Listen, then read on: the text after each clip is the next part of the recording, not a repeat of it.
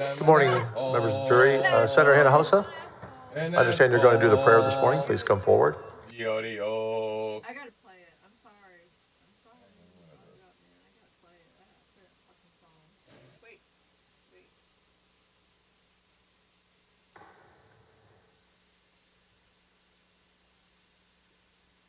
Good morning. Please, let's bow our heads. Lord, we come before you today, acknowledging that our understanding is imperfect and limited.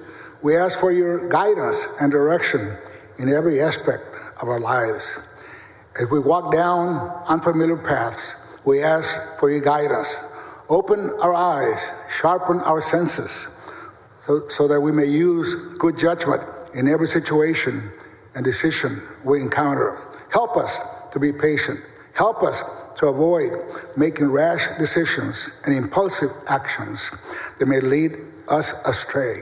We understand that our choices have the power to shape our future. For that reason, we ask for your wisdom and guidance. Help us make wise decisions as we trust in you. In Jesus' name we pray. Amen. Thank you, Senator. Please be seated.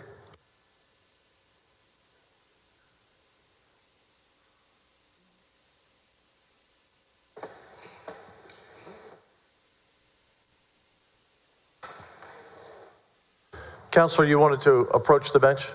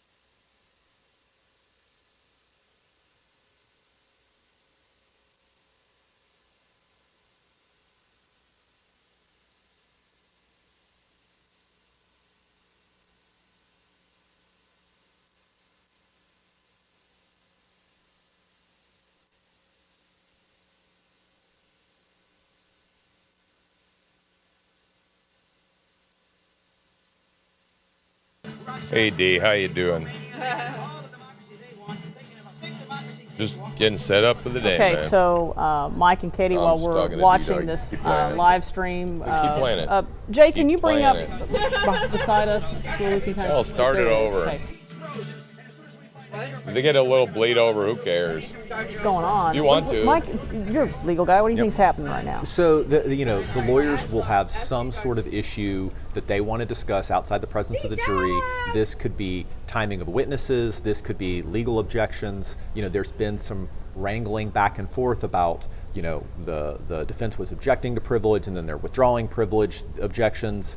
It could be any Kind of of that. head-spinning stuff. Right. That's Folks. right. So it could be almost anything. American dream. But the idea of this, About the me, about sidebar, you. is to discuss issues outside the presence of the jury. The idea being that the jury needs to only concern itself with the facts that are Somewhere in the presented from the witness stand, and all subcockles, of the wrangling the deep, about objections deep subcockles of our hearts, should not be considered.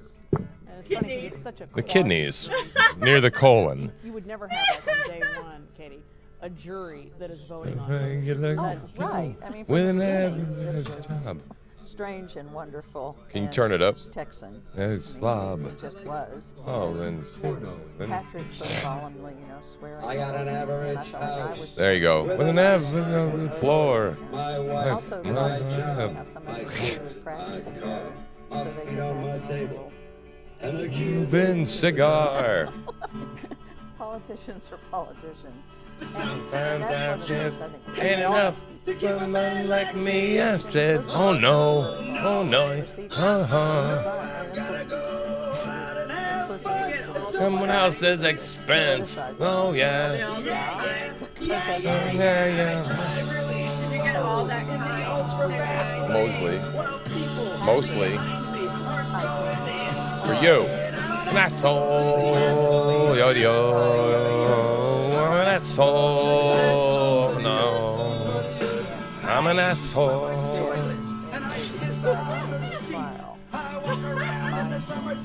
How about this heat?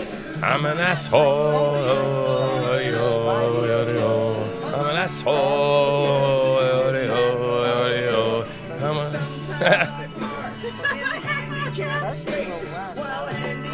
People make handicap faces. I'm an asshole. Yo, yo, yo, yo. I'm an asshole. Yo, yo, yo, yo, yo.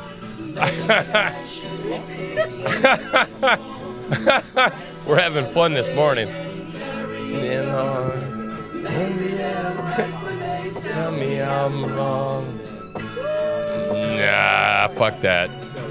I'm an asshole. I'm an asshole. You know what I'm gonna do? I'm gonna get in a tranny's face, and I'm gonna say, there's goddamn men and there's goddamn women in this fucking world. And you know what? You're all fucking crazy if you think that's not true. You know what? Fuck your sandwich. I'm getting out of this goddamn fucking Hannaford. Y'all are fucking mental cases. You and the fucking manager. That's right, goddammit. Welcome to the fucking Truth Slinger this morning, goddammit. I'm an asshole. I don't care what the fuck. We got the fucking bombs. You hear me? We got nuclear fucking weapons.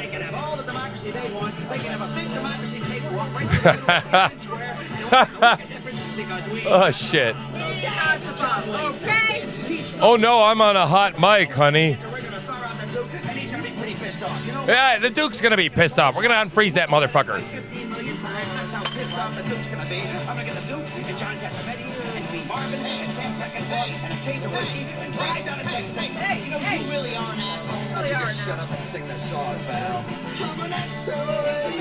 Yo-de-yo, yo-de-yo. Yo-de-yo, yo-de-yo. A-A-L-E. S-S-H-O-L-E. I'm an asshole. I'm an asshole. I'm an asshole. You know, that was fun. That was nice. The things that they saw. And All right, one for more. me, banger. Yeah, go ahead, man. As long as it's a sing-along. We am gonna attack. I like this song. Let's stand in the fact. Man enough come stand when I turn USA back. And every time he's on the look, you're gonna see some American flags. Dum, dum, dum, dum, boom, boom, boom, boom. Love the bass line in this song. Boom, boom, boom, boom. Boom, boom, boom. Every time we pull up, all you're gonna see is American flags. I can't do this. Yeah. Give a fuck. We know that you suck.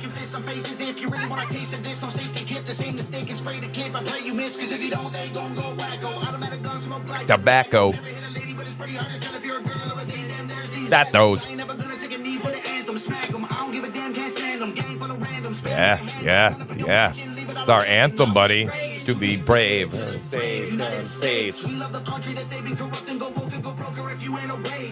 People of this country are under attack.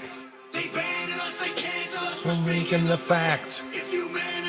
Yeah, that's right, man. We're speaking the facts here, buddy. Truthslinger, live. Making flags. Tom, tom, tom, tom, tom, tom. Tom, tom, tom, tom.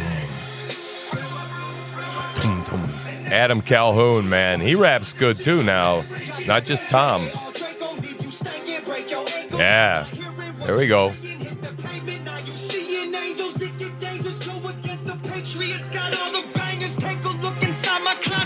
See way more than hangers, hammers like I do construction. Ammo, I'ma shoot at something. Why you think we own these guns so we could just go do some hunting? You must not. That's right, buddy. I want to go hunting real soon. Yeah.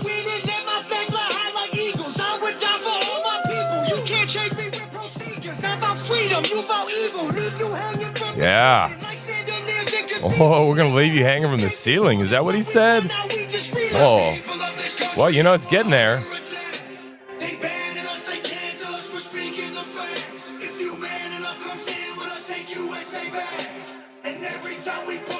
You're gonna see the American flags. Revolute. Not red, white, and blue.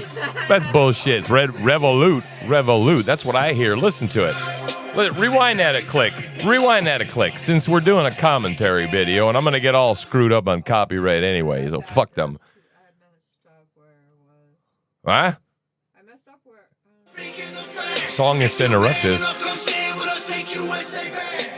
It just says Revolute. Listen to it. It says Revolute. Revolute. Revolute. Revolute. Revolute. Not red, white, blue. Revolute. American flag. We pull up, you see stars, you see stripes, you see flags on the cars and the trucks and the bikes. Every time we pull up, we go hard, we outside, we got flags on our arms that attack. This guy's boring. Every time we pull up, we don't care if you mad. We cherish this land. The haters can't get buried in rags. They set fire to old glory, turning fabric to ash. But every time we pull up, all you Gonna see the American flags. American flags. American flags. Hey, play that one with the black guy. I'm such a racist, right? I don't even know the guy's name yet, right? Yeah. This is hardcore right here. This shit.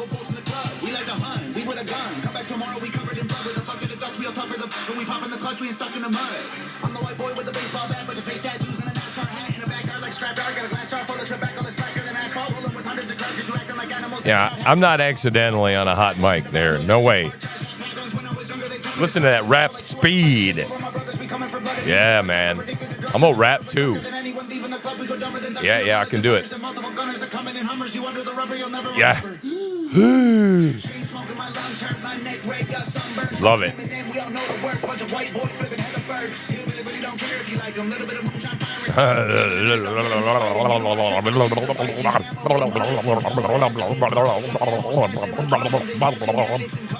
They all diss and we don't listen, can't hear it no more. We gone fishing, they gone missing. I told y'all before. White people. I don't give a fuck. Oh God, well, white people.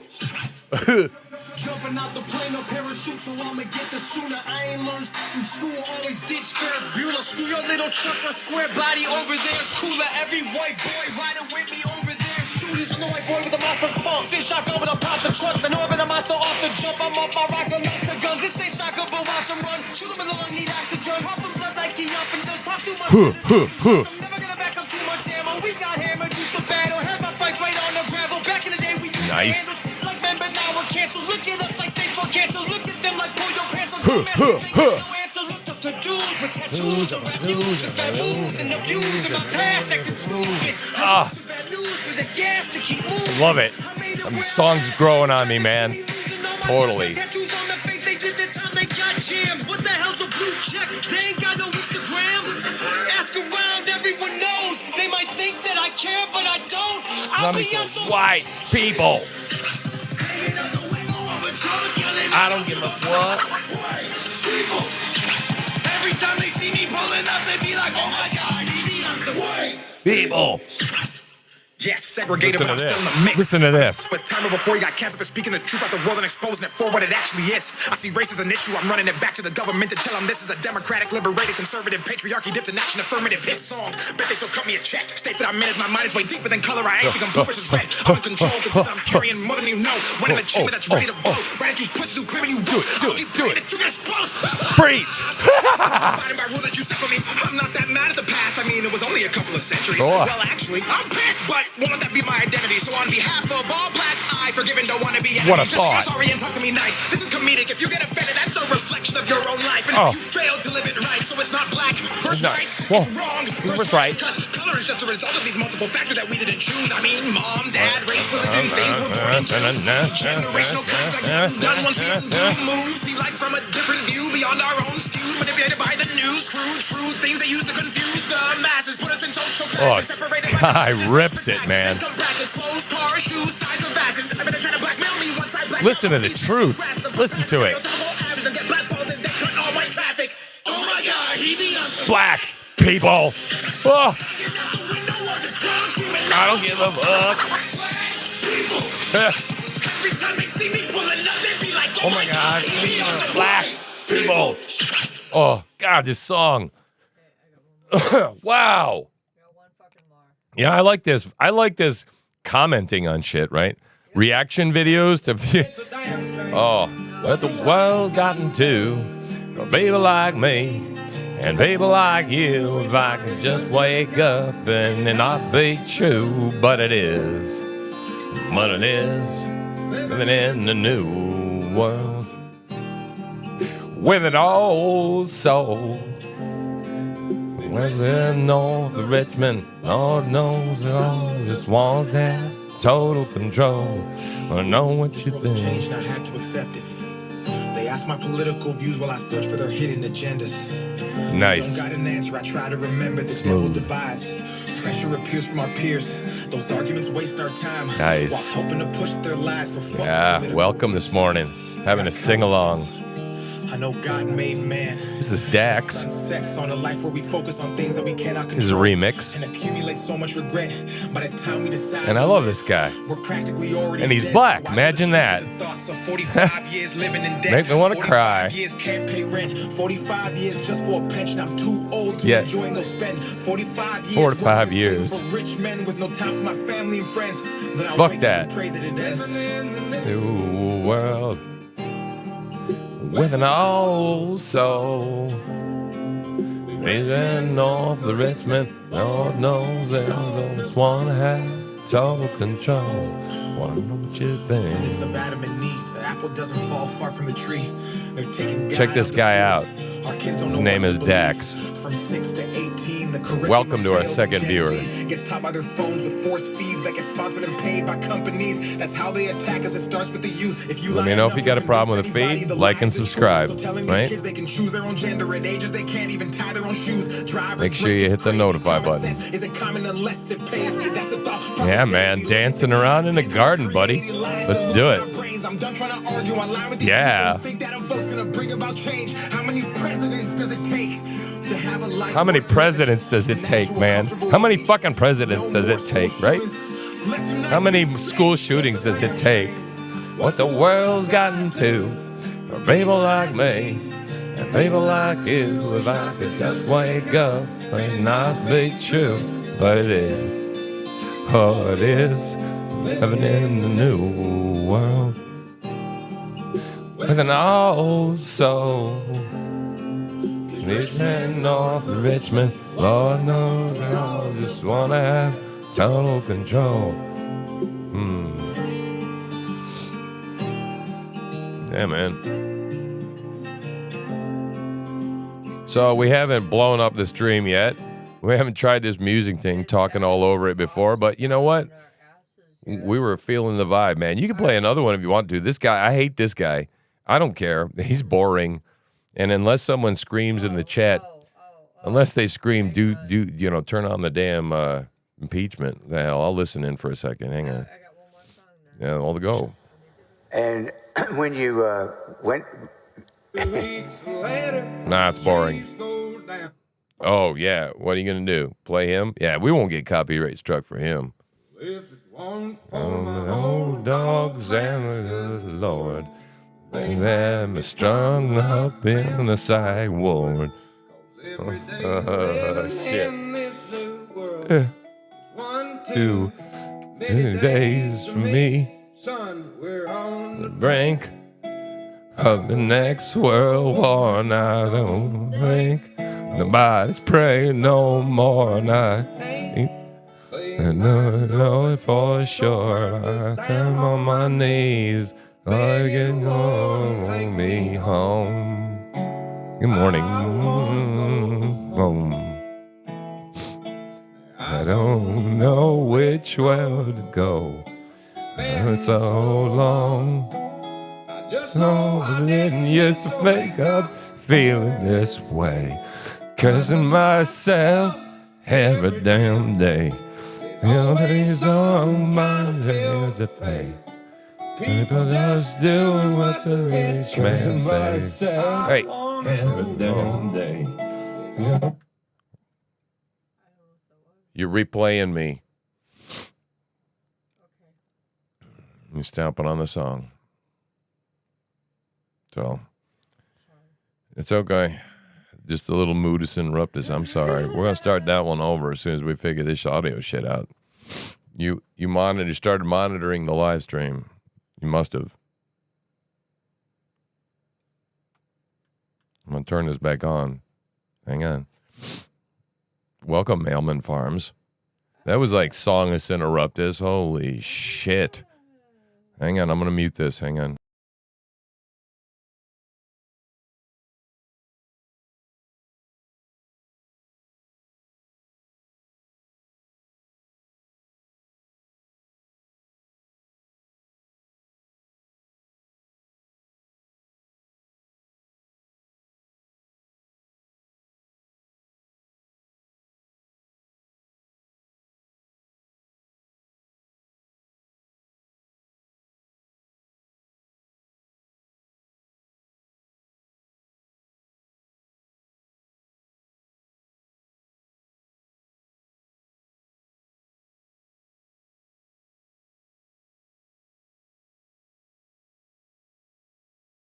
And the good Lord, They have me strung up in a psych ward.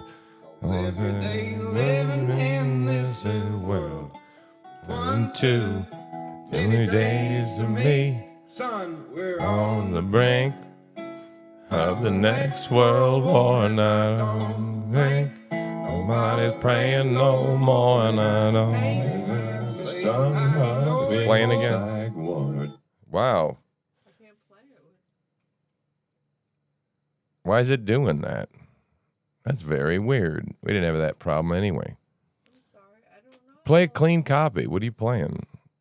Okay, here we go. trees go by. Praying no more, and I don't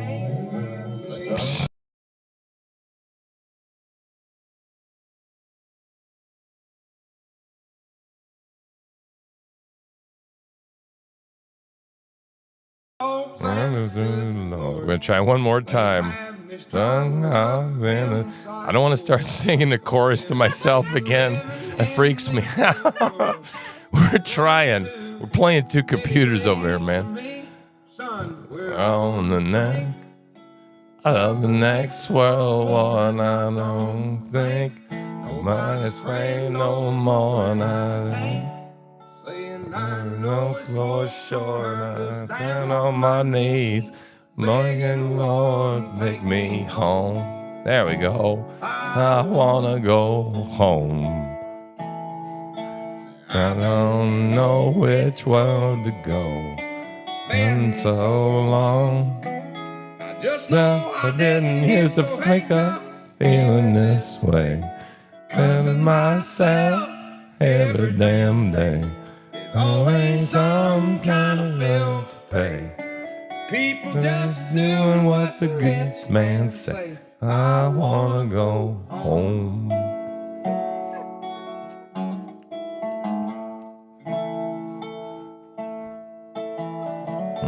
I wanna go home. Do you feel it tugging in your heart deep, like with this song? 4 generations farming the ground. Grandson says to a man out of town. 2 weeks later, trees go down. Only got concrete going around. I wanna go home. I wanna go home. I don't know which world to go. It's been so long. I just know I didn't used to wake up feeling this way. Cursing myself every damn day. People have really gone and lost their way. They all just do what the TV say. I'm gonna go home.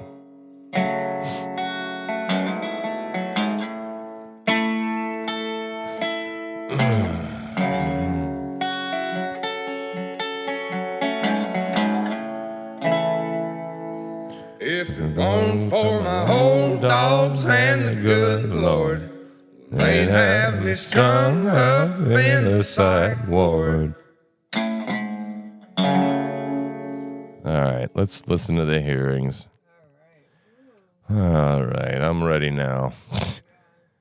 Yeah. All right, here we go. Things I've ever seen. His response? Thanks for putting up with that. We really enjoyed that. Thank you. Sustained. All right. Thank you, Your Honor. Thank you, Your Honor. We'll move on. Now, let me...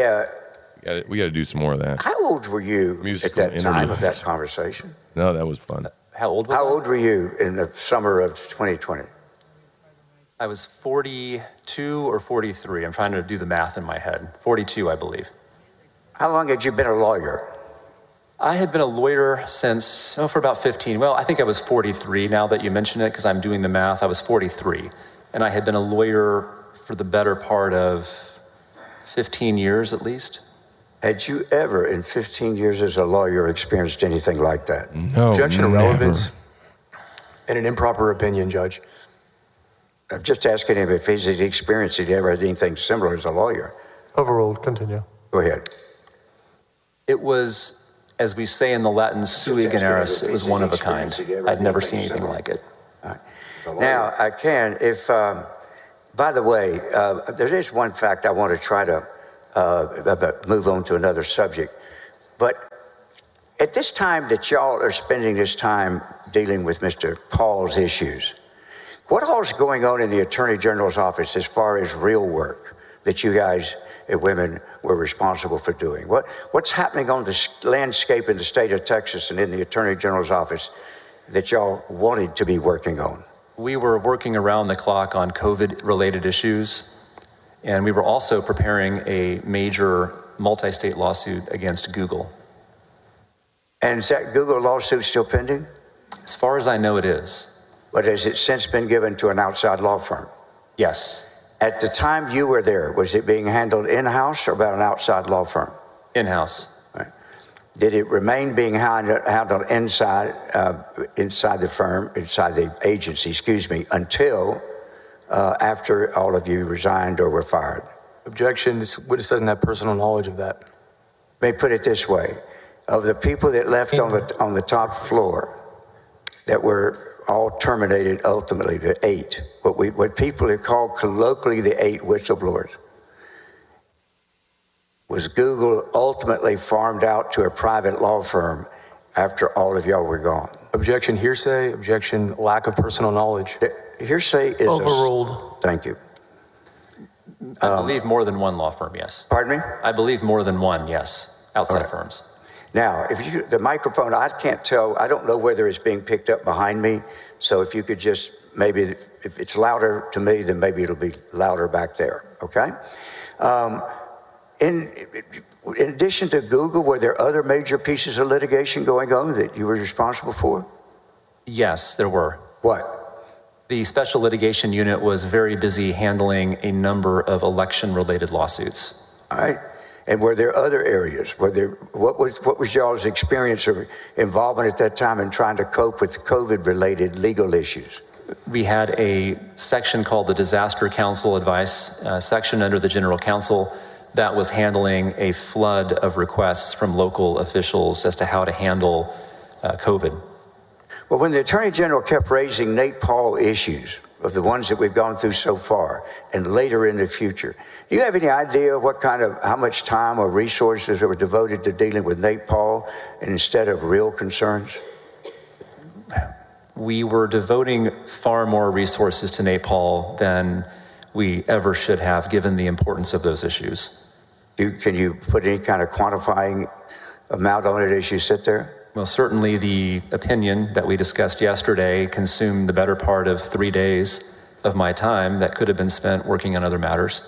And of course, the Mitty Foundation consumed a lot more time than that.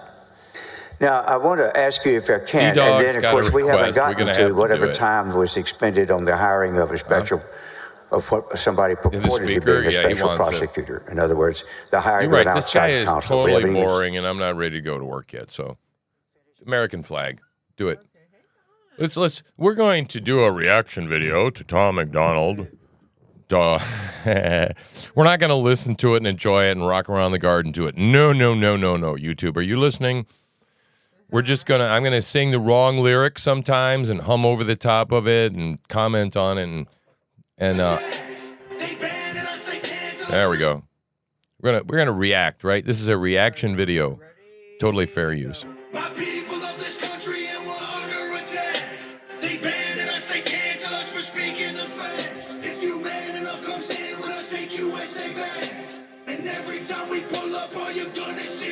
American flags.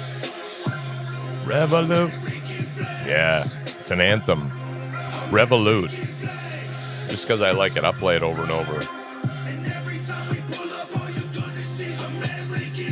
gonna pretend that I give a damn. Anybody who's offended can get it, we throwing hands. Anybody not trying to make America great again. You a punk, you a clown, better know where I stand. I'm the white boy with the middle fingers in the air, dog. We don't give a what. 100 white boys gonna hold me down anywhere, dog. We think that you suck. My patriots, the craziest, they ain't afraid of breaking fists on faces. If you really wanna taste of this, no safety tip, the same mistake. Watch. I pray you miss, cause if you don't, they gon' go wacko. Automatic guns, smoke like tobacco. Never hit a lady, but it's pretty hard to tell if you're a girl or a they them. I ain't never gonna take a knee for the anthem. Smack them, I don't give a damn, can't stand them. Gang full of randoms, fan with a handgun. Run up in your mansion, leave it all abandoned. I was raised to be brave, to the grave. United States, we love the country that they've been corrupting. Go woke and go broker if you ain't awake.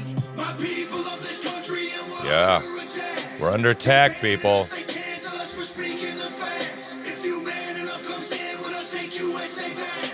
And every time we pull up, all you're gonna see is American flags.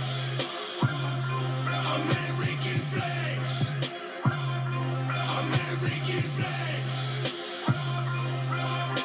And every time we pull up, all you're gonna see is American flags. Got that AKA all Draco, leave you stankin', break your ankles. I'm not hearing what you saying. Hit the pavement, now you seeing angels. It get dangerous, go against the Patriots. Got all the bangers. Take a look inside my closet, you gon' see way more than hammers like I do construction. Ammo, I'ma shoot at something. Why you think we own these guns? Why you think we own all these guns? We just think we're gonna do some hunting?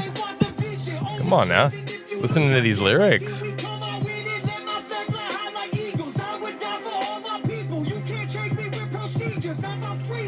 about evil, leave you hanging from the ceiling like chandeliers in cathedrals. Will leave you hanging from the ceiling like chandeliers. That's right, buddy. Revolute, revolute.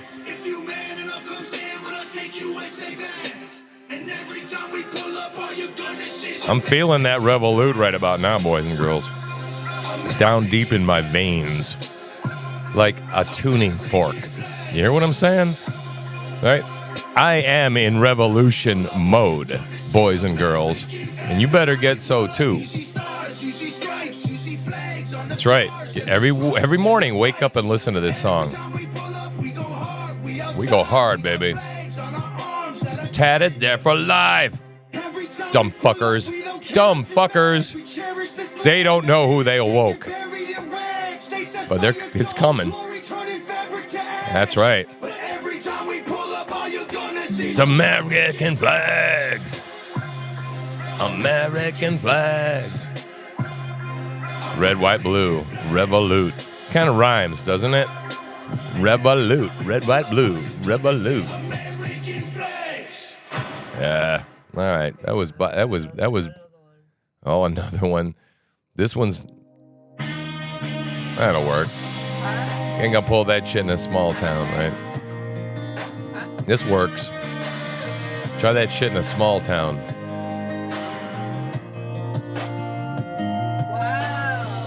Sucker punch somebody on a sidewalk. Carjacking old lady at a red light. Pull a gun on the owner of a liquor store. You think it's cool to act a fool if you like. Cuss out a cop, spit in his face. Stomp on the flag and light it up. Yeah, you think it's tough. Try that in a small town. See how far you make it down the road. Right here we take care of our own. And on that line it won't be long until we find out if you don't. I try that in a small town. Yeah, don't do it, man. You get fucked up. Granddad gave me. And I got a couple more. Yeah, shit might fly in the city. Try that in a small town. See how far you make it down the road. Around here we take care of our own. That line, it won't take long. Hey, since I'm in a mood, play which one? Here, I'll think of it.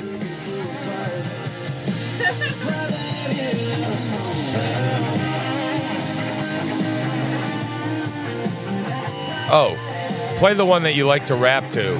Hey, play the one you like to rap to. See how far you make it down the road. Around here we take care of our own. Don't that line, it won't take long.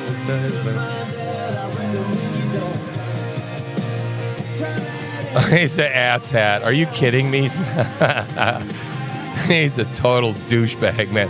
He's as bad as the legal team on the Johnny Depp trial. It's so bad. Put the next one on. Come on. We're rolling and reeling, man. We're trying to make sense of this world through music this morning. D-Dog, Check this song out, D-Dog. This is for you, D-Dog. Shit, man, I've been taking care of these motherfuckers. This one's for you, D-Dog. Welcome to my house. Imagine your house has a constitution in it, doesn't it? So does mine. And it's got a Second Amendment in it, too. This is for you, buddy. Welcome to my house. D-Dog, God raised you up, man. And I'm certainly glad he did. Glad to have you as a brother. And now you're backing out. It's hard to talk big with a shotgun in your mouth. I'm glad you brought your friends. They can watch it go down. I got mine too. So welcome to my house. 'Cause these are my people, and this is my land. This is what we pray for, and this is God's plan. So if you ain't from here, then you don't understand. And this is my country. So welcome to my... This is who I am. I screwed that up. So welcome to my house, bitch. Bitch. Bitch. Right? Getting in the mood yet? I am. To my house. Mama doesn't have a mic today, but this is the only rap song she can rap to. I know, she loves this song, man.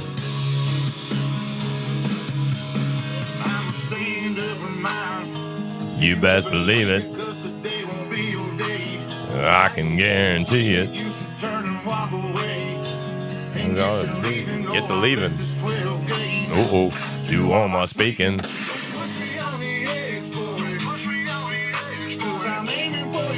Mm-mm.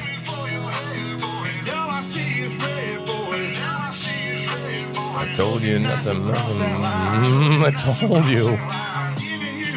Uh-oh.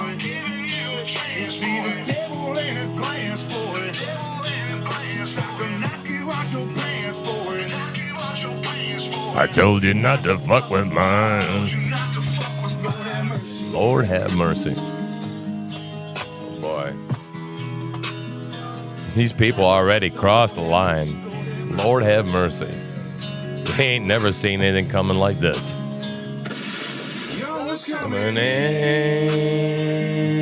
and now you're backing down.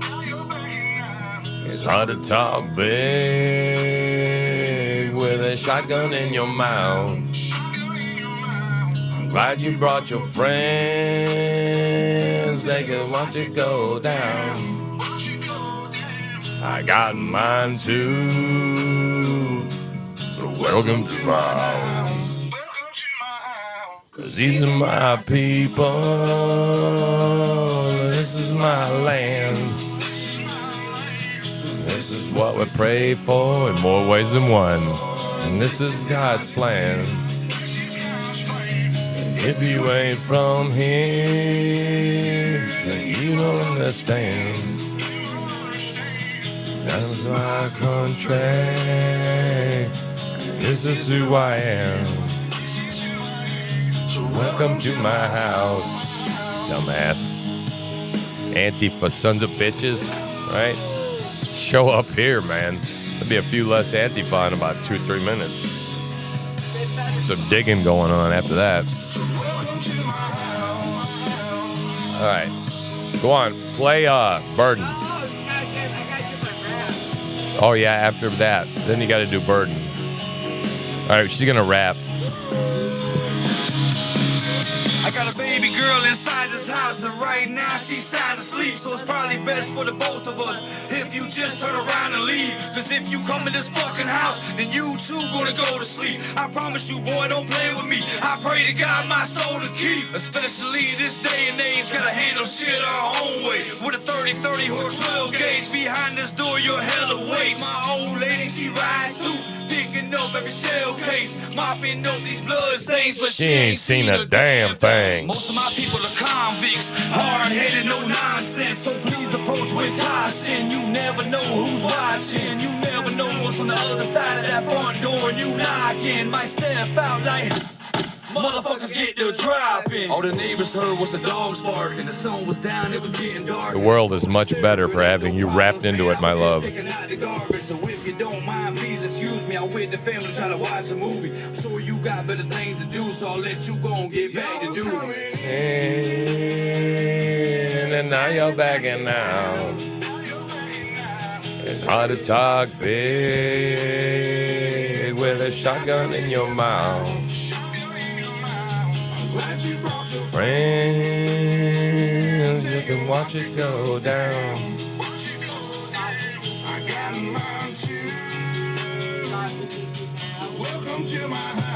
Burden.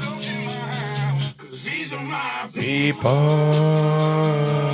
and this is my land. Oops. Yeah. No, that's all right. We're DJing over here, man. We're moving on to Burden. Hey, welcome, second viewer in, out. I don't like to listen to this dumbass impeachment lawyer, so we're just listening to music and commenting. Aren't we commenting? We're reviewing music. They want me 6 feet deep. They want me under the dirt. Don't want to let me breathe. They want my mama to hurt. They might know my face. They might know my name. But they don't know my past. They never felt my pain. They talk about a die. Somebody pray for me. The homies in the sky gonna have to wait for me. I can smell your lies. Watch what you say to me. Cause I'm gonna tell you a lot of shit that I can never talk about. I wanna hurt your feelings. Why you gonna be so fragile? We politicking and you get offended and I look like an asshole. Don't be surprised if you see gunmen post outside of that business. They sick and tired of holding fire and they just trying to end it. So pick a side, you crucified by everybody's opinions. And keep it peaceful, cause the people around here armed and malicious. Protected by the amendments. I want you all in attendance when I say that I ain't never backing down as God is my witness. Real. Field. Field. Everybody better chill. No, it won't be none of that in this little town. This ain't the place you wanna fuck around. This ain't the place you wanna fuck around. Just imagine that. You stand their ground. Ain't no quit here. That's right. Nothing was good and nothing was fair, but this is America. You get one shot and it's like pretend like you're shooting and daring. Ain't no fucking with me, you can fucking with me, and I might embarrass you. They want me under the dirt, don't wanna let me breathe. They want my mama to hurt. They might know my face, they might know my name, but they don't know my past. They never felt my pain. I don't wanna die. Somebody pray for me. The homies in the sky don't have to wait for me. I can smell your lies. Watch what you say to me. Cause I need a lot of shit that I can never talk about. I'm speaking the truth and you disagree, but what can you do? Here's a message to you looting ass little broke bitches that I see on the news. Whatever got you thinking you can come and do what you want, well that ain't the move. Gotta protect what I built on my back. If I'm back in the corner, it's legal to shoot. Hard for you to see the other side. You ain't been a victim, all I want is rights. That ain't protest, that's a mob riot. People shot dead just the other night. Might be misled, but let it be said. You only voting left because they voting right. If we all people, then we all equal. Gotta come together, ain't no better time. How do we stand? United we fall. What have we done? We're the puppets. Who are the hands? What are the plans? Who would have thought? Who's seen it coming? Why? Every time I see the police around me, I get hella nervous, like I'm doing bad. If I get profiled, I get pulled over, maybe handcuffed and put up in the bag, but I won't resist. You can search me, I insist. Yeah, you know that's confidence. Play cool, 'cause I ain't got no time for this. Yeah, then I say bye and wave, and I just drive away, and that's just it. Bitch, it wasn't some privilege that I ain't died today. My neighborhood, the one that raised me and painted my character. Nothing was good and nothing was fair, but this is America. You get one shot, it's like pretend like you're shooting and daring. Ain't no fucking with me, you can fucking with me, and I don't wanna die. Somebody pray for me. The homies in the sky gon' have to wait for me. I can smell your lies. Watch what you say to me. I wanna say a lot of shit that I can never talk about. Yeah, play the other one. You can play In God We Trust, or the one about being revolutionary. Crusaders. Can I play This Is a War? Yeah, sure. Okay, because it's right there. It's there. This is a war on Legend. This is a war on the children. They get it go with the sickness. This is a war. This is a war. This is a war that we live in. Do never reveal to you that they also leaving killing you. They don't tell you what the hell you agreeing to. Sheep in a hurting, you don't know who leading you. Keep on proceeding to follow. Your mind is so hollow. Are you being coddled by government swallowing up everything that the media tell you without a question or a problem? All of the sheep being slaughtered, they poison the water, removing the father and trusting these daughters, ignoring blue collar, keep printing the dollar, brainwashing your sons and your daughters. Ain't got any honor if I'm being honest. I just ain't picking this side, but I'm not around for my freedom and die for my freedom and question the government lies. A lot on my mind in so little time. Gotta think all of us needing a sign. The devil he hides and he Listen up. they paying the price. God won't give you more more than you can handle. Government should be dismantled. Every politician got a scandal. Prepare for the war, we going to battle. This is a war on religion. This is a war on the children. They give you the cure with the sickness. This is a war on tradition. This is a war on religion. This is a war on the children. They give you the cure with the sickness. This is a war. This is a war. I'd rather be red pill, get killed, than ignorant living and meet that still. Don't stand up for something, you're falling for nothing. Don't wait till the world that we know for ill. This is the revelation of our generation, losing civilization. I'm determined just to liberate us. With our dedication for the Terminator, fuck your medication. The administration can alienate us or exterminate us. I just keep on praying for your salvation. You are outdated. Society becoming outrageous. Keep your house painted for the firstborn. The angel of death in its worst form. We being scorned. Keep your house painted for the firstborn. The blood of Christ better be painted on your doorpost. You don't know what that means. Stick around, buddy. This is a war on religion. This is a war on the children. Give me the cure with the sickness. This is a war. And this is a war. This is a war on religion. This is a war on the children. They give me the cure with the sickness. Give me the war. This is a war. All right, man. I'll do it. Where's the bold and the brave? We all have to stand our ground. Of the slave to the cricket. All right, man. I gave you full mod status, buddy. There you go. Thank you. Appreciate you. Nice and natural. I like it. You're the first to get the job, buddy.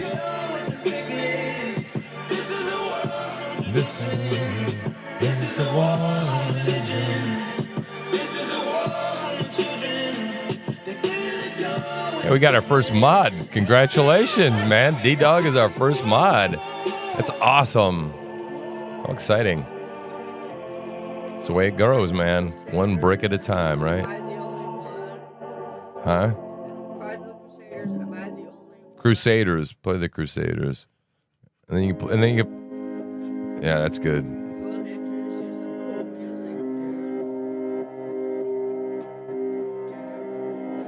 I'll play that one next.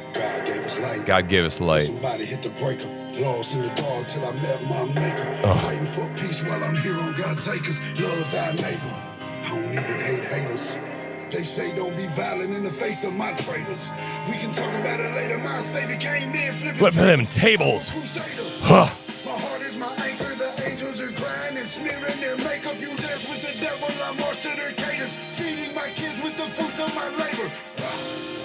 Paid all my payments, I'm all out of patience. So save all your statements you say from your basement. I stand on the pavement and fight for my people against you dictators. Hear the cries of the crusaders. Show them what we're made of. I put my armor on. Hear the cries of the crusaders. Show them what we're made of. I stand for what's right, even if I stand alone. I'd rather be losing this battle Listening, while fighting for something and I know was wrong. Known all along. I have a purpose. I have a purpose. Reach my people. It's a war going on, a good and evil. I'm a crusader. Screaming my prayers. This is me. This is me.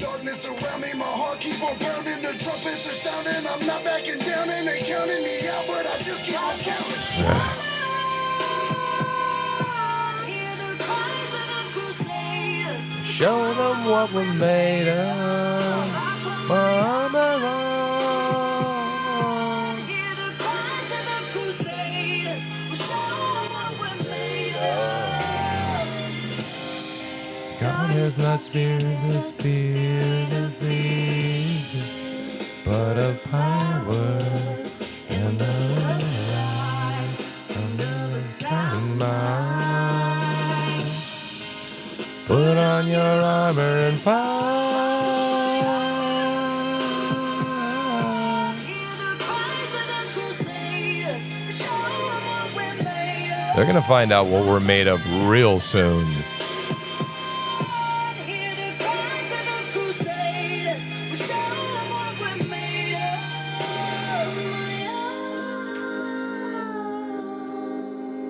You got your armor on? Just stop before you play that next one. You know, what are we talking about here, right? Okay. Put on the whole armor of God, right? Put on your helmet of salvation. The one you need every single day, okay? Put on the breastplate of truth, okay? Or the belt of truth and the breastplate of righteousness, right? And shod your feet with a piece of the gospel and wield the sword, right? The truth. No, it's not for just hunting. Never was, and it never will be, right? And you know, stupid ass Joe Biden says, "Well, you need F-16 to fight the government." Oh, like hell I do. I just need to be able to blow up the F-16, right? You dumbasses. What are you thinking, right? All right, hang on. I gotta blow my nose, man, and I'm gonna put this chump back on. Did you, in fact, take any position in these meetings, you yourself, of senior staff, on the advisability of hiring Mr. Kamek to go investigate multiple public law enforcement persons? Did you? Yes. And what were you saying? What was your position? Objection, hearsay. It is not hearsay. There is no hearsay for the witness on the Overruled, stand. Counselor. He's asking him for his opinion. Okay. What was your position? There was no basis or justification for it. It would not serve the public interest. And if you had to describe the opinion of about how many of you were involved in this issue at the senior level? Jeff Mateer, I was aware of it. David Maxwell, Mark Penley. I'm Ryan Vassar, obviously. Lacey Mays, because she was working with Mr. Vassar, and Blake Brickman as policy would have been involved as well. By the way, you've essentially named the group of 8 whistleblowers, have you not? I don't believe I named Darren McCarty. All right. And was he one of those that was also concerned? He was, although his focus was primarily civil. All right. Now, I don't think I asked, maybe if I did, I want to be clear. Have you sued in this case? I have not sued the Attorney General, no. And so as we look and listen to people in this testimony, Mr. Mateer and you both, neither one of you have sued or sought any damages or compensation. Is that correct? I have not sued, and I am aware that Mr. Mateer has not either. All right. Now, when how did this thing come to a crescendo, if it did? When you talk about the first week in September, what events were you aware of that affected what happened at the end of September? I was in Atlanta, Georgia, at a conference with Mr. Mateer. We were about to join a significant telephone call with our multi-state partners to discuss the Google litigation that was planned. The call was set to begin. It was a very important call for coalition building purposes. Mr. Mateer received a telephone call. It was from the Attorney General, and I was witness to Mr. Mateer's side of the call. The call had nothing to do with Google. It was all about Nate Paul. And at that time, how big an issue and a matter and piece of litigation was the Google case in the Attorney General's office? It was consuming substantial resources and was a major initiative of the Attorney General's office. And it was, yes. Did you two inform the Attorney General you were about to go into an important meeting on Google? Yes. What did you say? Mr. Mateer was the one communicating directly with the Attorney General, but something to the effect of, do we have to do this now? Because we're about to have this Google conversation. What was the Attorney General's response? I could not hear his response, but the phone call continued for some time, so I have to assume his response was yes, we have to. All right, his objection is to you assuming, and I agree with that. Don't assume what happened, but as a result, even though the Attorney General was told that you were about to be involved in a meeting on a very major piece of civil litigation, did he terminate the call to talk later? No, it continued for some Objection time. to speculation. He couldn't hear Ken Paxton on the phone. Counselor, he asked if he terminated the call. Continue. Thank you. Overruled. Thank you. Now, this conversation that lasted, were you part of it in terms of being able to respond and hear the Attorney General? I could not hear the Attorney General, nor could I respond to him. Could you hear the conversation in response by Mr. Mateer? Yes. And the conversation lasted again about how long? We went right up to the bell. We were almost late for the Google call. It probably took about 10 minutes.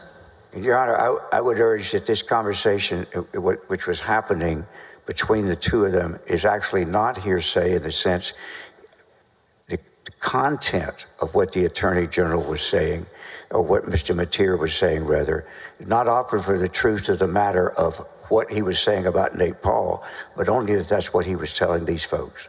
And so I would like to tender conversations as to what he was having with Mr. Mateer as they were talking. Hold 1 second, Counselor. Sure.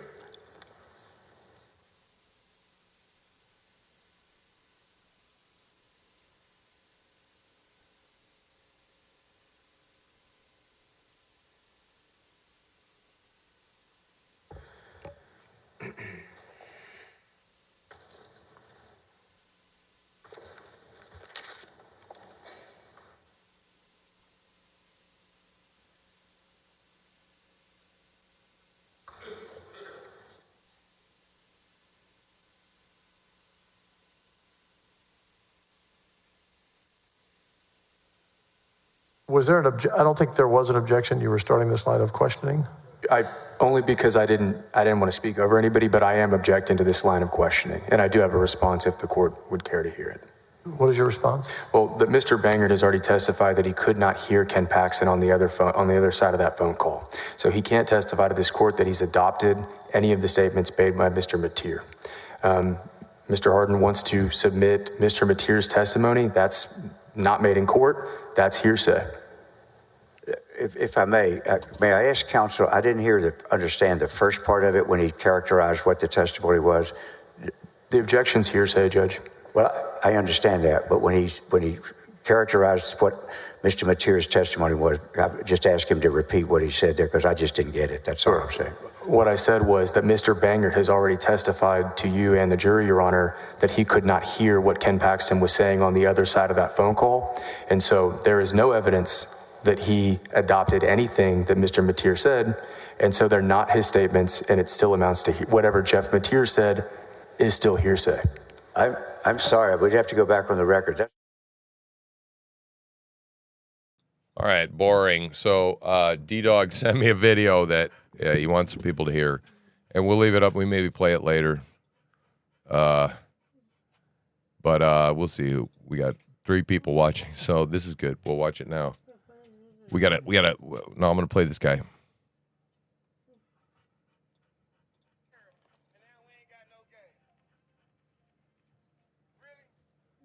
I need Trump back. Anybody else out there need motherfucking Trump back? Anybody else want that fucking Trump back? Let's play this over again. When was America ever? I need Trump back. Anybody else out there? Everybody and now needs we ain't Trump got no gas. Really? I need Trump back. Anybody else out there need motherfucking Trump back? Yeah, we all need Trump back. We all need Trump back. Anybody else want that fucking Trump back? When was America ever great? We had gas, we had electricity, yes. We had jobs, we had food. Yes. Now we sitting at home with no gas. Some people no electricity, no jobs, waiting for a stimulus check, waiting on the goddamn extra food stamps. What's going on? We wasn't going through this shit for the last 4 years. We were winning. Right. Winning. And now y'all sitting home being quiet and shit now. Somebody say something. Tell me why the fuck you support Joe Biden right now. Tell me why you support Joe Biden right now. It's all quiet. Everybody wanted to get rid of fucking President Trump. What's up? Look at a Look guy at this looking goofy down. ass shit. People ain't got shit to say no more. Nope. Just sitting around like sheep, goofy ass sheep. All they can do is wait. All they can do is wait. All they can do is fucking wait. All they can do is wait. Well, the the Democrats world told us they got a goes Green New right? Deal for 2030. Green New Deal. You ain't got no fucking plans for everything to run off electricity in 10 years. No, you do got a don't. plan to fuck up everything within the next 10 years, but Yes. you damn sure ain't got no plan for shit to run off electricity in the next 10 years. No. You got a plan to fuck up everything within the next 10 years. I want my goddamn Trump back. Yep. This shit is stupid. Everybody had a lot to say when Trump was in the White House. Anybody got shit to say with this fucking old ass bum in there? Fucking up our fucking country, fucking up the economy. These motherfuckers projected that we was gonna have 1 million new jobs, 200,000 new jobs. And where the fuck are they at? Lies. Probably 200,000 illegal immigrants that you motherfuckers caught up at the border got new jobs, but we don't. Lies. We hurting in America. Everybody quiet as shit. Where the fuck are the Joe Biden supporters? Where are they? I can tell y'all why I support Trump. Tell me why y'all support this motherfucker. Boy, this guy's got stones, Ain't doesn't he? doing shit but fucking us up every day, fucking us up. Nobody ain't got to say this shit. See this? Nobody. I don't see shit. Whoops. Damn it. Yeah, that's pretty much done anyway. Yeah, man. Big chap. Subscribe to this guy. He's on fire. He's pissed off. But that's just a sampling of the black community, right? I think everybody realizes they got hoodwinked. Totally. Hoodwinked. Lied to. Dare I say the election was stolen? I think I'm allowed to say that now. Shut up. Did it include investigating federal magistrates? A federal magistrate? Yes. Did it include investigating individual law enforcement officers in the FBI? Yes. Did it include investigating DPS officers? I believe so. I believe that's correct. You know, they could have got a guy with more charisma, really, to do this job, even if you were a decent lawyer. But charisma is terrible. He wanted investigated? I believe Mr. Saban. And were you aware as to what both the head of your law enforcement division and Mr. Maxwell? So thanks to our new moderator, D-Dog, who shared that for us. Yeah, make sure you like and subscribe to this guy. And in spite of that, was the attorney and now when whoops ongoing and investigating big chap these people on behalf of Mr. Paul? Yes. When you returned to Austin, when was the next time you had any contact with, or were aware of this particular activity? I was in a meeting at the governor's office. I believe it was with Mr. Brickman. We had normal meetings scheduled during that time to respond to COVID. Can you give us a date? I believe this was September 30th. All right. Toward the very end of September. I received a text message telling me to return to the office, that something had happened. My immediate assumption was that something was Nate Paul. Why? Because we had been becoming increasingly concerned. We felt as if matters were coming to a head. The Attorney General was insisting that we move forward with outside counsel. We strongly resisted that. We, at that point, had become cognizant of the pattern that had developed over the preceding 9 months. And it was clear to me that hiring outside counsel to undertake this task could only benefit one person. And I'd object to that opinion. It's an improper opinion. It's his opinion, totally Counselor. responsible. I'm sorry. I'm sorry, y'all. Sorry. I said it's his opinion, overruled. Yes, Judge. That's it. That's an Now, inappropriate When opinion. you were at the governor's Holy office, shit! Did you guys just see that objection? That's an inappropriate opinion. Don't we live in a world, right? Seriously, at this point, where my views and your views have been deemed inappropriate? They're just inappropriate, guys. If you're referring to a Fucking world. by Miss Mays from a banker, and I'm only asking, were you aware of that call? the meeting at the governor's office took place on the I love that video. I just saw that video you posted, that I posted and just played. You posted it. Man, just recently. I didn't know it was that old. That's amazing. Objection non-responsive to the question. Counselor, overruled. But stuff bubbles up to the top when it's supposed to, right? You spit out a message. That's the cool thing about the internet. I say some shit today. About a year from now, I may be famous. My recollection was Blake Brickman. All right. And were y'all on totally unrelated, normal business with the governor's office? Normal business. All right. So what did you do when you got that text? Excused ourselves from the meeting, and we departed, went back to the office, the Attorney General's office. And what time that day, on the 30th of September, did you return to the AG's office, and where did you go? We went to the 8th floor and went directly to Mr. Mateer's office. And Mr. Mateer was there, Hey, Lacey was cookie? there. Look at this. I believe others were starting together. Oh, you can't see it. And now, would you describe the atmosphere in the room? Kitty can't. What, I mean, Kitty can't first of talk all, either. how many ultimately ended up in the room talking about this matter? All right, where are we? Mr. Maxwell was on vacation, but all the other deputies that were involved as the whistleblowers ultimately were there. Chocolate chip cookie. And what was the atmosphere? By our local bakerage. Disbelief. At the shock, Irving gas station. Unfortunately, extreme her husband concern. has cancer. What were you most concerned about? Yeah, what did so you learn that made you most Brownies concerned? are going to dry up. We had been following this pattern of Nate Paul and his interests metastasizing throughout the agency over a period of months. Was it good? It had become They clear didn't have any brownies, to so me, I had to go with the chocolate based chip on my cookie. conversations with the Attorney General, Brownies are the bomb. based on the lack of any substantiation for many of the claims that were made, based on the absence of a public interest in taking actions. You'll be a Trump fan by the time we're all done. Based on all of those concerns, Counselor, I'm sorry. I If you have an objection, raise an objection, but just All right. interrupting. While these people are objecting and interrupting, D-Dog, I'm not going to take away your moderator status. That's the kind of guy I am. I don't care. I mean, I want you to be like sold out for Trump, but that, you know, I understand. I get it. I get it. Why some people, Trump's got a little lump in his throat with Trump, or D-Dog's got a thing about Trump, but that's cool. I don't mind that. You know, I mean, I get it. You know, where we're at, I think, is we're sort of tired of the, yeah, but he sends mean tweets, okay? Yeah, okay, but he's that's kind of like my problem, right? I'm coarse around the edges, dude, but you're hanging with me and you're my moderator, so enough said, right? I mean, you know, I'm not going to over-explain this shit to you. Mr. Paxton. I just did not hear the word objection. Okay. And if he objects, the witness, stop. Yeah, we love the shit out of Vivek, right? And he doesn't come along with the baggage, but he's just too young, sir. He's just too young, I think. You know? I was asking you what your concerns were and why. And I get it. He can reach the younger generation, but you're gonna have to work harder at convincing me intellectually, if you understand what I'm saying, right? Because Trump is the only president in my lifetime, dude, that ever made me feel like that's my president. That's what you have to get over, D-Dog.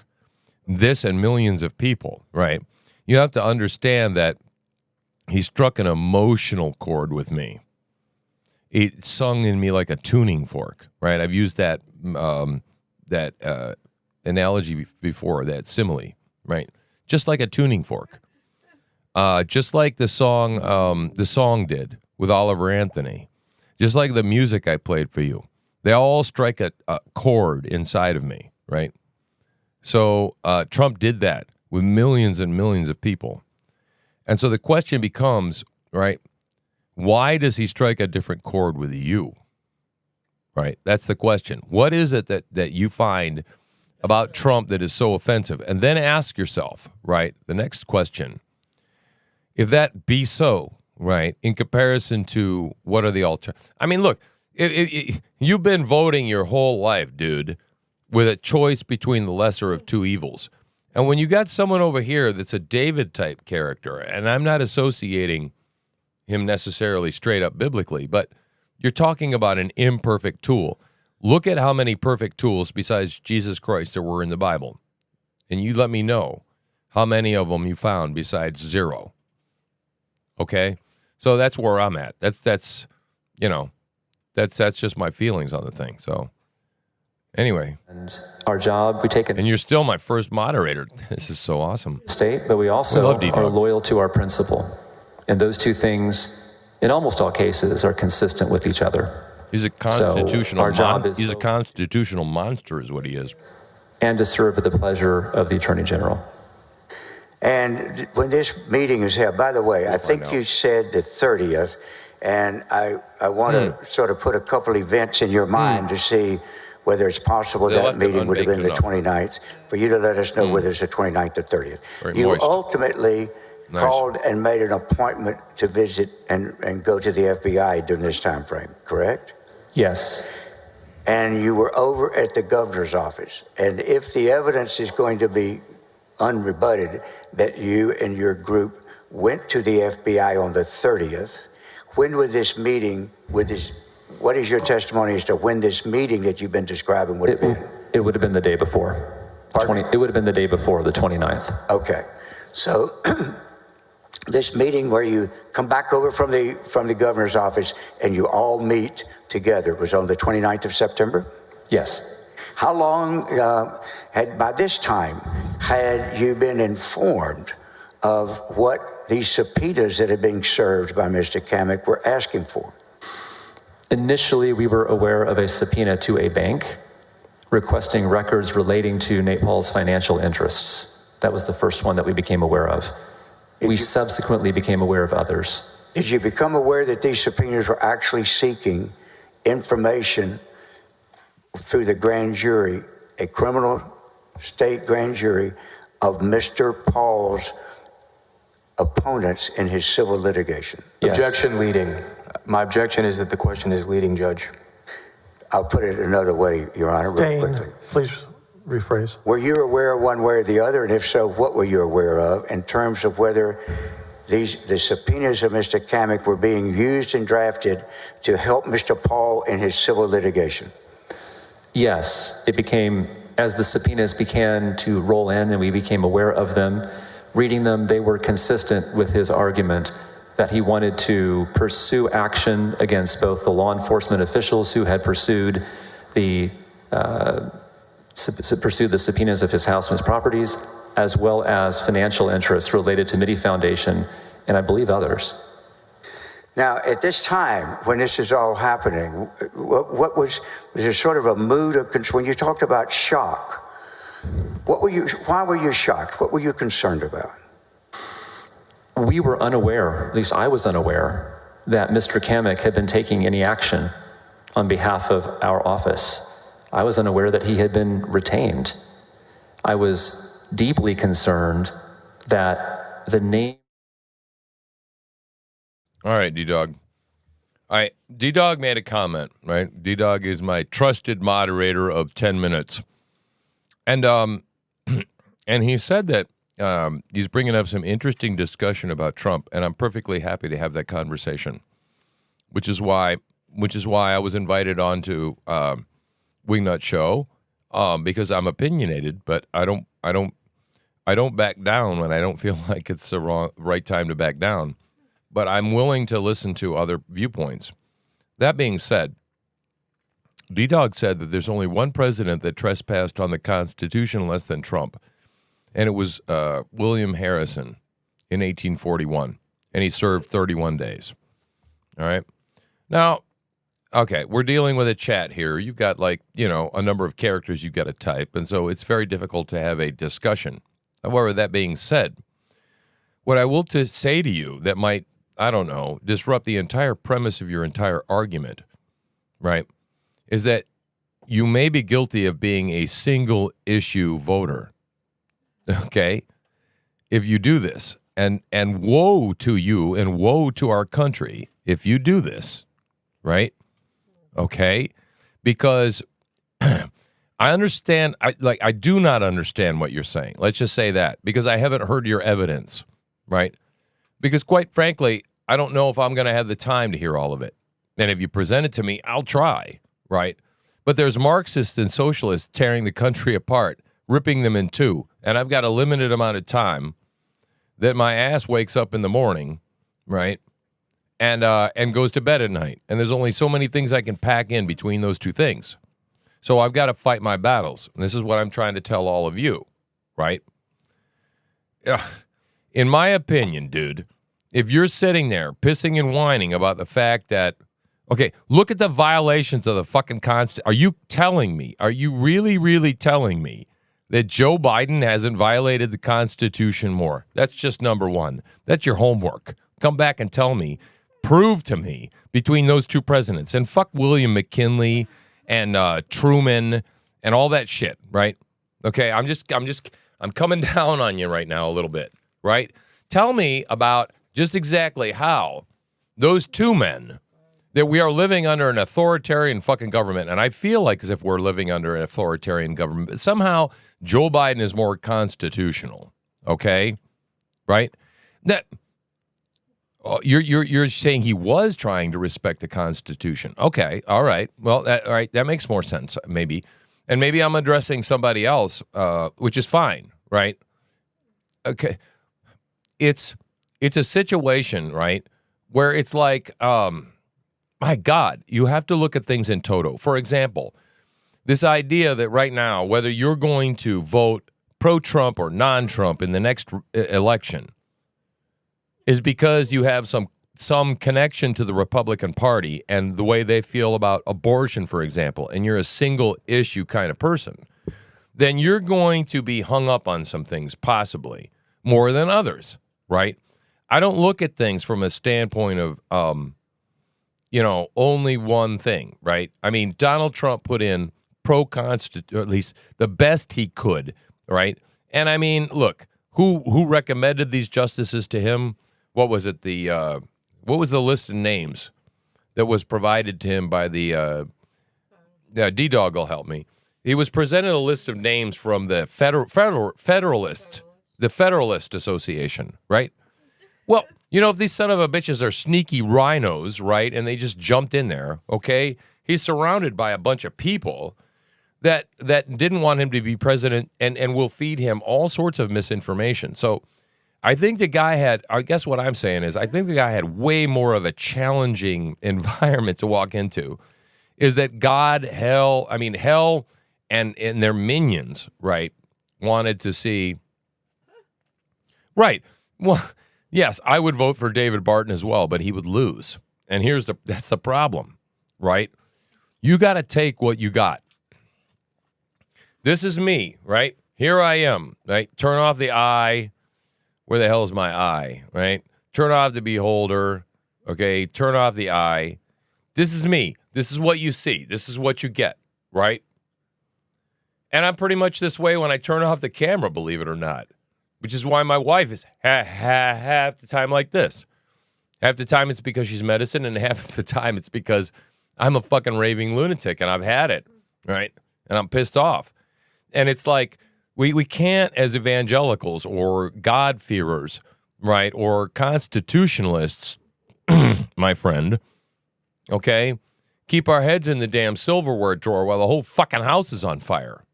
And that's my only point, right?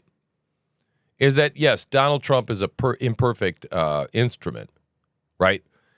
But look at our Joe, look at our vice president, our former vice president, right? Mike Pence, right? This is the stiff traditionalism, right? Yeah. Okay. All right. I get it. So D-Dog, I get it. Okay. I understand what you're saying. And I think that what for us is that we kind of feel like every time we run into somebody that runs into somebody that goes, Trump is great, but I just lose my mind, right? So it's not your fault. Exactly. Like I said, text and shit is imperfect, and we're good. But yeah, man, I mean, I'm just an avid, I go over this a million times and I'm like, who else? Right? I mean, I threw my vote away for Ross Perot. We both did, right? Years ago, right? Because he was like, now you see here? You see this graph here? Because I'm like going, somebody is actually talking some truth and reality, right? They're talking about numbers. Can I finish? Can I finish? Can I finish? I love Ross Perot, right? But he didn't have the necessary phrases. You know, the phrases, if you don't know what that is, look it up, right? RL's in the house, man. What's up? Yeah.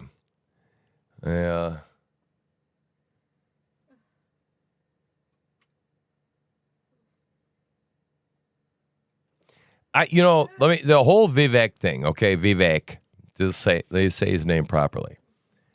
I like the guy. And real life is talking about the potential, the possibility that we've got a plant going on here.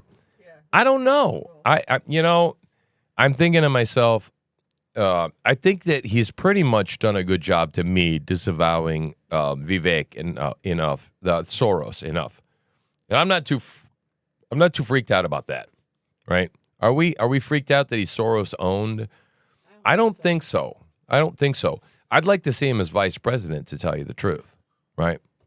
They're like 10 years ago.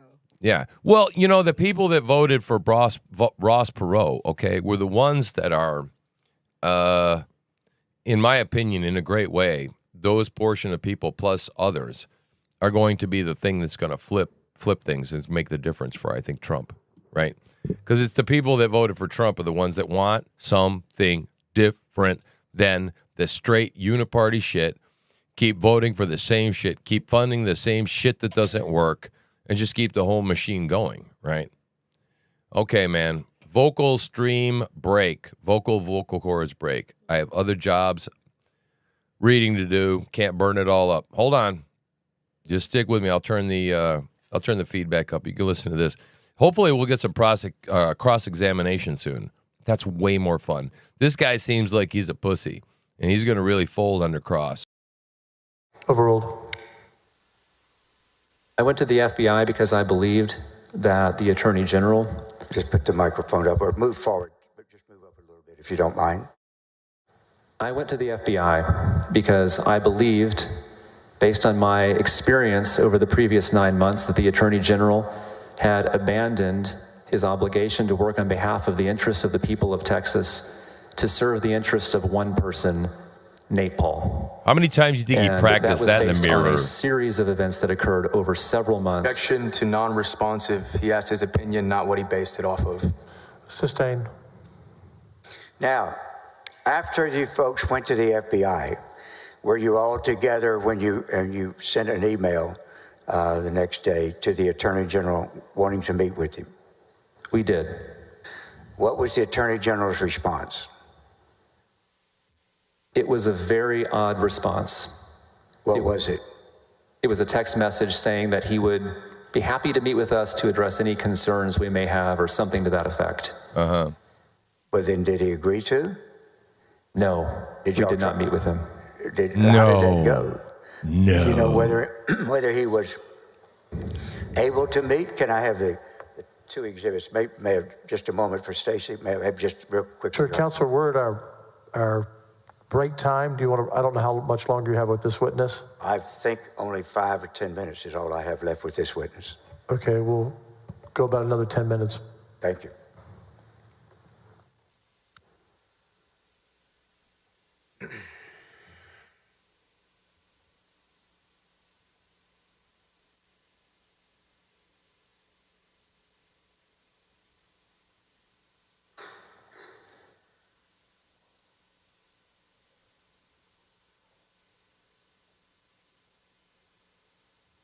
Stacy, can you, I believe this is in evidence, is it not? We check. Before we put it up on the screen. I'm told it is in evidence. No objection, Judge, to 225. No. Continue. All right. I want you to look at Exhibit 225 and explain to the jury if you can see it clearly on the screen. Yes, I see the document. All right. Do you recognize this document and this exchange of text messages? It's been a while, but I recognize it. All right. What I'm going to ask you to do, each text message identifies the sender. I'm going to ask you to publish this to the jury and the public, but keeping your voice up. It's a trick because you got to look in there. First of all, if you would, just start out with Mr. Mateer, identify the speaker, and publish this exhibit to the public. Yes, the text message is dated September 29th, 2020. It begins at 3:02 p.m. The first text message is from Jeff Mateer to a group of us on a group text. quote, "We have a major problem. The kid has served a subpoena on a bank, showed up there in person at the bank." Jeff then sends a separate text with someone from World Class. And then he sends... Did you later discover the person with him? Michael Wynn. Was Michael Wynn Nate Paul's lawyer? Yes, Michael Wynn. So you have him out there serving subpoenas with the lawyer of the person that's asked for the investigation, correct? That is correct. Who you know is under federal investigation as you're going along. That is correct. Go ahead. The next text from Jeff, "I need you guys to come back." All right, then let's go to the next time and so. Same day, September 29th, 2020, 9:05 p.m. Jeff Mateer writing to the group from Maxwell. And what does that, do you have any idea what that's referring to? Do you remember? I believe Maxwell had been communicating with us at that time about the events of the day and had provided his evaluation as to a letter that we had been writing. And he was actually in Colorado on vacation, was he? He was vacationing. Yeah. All right, go ahead. Then Jeff pastes in this language, "Read the letter, not sufficient. A request letter must allege specific allegations that are in violation of state law to include documentation of criminal act. The only thing you have is what happened today that is documented." And what letter are you talking about there? Or is he talking, that you're talking about? Do you recall? My recollection is that there was a letter that had begun to be circulated amongst senior staff, but I am reaching into my memory to recall this specific time frame. Were you at that time drafting a document to be told to be sent to either law enforcement or to the Attorney General announcing? Do you recall? If you don't recall, just tell me you don't remember. At some point during that date or the next, I was more or less helping scriven. I was a scrivener writing up documents, including allegations concerning what had happened that day. Yes. All right. Go ahead. There's a text from someone who is unidentified. It's the person from whose phone this text was produced. It says lots of undue influence. I'm assuming that's Mr. Brickman. All right. So now read go ahead. I then respond, "Okay, sounds like we need to beef up the specific allegations." Go ahead. I then text again, "So do we need to lay out the facts that led up to today's events, KP taking NP," that would be Ken Paxton and Nate Paul, "to Moore," that would be Margaret Moore, "obtaining the referral, demanding that we investigate facially bogus charges, refusing to take our advice that there is no prosecutable offense, demanding that we hire outside counsel, overriding our advice a second time, and apparently now authorizing an improper fishing expedition by private attorneys into a civil matter." All right, and then you have another one right after that, do you not? I do. Go ahead. I then continue, "Or do we need to go further and describe the constant demands that we put the resources of the office at the service of NP's private interest," that's Nate Paul, "personally intervening in open records issues, demanding intervention in a charitable dispute over the objection of staff, demanding an informal opinion to apparently, parentheses, after the fact, benefit Nate Paul, and now finally seeking criminal investigation of federal officials involved in a criminal investigation of Nate Paul." Keep on going. Could you please scroll? Yeah. I then send another text. "All the while over the objection of staff, its pattern and practice evidence strongly suggestive of an improper motive." All right, let me stop you there a second. Did you believe at this time that the Attorney General that could enter into contracts, even if all members of his staff objected? Did you have any question about that in your mind? He is the principal, and I believe he could. All right. What was your position as to whether either ultimately, however, there might come a time where the Attorney General in exercising what he believed he had the legal authority to do, could do something that became illegal by being used for an improper purpose. Did you have an opinion on that? I did. And what was it? Yes, the Attorney General could use the lawful powers and authorities of our office for a patently improper purpose, such as using the power of our office to benefit the interests of one individual citizen at the expense of the public interest. That is improper. If, in fact, you reach a conclusion that that has repeatedly been done, in spite of consistent advice against it by the staff, what is your opinion where there ever comes a time that staff has to complain and say, enough is enough? You can't. Objection to improper opinion. All right.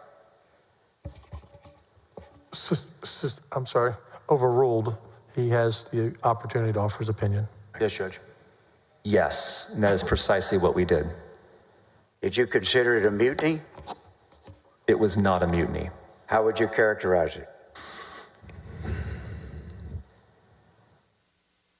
We were protecting the interest of the state, and ultimately, I believe, protecting the interest of the Attorney General, and in my view, signing our professional death warrant at the same time. What was the stated awareness of all of you that knew the consequences of what you were doing when you staked out this position and decided to go to law enforcement?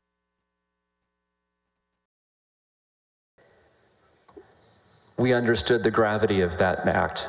We were fully cognizant of it. It was something that we did not want to do.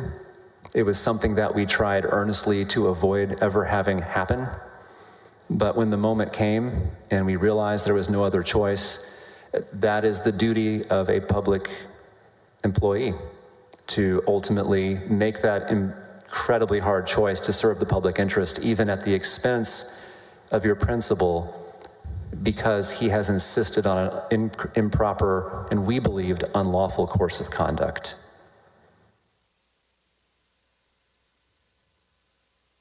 Mr. Bangert, did every single one of you pay an extreme price for what you did? Objection to improper opinion. It invades the province of the jury with regard to an article. Sustain. Rephrase. Bangert, what happened with you? How did you end your employment with the Attorney General's office? I resigned from my position immediately after the 2020 election. By the time I resigned, all of my duties had been taken from me. I was simply an employee in name only.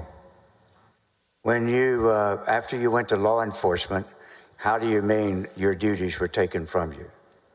Over the course of several weeks, I was excluded from and ultimately removed from any responsibility by the new first assistant. And then subsequent to that, in the middle of October, I was informed that I would no longer be overseeing the special litigation unit.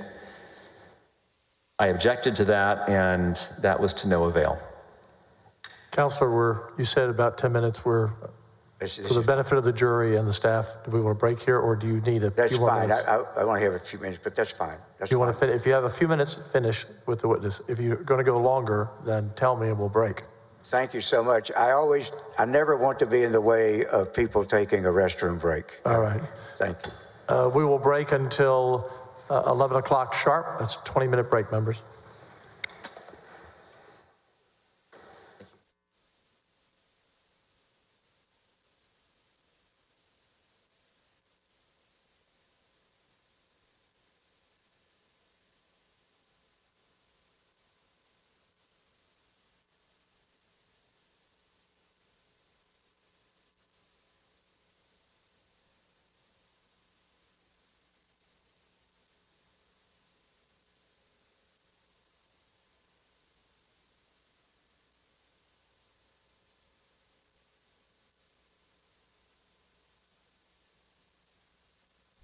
Very well. Okay, so wow, pretty consequential testimony here. I want to kind of recite a couple of the things he said. I went to the FBI because I believe the Attorney General, based on my experience over 8 or 9 months, that the Attorney General had abandoned his obligations to serve the citizens of Texas on behalf of one individual. And then, of course, him describing that he believed he had signed that they had all signed their professional death warrant. That's just, some amazing statements talking about how using words like harnessed and hijacked that, on behalf of one person. So I want to start with Mike, your reactions to what we've heard this morning. This has been really effective testimony. Rusty Hardin has planned for this to land well. As a lawyer, one of the things you're trying to do is make sure that you're making your strongest points when the jury is most apt to listen. You want to finish strong, and so having a witness mid-morning, you're about to hit a break, and you know that ahead of time, and so you planned to make these really strong points, which they are, right as the jury is really focused in. So I think this has been incredibly effective, and it'll be interesting to see what the cross looks like. Yeah, and this guy comes across as squeaky clean. Yeah. Well, not only that, he was visibly emotional about this testimony toward the end, particularly. This was a struggle, a personal struggle for him between his ethics and his loyalty to his boss, his principal. And that's going to be one of the big things. We saw a preview of it yesterday from the defense, attacking disloyalty and that sort of thing. And so that they are, the prosecution side is getting in front of that disloyalty tact, disloyalty argument, and trying to say, I have a duty to the people of Texas, the state of Texas, but also I have a duty to protect Ken Paxton. And I did everything I could, and I signed my professional death warrant. That's how strongly I felt this was wrong. It was wrong for the citizens of Texas, and it was wrong for Ken Paxton himself, and I did everything I could. I think this really lands strongly. I agree. I think that this man was struggling, and it's visible on his face. This is a man who, as we've talked about, is squeaky clean. He has a clear moral center, and that is integral to his faith, which he has already testified imbues everything he does. And to be caught on that horns of a dilemma between two loyalties, and to finally come down on the side of loyalty to the public, to the larger good, you can imagine the struggle that must have been, because he was aligned with Ken Paxton's goals, and I think clearly that's why he went to work for him. So he had to feel that betrayed by Paxton, and that has to have been incredibly painful. And I think we saw that with Matier as well, that both of them went to work for this man because they agreed with him, and they were wanting to work with him to achieve the things Paxton said he was going to do. And then all of a sudden to see Paxton go down these unprecedented roads of using the authority, hijacking the authority of the office. To use his words. To benefit one man. And the astonishing thing of having a warrant served with that man's lawyer there also present had to have been jaw-dropping to the attorneys. Because that doesn't happen. That doesn't No, happen. it doesn't happen. And that is a consistent theme through his testimony, was how outside the norm for the Attorney General's office. Right. That this was really abnormal, and it all was benefiting one man. And that's Nate Paul. I also think what's interesting about this is, just like earlier I was saying, the defense's strategy is to speak to a certain subset of the jury, of the senators.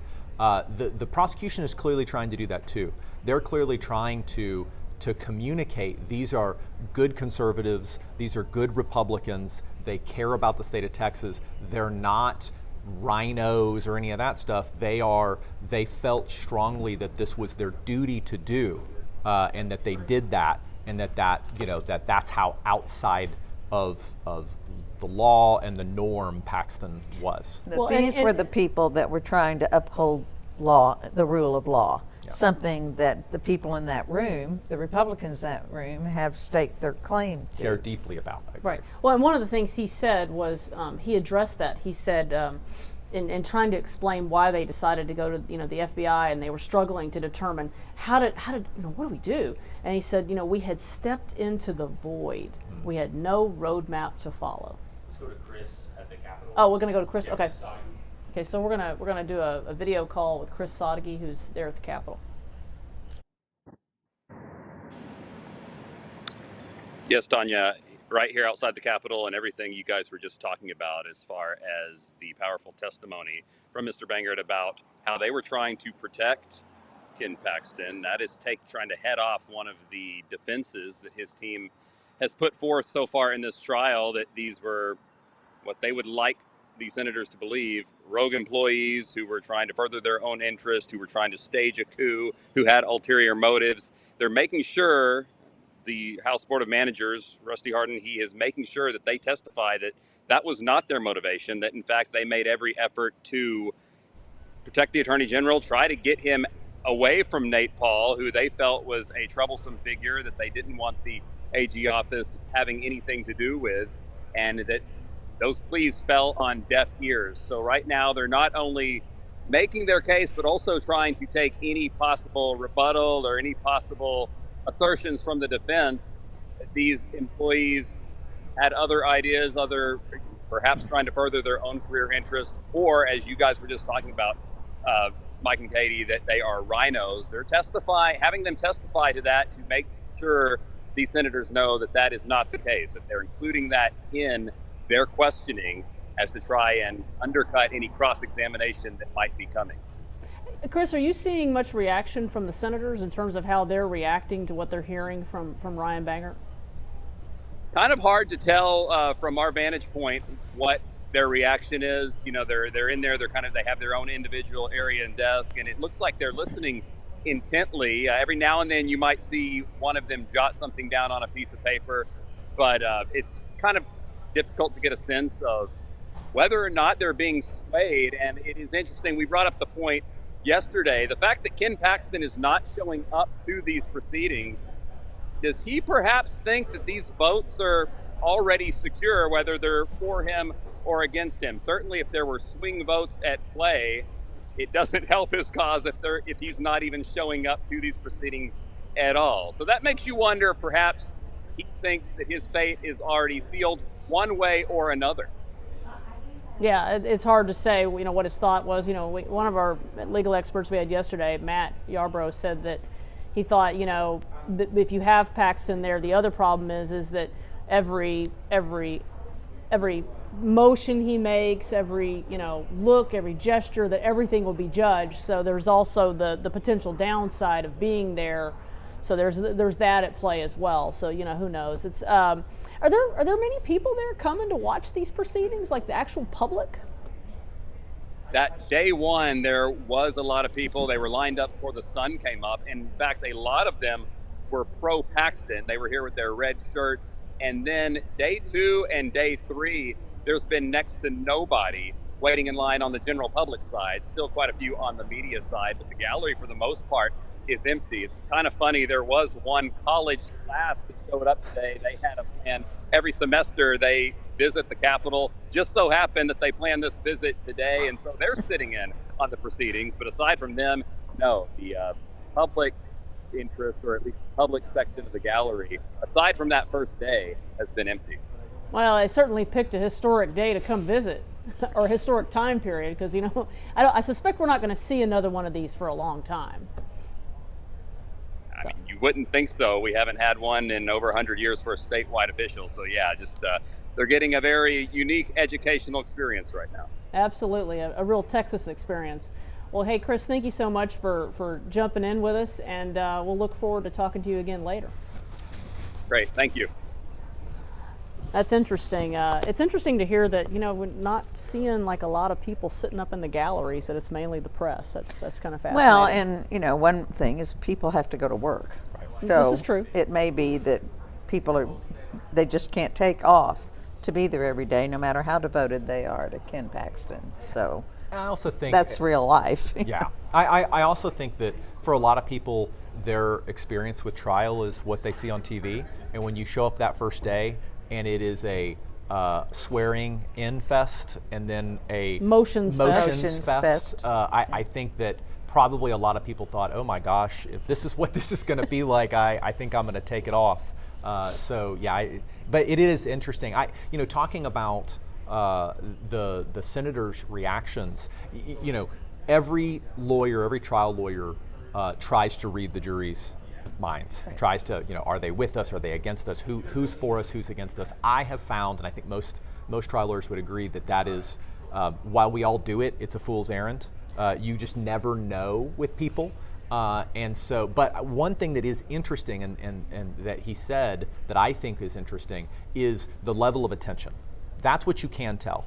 If your jurors are looking off, they look like they're nodding off, they're falling asleep, staring off into the distance, that's bad. If you're the prosecution and it's your witness that you think is landing good testimony. But the fact that they largely seem interested, attentive, they're writing things down. If I feel like my witness just made a really strong point and I see my jurors taking note, that's really all you can ask for as the lawyer making a presentation.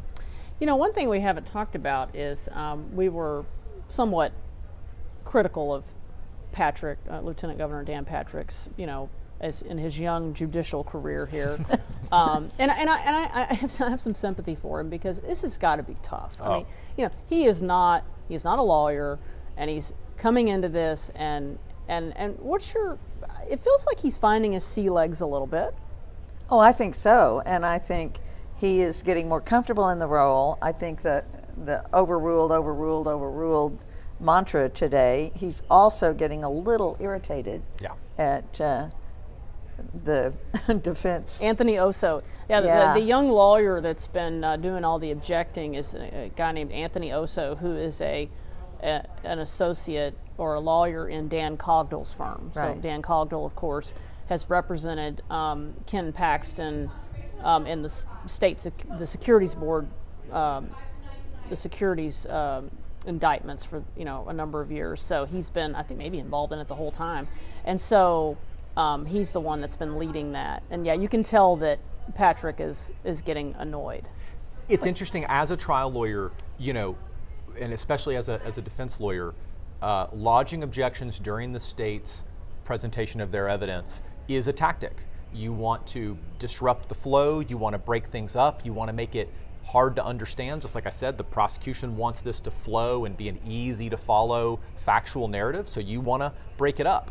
But you have to weigh that strategy versus am I losing my judge?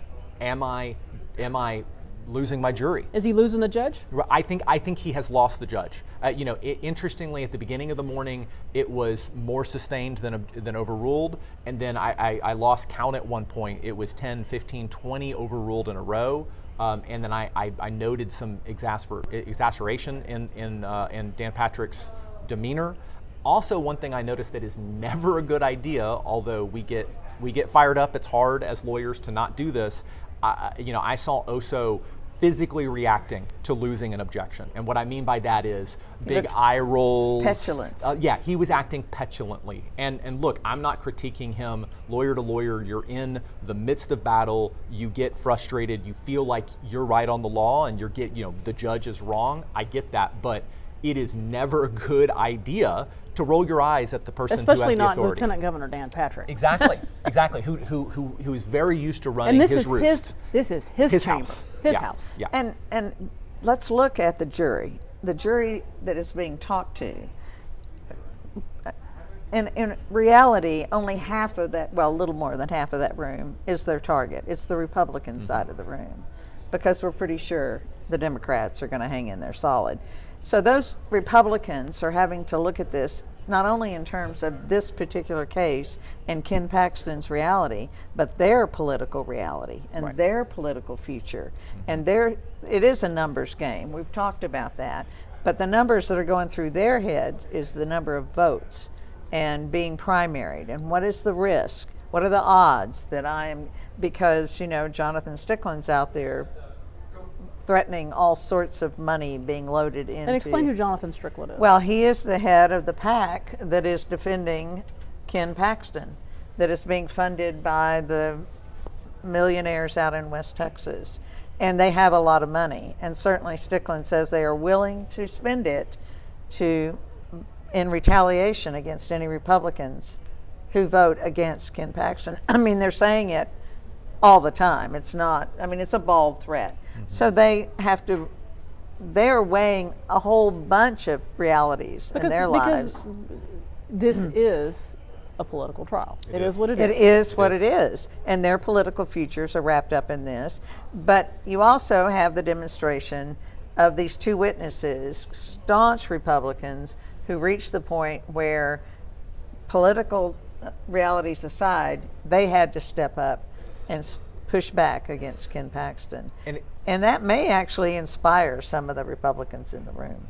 I think that definitely has to be the strategy from the House managers and Rusty Hardin and Dick DeGuerin, is that basically pushing the narrative towards those Republican senators. The rule of law. That Dan Paxton has abandoned the rule of law. Ken Paxton. Dan we keep Paxton. mixing poor Dan Patrick. Poor Dan Patrick. That Paxton has abandoned the rule of law. He has violated the code of ethics that we as Republicans hold dear. He has stepped away from his core Republican values, all to to benefit his mistress, the guy who's supporting his mistress. These are things that make him no longer a good Republican, and that would make it safer for them to vote. For either the business Republicans or the faith and values Republicans. They're hitting it on two levels here. It was ordered by a judge to stay far away from Washington, D.C., so he was not there. Nonetheless, yesterday, Tarrio received the single longest sentence of any January 6th defendant. Watch this. Janice and Christie, a federal judge handing down the sentence to Enrique Tarrio, 22 years in prison for seditious conspiracy in connection to the January 6th Capitol attack. As you mentioned, he's the former Proud Boys leader from right here in South Florida. He was found guilty of orchestrating the riot from members at the far right extremist group. He was not actually in Washington the day of the attack, but prosecutors say he was the ringleader. Prosecutors were initially seeking 33 years, which is the longest sentence, instead giving him 22 years related to the Capitol attack. He's the last of 5 Proud Boys defendants to be sentenced. He and 3 other members were also found guilty of seditious conspiracy. And before the sentencing, he spoke. He apologized for the, quote, pain and suffering that law enforcement, legislators, and others suffered on January 6th, and vowed to have nothing to do with politics, groups, activism, or rallies. So again, a federal judge sentencing Enrique Tarrio from right here in South Florida to 22 years in prison for seditious conspiracy. It's a surreal news report in a lot of ways. For one thing, neither the reporter nor the 2 anchors who were on the report as well seem remotely concerned by the fact that Enrique Tarrio was just sentenced to 22 years in prison for orchestrating, quote unquote, a riot that he didn't even attend. There's no discussion.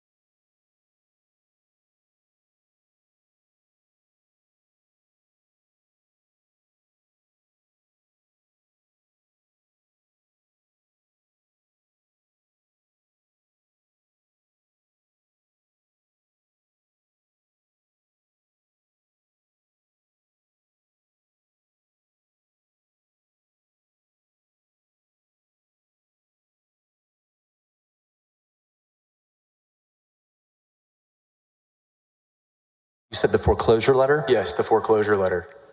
Well, I was shown the foreclosure letter today, yes. Okay. At this time, I would ask Eric if you could publish the House Board of Managers Exhibit 119.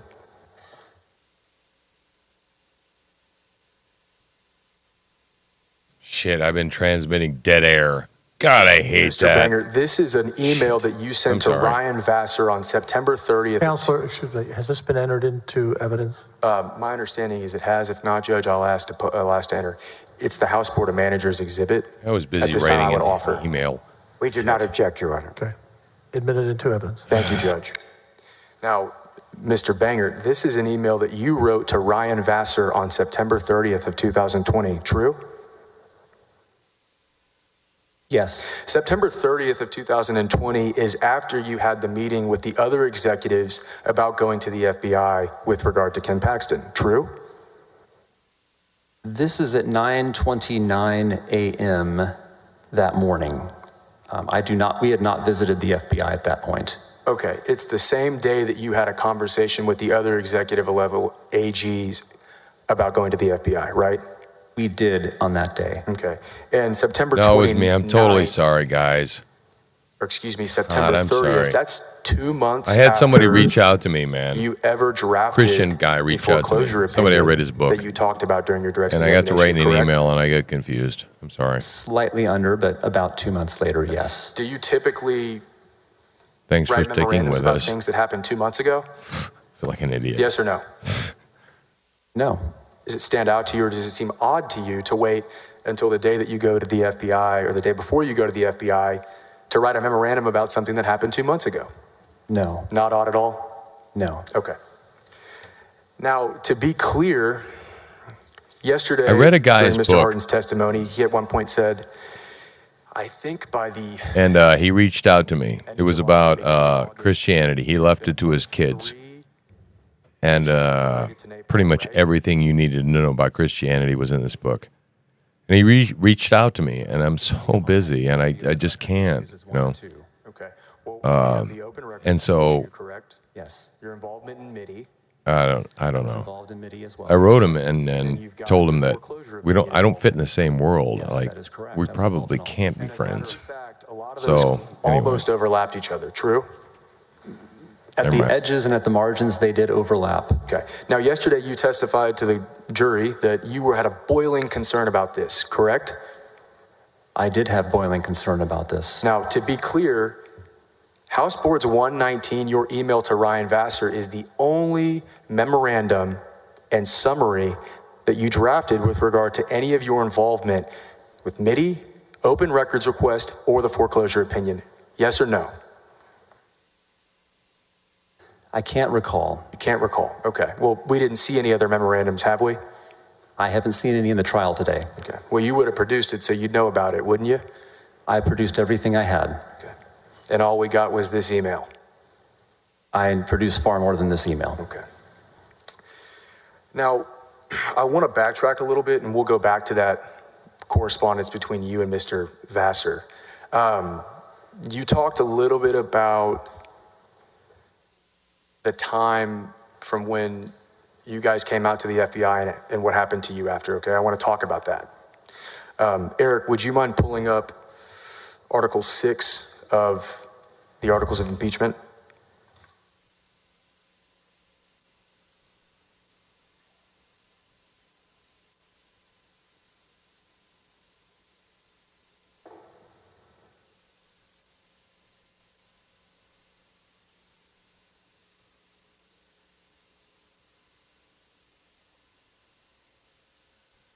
Article 6 accuses Mr. Paxton essentially of terminating or taking adverse personal action against employees for making a good faith report to law enforcement. Would you agree with that, Mr. Banger? It says he violated his duties of his office by terminating and taking adverse personnel action against employees of his office in violation of the state's whistleblower law. Okay. So kind of what I just said, right? I defer to the document. Okay. Well, if we read from it, it talks about terminating or taking adverse personal action. So I would like to talk about what happened to you. Now, at no point after you reported to law enforcement were you terminated from your position? It's a yes or no question, Mr. Bangert. Were you fired or were you not fired? I was constructively discharged. No. I asked you whether you were fired or not fired, yes or no. Answer the question. I was constructively discharged. Did Ken Paxton say you are no longer an employee of the Office of Attorney General? He did not say that. Okay, thank you.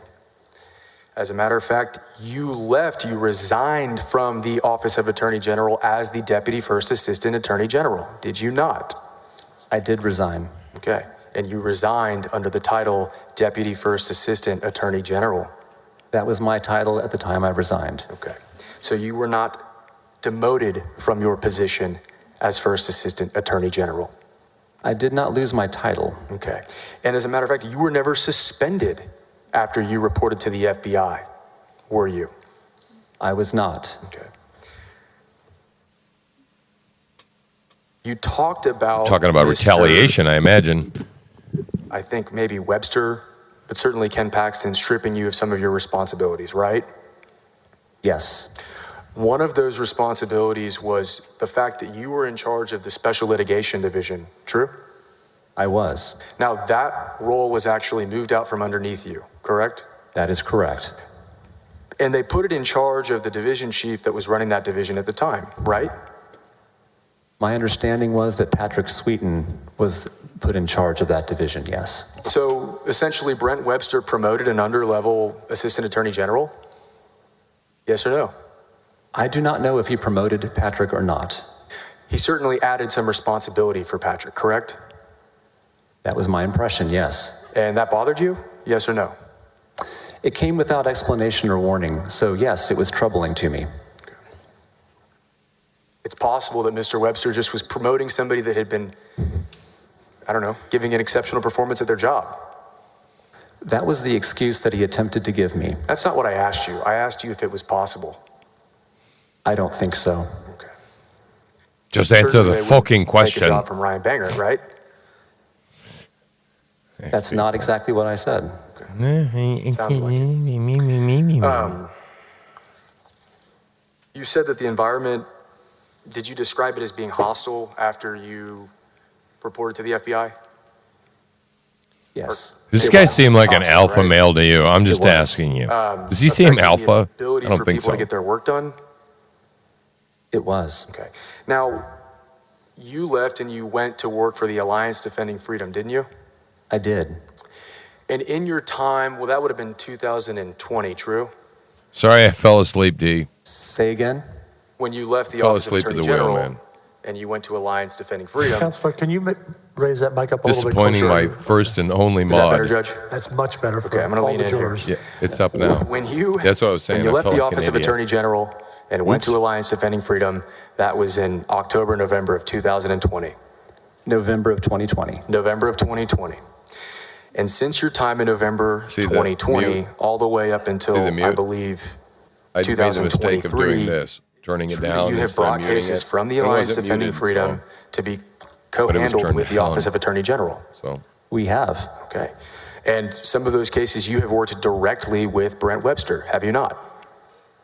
There have been some, yes. Specifically, State of Texas versus Xavier Becerra. I believe that's the title of the case in Lubbock, Texas. Okay. And that was one of a few cases, true? Yes. And all the while that you were bringing cases from Alliance Defending Freedom back to the Office of Attorney General, Brent Webster was acting as first assistant, true? That is my understanding, Okay. yes. And Ken Paxton was acting as Attorney General. Yes. All right.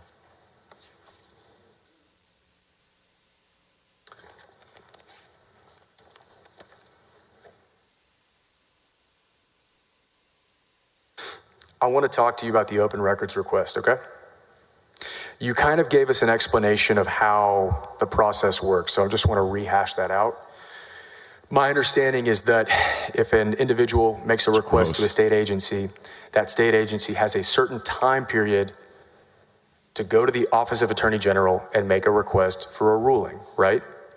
There is a statutory time period to request a ruling, yes. Right. So in this case, the statutory time period, well, for example, when Nate Paul went to the Department of Public Services in March of 2020. If that was March 3rd, they had till March 13th essentially to request your office give an opinion. True? I do not recall the specific dates, nor do I recall whether it was Nate Paul or one of his attorneys who made that request. Okay. I just The want to clarify. question you do not isn't recall the whether or specific not dates whether in which this guy DPS got his ass request whipped in by high Nate Paul's school. attorney was made? The question is, how It was many in the times spring did he of get his ass 2020, whipped in high but school? I don't recall the precise dates. I'd have to see some documents around that. Eric, would you mind pulling up Article 3? God, there's so many males left in this country. I swear to God, man. I'm so lonely.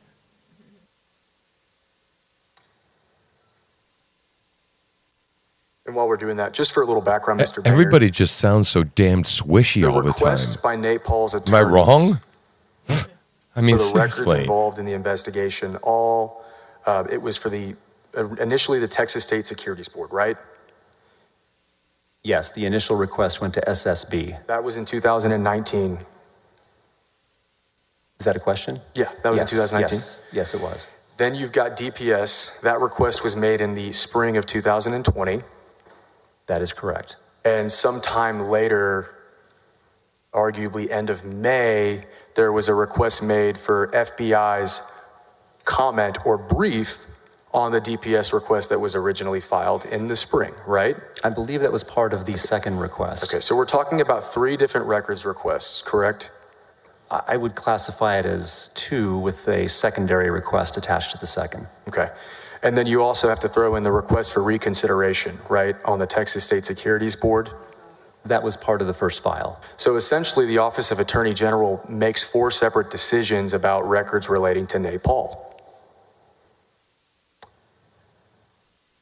We made at least 3. Let me I think don't know if it about was that 4. for a minute. Okay. Well, let's Let go me back parse to that in fall my brain 2019. right now. Texas State Securities Board. At that time was Ken Paxton, the office of it was the AG of the Attorney General's office, right? Yes, he was. Now, when Nate Paul made that request through Aaron Borden, his attorney, in fall of 2019, that initial request was denied by the Office of Attorney General, was it not? Yes, the ORD did, well, when you say denied, it sustained the request for exemptions and exceptions by the board. Sure, meaning that the Texas State Securities Board, while Ken Paxton was AG, was not required to turn over records to Nate Paul.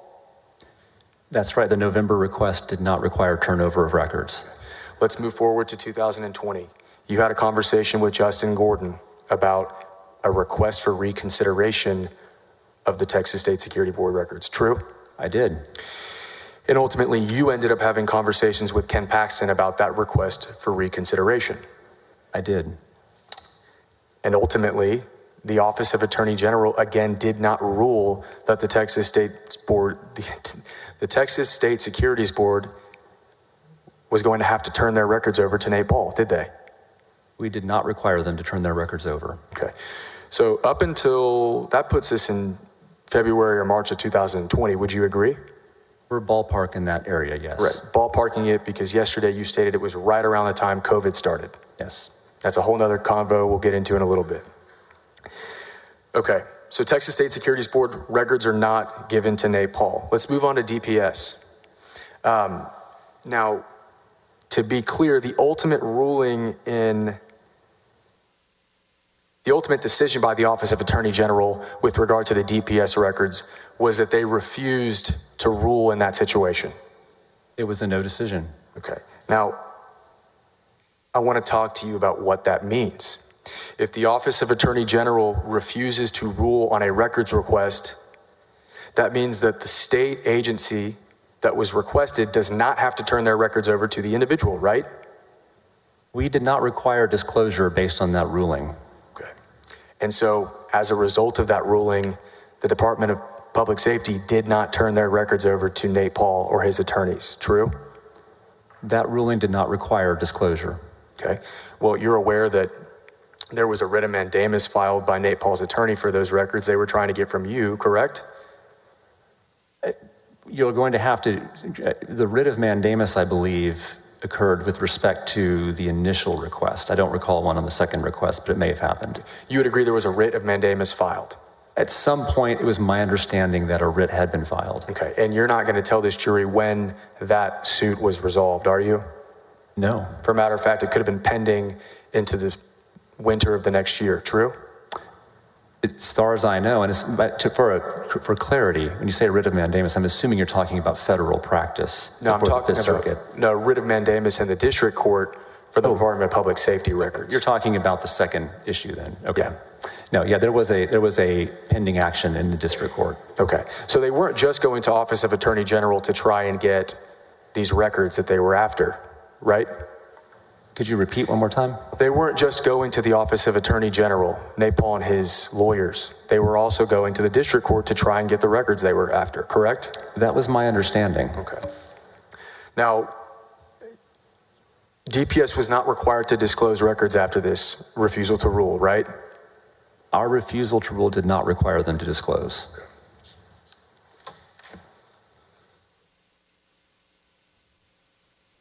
You stated that that was contrary to precedent at the Attorney General's office, true? I did. But you would have to admit that this specific request made by Nate Paul and his attorney Joe Larson had some unique circumstances, true? I don't recall any unique circumstances. Well, you worked with Justin Gordon pretty closely on this case, didn't you? I worked with him very closely on the first file for SSB and somewhat, but less closely on the second file. Okay. Could you kind of, so you really delegated it to Justin Gordon to handle, right? No. He was the man in charge of this decision, was he not? He was the head of open records, answering to Ryan Vassar, the deputy for legal counsel at the time. And he drafted opinions, and he drafted the opinion to refuse to rule that you edited, true? I did edit the opinion. Okay. Your Honor, may I approach the witness? Yes, you may. Just don't talk on your way up or back. Yes, Judge.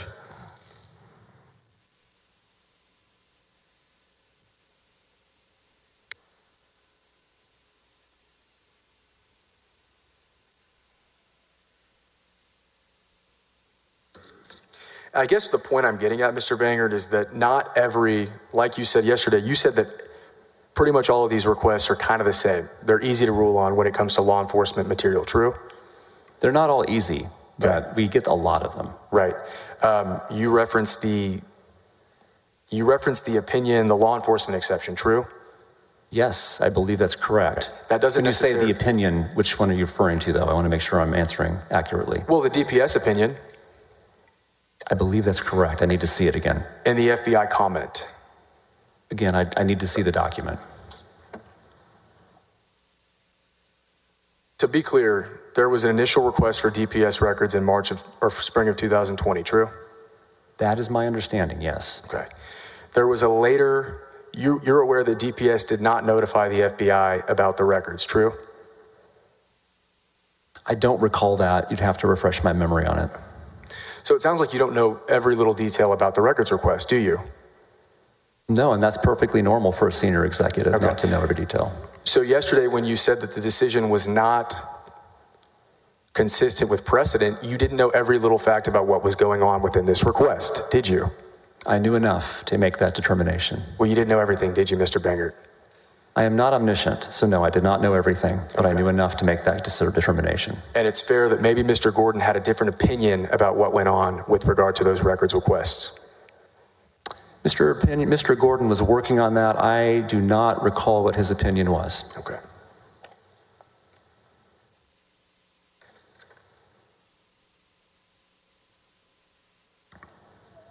Are you aware that ultimately the Office of Attorney General did disclose the FBI comment? I do not recall that. Okay. Are you familiar with June Haddon? June Haddon, the name is familiar. I believe she worked in the Open Records Division. Okay. Would it surprise you to find out that she ruled that the FBI's brief on the DPS record should be disclosed to Nate Paul and his attorneys? I'm not aware of that, but I'd have to see the ruling. Okay. You hadn't heard her name with regard to this litigation or case today, have you? No, not until today. Okay. And you have no opinion as to whether Ken Paxton prodded June Haddon to turn those records over to Nate Paul, do you? You'll have to ask the question again. It was coming fast. There's no evidence, you don't know of any evidence, or you have no opinion that Ken Paxton told June Haddon to turn the FBI comment over. I'm not aware of any conversation to that effect. Okay.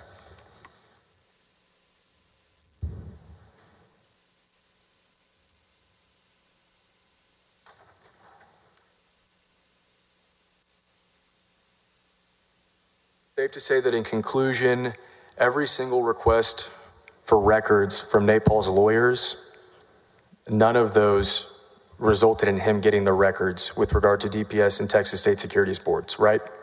I'm not aware of any disclosures that were made. Okay.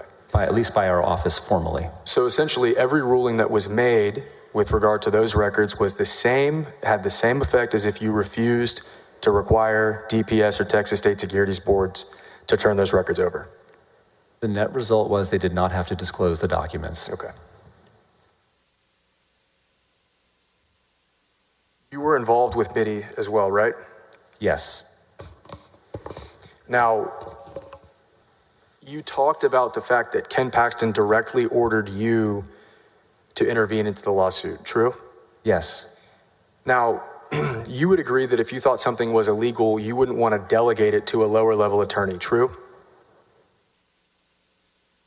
That I don't even know how, no, that does not.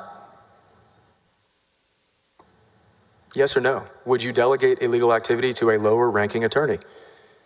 The question doesn't make sense because I wouldn't carry out illegal activity. Judge, I'd asked a non-responsive.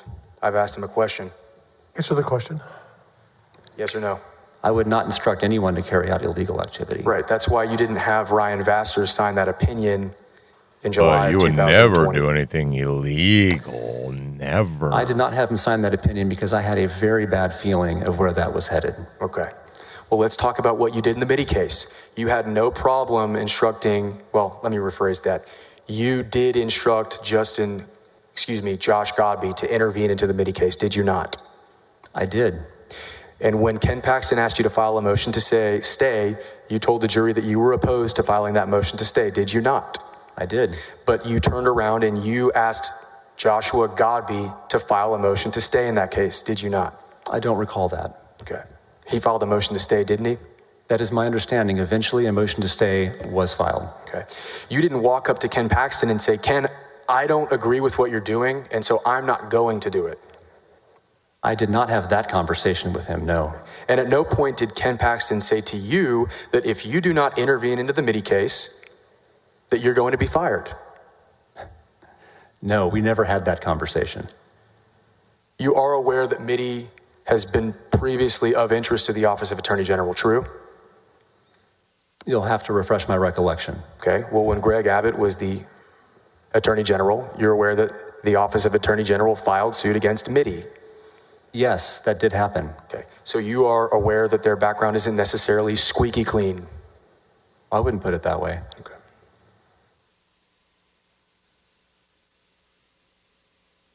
You would not tell, you've got no knowledge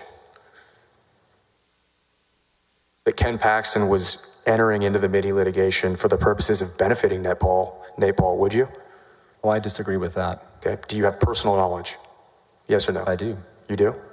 Yes. Well, Jeff Mateer made you aware of the fact that Jeff Mateer made you aware that World Class was disgruntled and not happy with Joshua Godby's performance in the intervention in MIDI. True? That was sometime later, but I received an email, I was copied on an email, in which Jeff responded to current counsel for World Class, complaining about Joshua Godby. Okay. So World Class was complaining about Joshua Godby, true? They were. Okay.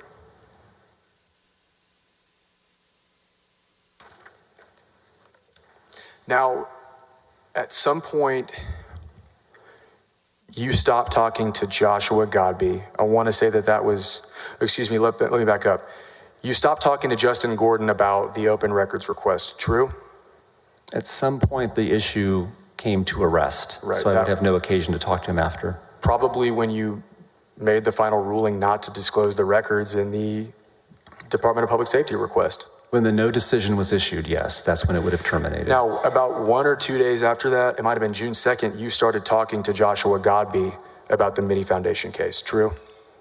That sounds about right, yes. And Ryan Vassar has his hands in the open records request at that time too, true? He was overseeing the open records division. Because he took your position, right? He did when I was promoted. Okay. So Ryan Vassar is also probably aware of these different interactions with Nate Paul between the Office of Attorney General and Nate Paul, correct? You'll have to ask him that question. Okay. Well, safe to say that he worked on the open records request with you, right? He worked on it, yes. And he worked on the foreclosure opinion with you, true? He did. Okay, so those are two different scenarios where you and him both worked on Nate Paul issues, true? At least those two. Okay, and it's fair to say that you and Mr. Vassar were discussing the fact that you both had been involved with Nate Paul. At what time? At some point when you were working on these cases. We had discussion around those two instances. We discussed the work that we were doing. Okay, so you would not tell our jury, the senators, that the executive level attorney generals did not know that different divisions or facets of the office were involved with or working on cases regarding Nate Paul, would you? We began to piece together the linkages between these matters over time. Okay. But you didn't do anything about it until September, I want to say 30th of 2020, true? That's false. Well, you didn't go to the FBI until September 30th of 2020? We didn't go to the FBI. Let's talk about that foreclosure guidance. Eric, would you mind pulling up Article 2? And to be clear, Ken Paxton is allowed to intervene into a lawsuit if he thinks it's appropriate, true? Our office has authority to intervene. Okay. And he's in charge of the office, is he not? He is the elected Attorney General. Okay, so if he wants to intervene in a lawsuit, he is allowed to do so. He has authority to do so. Okay. Looking at Article 2, it alleges that Mr. Paxton misused his power to issue written legal opinions under Subchapter C, Chapter 402 of the Texas Government Code. You're aware of this, right? Yes, I see the article on my screen, yes. Okay. Now, we actually looked at a copy of that exhibit. Eric, would you mind entering Exhibit 192, AG 192? And Judge, for the record, I believe it is an exact copy of a House Board Manager exhibit that they've already published.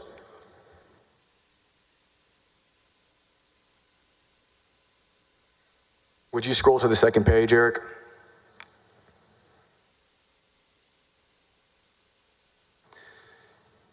And just to be clear, Mr. Banger, when we talk about that very last paragraph, you actually signed this opinion, right?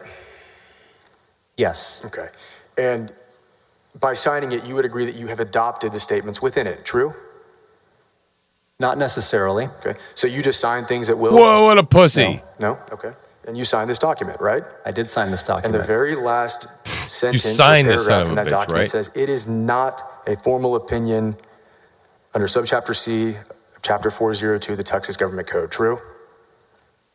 Would you scroll down to the last paragraph? Well, you wrote the opinion and you read it a minute ago. You would agree with that. I would like to see the document. I think I've got a copy. I would like to see what I actually signed my name to. I would really like to see that. There it is. Got it. You wrote, we trust this letter provides you with the advice you were seeking. Well, I wrote Please note it, this but letter it is doesn't not mean a I formal really Attorney meant General it, opinion under Section 402.042 of the Texas Government Code. Rather, it is intended only to convey informal legal guidance. Yes. You wrote that, right? I did. That was on this letter when you issued it in 2020, right? It was. Okay. So the very face of the document that you signed specifically states that it is not an opinion under 402, true? No, that's not correct. Specifically says it's not a formal Attorney General opinion under Section 402.042 of the Texas Government Code. It is not a formal Attorney General opinion. Okay. Under Section 402. It's very different. Okay. Let's talk about formal opinions. There's a specific place on the Attorney General website for a formal opinion, is there not? Opinions that are issued are listed on our website, yes. They were signed KP numbers and they are accessible by the public. They are signed KP numbers. At this time, Judge, I would move to offer AG Exhibit 6 after I provide a copy to opposing counsel.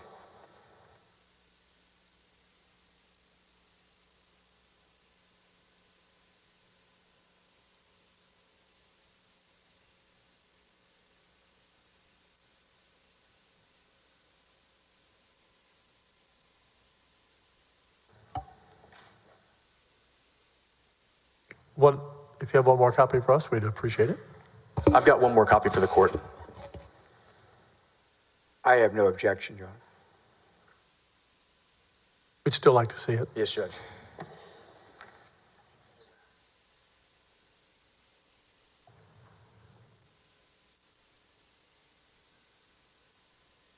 Just so we can follow along. All right. Thank you, sir. Admit this exhibit into evidence. No objection. And Eric, if you would publish and just stay on the first page. So up here in the top left corner, we've got opinion number KP0322. True? Yes, it says opinion number KP0322. Okay. And that is an opinion number that is associated with a formal opinion. I have not seen the rest of this document, but I'm assuming that this has the form and shape of an informal opinion. Okay. Did you state yesterday during direct examination that Ken Paxton doesn't have a hand in signing or dealing with formal opinions? I don't believe I said that, no. Okay. So you would agree that he does pay attention to what he signs and what he issues on his office letterhead, correct? He is required, or, well, I should say, he has a practice of signing formal opinions himself. Okay, and that opinion has his name on it, true? I cannot see it, but I would be welcome to look at the signature block. Eric, would you flip back to the signature line? Okay. You see Ken Paxton's signature on that opinion, right? Yes. Okay. He has to sign these formal opinions, does he not? I believe that is the practice of the office. Unless he's been recused, in which event Jeff Mateer would sign the formal opinions, true? That was the practice of the office. Now, I want to talk to you about the opinions in this case. Originally, Ryan Vassar drafted the the informal guidance letter with regard to foreclosure sales, correct? Yes, the informal opinion that was issued on August 1st, he did draft the initial draft, yes. Now, the way that that letter ruled was essentially that you didn't attack the 10-person restriction from the executive order, right? You just said that judicial foreclosure sales were accepted from the rule and could go on with that restriction. I would need to see the document to refresh my recollection on the precise contours of the opinion.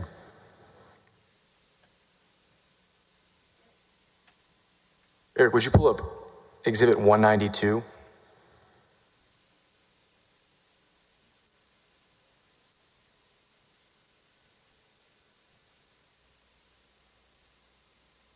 I mean, Mr. Banger, you drafted this opinion, did you not? Well, Mr. Vassar drafted it and I provided edits and corrections to it. So you're familiar with the content? I was 3 years ago. Okay. Well, if you take a look at it, you would agree that it ruled that foreclosure sales could still go on despite the fact that there was an executive order restricting public gatherings outside to 10 people. True?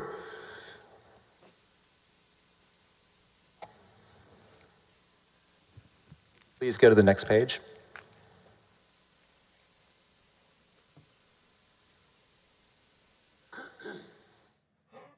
Welcome, welcome, welcome. If you're just joining us.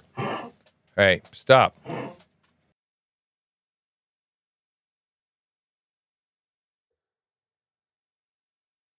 We're watching the impeachment of Ken Paxton and listening to coughing dogs. So There were very limited circumstances under which foreclosure sales could proceed, but we were subjecting those to the hard 10-person cap. I mean, you testified with regard to the subject matter of this yesterday, didn't you? I did.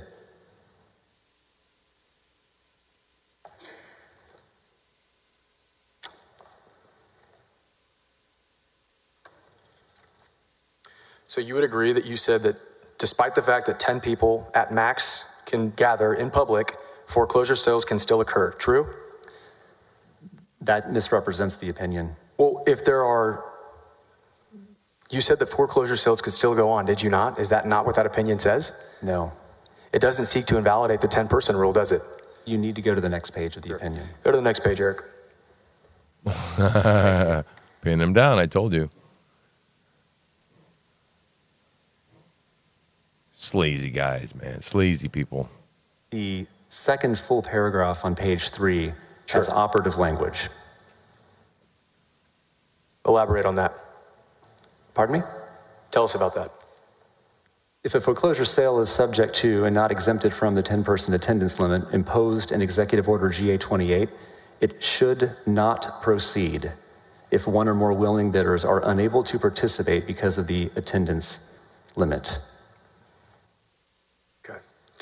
So, how are you saying that when Ken Paxton asks you to change the opinion, that it is contrary to precedent and the position of the Office of Attorney General at that time?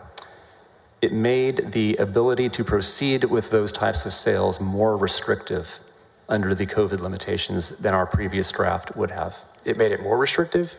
Yes. Right, which means that, in a sense, it benefited people that maybe didn't have their jobs at the time and didn't have money to pay their mortgages off, true?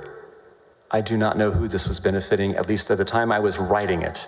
I didn't know who it was benefiting. Well, did you lose your job during COVID, Mr. Bangert? Say again? Did you lose your job during COVID? I did not. Did you struggle with the ability to pay a mortgage during COVID? I did not. You would have to agree with me that many people did lose their jobs during COVID, true? I understand that that did happen. Okay, yes, and as a result of losing their jobs, many people probably couldn't afford rent and they couldn't afford their mortgage, right? Rick. I also understand that financial institutions were suffering because of restrictions on their ability to foreclose on their loans. Objection non-responsive. May he please answer the question, Your Honor? Maybe let him be allowed to answer. Is that an objection, or are you just making a comment? It is objection. Okay, well, overruled, but let him clearly answer the question, but answer the question directly. What a dumb nuts lawyer that is. Yes or no? My question was yes or no.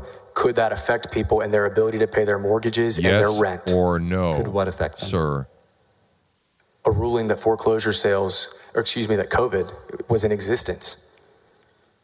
COVID was in existence at that time. And it caused people not to have money and not to be able to afford rent and not to be able to pay their mortgages, true? I believe the economic disruption caused by COVID had some of those effects. Okay, and the job of the Office of Attorney General is in part to protect the public, true? The Attorney General's office is a sacred trust and it's always to be used for the public benefit. Right, now, all of the public. Eric, could you publish Exhibit 119 again? He's a carrier of the sacred trust. This is your memorandum Thank of God what for men like this. happened with regard to the Thank foreclosure God for opinion. them. And you stated in Exhibit 119 that you were not certain why Ken Paxton wanted this foreclosure opinion issued, true? There's no exhibit on my screen. 119, Eric.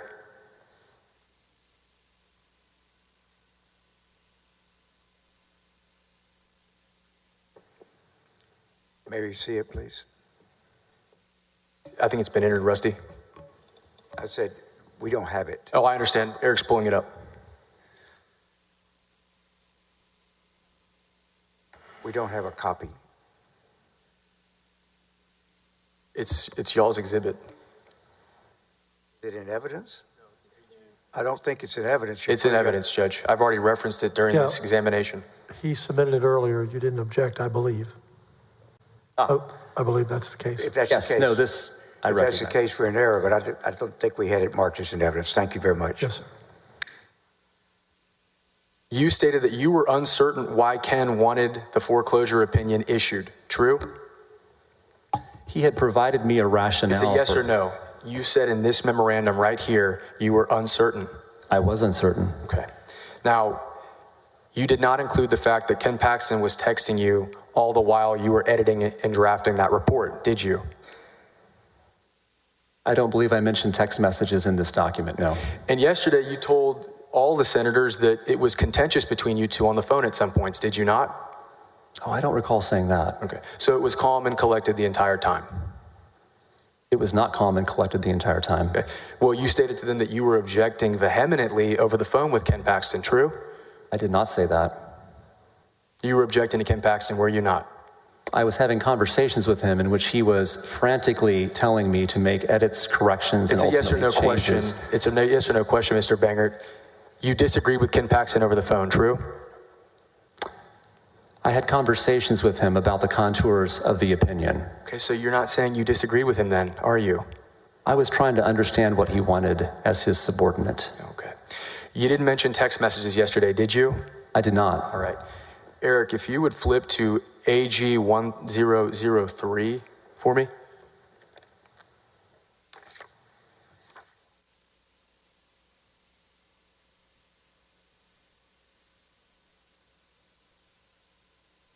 Now, Mr. Bangert, you stated on direct examination yesterday that, quote unquote, Ken Paxton was acting like a man with a gun to his head. Did you not? I did say that. Okay.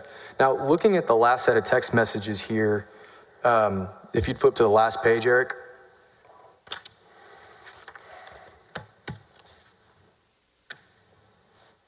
I'm just going to read from the exhibit. Thank you again. I can't express in words how much I appreciate your work, especially over the weekend. I am grateful because I feel like hundreds of people will be protected from harm and maybe devastation. You and Ryan deserve all the credit. Thank you. I hope that your Sunday is relaxing and enjoyable with your family. He texted that to you that day, didn't he? 12:19 on Sunday. Yes. Okay. Now, did you mention that to the House Board of Managers when you were interviewed about this case? I don't recall if I mentioned this text message. Did you mention these text messages in your interviews with Mr. Harden or Mr. DeGuerin when you were preparing for testimony in trial? I don't see why I would have. Okay. And did you include it in your memorandum to Ryan Vassar that was produced? There's no reason why I would have. No reason to include a text message of him showing gratitude and why he wanted to have this foreclosure opinion worded the way he did? I don't believe this was what he actually... I don't believe that he was telling the truth. Well, there's certainly not a text message from you in these texts objecting or saying that you disagree with Mr. Paxton, is there? I do not agree. I do not disagree with him here. You don't disagree with him here? I do not state it in writing here. Okay. And you signed the opinion that was ultimately issued in this case, true? I did sign it. And that opinion has no binding effect. It is a persuasive opinion. Persuasive at best. Persuasive opinion. Did you tell the FBI about these documents? I believe they were provided to the FBI. Okay. We just didn't get a copy of them until today? I did not have them in my possession. Oh, okay. They were in the possession of my counsel who found them. Did you delete recently. your texts? No. So you would have had them on your phone, true? No, I did not intentionally delete my texts. Okay. My texts are no longer. Your texts were deleted, yes or no? Gentlemen, don't talk over each other. Your texts were deleted, yes or no? I no longer have access to text. It's a yes text. or no question. I no longer have access to texts past 1 year. Okay. So in the year, you didn't think to take screenshots of these? Excuse me? You didn't think to screenshot these messages? These were screenshotted back in 2020. Okay. You just didn't keep a copy? I did not.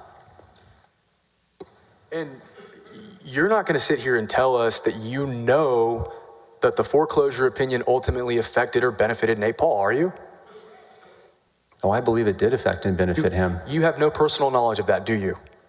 I have since learned that it did benefit him. You wrote in that memorandum that you learned through the Austin Statesman, did you not? May I see the memorandum again? Eric, would you please pull up the memorandum? That's a newspaper, correct? The Austin American Statesman? Yep. Yes. Okay. So you got your information from a newspaper, did you not? If we're believing your memorandum. If I could see my memorandum, I can tell you. Oh, Eric, would you? 119, Eric. Thank you.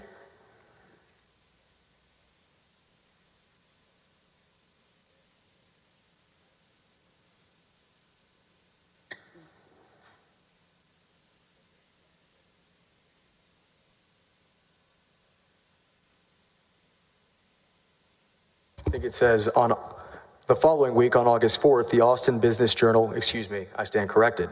The Austin Business Journal reported that World Class had placed several properties into bankruptcy. So it did.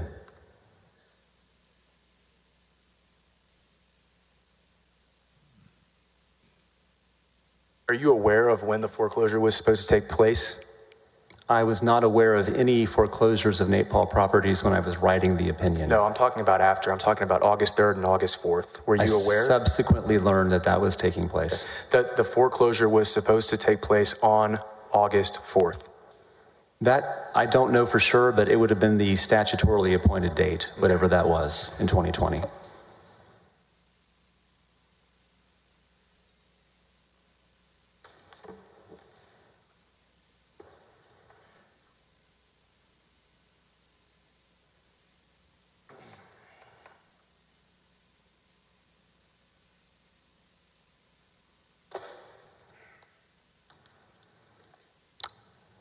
And yes, now that I'm looking at my document, I do say August 4th, so that would have been the date. Okay.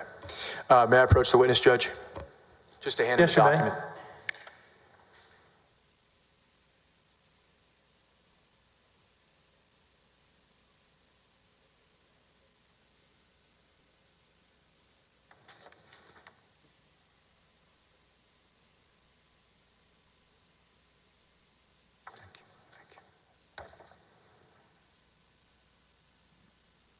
And Judge, at this time, I would offer AG Exhibit 295. Any objection? May I have just a second? I'm sorry, Judge. Thank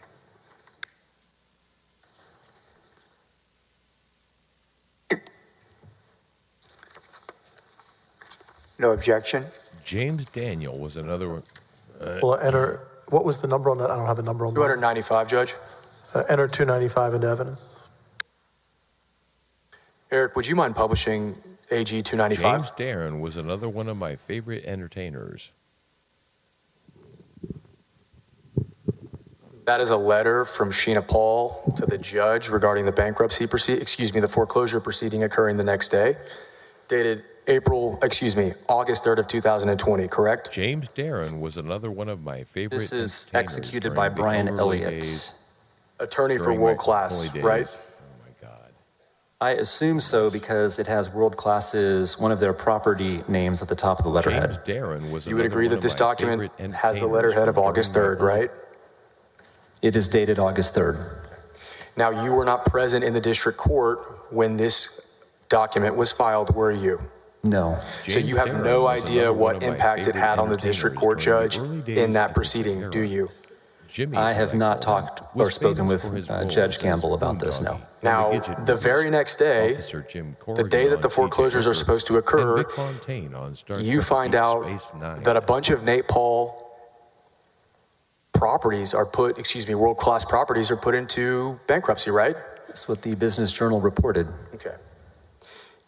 You've been in civil practice for quite a long time, true? Over a decade at that point. You are very, very aware of what happens to properties when you file bankruptcy, are you not? I was not a bankruptcy practitioner.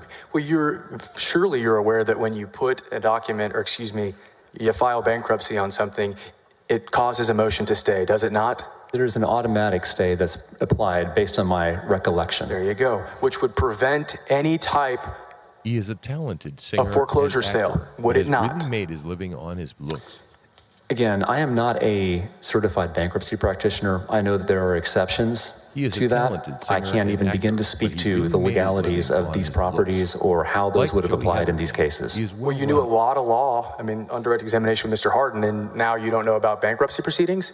Mr. Harden did not ask me about bankruptcy proceedings. You had no problem putting in your memorandum that the properties went into bankruptcy. The properties were going into bankruptcy, that's correct. He is a well-rounded. Oh, I'm sorry, they were going to foreclosure. It's possible that the bankruptcy filings did not, or those are what prevented the foreclosures. True? Like Joey Heatherton. I don't know. Well-rounded entertainer and but I think it's interesting that World Class submitted a copy of our objection to non-responsive opinion. Objection to non-responsive. Became very good friends. He actually tried to teach me how to become sexy. May I approach the witness, He would Judge? unbutton my shirt and change my Yes, you may. hairstyle. But of course, it didn't work. I was still me. Like the other showroom stars, Jimmy had the option of staying in the hotel, but Buddy Hackett insisted.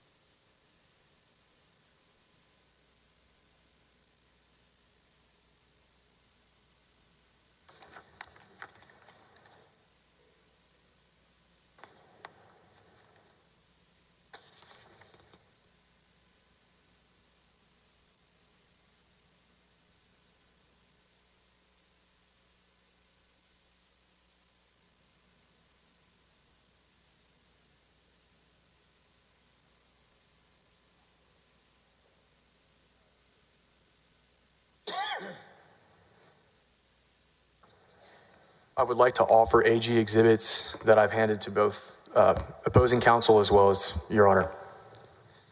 I believe it's 262, 265, 275, and 283. Hold on, slow down.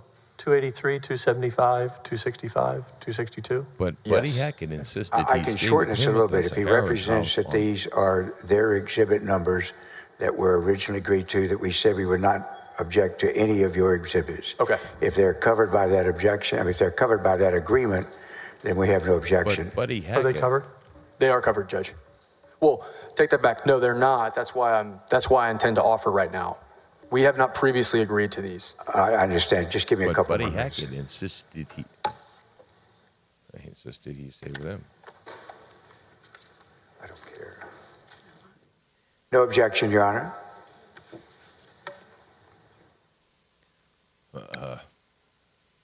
Can you just clarify But Buddy for the Hackett record? insisted he We stay have with one him with at a the number and what the other numbers are. You may have the copies back. But Buddy For Hackett. purposes of the record, we're offering 262, 283, But Buddy Hackett insisted. 275. But Buddy I only Hackett gave you- insisted and he then, stay with also him at the Sahara's 269. house on the golf course on Desert Island Road. No objection. 269 was a new number from the But one Buddy Hackett you repeated back insisted to me. he stay with him at the So Sahara's house 269, on their golf course 275, on Desert Inn Road. 283, and 262. I think Buddy I said Hackett 265. insisted he You stay with repeated him what at the I said. I Sahara's was house on incorrect. their It's golf course 269. on Desert Inn Road. There's been no objection? I believe they said no objection. Mr. Harden, you said no objection, correct? Yeah. Sorry, Judge. Please enter those documents into the record, Just gonna okay. Thank you. into evidence, excuse me. May I approach the witness, Judge? Yes, you may.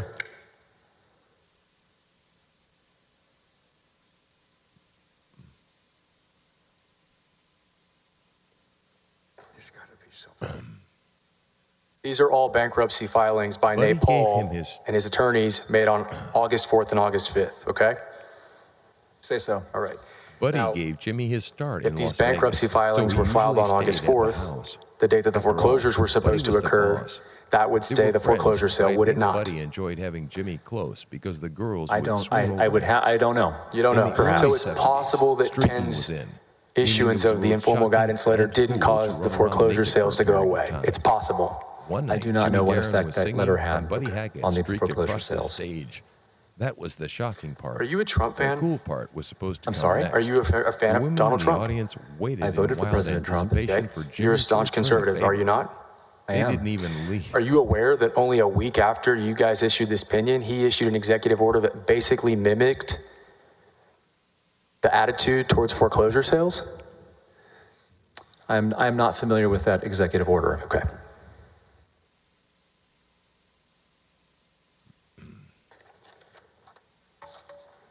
They didn't even use the restroom.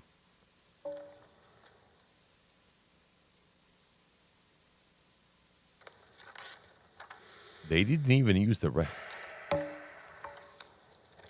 And so that brings us into the fall of 2020, right? August, September? They didn't even use the restroom. September is the beginning of fall. Okay. And you didn't really have any contact with issues regarding Nate Paul from August of 2020. As I saw the events unfold, up until I thought to myself, September this is 28th, just right? another night in fabulous No, I disagree Las with Vegas. that. Well, you weren't working on the The foreclosure witness, opinion. please speak up when you're. Yes, I disagree with that. You were not working on the foreclosure opinion. That was completed on August 1st. Okay. You weren't working on MIDI. Mr. McCarty had assumed responsibility for that. You were not working on MIDI. I was not working on MIDI at that time in August. And you were not working on the open records request, true? Those were finished. Okay. So you were not personally working on any matters that involved Nate Paul at that time? I was actively speaking with other members of the executive team about what was happening at that time, which was the desire to hire outside counsel. So everybody, I assume, is on the 8th floor at this time, right? We had COVID orders were still in place. I don't recall who was there every day. I was there every day the office was open. And let's talk about that, because the OAG's position at that time was that everything should open up, was it not? We wanted everything to be as open as possible, consistent with public safety and the governor's orders. Even after you left the Office of Attorney General, most of the room service your employees at the Office of Attorney General weren't even present. So laid back. They were intimidated. There were some who were not present. There were some. There were most of them that were not present. My recollection was there were periods of time where large majorities of them were not working from the office. Periods of time that postdated your employment at the Office of Attorney General. I cannot speak to that because you weren't there. Because I was not there. So that's not really inconsistent with the situation that was going on at the Office of Attorney General, was it? Yes or no? That the attorneys were not present? Yes or no? Oh, that had nothing to do with our policy. Okay. Nothing. So you were not personally a part of the hiring of Kamek, were you? Quite good friends. No. You found this out on September 29th of 2020, that he had been retained by the Attorney General directly? No, that he was filing subpoenas with Michael Wynn. Yes, I learned about that on the 29th. And you're saying that that is the very point that it kind of stood out to you all what was going on, right? That was the tipping point. That crystallized a number of things. Okay. Now, when you say it crystallized a number of things, you did not have all the facts with regard to that investigation, did you? I personally did not. Okay. You didn't investigate that case, did you? Was I...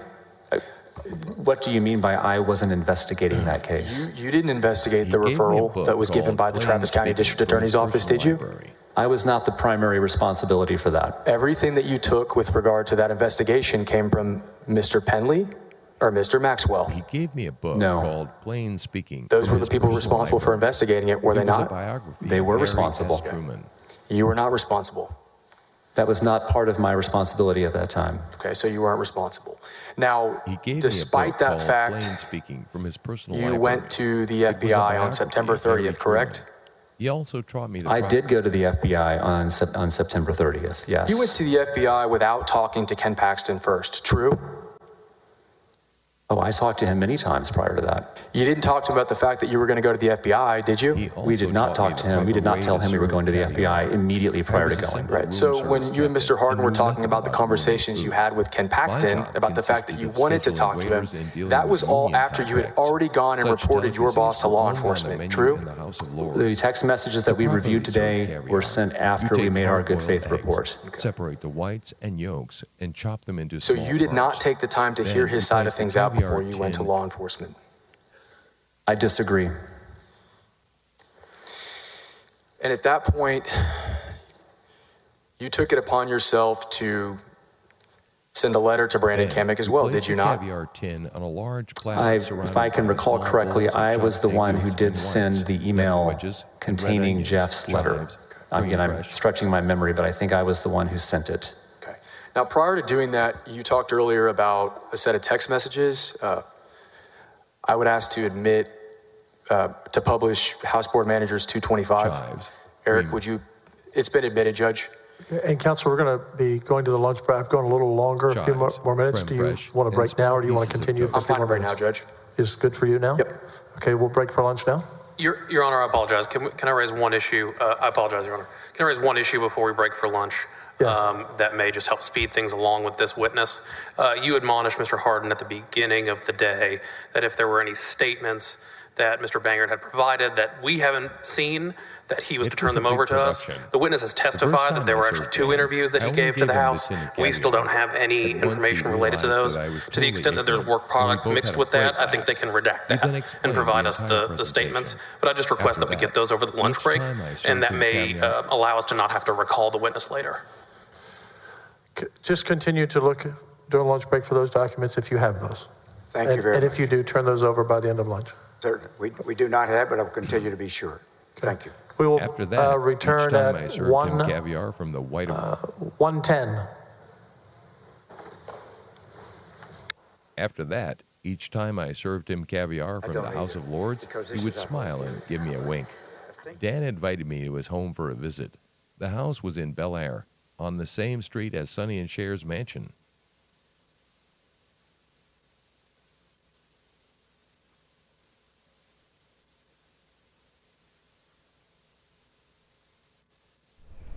Okay, so Dan's house had tennis courts in the Mike, backyard you're the and lush trial grounds. guy. He had 2 How large effective was this Chesapeake cross? Bay retrievers. I One of the don't dogs think was very so effective. strong that it pushed me out of my chair just because it wanted to get cozy. One of the big rules of cross-examination is that want to develop and maintain control over the witness. There are a lot of ways to do that. Short questions, maintaining pace, question, answer, question, answer. Making them do yes, no, yes, no, yes, no. Right. Asking short one-fact questions that give you no wiggle room. You have to say yes or no. And I basically, it's almost like I'm testifying, and all the witness is doing is yes, yes, yes. That is one method, but probably the most effective method to develop control and essentially testify. That is the opposite of what Mr. Oso is doing. He's asking kind of free-form questions that are very long. He's giving Mr. Bangert, the witness, a lot of room to wiggle. And you're not going to shake this guy. No, this guy. No. I mean, look, you're talking to He's immovable. Another lawyer who is obviously very smart and Apparently knows you've how been to not listening let to me himself read, get I back into guess. a corner. That's And all so, right. for instance, we saw repeatedly. I'm reading a book, Mr. Oso man. asks about a document. The book is Can I called see that Glitter Gulch, document? and I'm it's not about gonna a guy who offer an grew up in opinion Las on Vegas. something I haven't read seen. it. And then, and then Slowing critical. things He's down. taking time, right? So he's reading the document. One, I mean, I don't think this So, witness is actively trying I to can leave him, like, sabotage, unmuted if you the want other to. side. I wouldn't expect that, but he's not going to let you get him to say something that he's not sure about. And he's going to slow it down Yeah. and think about that answer in his head. Absolutely. He has had control of the pace Yeah. of this cross-examination from his first answer. And the guy goes, true or false? Is that true? And he won't give it. say true. He won't say false. And he will give his own reply in his own words. Yeah, you're as tuning a witness, into True Slinger sometimes TV. that can come across. We're trying to as- keep an eye on the impeachments of Ken Paxton. And I'm just sitting here trying not to lose my mind. I'm just working. And we will put the beholder over the top of this chucklehead because he's fun. So hopefully you're vibing to what the hell I'm doing over here, right? Rearranging shit and pictures and things for you. And that you enjoy spending time with us because being alone sucks, right? And I was talking to a friend of mine, Dan, just recently. And this is more interesting. So I'm going to run the risk of destroying our live stream, right? With all the 2 viewers, the mailman and D-Dog that are tuned in right now. See, but that doesn't bother me. I want you to know that. This man, I have aspirations, okay? This is going to be way bigger than it is. I didn't build this thing for nothing, right? I didn't sit out here to do this thing and go, oh, well, it's okay. Nobody's vibing. Are you kidding me? Right? It's going to happen. So I have, don't get worried. You're not catching any negativity over on this end, man. Build it. They will come. They didn't say when they will come. They just said they will come, right? So I built it, and they will come. It's just as simple as that, right? So glad that you joined us here. We're going to be watching Ken Paxton's impeachment, and I'll probably be reading over the top of it because it's damn boring, except during the cross-examination of the current douchebags that are being brought up as witnesses of the prosecution, right? You've never met a bunch of beta males like this, man, parading across the stage. It's pretty pathetic. Yeah. So, but, there's a lot of patheticness in the world, right? And I'm not going to be part of that. And it's going to get me arrested before you know it. I'm telling you, I'll be arrested. So be willing to put your hands out and have them put in cuffs, okay? And spend a night in jail, right? Because if you haven't ever spent a night in jail, you're still a pussy. That's the way I feel about it. I mean, drunk tank, whatever. I don't care, man. Spend a day locked up, right? Just spend a day locked up. Change your perspective on everything, right? Okay.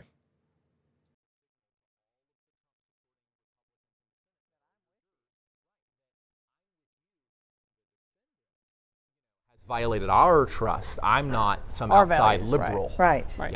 I thought one spot where I was kind of surprised that he didn't keep going down the road was when because I thought it could have been effective, was he asked him, well, your group, Alliance Defending Freedom, y'all taking cases to the AG's office, and it felt like I was waiting for the follow-up to say, well, if Ken Paxton's so corrupt, why are you taking cases to him? Yeah.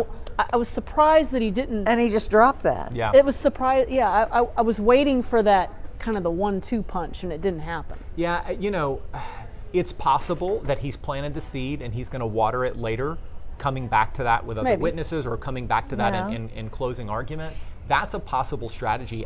Personally, I think if you're going to plant a seed, it can't be hidden. You want to bloom it. Right. You want it to bloom. You want it to you want it to grow and become a flower. Because otherwise, what you risk is the jury, says, I don't remember that. It becomes some obscure thing someone said days and days ago that you want me as the jury to remember.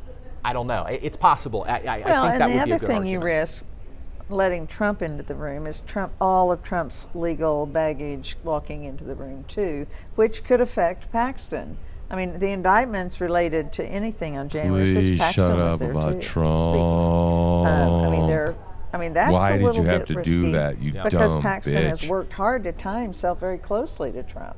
Has filed suits challenging the 2020 election in 5 other states besides Texas. I mean, he is deeply linked to Trump, and Trump is having a few issues these days. As his defense, I wouldn't be so worried about that because public opinion of Trump is one thing. What matters is the jury, right? And if I'm the defense, that's true. I don't care about the Democrats. I know they're against me. I just that is their assume. core. Yeah, audience. I'm trying this to hardcore. He doesn't need to tell us what he Republicans does that are behind very closed MAGA, doors. We very already Trump. know. And so, frankly, I think frankly, I don't object to, and I would do the same thing if I was them. Keep that mouth open, trying boy. to tie Paxton to Trump. Keep that mouth open. Legal trouble. Stuff some shit in it. Notwithstanding. And if you'd been doing that cross, you'd have been doing the yes, no. You'd be trying But to they lock also him then in. tied that witness to Trump. Right. That's what I would not have let. I would have made this. Paxton is a Trump guy, and I wouldn't even give them a chance to side because with Trump. they're traitors and because they're Because traitors. these guys, they were trying to have as the defense, you'd want to set this narrative that this was a mutiny. Yep. This was a bunch of unelected Attempted coup. bureaucrats Right. trying to, they didn't like what their boss was doing, so therefore they This is decided the they were gonna heartbeat do of a what's coup. going on in quote unquote. This is your You gotta normal remember, people, the Senate elite members is full of press. of people who served in the Senate with Paxton. He is one of them, and the Senate is. Some of them served in the House with Paxton. Right, and they are. This is a more conservative body in Texas than the House, and so, I would definitely be tying him to Trump. But yeah, I think I think that was just sloppy. Maybe he felt it in the moment. Oh gosh, I can't believe I let him do that. I gave the witness the opening. Because once, the prosecution gets to tie their witnesses to we're good Trump God-fearing Americans, that's a bad look for Because it's hard to say he's a rhino when Trump. that's what's happening. One of the things, comments I saw, somebody was asking. Joke. One of the questions Everybody, somebody these people asked, are all jokes. did the prosecutors out-strategize the defense by the order of the witnesses? Don't And let I this think shit what they get you meant down, by that question please. was your first Do two not witnesses, let this brainwashing Jeff Mateer, change you. and Ryan Bangert. Bangert. Neither of them participate in the lawsuit. And then Bangert also, furthermore, can say, I was stripped of my job duties. I resigned. I feel like I signed my death warrant. Thoughts on that? Yeah, absolutely. I think that's really smart strategy. One, you want to start strong, and I think they've done that with good, compelling witnesses. But also, you take away the ability of the defense to say, these people are suing, these people are, they have a vendetta, they stand to gain from this. Right. They're going to get some money. They're getting that part of that. They're getting that part of the $3 million. Yeah. Oh, shut up. I don't know who these people are. Right. So my mic stand fell over, man. It totally fell over because, the shit that you get commercially. I got this really cool mic stand. Wait, I got the colors going on, man. You touch the damn thing and it's got different colors. It is so cool. I love this thing so much. Yeah, it fell over, man. This morning we got online. We started the live stream and the whole thing, gadoosh, falls over. And it's this stupid base they put on this thing. It's expecting to hold. I'm a physicist, right? They want like 6 pounds out here, right? This thing's going to hold it.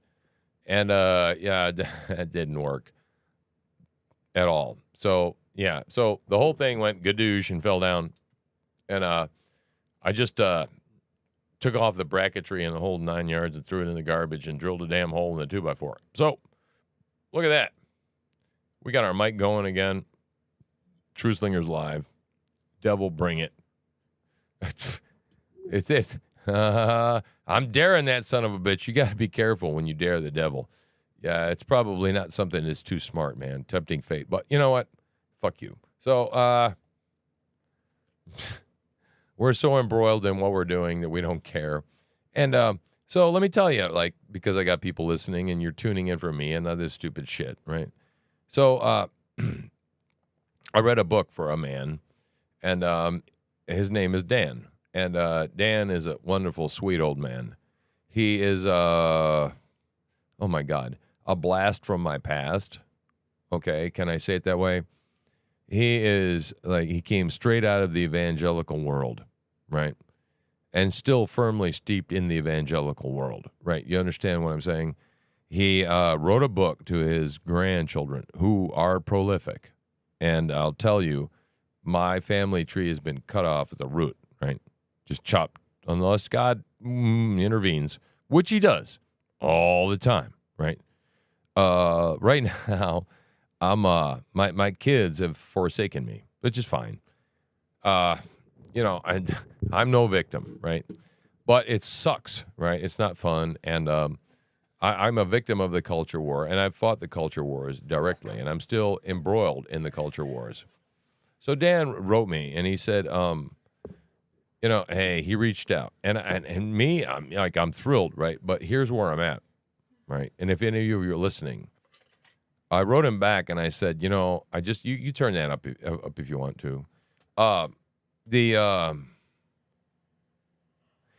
basically told him, man, I walk alone. Okay, I walk alone, and if anyone that comes aside of me and thinks they're going to be my friend, okay, I'm just telling you, but it's not such an easy job. Okay, I'm out here doing my thing, right, and God picked me to do this, and he picked a very strange bird to do the job, right, because he picked a broken man. And I think we're all broken some way inside of us. But the encouraging thing is that we all know God uses the broken vessels, right? That's the cool part, right? No matter how much of a turd bag you think you are, God can use you, right? And actually, God can use you, and he can use you more when you keep on thinking that you're a turd bag. Not in a depressive way, but that you keep the proper perspective between you and a high and almighty holy God, right? Now, I'm preaching now, because that's what I'm designed to do. And God gave me a mic to preach through and burn it up, and so that's what I shall do. And I've got 2 captive audience members here, and so I will tell you, right? And whether that's heaven rejoices, you rejoice, or whoever the hell else happens to pop in here or watch this later, right? Jesus said, I am the truth, I am the way, I am the life. No man comes to the Father but by me, right? Argument over, argument settled. I got that part figured out. Now, where the hell do I fit in this larger, insane world? Well, that's not so easy, right? And so Dan expressed a desire to interact with me. And I wrote him back days late, right? I'm sorry, Dan. And I explained to him, I'm sorry for writing back late, right? But my life has been so overwhelmed and busy in the last few weeks that I don't have much time to write, let alone FaceTime with somebody. Not unless I can bring them on the show and interview them and talk to them, right? And so anyway, I told him kind of what like happened with the tranny and everything yesterday and some other things and odd things. And he wrote back and he's like, I get it, I understand, blah, blah, blah, blah. And he, kind of went away. And that was not my intention, right? So I wrote him back and I said, listen, I really, really, really need friends. I do, right? But I tend to be hard on relationships because time is short. And additionally, the difference between Dan and I was he came from the evangelical mold that I came from, right? And Poppy don't fit in that mold anymore. And I'm not going to pursue a relationship and I'm going to drop an F-bomb, right? It's all going to be over. Or I'm going to take a swig of a beer, or I'm going to light a cigarette and it's all going to be over. Because, oh, shit, he crossed the Rubicon, right? Well, hey, if that's the kind of Christian you are, then get the hell out of here. Okay, I mean, I'm sorry, but I'm just pouring my heart out here, right? We don't have time for that, right? The world is imploding and it's melting. Everything is coming apart, and we're rearranging, as I like to say, the evangelicals are rearranging the silverware in the silverware drawer. It's just a new time, right? Time changes everything, right? So anyway, find me some sort of crap to put up in the meantime, in between all these hearings, would you please? So that these people aren't bored with my preaching, right? So sad, right? But I wrote him a mail and told him perhaps we could be pen pals, because right now at the moment the whole email thing fits with me. Slide me a message, let me digest it when I can. And when I get a break, I'll pour my heart out back, right? But where we're at and the day and age that we live in, I don't have time, and I need to be brief with people because I'm on mission. That's what I wrote him, and I actually made the text red. I'm on mission. For the first time in my life, I felt like God sent me on mission, right? And I have a mission, more so than I ever felt when I sat in a seminary. Do you understand? I hope so. I hope I'm not burning up my breath for no reason, right? That there's somebody that can hear this and can understand that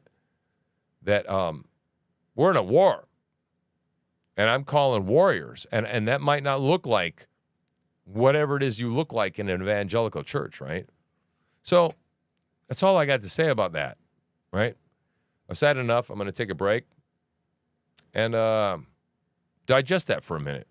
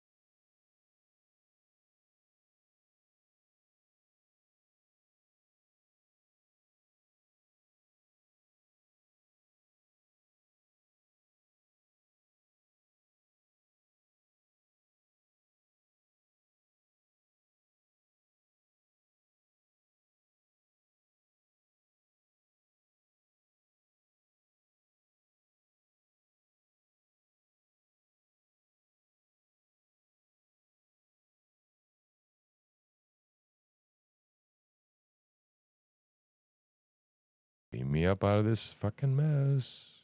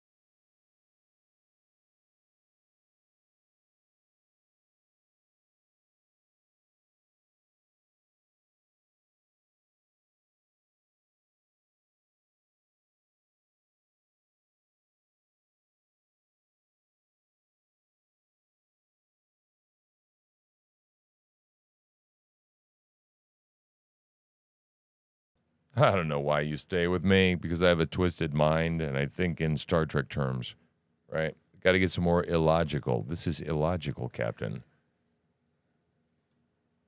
Right?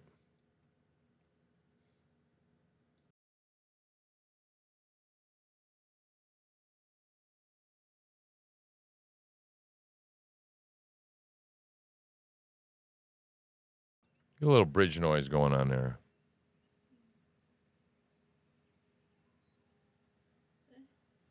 We're just waiting for the hearings to come back. More nonsense.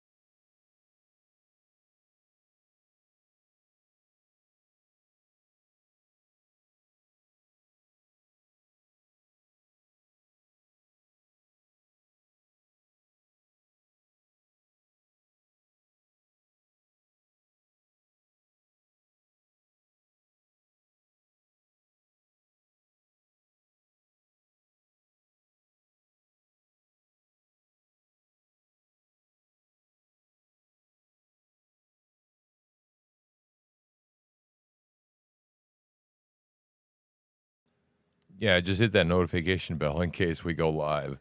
Like exciting stuff like this, you don't want to miss it, right?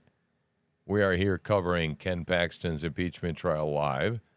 And I don't know. There's not much else going on live, except for I'm doing my work over here, and you're here with me. And we might play some more music later on. I don't know. Just whatever we feel like doing, right? So right now we're listening to Star Trek noises. I'm reading. And I'm just giving you some background nostalgia. Call it a little nostalgia, right? We'll call it that.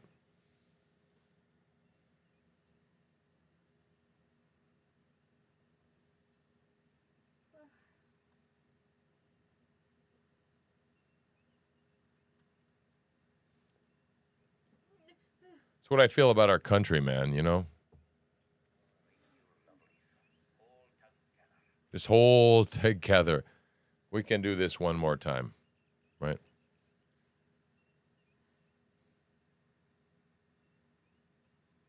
We're going to have to do something soon, though. We're going to have to risk a full power start, I think.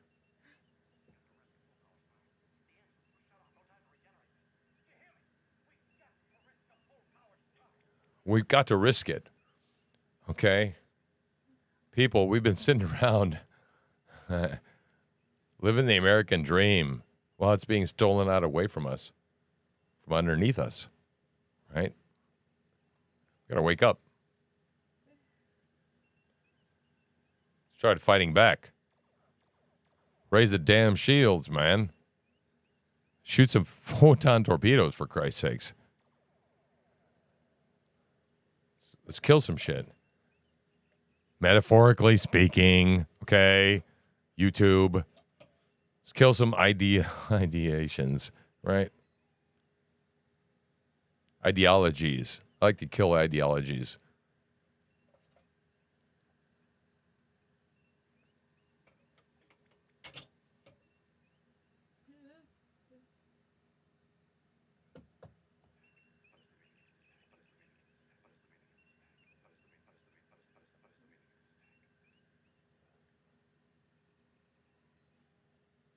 I'm just playing. Because there's nothing else, so I'm trying to entertain you. I'm doing a little tap dancing over here. So, my average view time's going on. That's good, right? People tuning out, leaving me on, going next door. That's cool. I don't care. It's fine.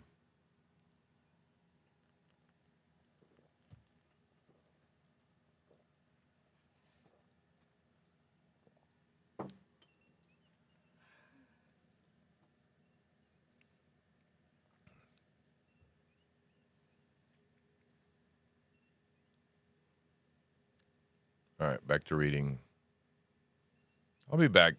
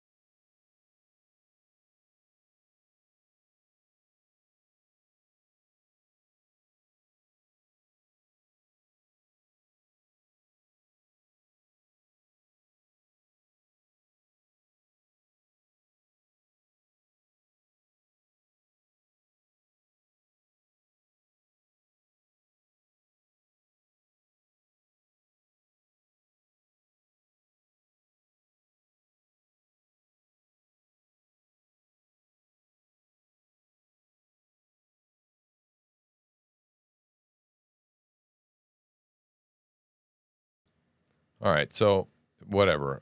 I'm going to read. You can't hear my read. Nope, that's all right. So where we're at in our story is that Darren Bush was a photographer in Las Vegas, of all places. So he wrote a book and telling all about his stories.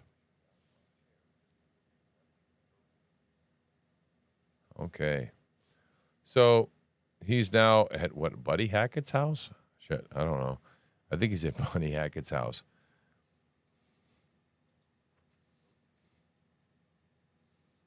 But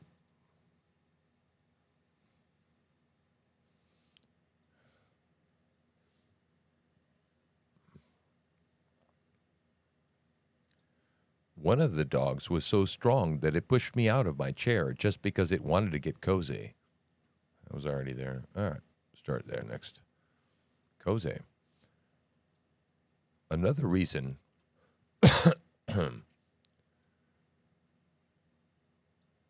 Another reason the waiters enjoyed going into Dick's hotel room was the fact that his new wife was Dolly Reed, a beautiful Playboy playmate. Rowan and Martin's opening act was usually Norm Crosby. He was a master at pronouncing words incorrectly and completely captured Dan and Dick's attention.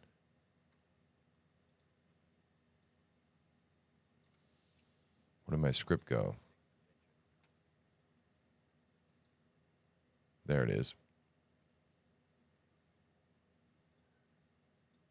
They watched his show every night from backstage and couldn't get enough of his humor.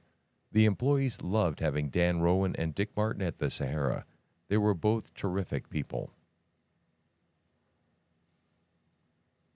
Not like celebrities these days. Right? Celebrities these days suck my balls. Celebrities are not terrific people. Believe it or not. Okay, believe it or not. Believe it or not. Believe it or not. Believe it or not.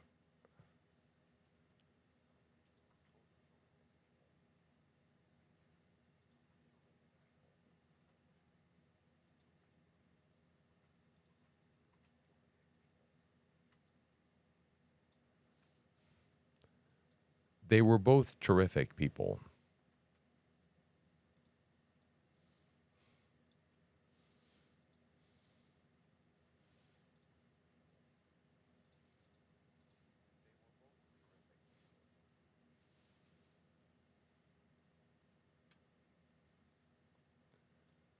Believe it or not, Buddy Haggett was a very deep, emotional person.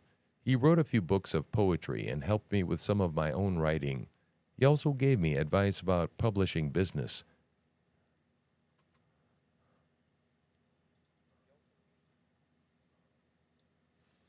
Nope. He also gave me advice about the publishing business. I knew Buddy very well.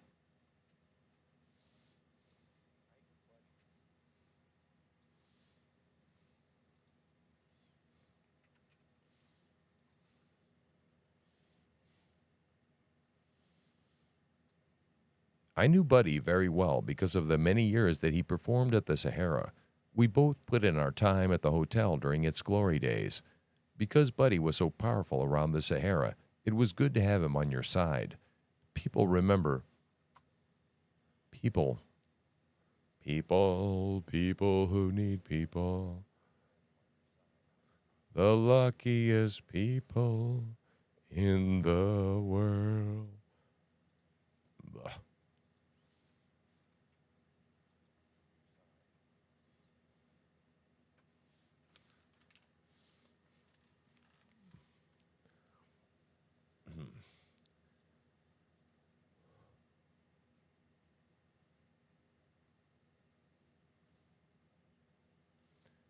People remember Buddy Hackett as...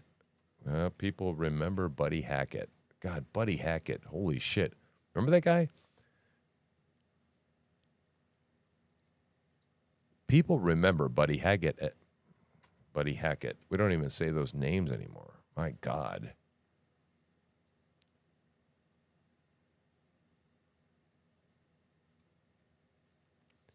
People remember Buddy Hackett as a comedian, but he was also a great storyteller. On stage, he would begin a story, then stop and tell a few jokes. Later in his act, Buddy would pick up where he left off and finish the story. It was a good routine. Buddy's son...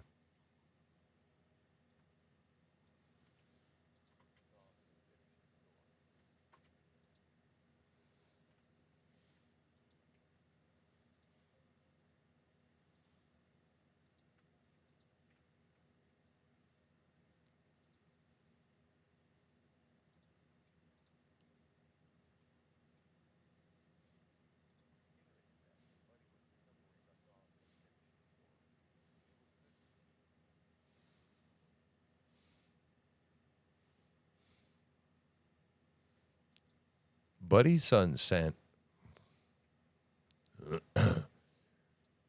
Buddy's son, Sandy, was in his dressing room quite often. He felt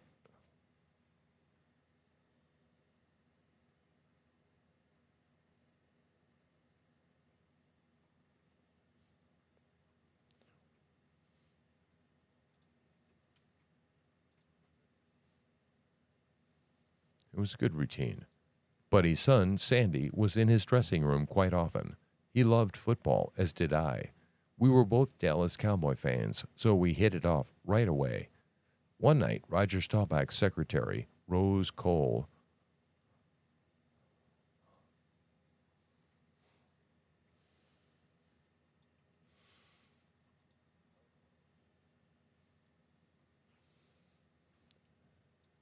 One night, Roger Staubach's secretary,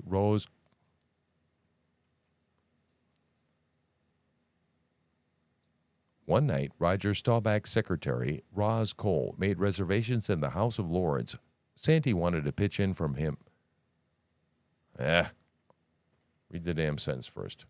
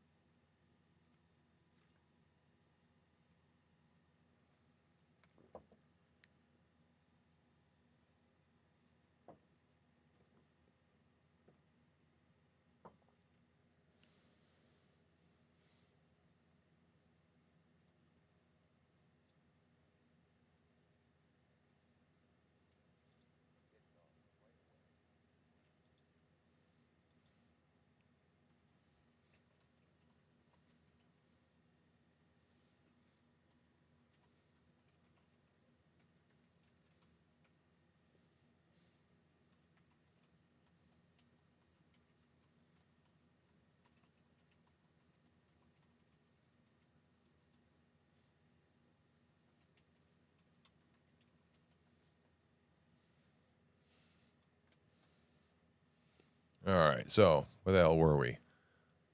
It's good to have you back, D-Dog. Do. Patience and putting up with me. That's about where we're at. Okay, so we're reading about Buddy Hackett. Apparently Buddy Hackett was a nice guy.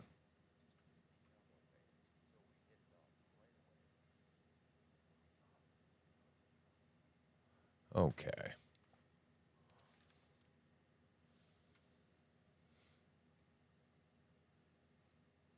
Where are we at?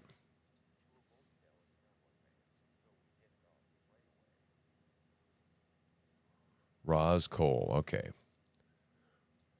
One night, Roger Staubach's secretary, Roz Cole, made reservations in the House of Lords. Sandy wanted me to pitch hit for him, so I went to the gourmet room and welcomed Roz to Las Vegas. Needless to say, Roz and I kept in touch. Debbie and I were then invited to a Cowboys game in Dallas. We happily accepted and attended a Monday night.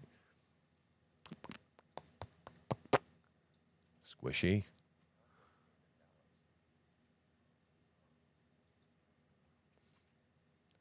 We're on break here, and I'm reading. And we're waiting for the impeachment of Ken Paxton to begin again.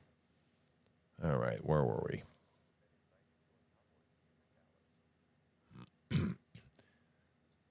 We happily accepted and attended a Monday night football game against the Kansas City Chiefs.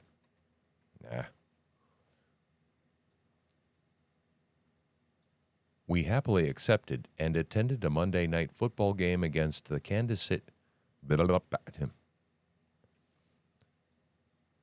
We happily accepted and attended a Monday night football game against the Kansas City Chiefs.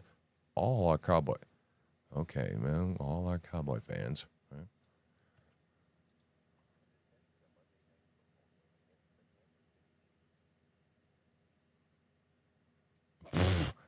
Oh my God, dude. Ted Nugent. Shit. Ted Nugent is my war cry. I grew up with Ted Nugent, man. Cat scratch fever. As a matter of fact, let me see here.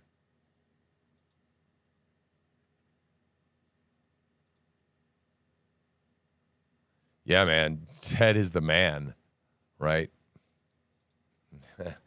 I'd vote for Ted Nugent for president, man. There's no wild card like that. Come on, right? Let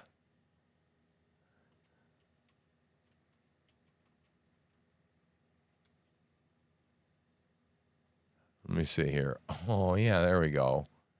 Okay, let me see. I can do this. Yes, I can.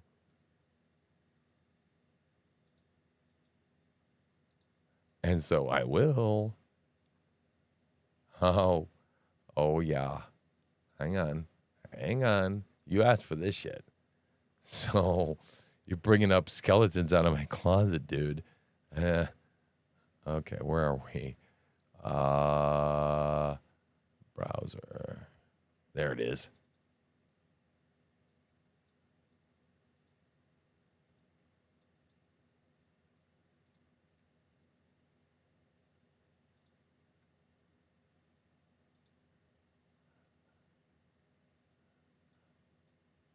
All right, let's see how this goes.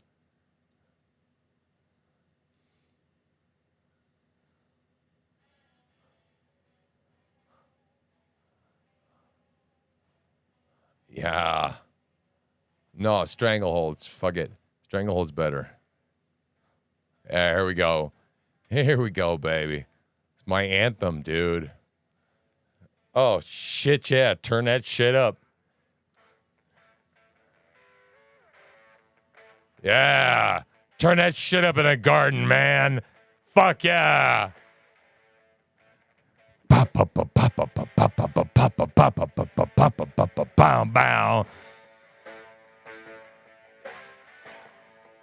Oh, yeah. Oh, baby.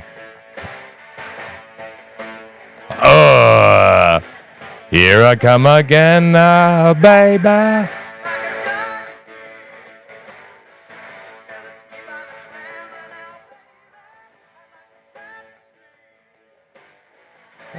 I've been so long, you know I'm here to stay.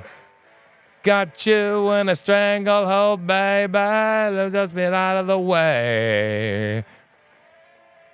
Here we go.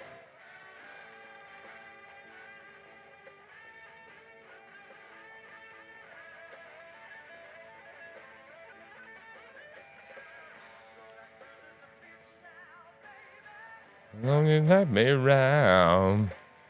And if a house gets in my way, baby, you know I'll burn it down.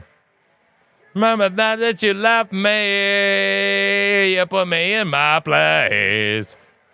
Got you in a stranglehold, baby. You better let you know. Guitar, man. Guitar solo. Meow, meow, meow, meow. Meow, no, no, no, no, no, no, no, no.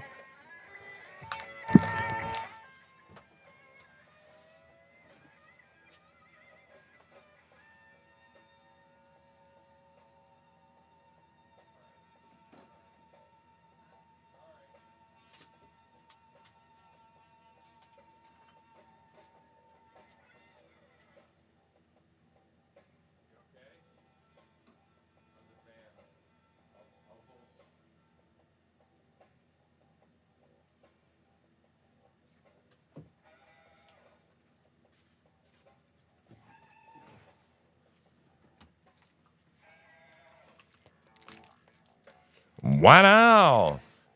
And then an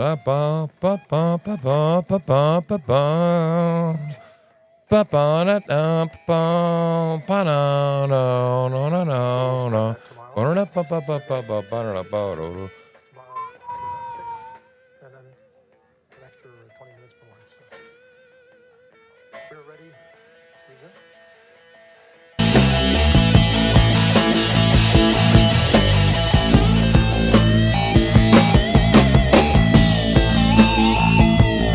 Uh-oh.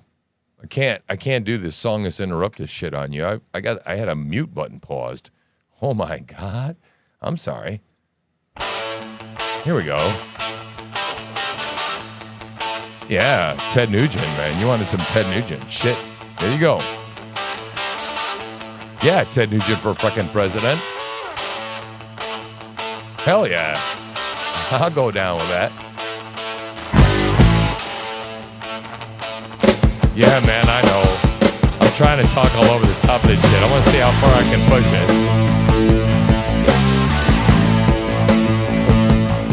I'm just trying to see how far I can push this shit.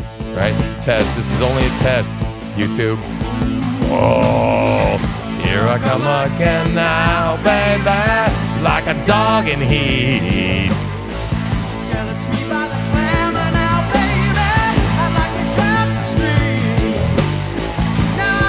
For so long, you know I'm here to stay.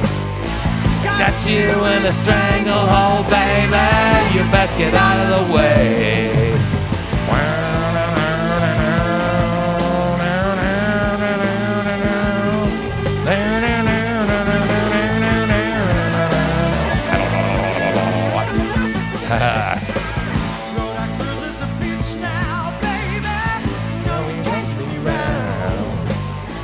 And if a house gets in my way, baby, you know I'll burn it down. You remember the night that you left me, you put me in my place. Got you in a stranglehold, baby. You gotta cross your face. All right. Now you got me fucking ramped up, dude. You got me all fucking ramped up, right? Okay.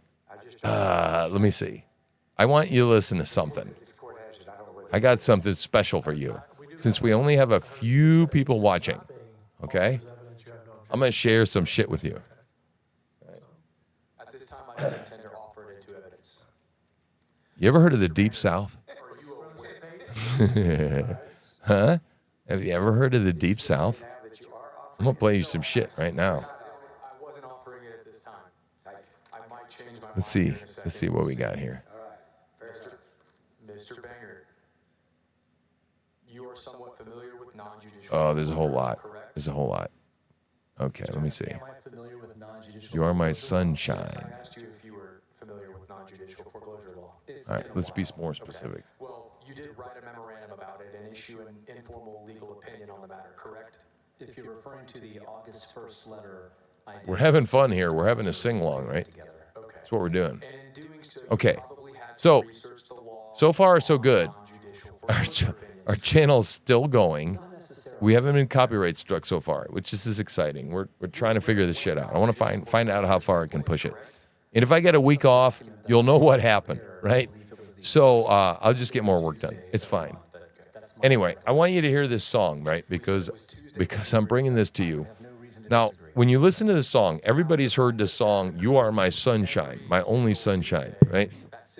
Everybody's heard this song, right? But I want you to listen to it with new ears, all right? I want you to listen to it from the standpoint of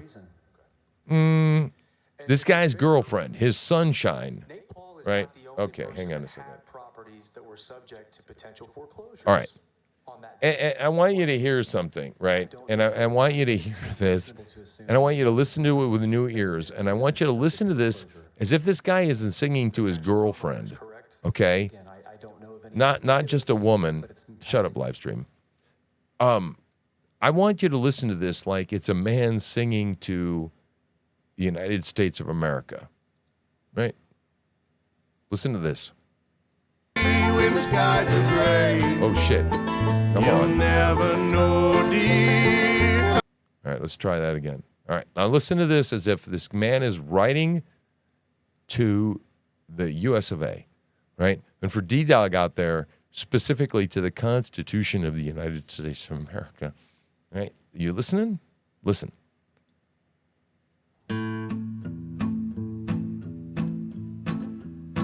The other night, dear, as I lay sleeping, I dreamed I held you in my arms. But when I awoke, dear, I was mistaken. So I bowed my head and I cried. You are my sunshine, my only sunshine. You make me happy when the skies are gray. You'll never know, dear, how much I love you. Please don't take my sunshine away. You listening? Don't take my fucking sunshine away, you bitches. 'Cause you'll fucking regret it. You'll never know, dear, how much I loved you. Please, for fuck's sake, don't take my sunshine away. All right? I'll always love you and make you happy. If you would only say the same. But if you leave me to love another, you'll regret it all someday. You are my sunshine, my only sunshine. You make me happy when times are gray. You'll never know, dear, how much I love you. Please don't take my sunshine away. You listening? Musical interlude, here we go.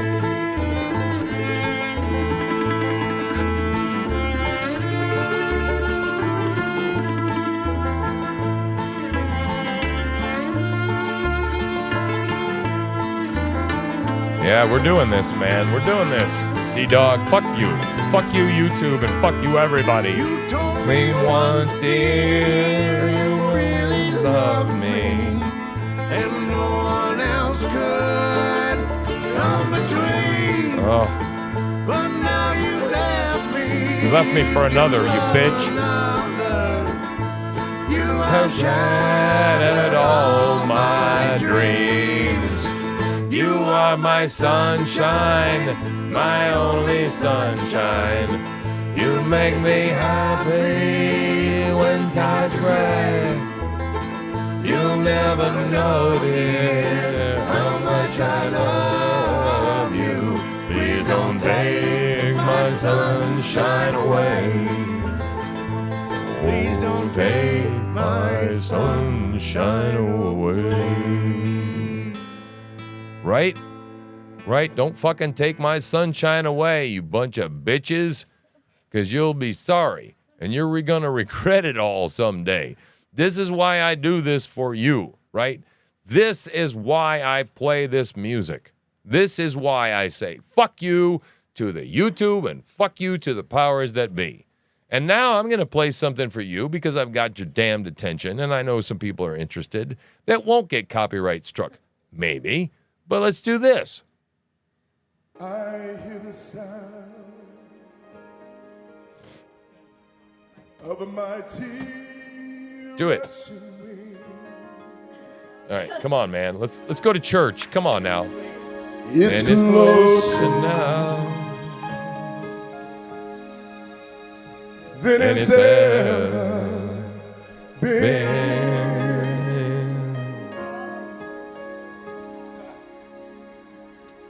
I can almost hear the trumpet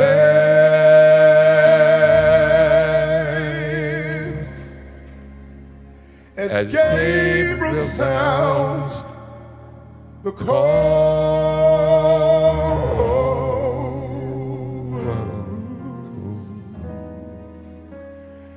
And at the midnight hour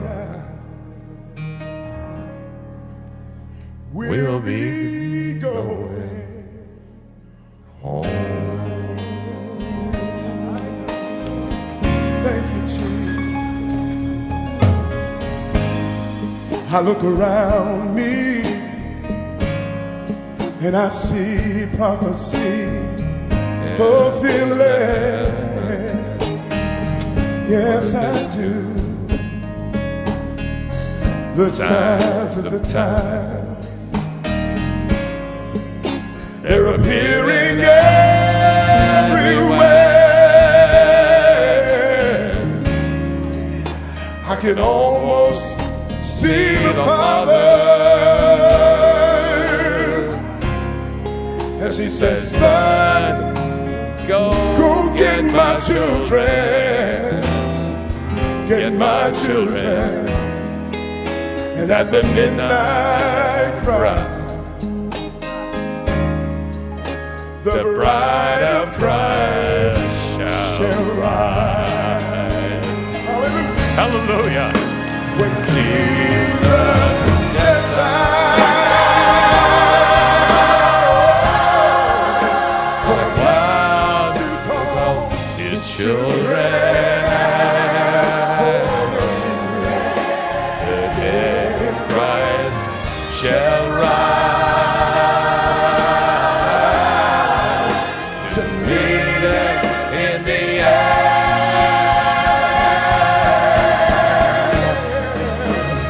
and those that remain. I don't know about you. I'm going to be quickly changed. I'll be quickly changed. Oh, at the midnight cry, we'll be going home. We'll be going home. We're going to go home. I look around me and I see prophecy fulfilling. It won't be long now. The signs of the times, they're appearing everywhere. Yes, I can almost see the Father as he says, son, go get my children, get my children. And at the midnight cry, hallelujah, the bride of Christ shall rise. Just get ready when Jesus steps out on a cloud to call his children.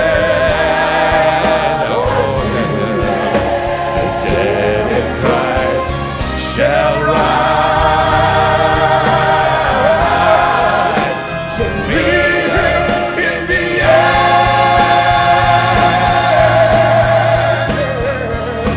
And those that remain. I don't know about you, but I'm gonna be changed. Yes, I will. Is at the midnight cry.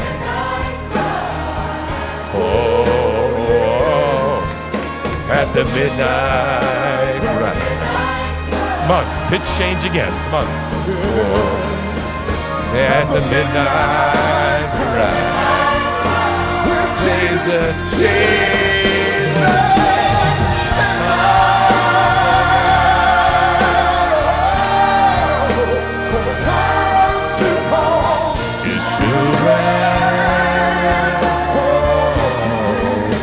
The dead in Christ shall rise to meet him in the air. Still that remains.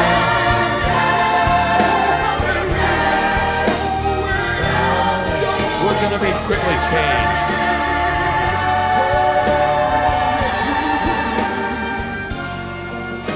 At the midnight cry.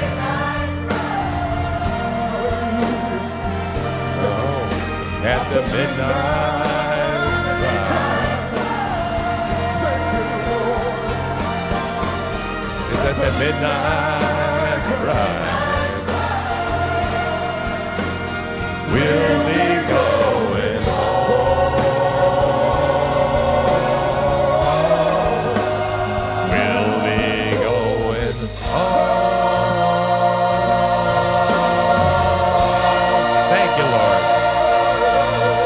Thank you, Lord. Thank you, Lord. Jesus. Oh, God, thank you. Oh, shit.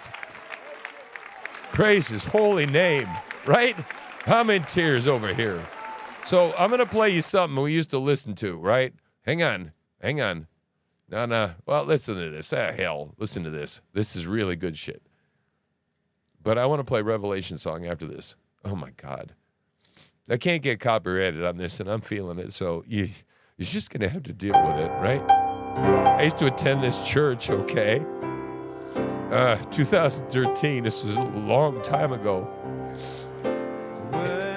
Peace like a river attendeth my way, when sorrows like sea billows roll, whatever my lot, thou hast taught me to say, it is well with my soul. It is well with my soul. It is well with my soul.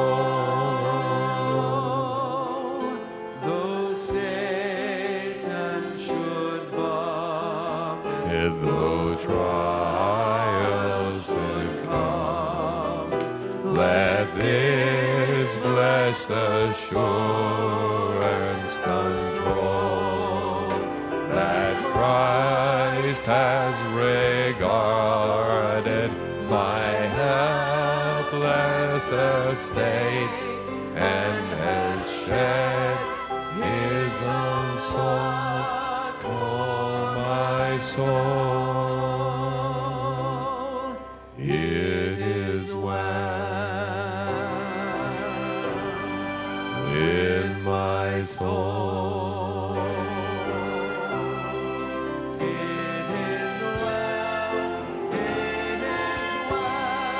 With my soul, in all the bliss of this glorious thought, my sin not in part, but the whole, not in part, but the whole, boys, to the cross. And I bear it no more. Praise the Lord, oh my soul. I sing like shit to this, I'm sorry. It is well with my soul. It is well. It is well with my soul.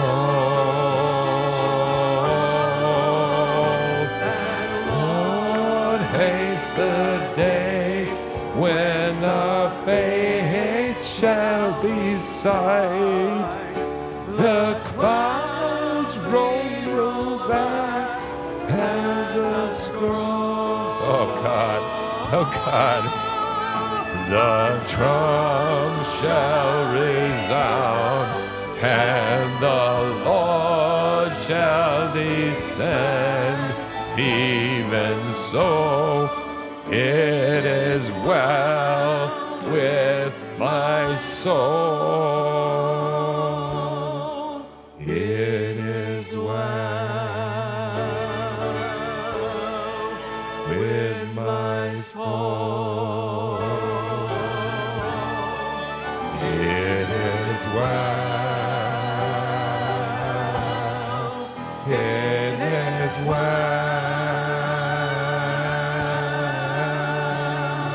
with my soul. It is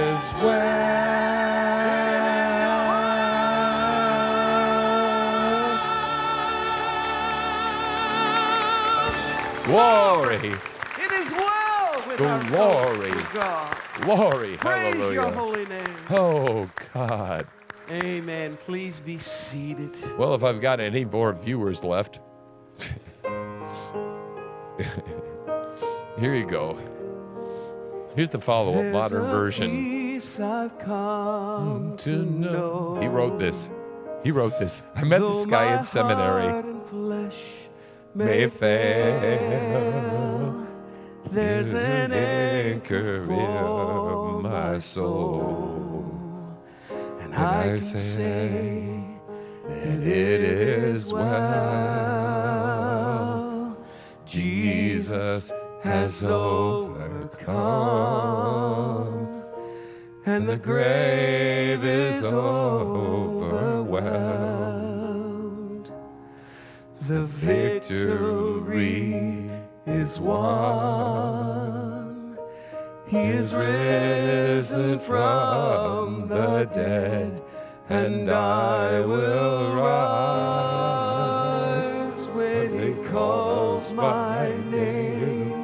No more sorrow, no more pain. I will rise on eagle's wings before my God. Fall on my knees and rise. I will rise.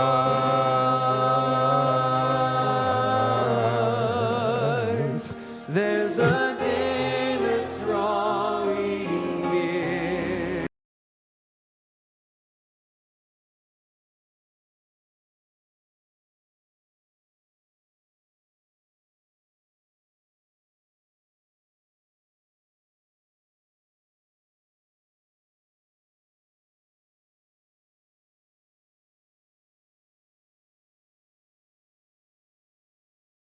Overcome, and the grave is overwhelmed. The victory is won.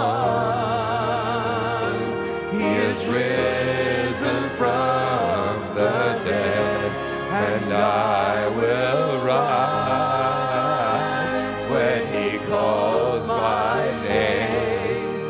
No more sorrow, no more pain. I will rise on eagle's wings before my God. Fall on my knees and rise. I will rise.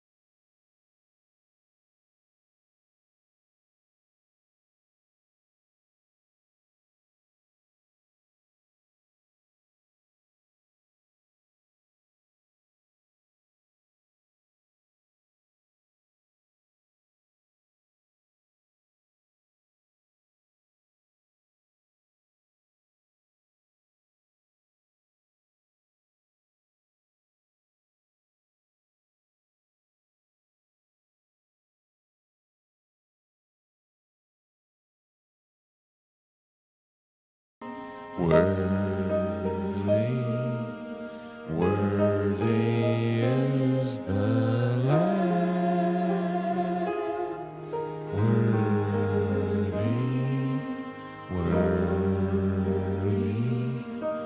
Worthy is the Lamb. I will rise.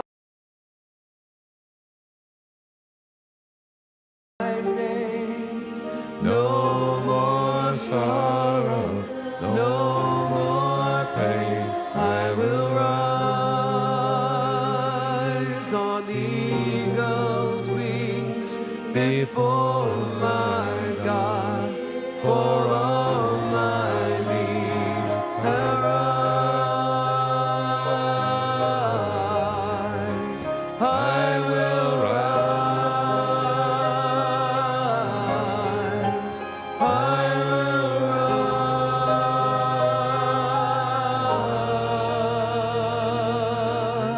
Oh God.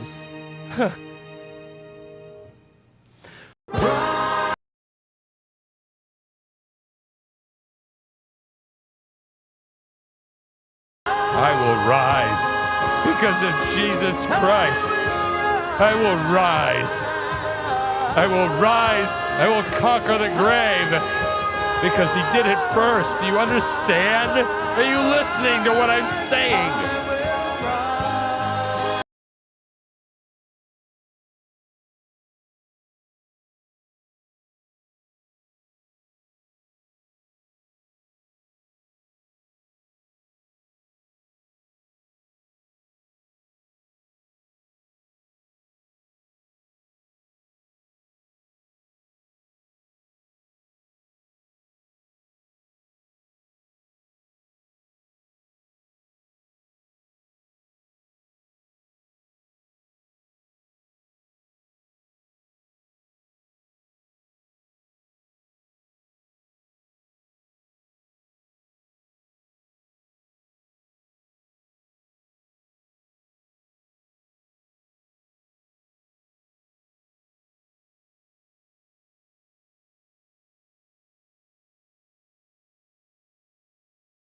Glory, glory, hallelujah, to the Lamb. hallelujah. Bless your name. Seriously, Praise man. your name. Praise your holy name, man. Oh my God. All right. So, like, I don't know if anybody's still listening right at this point because I'm like blasting the gospel shit, but I don't care, man. If this is a podcast for one, I don't really give a shit, right? And so yeah, let's see what's going on. Well, we still have like 3 concurrent viewers. Holy God, look at that, right? Oh, echo. Okay, I got an echo. Right. Right, got it. Thank you very much. Let me know if this goes away. God, I'm still trying to figure out how to work this dang thing. Yeah. Let me see. All right, put the Mr. ice cream Mateer, up that a this minute. would be an appropriate way to handle this. Okay, so you and Mr. Mateer were both of agreement to do that. We were in agreement to do this. All right, I want you to flip to the second page of that correspondence. You would agree that, and Eric, if you would do the same, you would agree that that is the letter that Jeff Mateer provided to terminate Brandon Kamick's employment, right?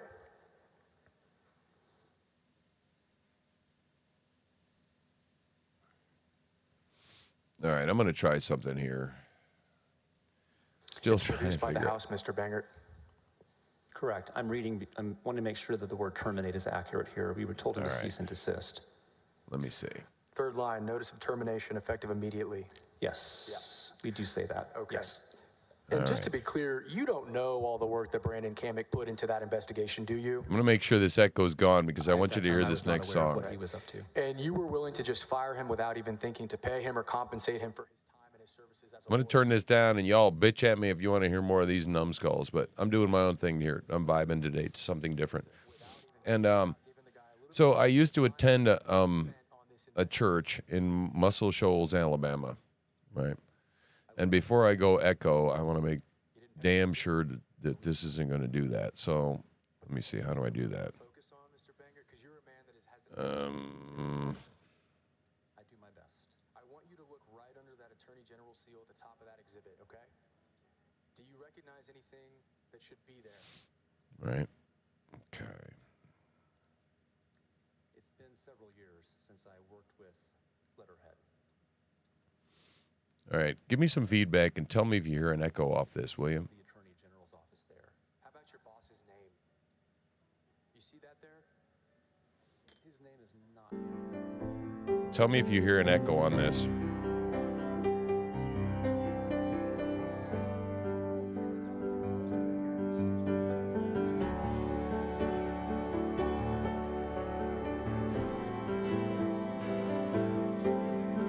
What are you hearing over there? Give me some feedback. I can't get too many monitors going this way because then I'll start to confuse myself. And Mama decided that she's going to go take a nap, so. Where am I at? Oh, Lord, I get so mixed up sometimes.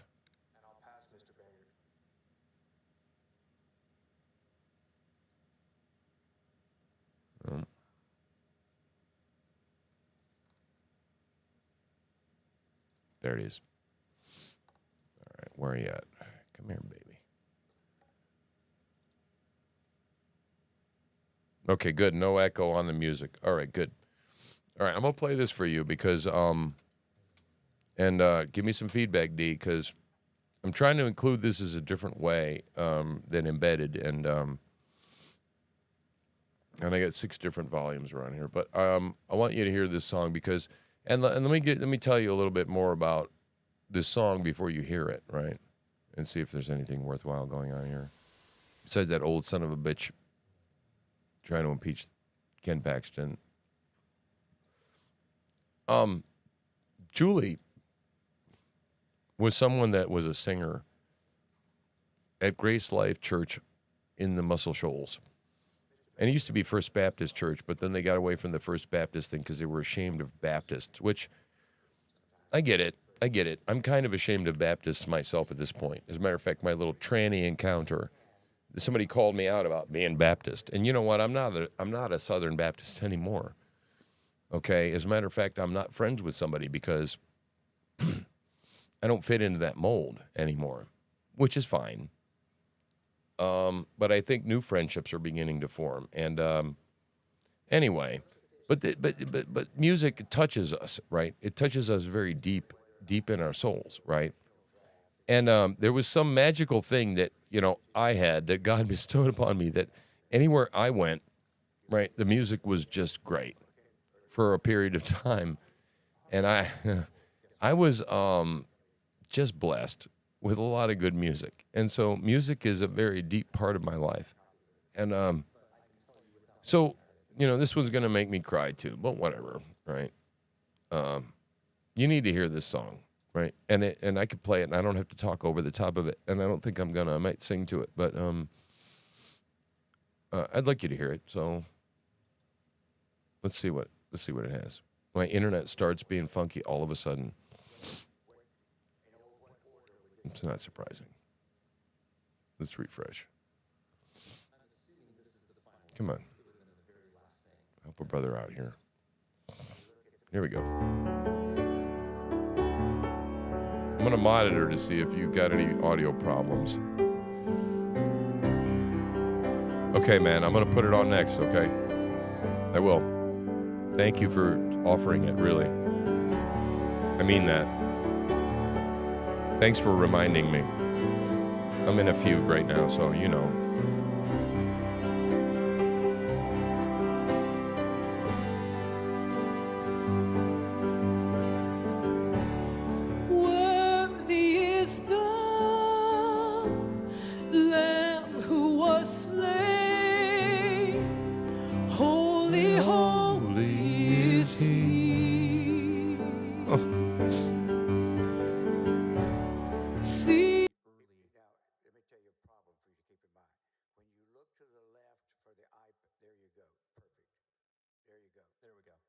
Mercy seat. Oh. The sentence that begins with "we conclude." Would you highlight for me, Stacy? Read this paragraph out loud to the jury, please. Yes. We conclude that a foreclosure sale of residential or commercial real property constitutes a service to which no occupancy limit applies under Executive Order GA-28, and local governmental bodies therefore lack authority to restrict in-person attendance at these sales. All right. Now, at that time, what was the legal basis for you concluding that there wasn't a restriction and that it could be conducted? It was GA-28, the governor's order. All right. And what was it about GA-28, the governor's order? And I may have a copy there. I couldn't locate it on my desk. If somebody finds it, they can bring it up to me. But what was it about the governor's order, and when was that order that you concluded would allow essentially the foreclosure sales to go forward, particularly outside? I will adore you, my lord. I will adore you. Exceptions in the governor's order to in-person gathering restrictions. And I adore no one. I'm going to mark this as an exhibit number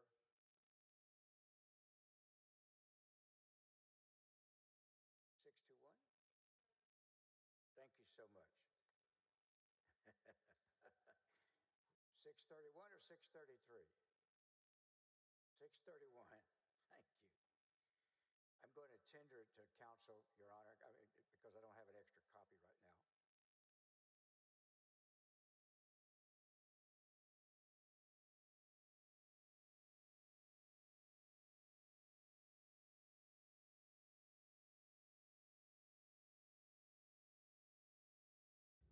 No objection, Judge. 631 shall be admitted into evidence. Thank you, Your Honor. Do we have a copy by chance for the court to have up there? It's always nice for the court to have a copy.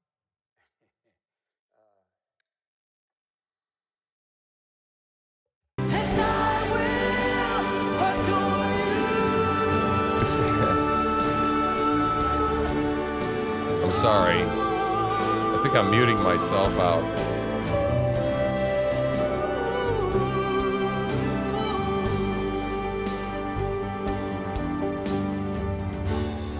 Filled with wonder, awestruck wonder at the mention of your name.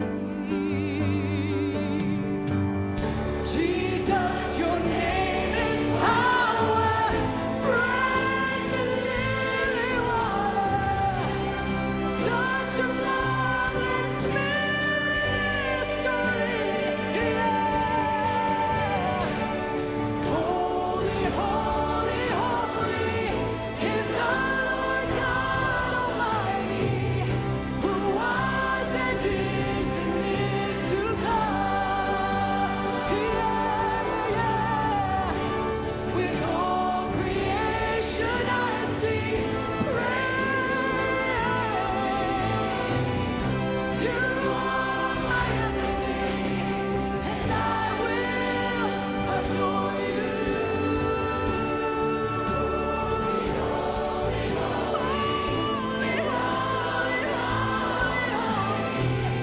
Who was and is to come. With all creation I sing praise to King of Kings. You are my everything, and I will adore you.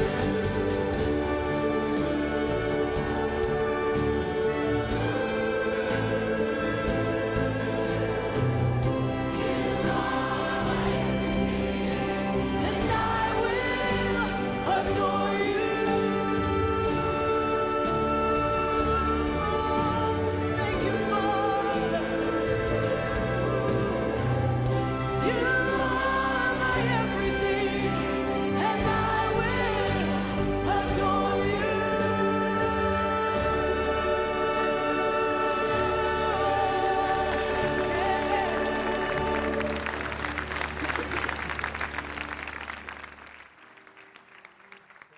All right, man. Hopefully I didn't screw that one up for you too bad. Apparently I did. The channel is coming in on the same channel and apparently is mixing in with my mic. Right? So every time I mute my mic, apparently it's going out. So I'm just going to have to bring this into the OBS in a different way for the future so that I don't run into this frustrating problem while somebody's in the middle of worship. I can't imagine, man, I hate...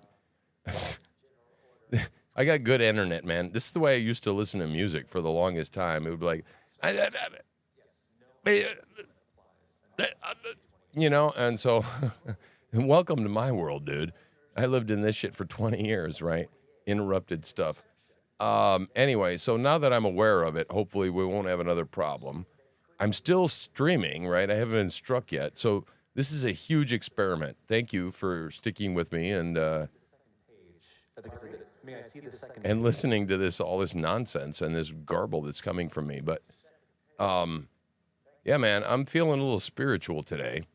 And if you landed in the wrong place, I don't know, maybe I'll take you to church, maybe not. But I'm playing some music today because I'm feeling it, right?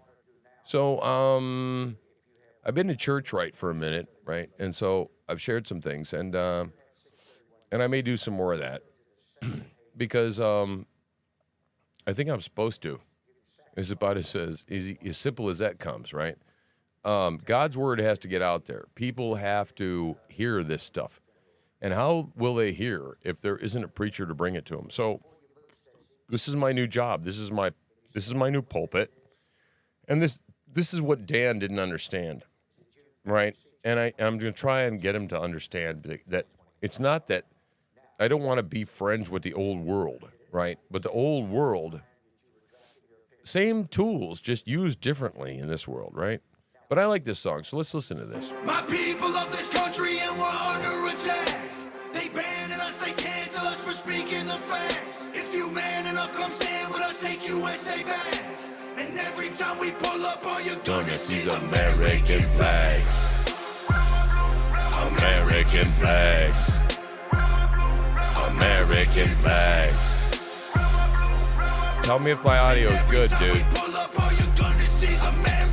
I ain't never gonna pretend that I give a damn. Anybody who's offended, come get it, we throwing hands. Anybody not trying to make America great again. You a punk, you a clown, better know where I stand. I'm the white boy with the middle fingers in the air, dog. We don't give a what. 100 white boys gonna hold me down anywhere, dog. We think that you suck. My patriots, the craziest. Nice, I'm hoping I'm helping you in your garden today, right? My job. Take care of them plants, man. You're gonna feed all of us. But it's pretty hard to tell if you're a girl or a they, them, there's these, that, those. I ain't never gonna take a knee for the anthem. Smack them, I don't give a damn, can't stand them. Gang full of randoms, fan with a handgun. Run up in your mansion, leave it all abandoned. I was raised to be brave, to the grave, United States. We love the country that they've been corrupting. Go woke and go broker if you ain't awake. My people of this country and we're under attack. You listening? Speaking the facts. If you man enough, come stand with us, take USA back. And every time we pull up, all you're gonna see is American flags. Revolute. American flags. American flags. And every time we pull up, all you're gonna see is American flags. Draco, leave you stankin', break your ankles. I'm not hearing what you saying. Hit the pavement, now you seeing angels. It get dangerous, go against the Patriots. Got all the bangers. Take a look inside my closet. You gon' see way more than hangers, hammers, like I do construction. Ammo, I'ma shoot at something. Why you think we own these guns? So we could just go do some hunting. You must not pay close attention. Government, they want division. Only treason if you lose. I guarantee we come out winning. Let my flag fly high like eagles. I would die for all my people. You can't change me with procedures. I'm about freedom, you about evil. Leave you hanging from the ceiling like chandeliers in cathedrals. Never have the safety on, and when we run out, we just reload. My people of this country and we're under attack. They banning us, they cancel us for speaking the facts. If you man enough, come stand with us, take USA back. And every time we pull up, all you're gonna see is American flags. American flags. American flags. I don't know how long we're gonna be here, but we're just doing it anyway, right? Every time we pull up, all you're gonna see is American flags. Every time we pull up, you see stars, you see stripes, you see flags on the cars and the trucks and the bikes. Every time we pull up, we go hard, we outside, we got flags on our arms that are tatted there for life. Every time we pull up, we don't care if you mad, we cherish this land. Oh, nice. The haters can't get buried. Queuing you up, D. They set fire to old glory, turning fabric to ash. But every time we pull up, all you're gonna see is American flags. American flags. American flags. And every time we pull up, all you're gonna see is American flags. Uh-oh.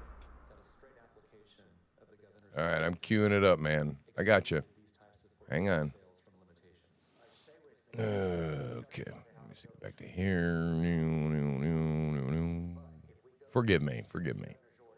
Where in there does it point people to the legal basis you made for your original order? Paragraph 1A. All right, here, let's try this. How are you? Very excited. Good. And what's your name, please? This is from our moderator, D-Dog, man. The Devil Dog. And he wanted to share this with us, so I'm going to play it because I'm polite. My name is Malachi. I'm 13 years old, and I'm a singer from London. Ooh. Okay. Are you 5x5 out there, So D-Dog? this is what you want to be full time. Yeah. That's why you're here. Give me some mic language. No more questions, I promise you. Good luck. Uh-oh. Oh, please be good.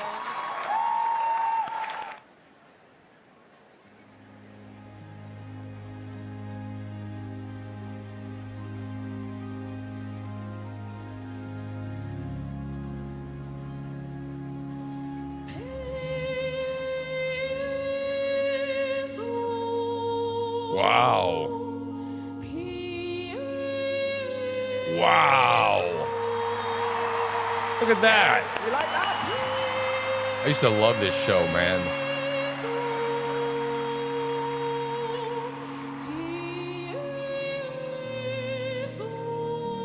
Very nice. Wow. Wow. Beautiful. God, that's beautiful, Dee. I went to England, I listened to Evensong. Young boys' voices are gorgeous.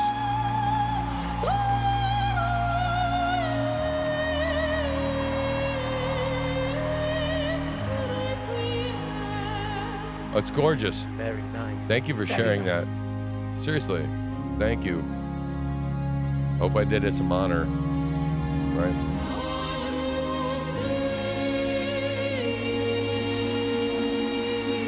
Imagine him singing Ave Maria.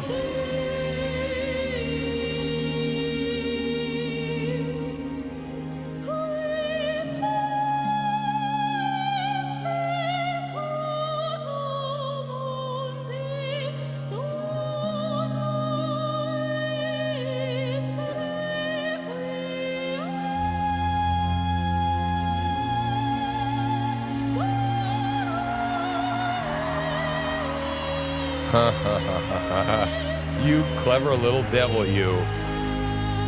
Aren't you beautiful? Look at you.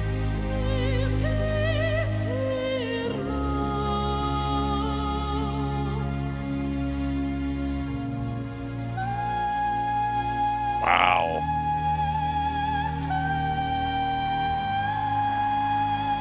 Wow. Can you imagine what heaven's gonna be like? Seriously, dude. Wow. That was beautiful. I don't know why I want to listen to the package behind it, but God, man. D, that was beautiful. Thank you. God, that was gorgeous, man.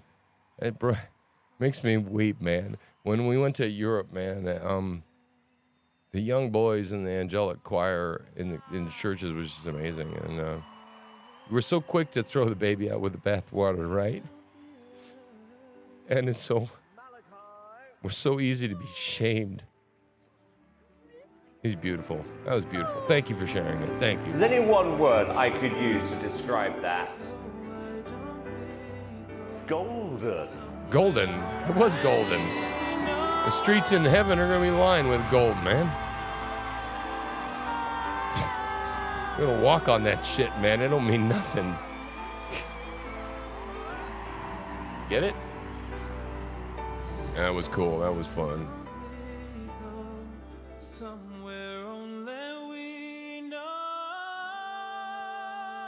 All right, enough of that shit.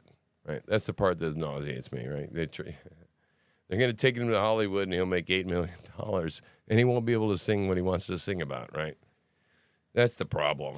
That's the sad part. Right, but that was great, man. That was really cool. Right, so let's watch something else. What do I got queued up?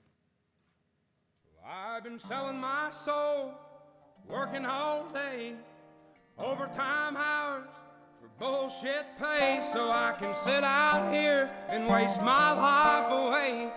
Drag back home and drown my troubles away. It's a damn shame what the world's gotten to for people like me, people like you. Wish I could just wake up and it not be true, but it is. Well, it is living in a new world with an old soul. These rich men north of Richmond, Lord knows they all just wanna have total control.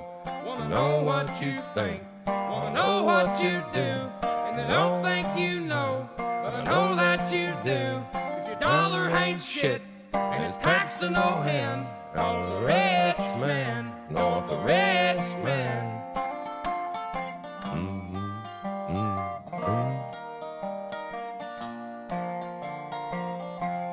I wish politicians would look out for minors, Not just minors on an island somewhere. Lord, we got folks in the street, ain't got nothing to eat, and the obese milking welfare. Well, God, if you're 5'3" and you're 300 pounds, taxes ought not be paid for your bags of fudge rounds. Young men are putting themselves 6 feet in the ground, 'cause all this damn country does is keep on kicking them down.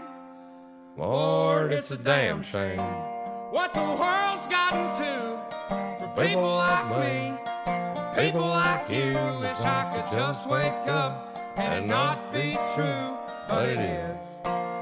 What it is, living in a new world with an old soul. These rich men north of Richmond, Lord knows they all just wanna have total control. Wanna know what you think, wanna know what you do, and they don't think you know, but I know that you do. 'Cause your dollar ain't shit, and it's taxed to no end. Cause a rich man, north a rich man. What a beautiful song, man.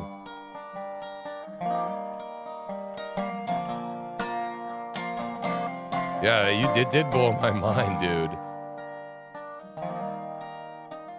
You're right, it did.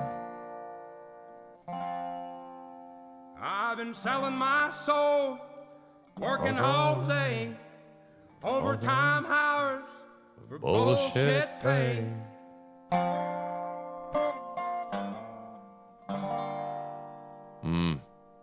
That's art, man. That's music, dude. That is artwork, right, man? That is art, right? When something has to come out of somebody because it just has to come out of somebody. It has to come out of their old pie hole and their soul, right? So, yeah, we're doing this, man. We're still doing this. Let me see. So let's check in on the impeachment. What the hell? That's what we're supposed to be Now doing. we're taking a break because... We're taking a break. What the hell? Shit. A bunch of useless people.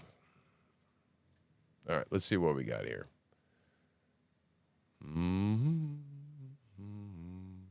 Yeah, I got to figure this sound coming in on my same microphone channel. It's a pain in the ass. Got to figure that out. Hey, who's not going to stomp all over us for trade or copyright protection, right? That's the question, right?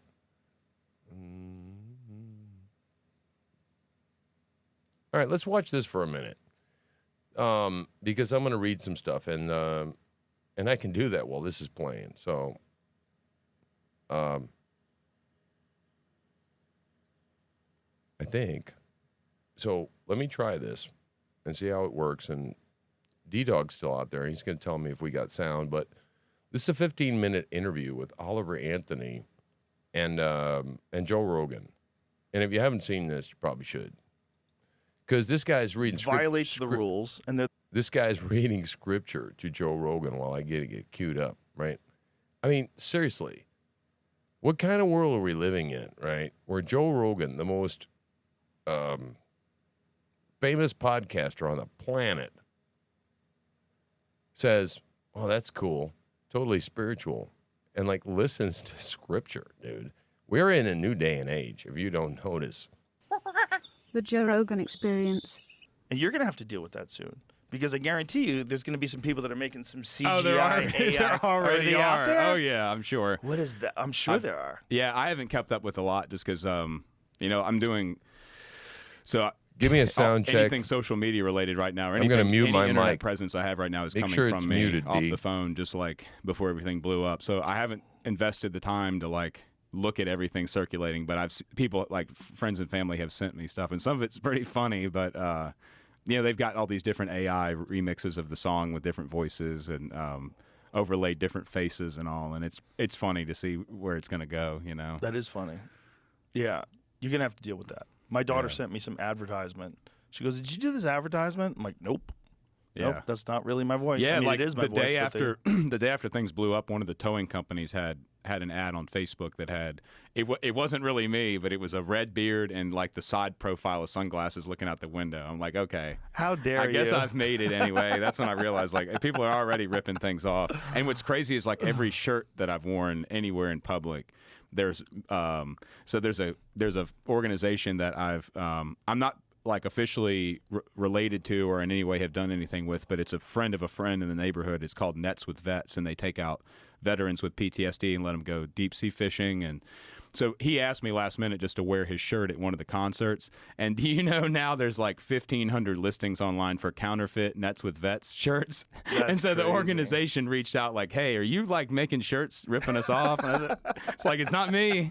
So it's like, it's a weird thing. But yeah, I've already experienced a lot of that stuff. Not so much on the AI side, but just, I don't know, the internet's just such a rowdy place, Oh, it's so rowdy. The world's a rowdy place.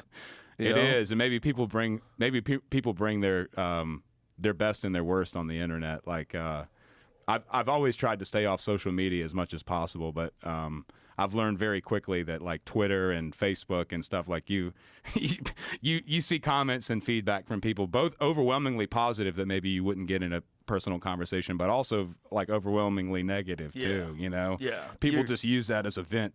They just take whatever seething hatred they have inside of them. They're like, "Oh, I'm getting that guy with it," If you had a song just about love that resonated like that, it would be almost impossible to hate you. But you have a song where you're talking about how people are fed up with shit, and it obviously resonated. I mean, I've seen songs go viral, but that's pretty bananas, son. Your shit went to the moon right away. And God, I'm not sure who sent it to me. I'll have to find out who sent it to me, because it's one of those things where like once one person sent it to me, then it was like dozens of people were sending it to me. It's funny because originally that song wasn't really even in my top 5. Like, it's not normally the type of song. I've written songs with similar messages, but as far as that sort of like, I guess, anthem format is what people are calling it. It's like an anthem. Like, that's not something I would normally write, but it's an unlikely anthem. Yeah. Insane times. It would be an unlikely anthem. Yeah, I had no idea that song would react the way it did. At least in my case, I think the one thing that's helped me too is that my singing isn't the best, but I've never had any like vocal lessons or anything. So the way I sing is just the way I sing. And so like, I think even the same way with her and other people, it's like, it's maybe rough around the edges. It could be a little pitchy, or it's, you're not using the right part of your face when you project and whatever. And so like on paper, things aren't quite right, but I guess to another human, it's like, it sounds right. Cause it is what it is, It's authentic. Yeah. Yeah. I don't think there's any right way to do anything. I mean, it's like you see it in everything. There's a person who violates the rules, and they're the best at it. and then the rules almost morph into whatever that is. Like, it's funny, like with music. Yeah, music has, country in particular, but music in general has gotten way too wrapped up in like this algorithm of how many beats per minute it needs to have, and how many verses, and how they need to be layered. And it's like they've almost created this sort of like industry standard like OSHA rule book of how music needs to be performed. And so like you can only do that so many thousands of times before people are like, okay, what else is there, Well, people like that too. That's the thing. There's a lot of damn people. There's a lot of people. The problem, I think, with a lot of people is they want you to like what they like. And if you don't like what they like, what you like sucks. It's funny like that, man. We're so tribal. We are tribal with our cell phones.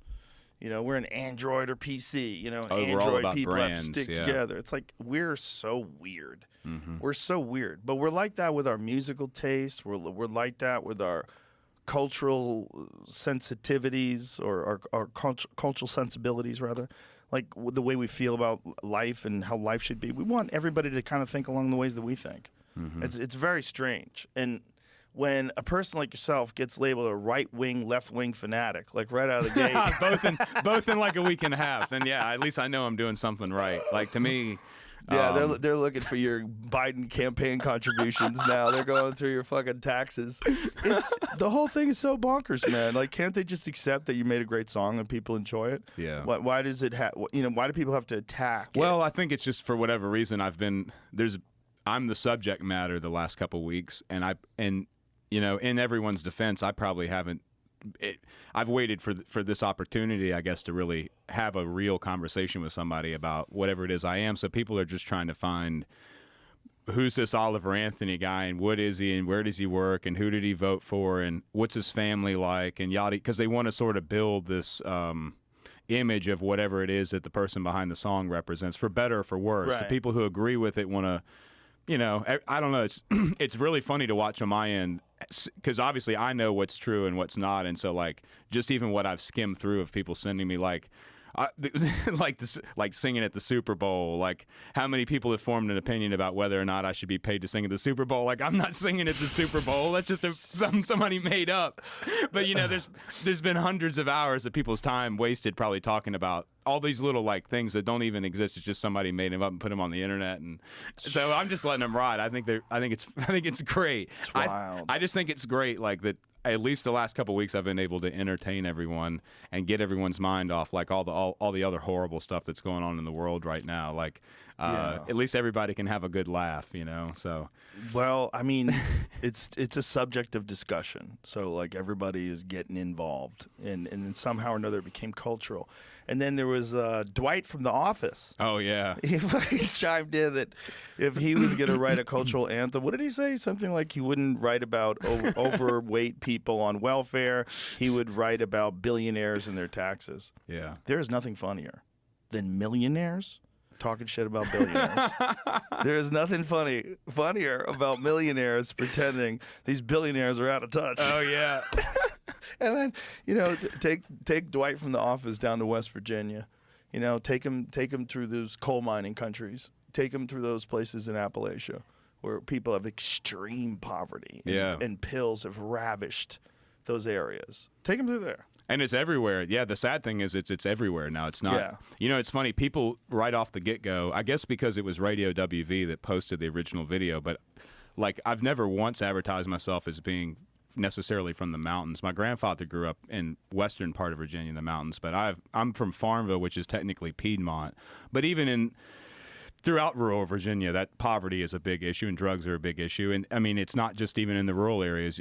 You go into downtown Richmond or any downtown anywhere for that matter. It's almost like these problems exist everywhere now and I mean, obviously they are because that's why the song resonated the way it did. The problem for me was I knew that I needed to do this. Like I knew I needed to.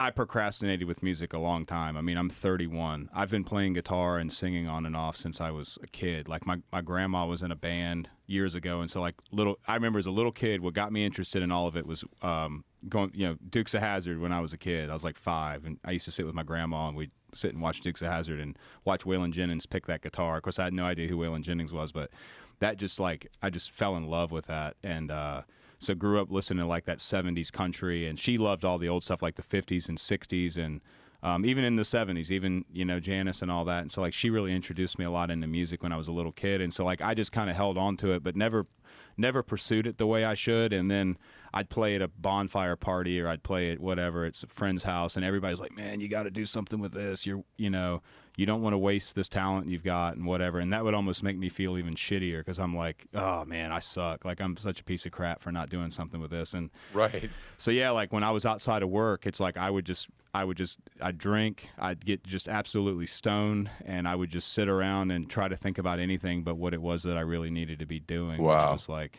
and so it's kind of like funny, but that's ended up what kind of sparked me into like writing all these songs and doing all this stuff, because it's like I don't know, just like with you, probably Broken with vessels, what you man. do It's a jiu-jitsu or broken whatever. vessel It's right like here. for me, songwriting is, it gets my head, like you said, getting your head clear, you know, because that's all you can. Songwriting is interesting for different people, but now that I've been in the industry for 2 weeks and I've talked to like, Now that you've been in the industry and conquered it. Now that I'm an industry expert, it's like some of the other musicians I've talked to, like the people I've looked up to over the years, they experience this too. But certain people, when you songwrite, it's a very, it's dramatic. Like, all right, I want to play you something. So listen up.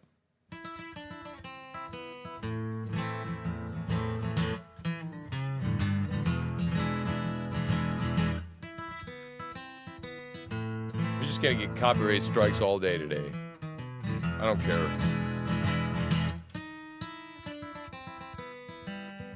Here we go, Broken Cowboy.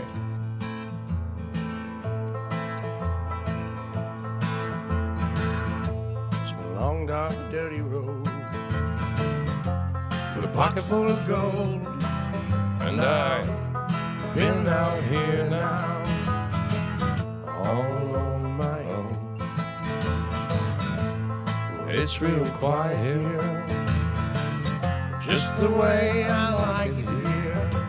There's no one to bother me except bum bum. In 1955, born into Adina's pride, I laid my head on that Milligan Creek bed. When I was a young man, oops, I helped build this land. Oh, I laid down this rails as a CPR man. Thought I'd live forever with my heart in my pocket and my gun by my side and my feelings in a locket. I was a cold year in 77, but I married my wife.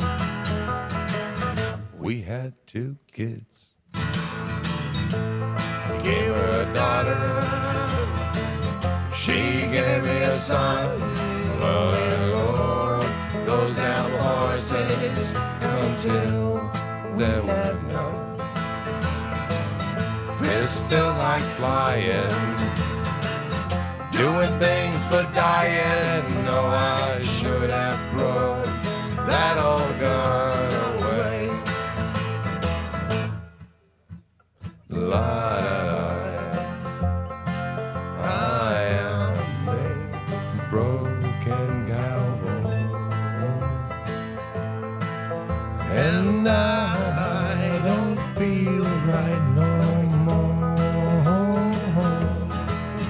'cause I am a broken cowboy.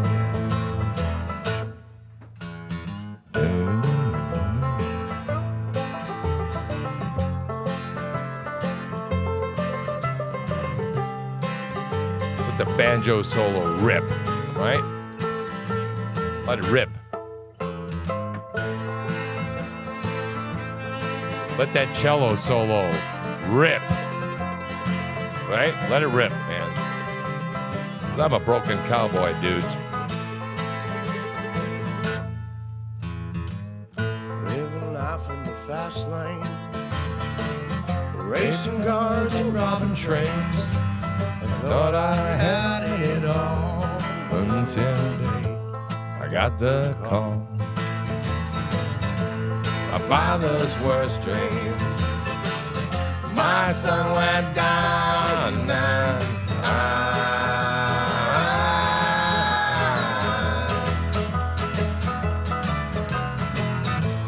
the colors deceive me as I see gray. Oh, yeah, cut me down with those cold words you're saying. You used to call my brother, This can't be so because you slander my name. Everywhere the wind will blow.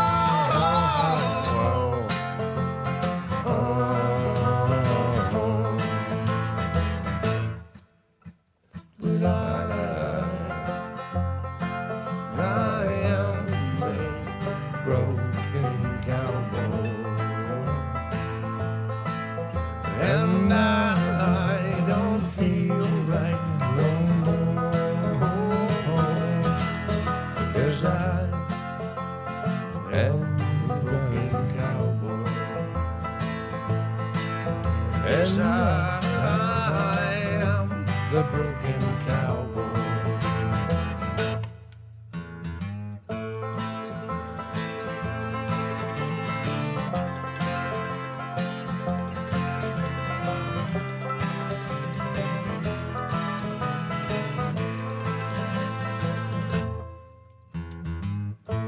It's a long, dark, dirty road with a pocket full of gold, and I've been out here now all on my own. Well, it's real quiet here, just the way I like it here. There's no one to bother me except that old haunting tree. That old damn haunting tree. Oh, God.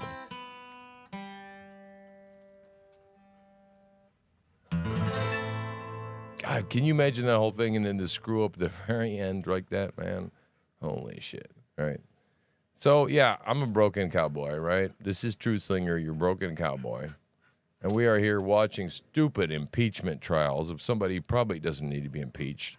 Here you go. In fact, are you familiar with any other cases? Nate Paul And that's still boring, right? Because that's not what I want to do. So let's watch this. Don't tell me how to fucking live, right? This is more interesting. Fuck all you hoes! Detroit till I die, motherfucker! You listening? Listening? Bullshit. Fuck you. Ain't nobody gonna tell me how to live. Oh, oh, oh, oh. I'm more like the sharpest tool in the shed. No, I've never been the smartest, but make no mistake, I hit the fucking hardest. Devil without a cause, you heard me screaming, and 20 years later, bitch, I still fucking mean it.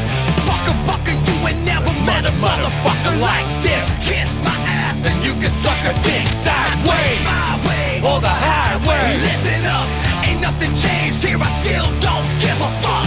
So what the fuck's up with all the backlash? You snowflakes, here's a news flash. Ain't nobody gonna tell me how to live. Years ago, we all thought it was a joke. See, that every kid got a motherfucking trophy.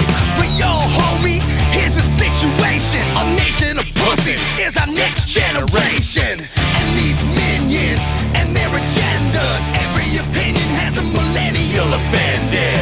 But this amendment one, it rings true. And if you don't dissent, bitch, to see number 2.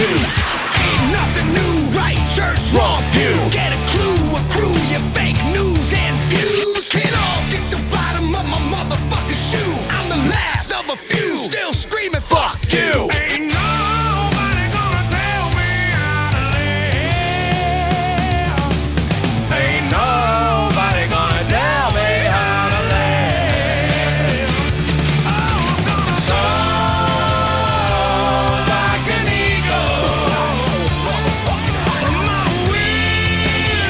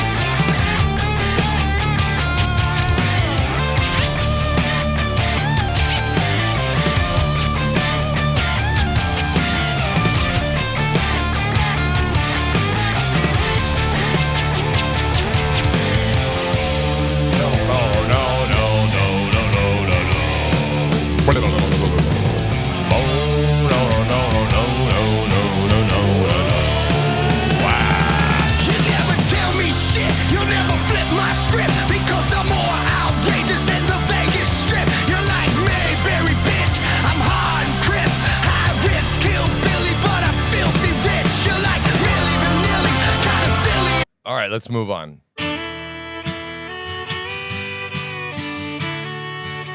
I'm going with it.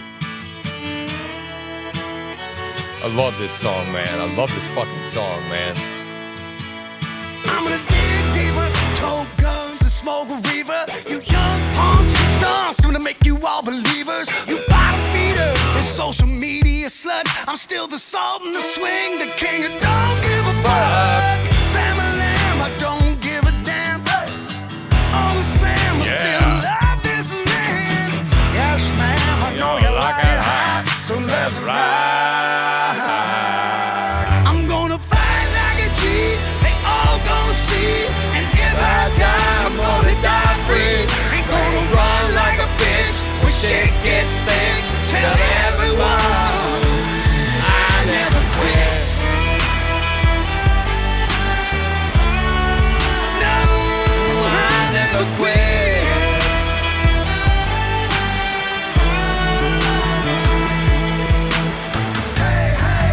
If you're feeling funky, say hey, hey. If you love your country, say hey, hey. If you're making money, say hey, hey, hey. If you're smoking drugs, hey, hey. If you're stoned in love, hey, hey. Praise God above. Our Father who art in heaven. I'm gonna fight like a G, they all gonna see. And if I die, I'm gonna die free. Ain't gonna run like a bitch when shit gets thick. Tell everyone I never quit. No, I never quit.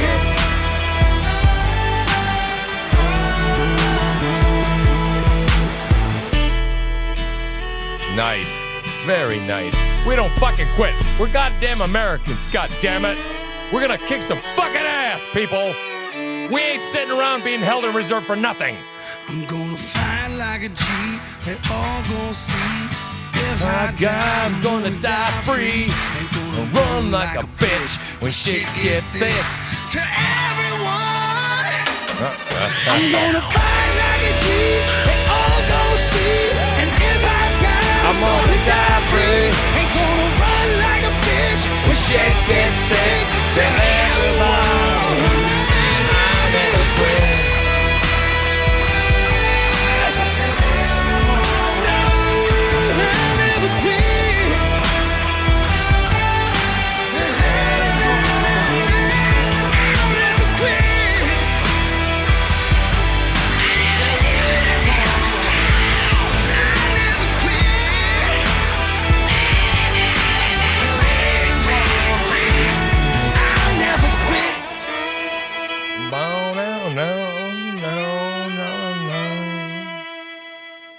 Listen, man, I love that song because it's about, if you watch the video, it's about redemption, okay? This is a reaction video, YouTube.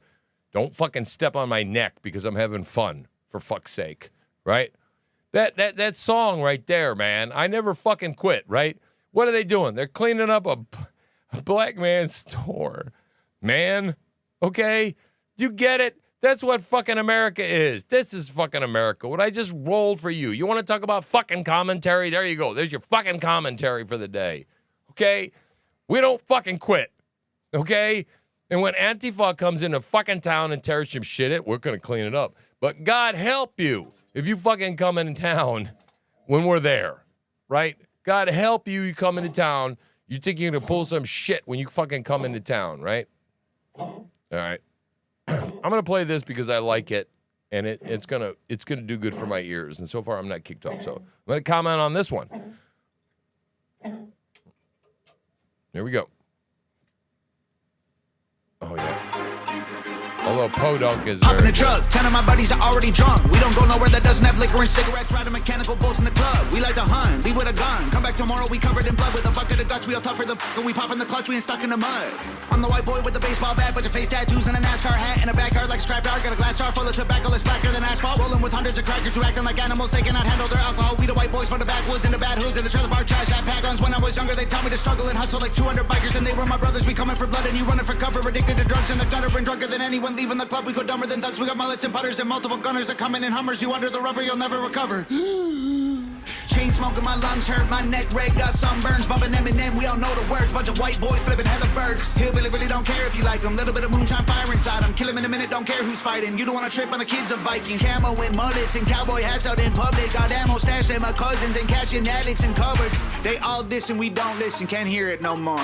We gone fishing, they gone missing. I told y'all before. I be on some White people. Hanging out the window of a truck, yelling, I don't give a fuck. White people. Every time they see me pulling up, they be like, oh my God, he be on some white people. Jumping out the plane, no parachute, so I'ma get the sooner. I ain't learned from school, always ditch Ferris Bueller. Screw your little truck, my square body over there's cooler. Every white boy riding with me over there. Bring it, Shooters, bring white it. boy with a monster pump. Bring Say it. shotgun when I pop the truck, the northern a monster off the jump. I'm off my rocker, lots of guns. This ain't soccer, but watch him run. Shoot him in the lung, need oxygen. Huffing blood like he up and does. Talk too much till his coughing shuts. I'm never gonna back up too Words, much it's a war ammo. of We got words, hammered, man. used to battle. Had my fights right on the gravel. Back in the day, we used to handle like men, but now we're canceled. Look at us like states for canceled. Look at them like pull your pants on. Dumbass kids ain't got no answer. Looked up to dudes with tattoos and rap news and fat moves and the views in my past acting stupid. I used the bad news for the gas to keep moving. I made it where I'm at. Now you rather see me losing. All my guys got tattoos on their face. They did their time. They got jammed. What the hell's a blue check? Bring it. They ain't got no Instagram. Ask around, everyone knows. They might think that I care, but I don't. I'll be on some white People. hanging out the window of a truck, yelling, I don't give a fuck. White people. Every time they see me pulling up, they be like, oh my God, he be on some white people. Yes, segregated, but Come I'm on, still in bring the it, mix. Dax. I've been with timer before he got cancer for speaking the truth about the world and exposing it for what it actually is. I see race as an issue. I'm running it back to the government to tell them this is a democratic, liberated, conservative, patriarchy dipped in action, affirmative. I got hit you, song. D. Bet they still cut me a check. State that I'm in as my mind is way deeper than color. I ain't think I'm blue versus red. I'm in control. Consider that I'm carrying more than you know. One in the chamber that's ready to blow. Right at you pussies who claiming you woke. I'ma keep praying that you get exposed. I'm not abiding by rules that you set for me. I'm not that mad at the past. I mean, it was only a couple of centuries. Well, actually, I'm pissed, but won't let that be my identity. So on behalf of all blessed, I forgive and don't want to be enemies. Just like you're sorry and talk to me nice. This is comedic. If you get offended, that's a reflection of your own life and how you failed to live it right. So it's not black versus white. It's wrong versus right. Cause color is just a result of these multiple factors that we didn't choose. I mean, mom, dad, race, religion, things we're born into. Generational curses that get undone once we undo moves. See life from a different view beyond our own skin. Manipulated by the news crew. True things they use to confuse the masses. Put us in social classes. Separated by percentages paid for taxes. Bring it, Income bring it, brackets, bring it, clothes, bring it, cars, bring it, shoes, bring it, size of preach, glasses. I bet they try to blackmail me once I black out all these Democrats. The preach, past preach, stereotypical preach. average and get blackballed and they cut all my traffic. Oh my God, he be on some black people. Hanging out the window of the truck, screaming, I don't give a fuck. Black people. Every time they see me pulling up, they be like, oh my God, he be on some white People. Whoa. All right, dude. I got you. Mr. Billery. Uh-oh. Oh, no. You. Hey, man. Wait a minute. D-Dog bringing us some vintage shit. Wait a minute. Stop. Stop, stop, stop. Don't you do this. Don't you do this. Hang on a second. Don't you fucking start. You little bitch, you. I'm watching you. Right? All right, let's do this. All right, properties. You really want to start, don't you? I know you do. All right, here we go. Here we go. Here we got the right graphic. So this is from our friend Devil Dog, who thought this would fit the mood of the situation. And I probably think he's right? So let's listen to a little Uncle Ted, who should be president, right? He won't copyright us, right? Sure. Surely he won't. Yeah, big old wet one. Kiss my ass. Kiss my ass. Come on, everybody out of kiss my ass. Tastes pretty good. Kiss my ass. I like it already. Don't waste your time on me. I got my own direction. Yeah, nice. Walk me close, wait and see. I'm looking for perfection. I like it. I make up my own mind. I've never heard it. I leave you far behind. 'Cause when the going gets tough, you can kiss my ass. No, I think I did. I believe in rights. I let my dog hump on my shin. I can tolerate sexual choice, but not with the next of kin. Oh, not with the next of kin, I heard baby. it all before, and I ain't gonna take any more. 'Cause when the going gets tough, you can kiss my ass. Kiss All my right, ass, okay. bitch. All right. Everybody, kiss my ass. I love you, D. Kiss my ass. I love it. Kiss my ass. Hold the tongue. Oh, yeah. It's going to be on my soundboard, man. It's going to be on my soundboard, man. I ain't gonna take no more, no more. When the going gets tough, you can kiss my ass. My new favorite.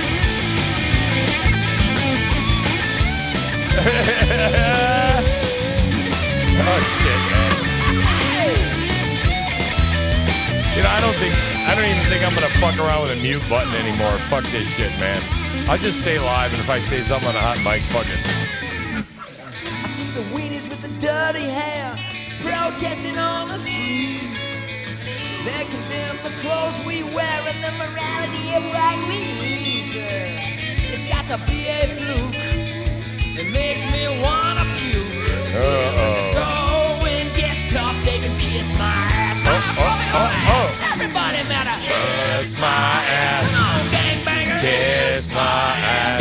Reno. Kiss my ass. Come on, Billy. Kiss my ass. Calling out Jesse Jackson. Kiss my ass. How about the IRS? Kiss. It's just a sing-along, boys and girls. Kiss my ass. United Nations. Kiss my ass. Liberals. Kiss my Come ass. on, Sarah Brady. Kiss my ass. Courtney Love, I got your whole Kiss my ass. Beavis, Butthead. Kiss my ass. All the Christian thugs. I've heard it all before. I love it, dude. And we ain't I'm fucking gonna loving take it. no more. And when the going You made my day. the going gets a little too tough. When the going gets rough, they ought to Kiss my ass. Drunk.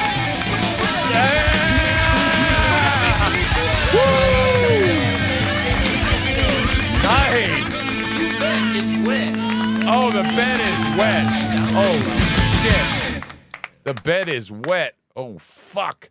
You dirty dog, D-Dog, you. All right. Let's play some more.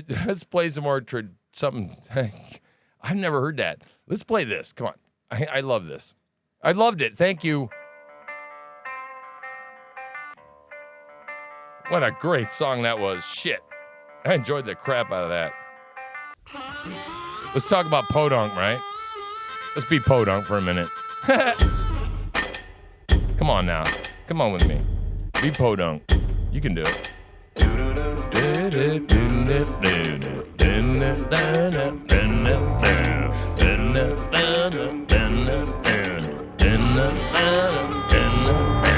Mama looking good in some jeans all red. Oh yeah, man. Mama looking good. Holy shit. Got a baby in her belly and a baby on her hip. Oh yeah. Little toe-headed rascal peeing off the porch. Yeah, you bitch. Daddy got a shotgun looking for a stork. Oh, Yeah. Lord. And that's don't give a flying Hillbilly fuck. I said house full of young'uns and a yard full of junk. Love us if you can, sorry if you can't. Holler if you is, shut up if you ain't.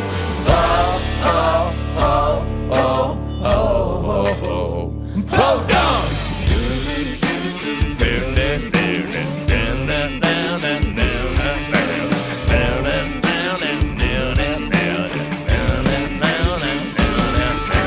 Bible by the bed and a bottle sitting pretty. Pigskin on the TV, bacon in the skillet. Ain't no mud in the yard, licking on an inch. Bunch of fake flamingos flocking by the ditch. I love the Waffle House. What? Woo! And that's Don't give a flying hillbilly fuck. I said, a yard full of chickens and a barn full of drunks. Love us if you can, sorry if you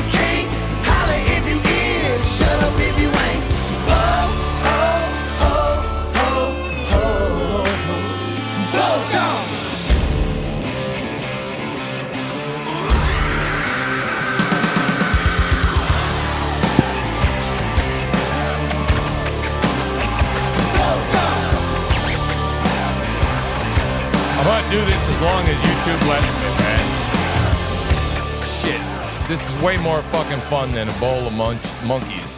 Or whatever the fuck that shit was when we used to play when we were kids. If you're bad shit crazy and your neck is red as the dirt on the road where we all grew up, sing something with me if you ain't nothing but, you ain't nothing but, you ain't nothing but.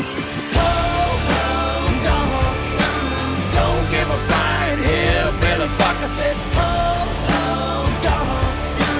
house full of youngers and a yard full of junk. Love us if you can, sorry if you can't, holla if you is, shut up if you ain't.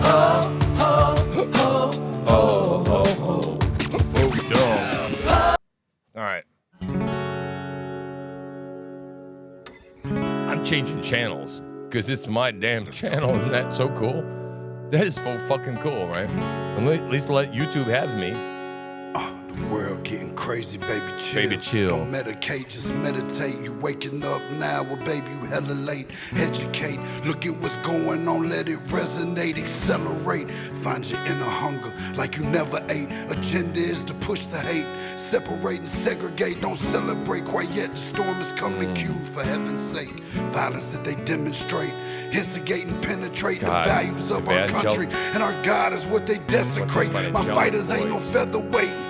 Angelic voice coming right now. Fabric that they fabricate, they feed us lies, manipulate, intimidate through fear and force, forcing us to sit and wait till we come together, congregate, and then we liberate. Praying that you give me strength to find some love amongst the hate. Marching on the streets of blood till I see the golden gates. Troubadour, troubled souls, one of God's servants. Blades out, cut the grass till we see the serpents. One day I hope you see the truth. This puppet show, it stays on because of you fools. We've been dancing with the devil way too long. I know it's fun, but get ready to pay your dues. Oh God, come back home. This crazy world is filled with liars and abusers. We need you now before we're too far gone. I hope one day they finally see the truth. God, we need you now. I know the truth is hard to swallow, just digest it. Suspected something's going on, chosen just neglected, deflected by some breaking news. Oh, we just accept it, expected just to fall in line and follow their perspective. Don't question their objectives, but I got a lot of questions. How these kids molested, but nobody's been arrested. Read it in the Testament, these children are protected. So I'm fighting all these terrorists, both foreign and domestic. Are you listening? Refuse to be directed. Are you tuning in and listening right now? Only kneel to Are my you a God, lion? so I'm dying Or on are my you a feet. sheep? Silence when we speak, but Talk there's to violence you. in the street. I've been rolling with the Stand punches. with me. I can't take it on the cheap. Nah, Stand drink from a glass half full. I'm optimistic. Stand with him. People are sadistic, so vicious and malicious. Praying for assistance to overcome my position. Or I'm gonna God's start sakes, resisting, please and then I pray for forgiveness. Oh, one day I hope you see the truth. I'm pouring out my guts This here. puppet show, it stays on because Trying to of plead you with you. fools. Trying to tell you. We've Repent. been dancing with Turn the back. devil way too Repent long. and turn back. I know it's fun, but get ready Otherwise, to you'll pay perish your forever. dues. Oh God, come back home. This crazy world is filled with liars and abusers. We need you now before we're too far gone. I hope one day they finally see the truth. God, we need you now. We We need you now.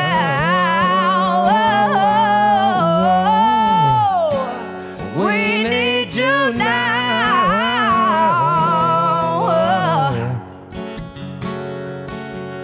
One day, one day, one day, I hope you see the truth. This puppet show, it stays on because of you fools. We've been dancing with the devil way too long. I know it's fun, but get ready to pay your dues. Oh God, come back home. This crazy world is filled with liars and abusers. Need you now before we're too far gone.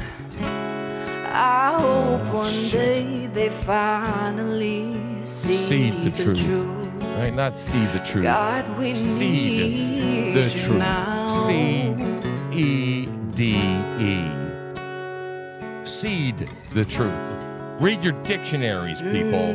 Read your fucking thesaurus, okay? Seed the truth, right? It says see the truth, but you know what? I'd be happy with people just seeding the truth.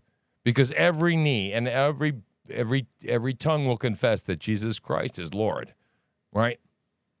And that's what's going to happen. And you know what? Thank God.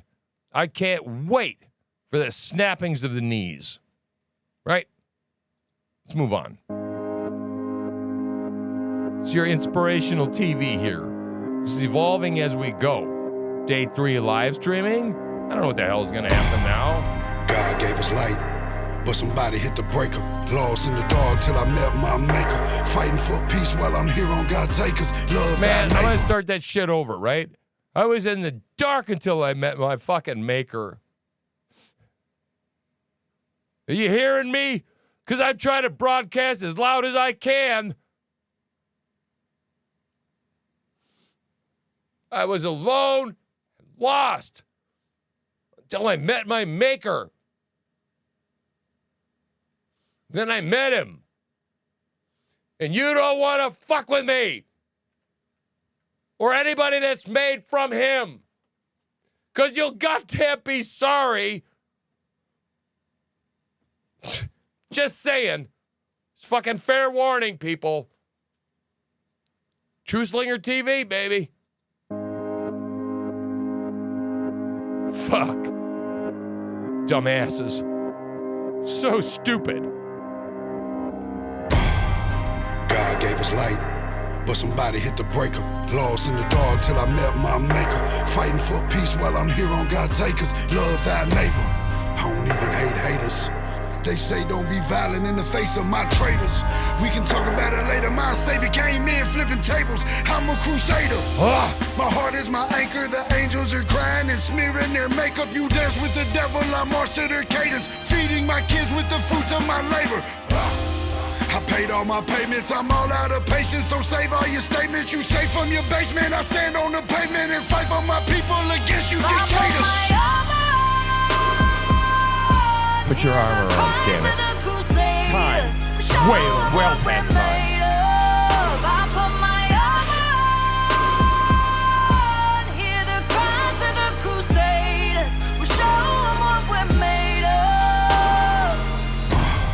I stand for what's right, even if I stand alone. I'd rather be losing this battle than winning while fighting for something that I know is wrong. Known all along, I have a purpose, gotta reach my people. Ain't no common ground on the battlefield that we're standing on. It's a war going on of good and evil. I'm a crusader. Screaming my prayers, I'm hoping that God hear my word and find favor. Speaking my truth and my tongue is a razor that open the wounds, leave the devil disabled. I'm standing in light, so the darkness around me, my heart keep on pounding, the trumpets are sounding. I'm not backing down and they counting me out, but I just keep on counting.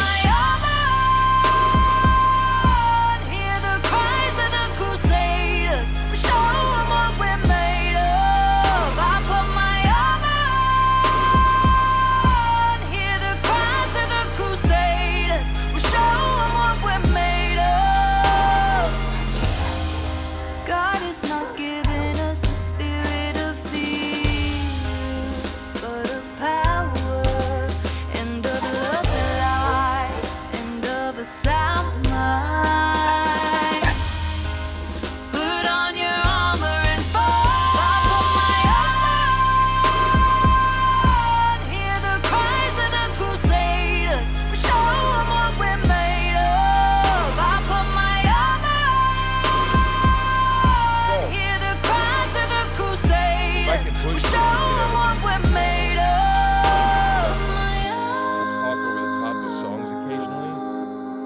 pressing it to see how far you can take it.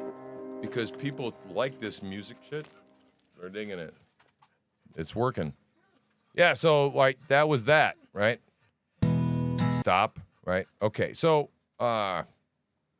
we got Mama out of bed. She's like a cross between Frankenstein and a toddler today. So she's sitting next to me, and she says, "Hey." Didn't she say hey? I heard her say it. She said hey, right? So let's look for something else. Let's just really go crazy, because if we keep going crazy, right, and push this stuff, right, you're never going to know until you do this shit for yourself, right? You never know when the man, right, is going to come step on you. And so we're having fun, and I want to find out if I can build a channel, and play a little music and don't have the man jump all over my neck, right? We still got 2 people. So, yeah, D-Dog is hanging. God, man, my mod. And, he's leaving. All right. Yeah, man, he's leaving me online, so that's cool. But, like, I got a wrench. Dude, I got a wrench. I got a guy with a wrench. Do you have a guy with a wrench? You don't. But I do. Why? Because I'm trying to do something within my sphere of influence. You understand what I'm saying? Little animated today, sorry. But I'm preaching, right? I'm preaching. She didn't know. She didn't know. I didn't tell her. I didn't tell her that I was making notes and I was going to preach. But I'm preaching, right? What the hell can you do in your sphere, your little sphere, your space, right? I mean, look, seriously. Yeah. Can you, and I'm not asking you to do the same shit I am. I mean, don't go like nuts on the tranny at the local grocery store. You don't have to do that. But I mean, you know what? Maybe you do. Maybe you do. And when I mean go nuts, I mean like be very kind. Like I made a mistake, right? Let me tell you my mistake. I didn't see it coming, right? Because I live out in the middle of the woods. I've been running away from all this stuff forever, right? So here I am in the middle of the woods. And I go and I arrange my life, right? So that I do not need to be exposed to the outside world too much. That's on purpose, right? Yeah, it got me too. And the moral of this story, boys and girls, is that if you think it won't happen where you're at, you're an idiot. You have your head in the sand.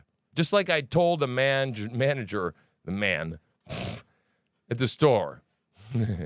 Not a man, right? The manager. Wait till they get rid of that term, right? Manager. Can't be a manager. We got to have a womanager. Dumbasses. Stupid sons of bitches. They're going to ruin everything. You hear what I'm saying, okay? Go into the what? No. Go into the baseball game and you go, hey, tribe. You know, I came from Cleveland, fucking Ohio. What a pussy spot that is. And you know what? My fucking best friend, used to be best friend, still lives there. And when I ask him, well, what the hell did you think about them changing the name of the fucking baseball team? Limp dick motherfucker. A friend of 30 years. Okay, I had no idea that these sons of bitches went and ruined everything. They just did, right? We aren't making fun of Indian people when we say the tribe, dumbasses. We're actually paying homage to the fact that they were a tribe. Dumb sons of bitches, right? But that don't matter. That's not what this is about. And you know it because you watch my TV, right? It's not because of that, right? It's because they need to destroy and tear down everything that you hold dear and near in your life, right? Whether that's your religion, whether that's your baseball team, it don't matter, right? Now, like I said, I'm preaching now, right? I'm telling you the truth. Like, back up, for real, you know? And so Mama's saying, like, don't be too angry, right? She didn't want to give me a heart attack, so let's move on, right? What? A little late for that. No, I may have a heart attack later. So tune in, like, subscribe, share. Wait a minute. There you go. No, that's better. Wait. There you go. Hang on. Do that again. Hit the notify button. What? Oh, Pete Navarro. Yes. And you know what? He's probably guilty. He'll probably spend some time in jail. I'm just saying from their perspective, right? It'll be over in 10 minutes, and there's no interesting news about it. I mean, okay, Pete Navarro is probably going to jail, right? Is that the story? I think this has to do with contempt of Congress. For not showing up to testify? Right. So what are they going to do with him? Throw him in jail? I don't know. The verdict is pending. Yeah. Outstanding Yeah. outside the courthouse. Yeah. I'm tired of standing outside of courthouses at the moment. And it's nothing personal, my love. But, you know, okay. It's a witch hunt, okay? We went over that this morning. It's a damned witch hunt. And you know, I forgive me, right? Why am I playing music over the top of this stupid impeachment hearing? Because we've listened to a little bit of it, okay? And it just got that feel. Doesn't it have that feel of the same witch hunt? It just does. I mean, we're arguing over hairs, okay? But yet, there's a giant pink elephant in the middle of the room. And this is what I've been saying to all of you for so long. That's what this Truth Slinger project is about. That's why I run my yap. That's why I run the hole, right? Because God told me make the hole make some noise and make some sense and warn people. And I am that watchman on the wall. I wrote about it, talk about it. I am the truth slinger, right? I am no pastor. I am not your pastor, right? Right? Your pastor doesn't behave like this, right? No. I'm more of a wild hare. I'm here to tell you the brigands are coming, right? I'm the guy on the wall who says, you better start fashioning your plow hook or whatever into a weapon, plowshare. You need to put that son of a bitch over a fire and turn it into a sword. You hear me? Right? We are in a revolution. We are in the middle of a revolution. And I didn't make this revolution. Please don't misunderstand me. The color guard came with our color revolution. And let me tell you, if you don't understand that, you write me a personal message and I'll explain it to you. I don't have time. Okay? I don't. We are under a Marxist revolution. Okay? And this is all of this, all the strife you see, all the people at each other's throats is by design. It is in order that we might break apart as a country, because you got to break it apart before you can reshape it, right? Am I making sense to anyone? Hello? Right? And so this Marxist thing has been quite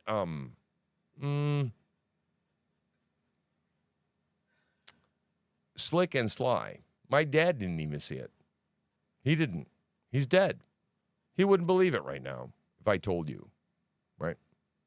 So pick a song. You got to pick a song from the list. You got to pick a song. Start at the top. We just played it like a little while ago.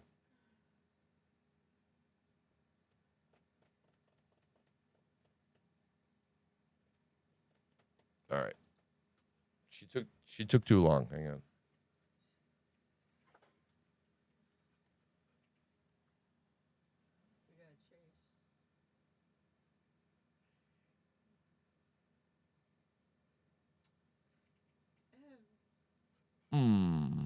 Let's play the vengeful one. Let's see if Disturbed gets all up in my shit about copyright. Yeah, we'll see. Don't you wish there was one? There is one. I love this video.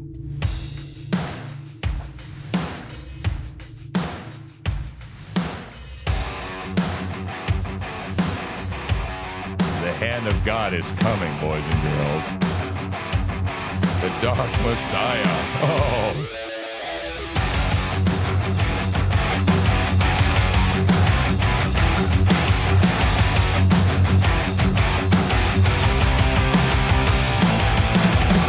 It's us in the chaos, taking in the lack of raw humanity.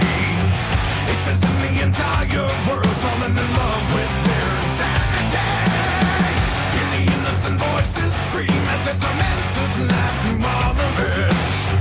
No forgiveness from all I've seen, the degradation I cannot forget. So sleep soundly in your beds tonight. Dumbasses. Judgment falls upon you at first light. I'm the hand of God. I'm the dark Messiah.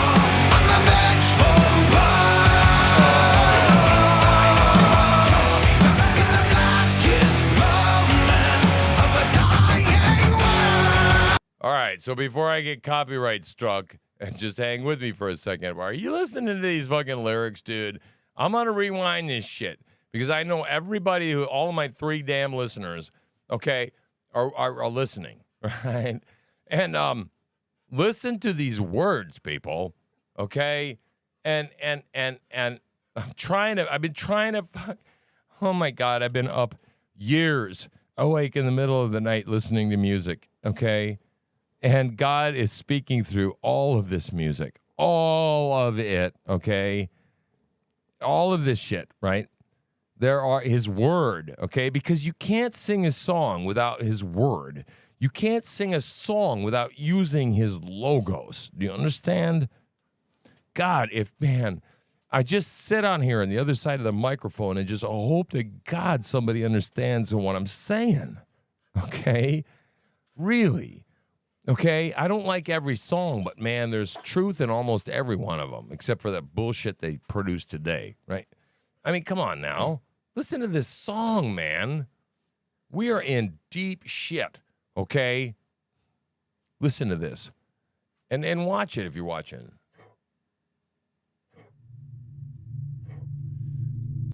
He watches from the ageless void, enlightened shadow of his former self, waiting for the time he'll take human form again. Now, listen,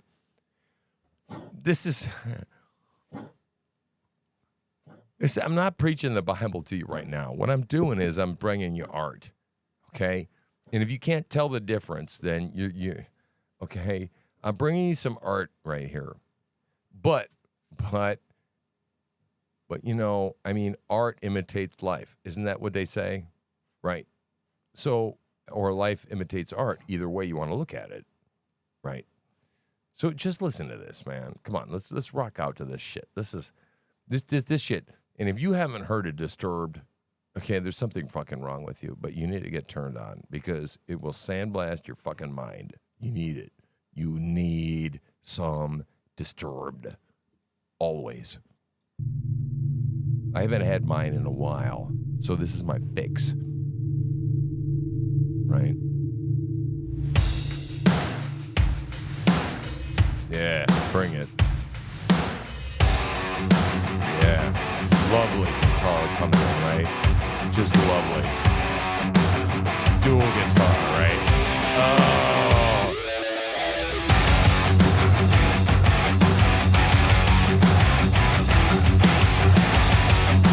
Look at the imagery.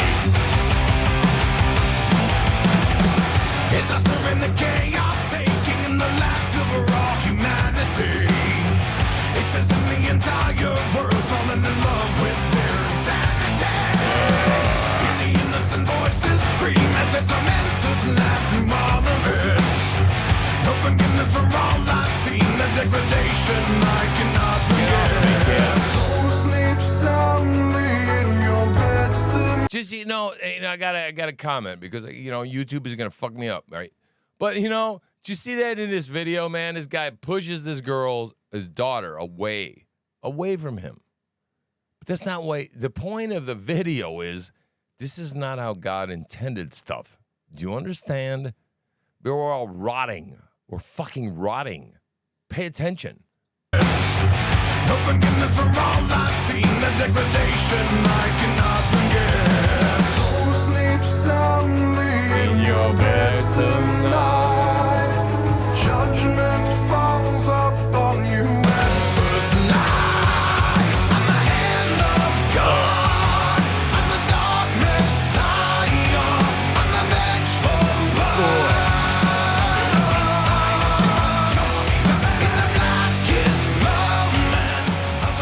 He's coming. What have you become? What have you become?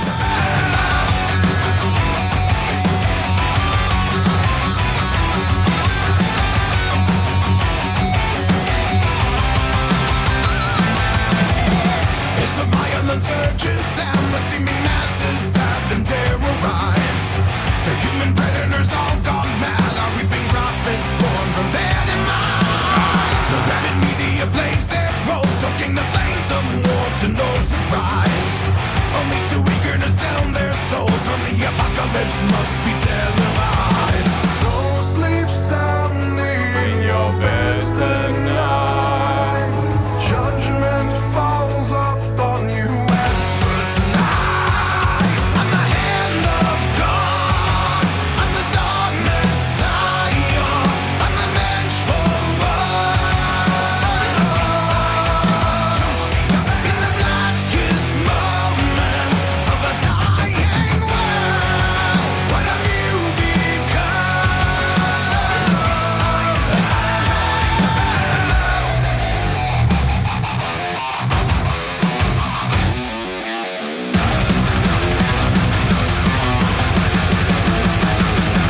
When you die, you'll know why.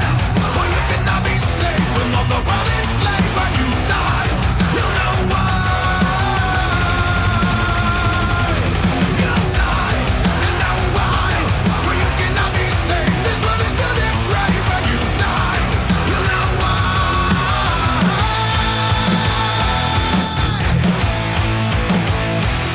I'm the hand of a God. I'm the dark Messiah. I'm the vengeful one. In the blackest moments of a dying world, what have you become? I'm the hand of God. I'm the dark Messiah. I'm the vengeful one.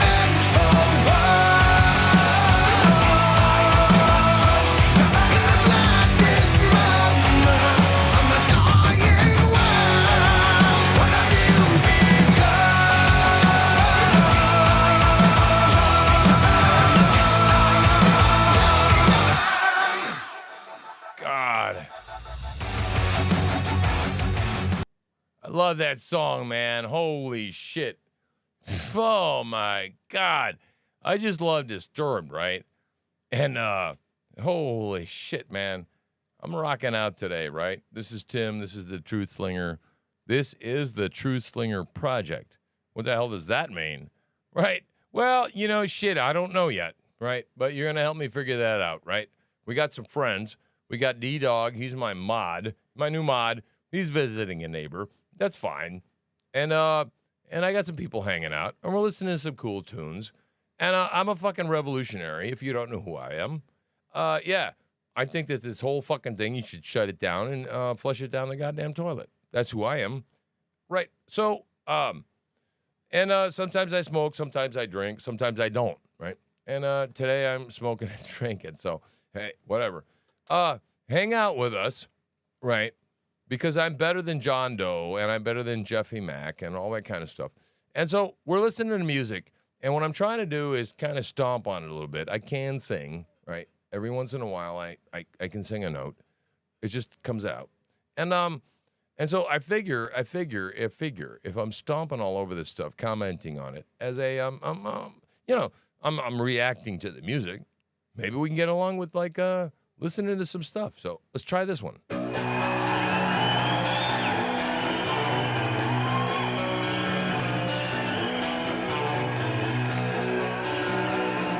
I like the lyrics to this one. See, nobody would listen to me before.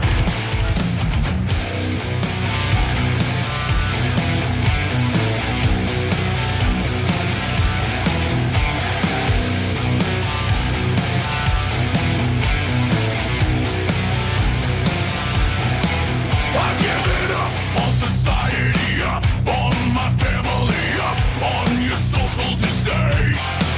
I've given up on the industry, up on democracy, done with all your hypocrisy.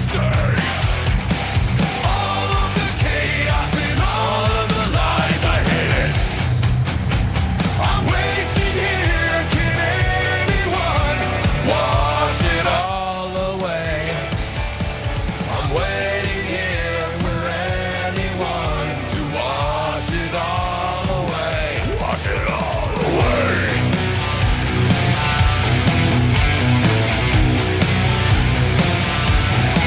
I've given up on the media feeds, my hysteria, sick of living down on my knees.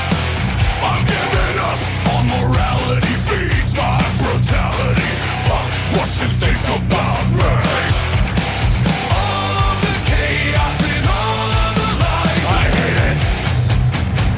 I'm wasting here, can anyone wash it all away? Jesus can wash it all away, man. Jesus can wash it all away. To wash it all away. Wash it all away. I won't change for you, and I can't take the pain. There's nothing you can do, and there's nothing you can say.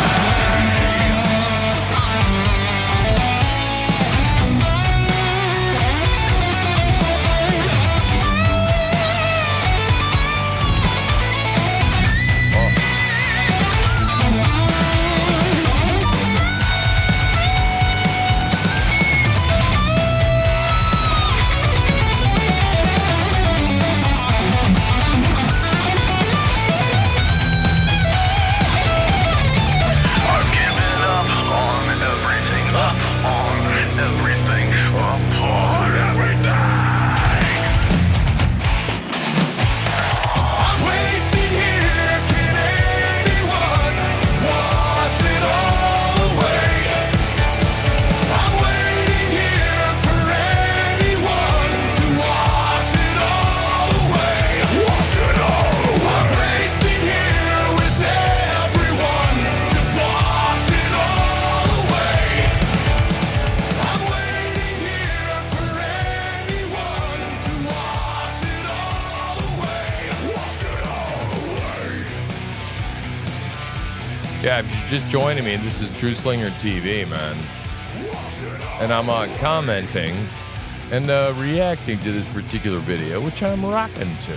I like it. It's a good reaction I'm having to the video, right? You understand what I'm saying? So I'm just kind of stomping all over the top of it.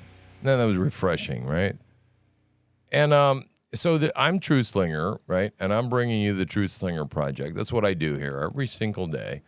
Aside from reading audiobooks, which I love doing. I love reading audiobooks. But today, I'm in love with you, right? Bringing you everything that you need to know. And some more shit that you didn't even think you needed to know. So you're getting exposed now today to the bands that I love. Because music is powerful. And I speak through music. And I have. And I've lost a lot of friends because I do, right? So let's move on to our next song that I find, I don't know, kind of fitting and sort of where the mood of the country is at. How about that? Let's introduce this song. More Disturbed, right? To warn you. We're getting ready to go on stage literally right now. I need that lead-in video from you guys. You've been promising it to us forever, and it's just not happening, and we're holding up production here. I'm not sure anymore, man. Just to let you know, as I preface this I've never had a meeting over the damn phone where my boss was unhappy with me, right? It's never happened. We're getting ready to go on stage, literally right now. I need that lead-in video from you guys. You've been promising it to us forever, and it's just not happening, and we're holding up production here. I'm not sure anymore, man. It's never enough. No pun intended. Do we have to be in the video? Well, yeah, you have to be in the video. What about that? Really? Don't they remember the conversation? I think you were there when we told them that we just simply don't do videos anymore. We don't want to be standing on the top of the mountain and... I like the first part of this video. That's why I'm playing it. Honestly, past that, I don't care. Preferably dressed looking like Five-Finger Death Punch. Being handled. Pajamas. Just basically blow it on purpose. Fucking knit a sweater, perhaps. And just make it. Knit a sweater. Sounds good to me. Knitting a baby sock would be Baby awesome. sock, yeah, that'd be good. How did we get a baby sock? I think that we're going to do Make the same something thing that's we've gonna always make done, sense. and that is avoid pain. Control the art, Seek man. pleasure. Control the So, art. I like Jeremy's idea where we just sit around and bust a bunch of shit up. Yeah, there you go. Is that possible? Are you filming Are this? you filming this shit? segments of Holy us crap. Beating the shit out of stuff. Get in there with a chainsaw. I say we Do it. First time I heard this song, I lost my fucking mind, boys and girls. Well, I'm already... First time I heard this song, I lost a friend, I think, over this song. Listen up. There's just so much goddamn weight on my shoulders. All I'm trying to do is live my motherfucking life. Supposed to be happy, but I'm only getting colder. Wear a smile on my face, but there's a demon inside. There's just so much goddamn weight on my shoulders. All I'm trying to do is live my motherfucking life. Supposed to be happy, but I'm only getting colder. Wear a smile on my face, but there's a demon inside. There's a demon inside. Just like Jekyll and Hyde. All this anger inside. Oh, I feel like Jekyll and Hyde. There's so much goddamn weight on your shoulders that you can't just Live your motherfucking life. The stories get old and my heart is getting colder. I just wanna be Jekyll, but I'm always fighting high. You got rocks in your head, I can hear them rolling round. You can say that you're above it, but you're always falling down. Is there a method to your madness? Is it all about pride? Seems everyone I know, they got a demon inside. There's a demon inside. Just like Jekyll and Hyde. All this anger inside. Oh, yeah. I feel like Jekyll and Hyde. if I wasn't so deranged, could I Ever face the pain? Think about it, motherfuckers. Think about it. Oh. if I ever were to change, would The song remained the same.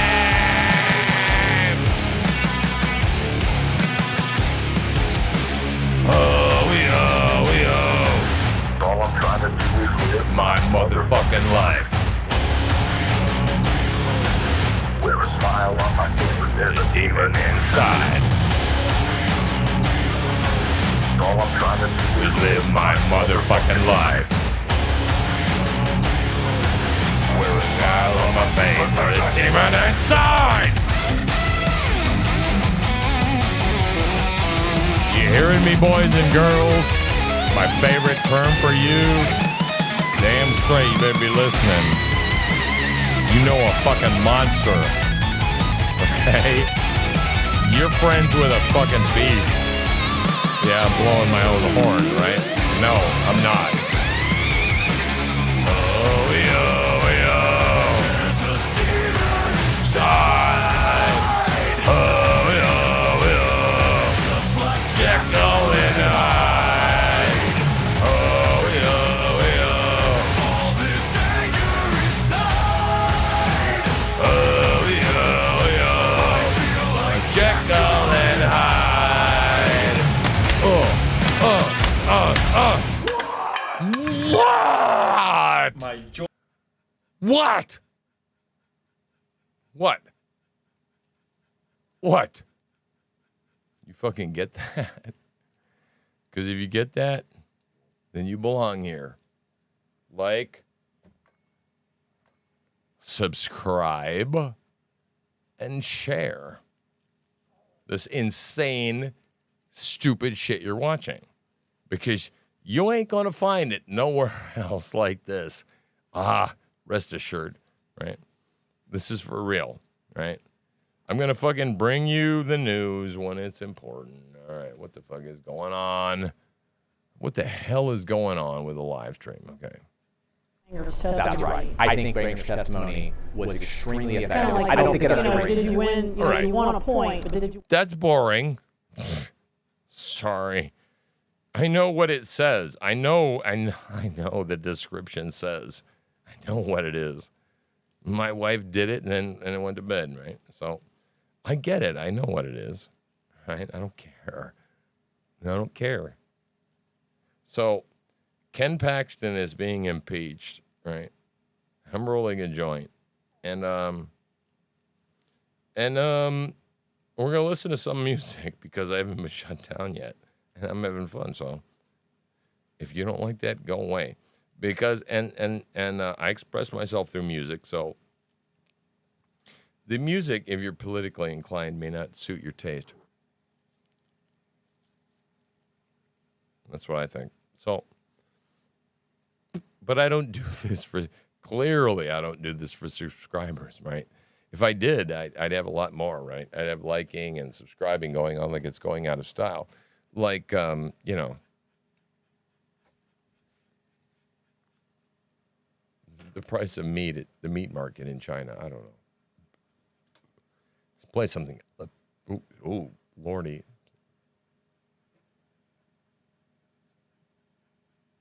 Sorry, backfire over here. Let's find something else. Hang on.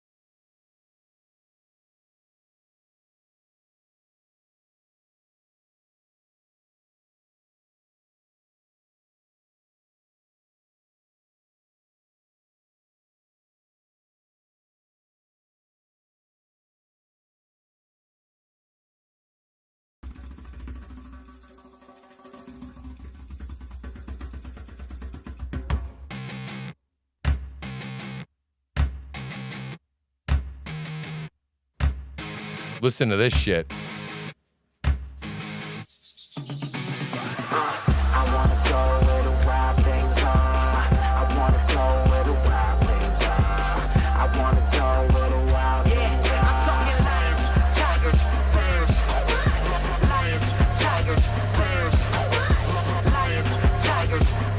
Oh my.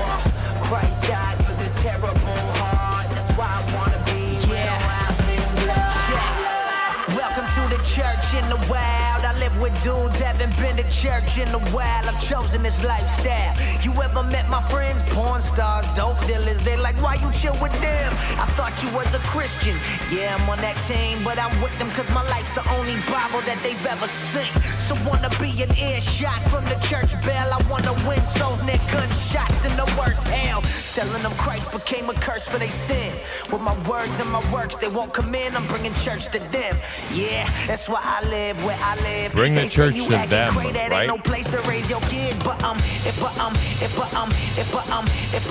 if we ain't living it, who else gonna show 'em what a family's supposed to look like instead of them broken homes? That's right. Gotta be living stones around where they getting stoned. Live to know him, die to make him known till he take us home. Let's go. I wanna go where the wild things are. I wanna go where the wild things are. I wanna go where the wild things are. I'm talking lions, tigers, bears, oh my. Lions and tigers and bears, oh my. Lions and tigers and bears, oh my. Lions and tigers and bears, oh my. If you catch me in a bar where the wild things are, with my pastor and the entourage who loves God, please don't think that it's odd. We kick it round broken hearts, fishing for men, surrounded by sin but ain't taking part. I talk about Jesus, all the Christians love me. I walk like Jesus, now they wanna judge me. It's funny. I'm ducking You listening? stones from the Pharisees. Don't start walking like Jesus, man. Walking with the paraclete that's Greek for the spirit.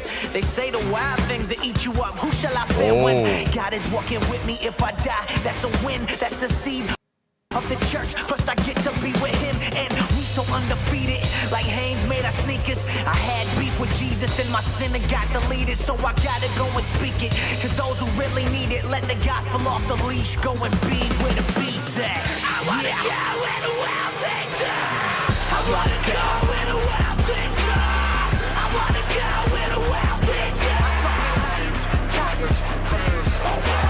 Lions, tigers, bears, oh my. Lions, tigers, bears, oh my.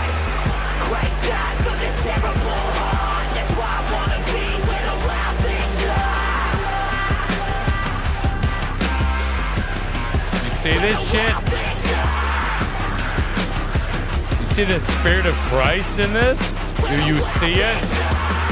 Do you see it?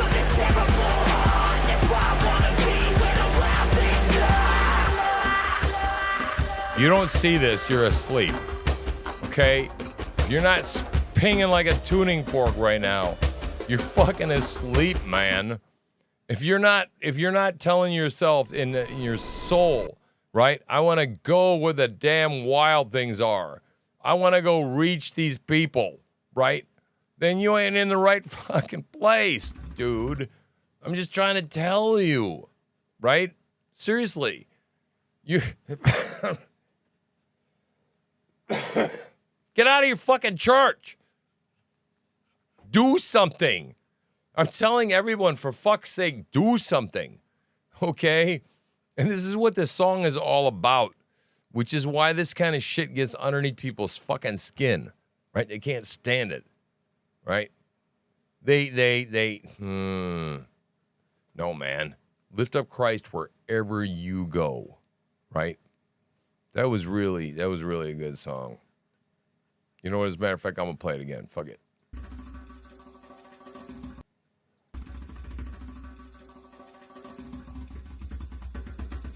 It's so good.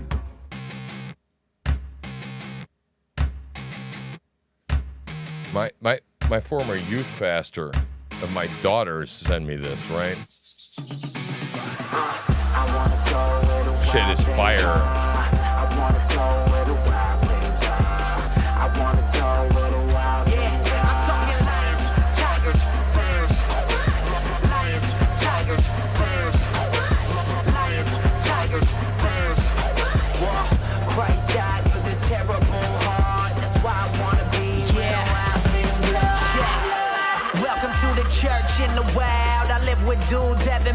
church in a while. I've chosen this lifestyle. You ever met my friends? Porn stars, dope dealers. They like, why you chill with them? I thought you was a Christian.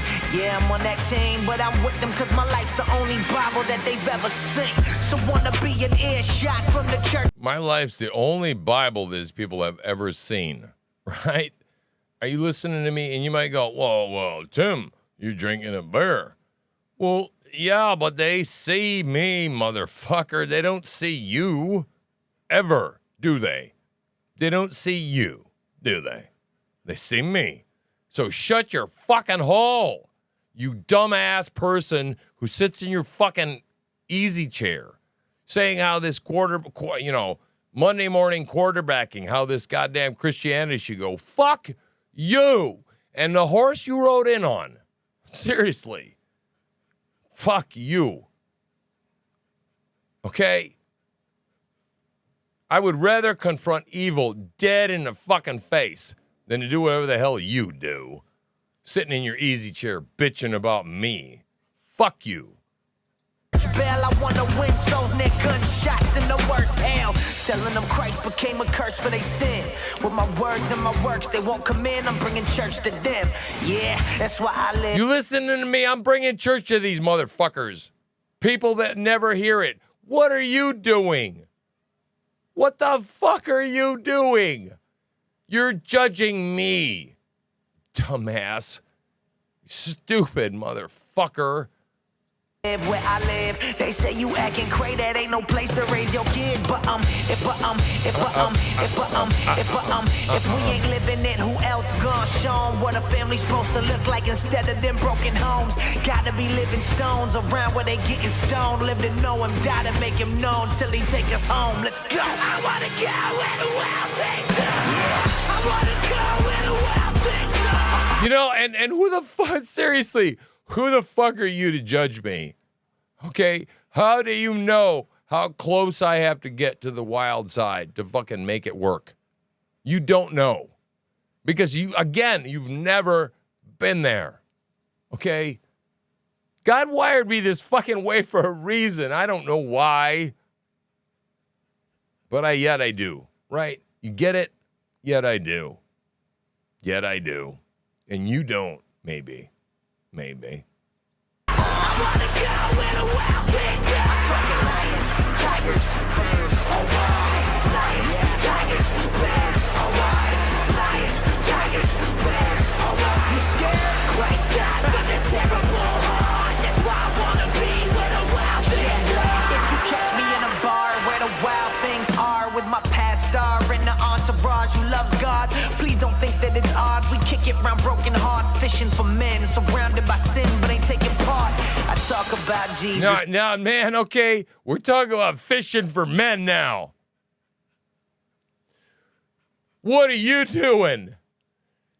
Watching me, criticizing me, how I fish for men. Just in case. I mean, I'm just practicing for the trolls, right? What are you doing? I'm trolling. I'm fishing, right? I got my fishing line out. Fuck you. And the evangelical horse you rode in on, man. All the Christians love me. I walk like Jesus. Now they want to judge me. Ain't it funny? I'm ducking stones thrown from the Pharisees. As soon as you start walking like Jesus, all of a sudden everybody goes, what? What? What? Right? Which is all how the prophets walked, right? Man, I did this twice in 2 churches, people. Watch me now. Pay attention. Listen to what I'm saying to you. I did this twice in 2 churches. Okay? Nothing wrong with the church. But, okay, you start living like you're supposed to live in the Bible, especially in this day and age, because people, seriously, you got to fucking wake up, okay? Wake the fuck up. You hearing me? I'm going to give you some more of that shit. Let's give it some double action, right?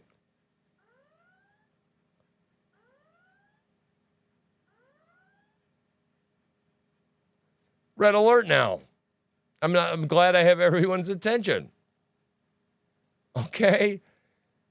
Abandon ship time, right? Go to the pods. I don't know. Are you a Trekkie? I don't even know. I don't care. Right? If you're not, if you're a younger viewer, you might happen to be. This is time to head for the fucking life raft, okay? The escape pod. And you better know where you're escaping to, boys and girls, because if you don't, you can be a world of hurt. And I mean a world of hurt. Okay? I will never know who this reaches, but it will live on in posterity forever. And I'm not ashamed of the gospel, nor am I ashamed to say it. See, this part, man, I'm on broadcast. This is me. This is spiritual right now. I love Jesus Christ. And I will follow him to the ends of the earth. Any other questions? I hope not. Because that means I follow man's laws up to an extent. Until they become against the laws of God. You come along against the laws of God, you're done, right? I'm not going to think twice. I'm going to suffer the repercussions, whatever that might be, right? And I'm glad my wife is in bed right now because she'd be like, oh, Jesus Christ, what are you doing now? I'm telling you, you fucking come with here. You come here, right? You fuck with the wrong guy. Whoever you are, okay? Think twice. Think twice. Really, seriously, think twice about coming here. Especially if it involves guns. Because you're going to have a fun day. I'm sorry, I might not have a channel anymore. I don't care. I'm telling you the truth, motherfucker. Okay? And it feels good, right? It feels really good. I'm done. We're all done. And if you don't fucking wake up to this fact that Americans are done, Americans are fucking done. I'm one, right? I made a damn podcast about it because I was so pissed off. Think about how many people like me didn't make a podcast because they're not technically capable or able to. Think about them. Don't want to? Does it make you shit uncomfortable? I hope so. I seriously hope so. I'm getting weird. I don't even know my face anymore. I'm not controlling my voice and my mind and my face anymore almost, right? God just does that shit for me, right? I got a microphone, I got a camera, and God pushed me out of the way, and he goes, yeah, I'll fucking take over from here. I got this. Right? You understand what I'm talking about? I ain't like no preacher you ever met. I ain't like no preacher you ever met. Fuck that shit. Look, did you think I shouldn't swear? Oh, fuck that shit. Watch my previous videos. Right? Listen to what I'm saying to you. Get your fucking head out of the silverware drawer. Dumbass. Talking to you. I'm getting weird, okay? I'm getting kind of like weird. I'm kind of doing this weird smirking shit going on. I don't know what that's all about. That's not me. This like little weird shit that I'm doing. I don't know what that is.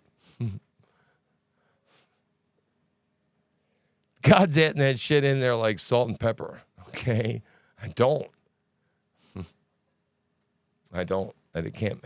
Let's listen to the rest of the song like together in the whole thing, right? Because I like it, and so you're going to like it.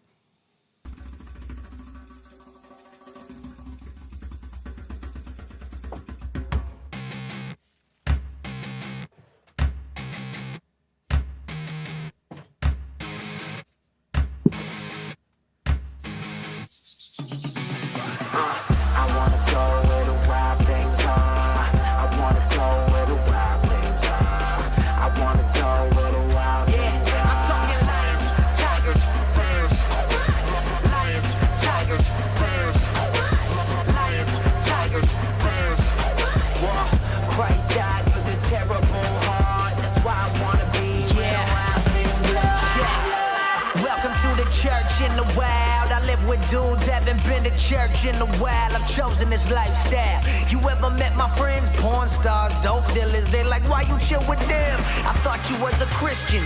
Yeah, I'm on that team, but I'm with them cause my life's the only Bible that they've ever seen. So wanna be an earshot from the church bell. I wanna win souls near gunshots in the worst hell.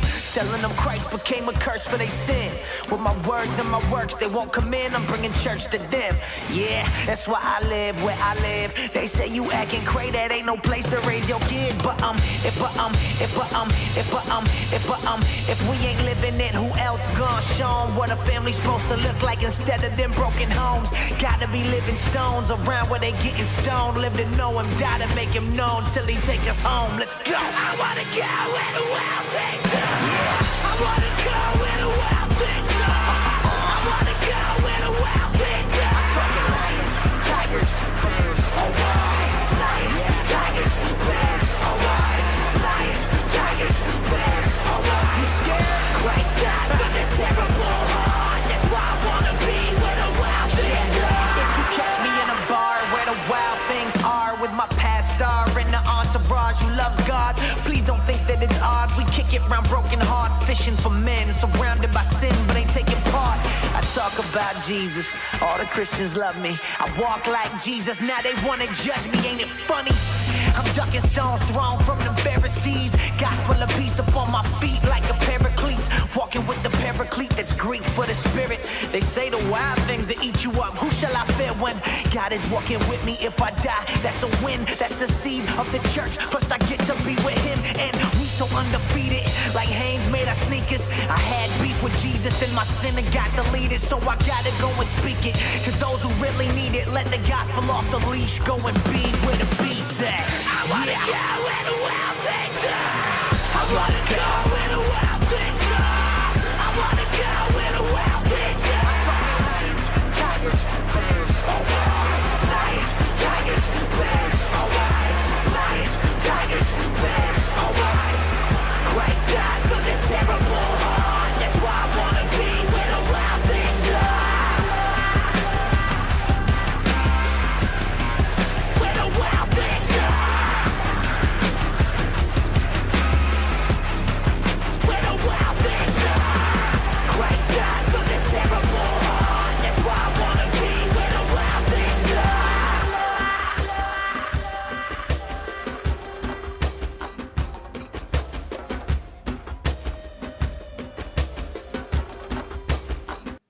Totally feel like a DJ, man. Oh my God. Okay, so yeah, the kittens are good, man. There's no kitten cam today. It's okay. We just decided to give them a break from the lights. And watch this one because I really like this song and I gotta go pee. Hello, Thomas. I see that you're depressed. What's the problem? Is it the skeletons you're hiding deep inside your closet?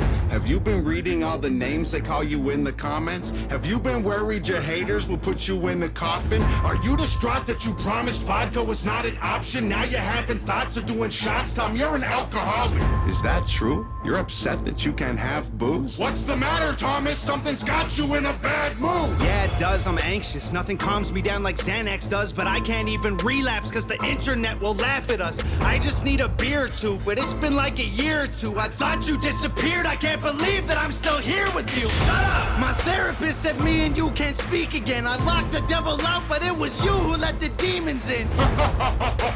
Tom, you're a comedian. I'm only gonna tell you once. You really need to be my friend. I'm walking alone in the darkness. Sharks in the water, a sky full of vultures. The doctor been giving you pills because the pressure you're under been giving you ulcers. Shut up. Let me remind you, I'm independent because I'm the guy who does anything that I want and goes viral. You're independent because no one will sign you. You got a YouTube that no one subscribes to. You got a Spotify nobody vibes to. I'm not another person you can lie to. I'll be the greatest as long as the sky's blue. Liar!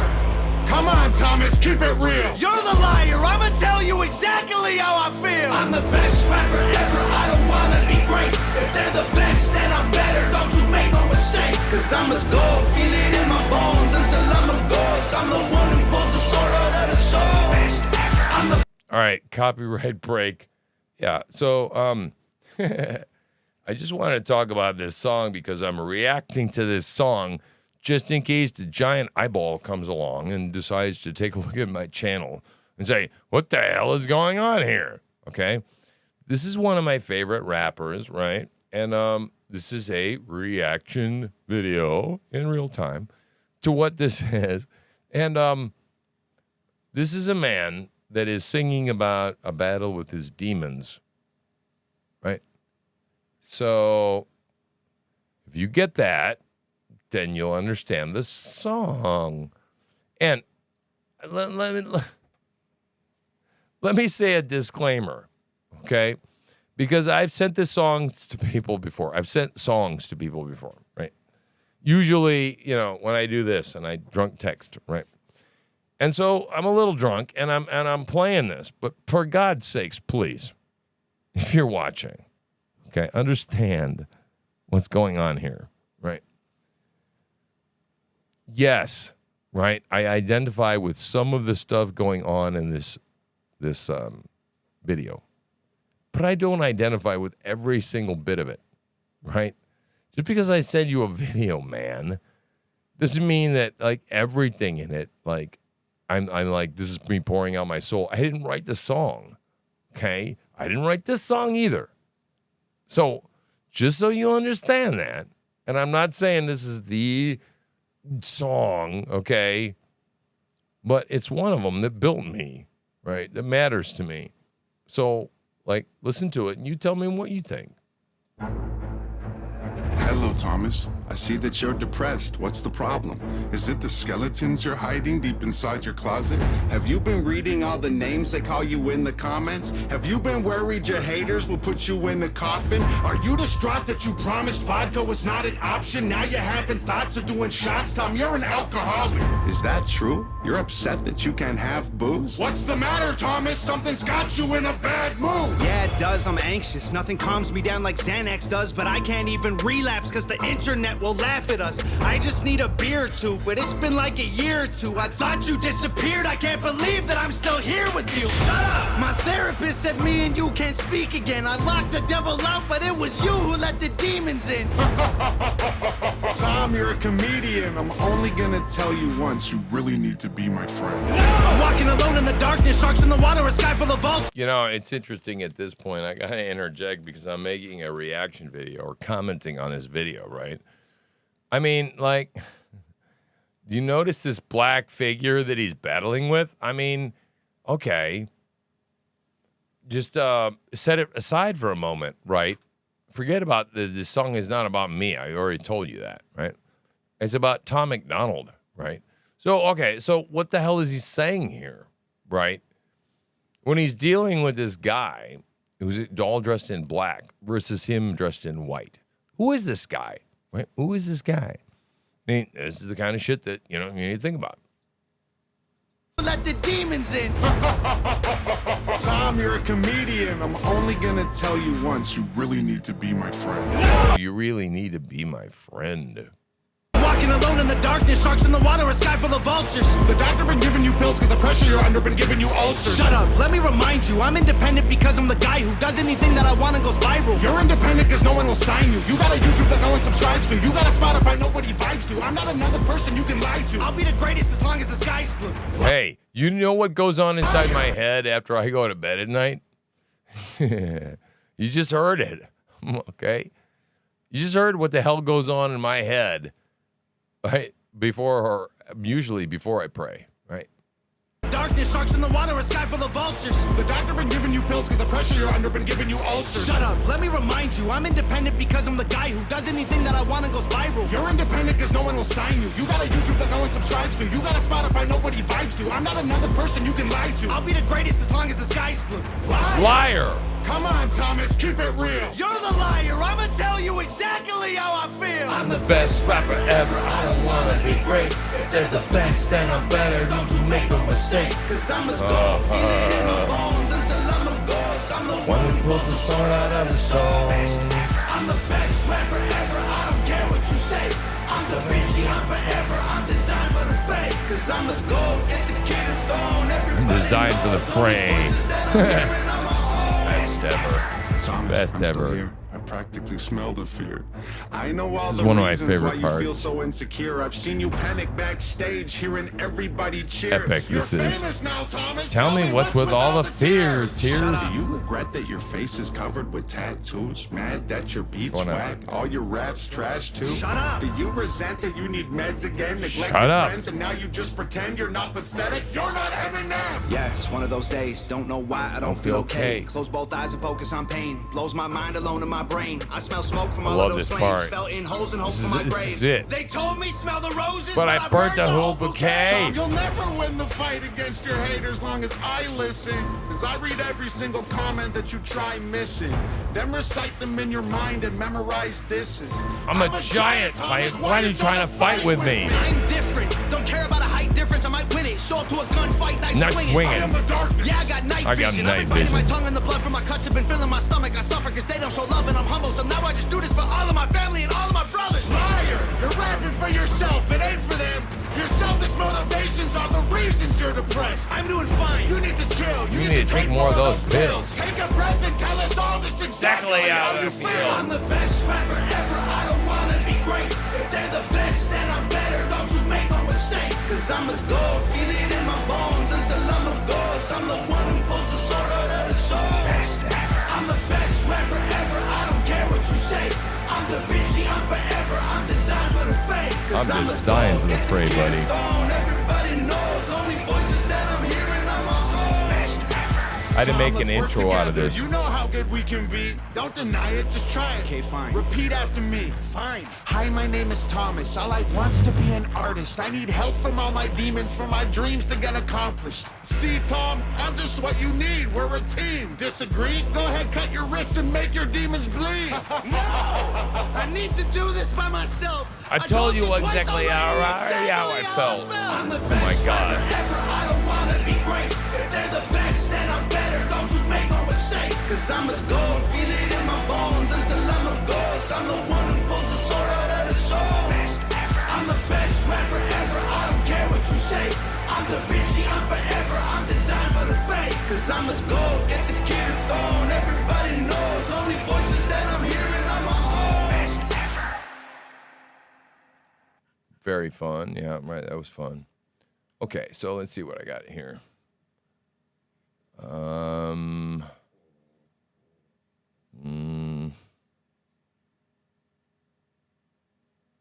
Yeah, all right. Let's turn that hearings back on. Let's see what's going on with that. She released the FBI brief. Mr. President, same objection, same horse, different question. Still a legitimate question. The question was that available to the recipient? That's all. I haven't asked about anybody else you haven't heard information. I'm talking about the person in this case, Nate Paul. In this case, counsel overruled. Was it? The information that would have been in the FBI brief is what would have been disclosed to the requester. Thank you. Now, can I move on to, was that the last contact? To your knowledge, did the representatives of Nate Paul make any more attempt after you released the FBI brief? Was there any more attempt to get the information from the DPS? Not to my knowledge. So what is your testimony as to whether or not, after you issued no opinion, but then released the FBI brief, was there any more attempt to try to get to a fuller file of DPS? Not to my knowledge. And was any lawsuit, to your knowledge, filed in state court to try to get it? No, sir. What did that indicate to you? They may have gotten the information from some other way. Yes, sir. All right. Now, if we can... Okay, fucking, that was boring. I'm not big on fighting these days, but I don't call the cops. And I'm not big on scrapping lately. When I start, I don't stop. I just need one more person to hate me, talk that talk. One more problem might make me kill them all. Heartbreaker. Never heard this one? I'm a hot trigger, nasty words. I got 2 fingers for kissers. I'm an asshole, dirtbag, no good bastard. Look, it's no more Mr. Nice Guy, so go ahead and get mad. I'll show you how easy I turn a tough guy into a dead man. I ain't your buddy, haters are obsessed fans. If we were buddies, trust I'd crack a bud just like a red can. Bedpan full of piss and vinegar. Head scan said that I'm not crazy, but I'm similar. Let's dance, lead hands, homie, you get slept fast. Trust me, you're a midget, I'm a monster. Every slap I throw is a finisher. I just need one more person to hate me tough, that's all. One more problem might make me kill them all. I'm a heartbreaker, ass kicker. I'm a hot trigger, nasty words. I got 2 fingers for ass kissers. I'm an asshole, dirtbag, no good bastard. You crackhead, you must love getting rocked. Take your door off with a flat head and take everything that you got. Hey, whoa, don't make me put in my purse. We don't need Gucci on curbs. You think you bad, I'm the worst in your family to church. So baby, don't get on my nerves. Like, I don't know about these, all I know is how we go. We're non-stop, we'll reload. If you talking, I see ghosts. You groupie, baby, I'm different. Think you know hell, well, I'll show you it. I was born in hell, devil knows me well. I return with a list like Moses did. I just need one more person to hate me tough, that's all. One more problem might make me kill them all.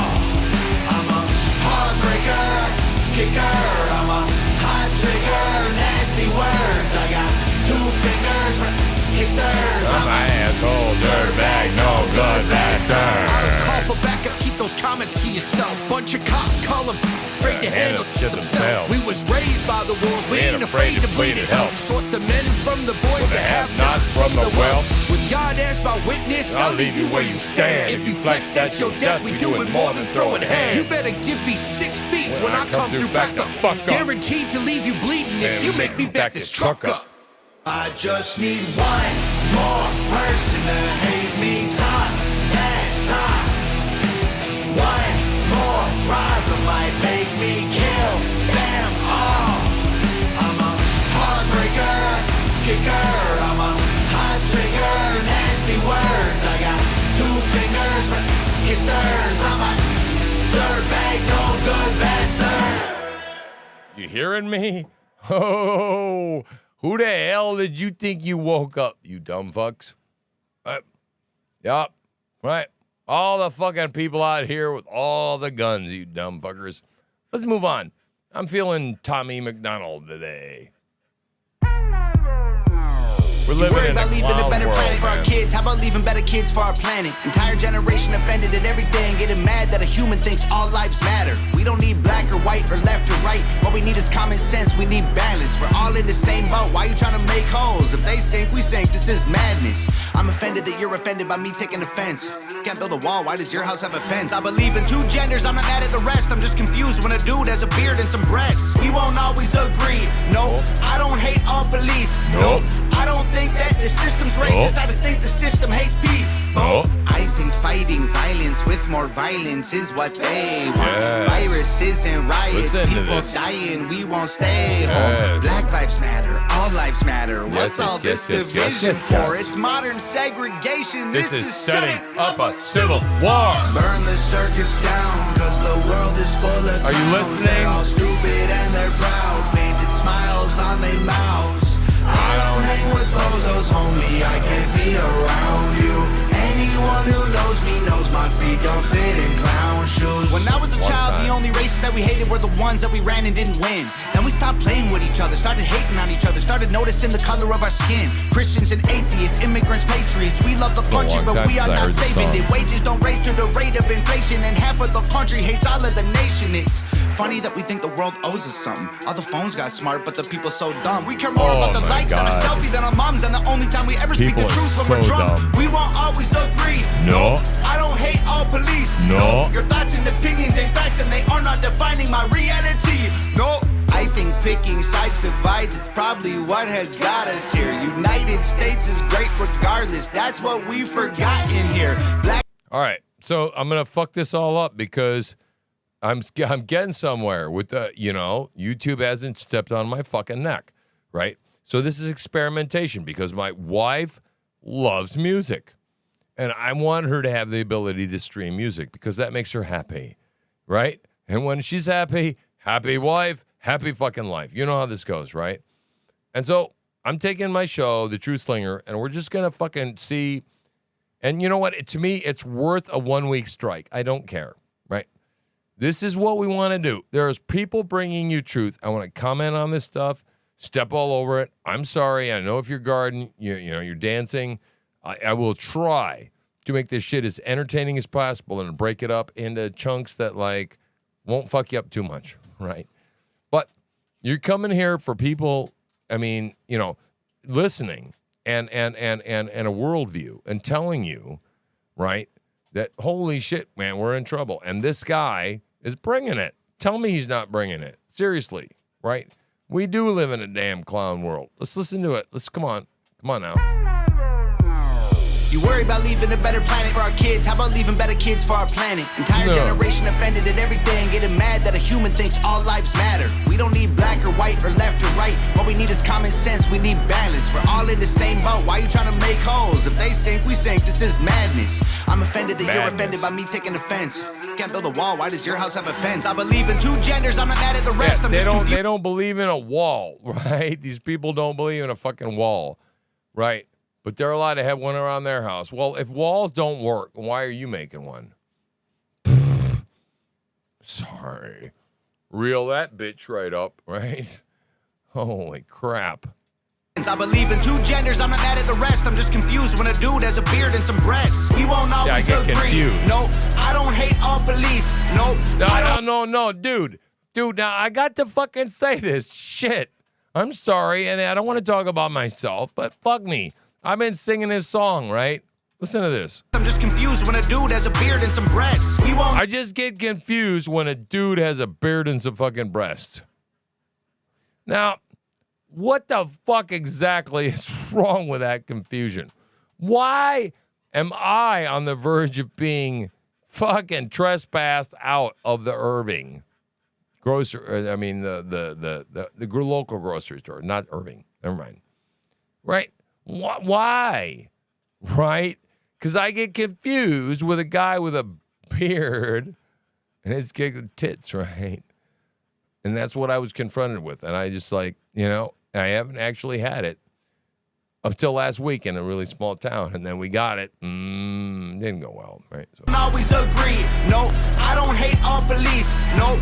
I don't think that the system's racist. I just think the system hates people. I think fighting violence with more violence is what they want. Viruses and riots, people dying, we won't stay home. Black lives matter, all lives matter. What's all this division for? It's modern segregation. This is setting up a civil war. Burn the circus down, cause the world is full of clowns. They're all stupid and they're proud, painted smiles on their mouths. I don't hang with bozos, homie, I can't be around you. Anyone who knows me knows my feet don't fit in clown shoes. When I was a child, the only races that we hated were the ones that we ran and didn't win. Then we stopped playing with each other, started hating on each other, started noticing the color of our skin. Christians and atheists, immigrants, patriots, we love the country, but we are not saving it. Wages don't raise to the rate of inflation, and half of the country hates all of the nation. It's funny that we think the world owes us something. All the phones got smart, but the people so dumb. We care more about the likes on a selfie than our moms, and the only time we ever speak the truth when we're drunk.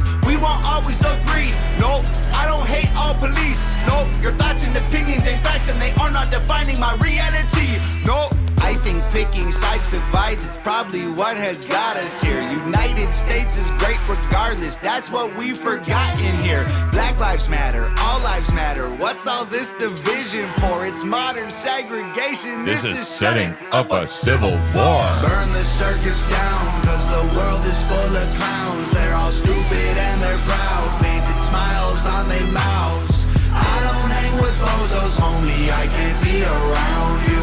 Anyone who knows me knows my feet don't fit in clown shoes. They tell you be yourself and then they judge you on the internet till everybody hates you for it. If Jesus was alive, I swear to God that y'all would cancel him, cause lately being negative's the real new normal. Wow. If Jesus was alive today, they'd have him canceled, right? That's true. That's true as shit.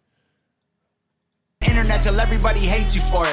If Jesus was alive, I swear to God that y'all would cancel him. Cause lately being negative's the real new normal. Yeah, if you're thick, you're fat, you're rich, you're bad, you're poor, you're black, you're white, you're whack. They lie, it's facts. My generation needs a bunch of free condoms. Cause common sense ain't that common. This is what they wanted. This is how they planned it. This is to control every want on the planet. Then we put each other in caskets, protest and panic. And they take advantage to manage the damage. We won't always agree. No, freedom doesn't come free. No, there was people fighting, dying overseas so that you can have freedom and be. Oh, I think the elites are real, but they ain't drinking babies' blood. They're creating chaos so they have something to save you from. Black lives matter, all lives matter. What's all this division for? It's modern segregation. This is setting up a civil war. Burn the circus down, cause the world is full of clowns. They're all stupid and they're proud, painted smiles on their mouths. I don't hang with bozos, homie, I can't be around you. Anyone who knows me knows my feet don't fit in clown shoes. Yeah, my feet don't fit in clown shoes. What about you? Your feet fit in clown shoes? Mine don't. Right. So I'm getting away with it so far, you know. So I like Tom McDonald. He's got a lot of songs against the system. Let's see what's going on with impeachment.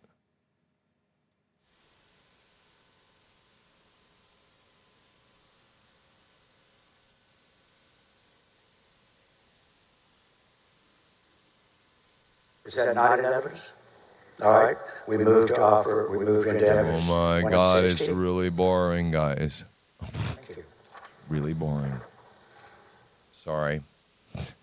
No fist fights breaking out in the courtroom today.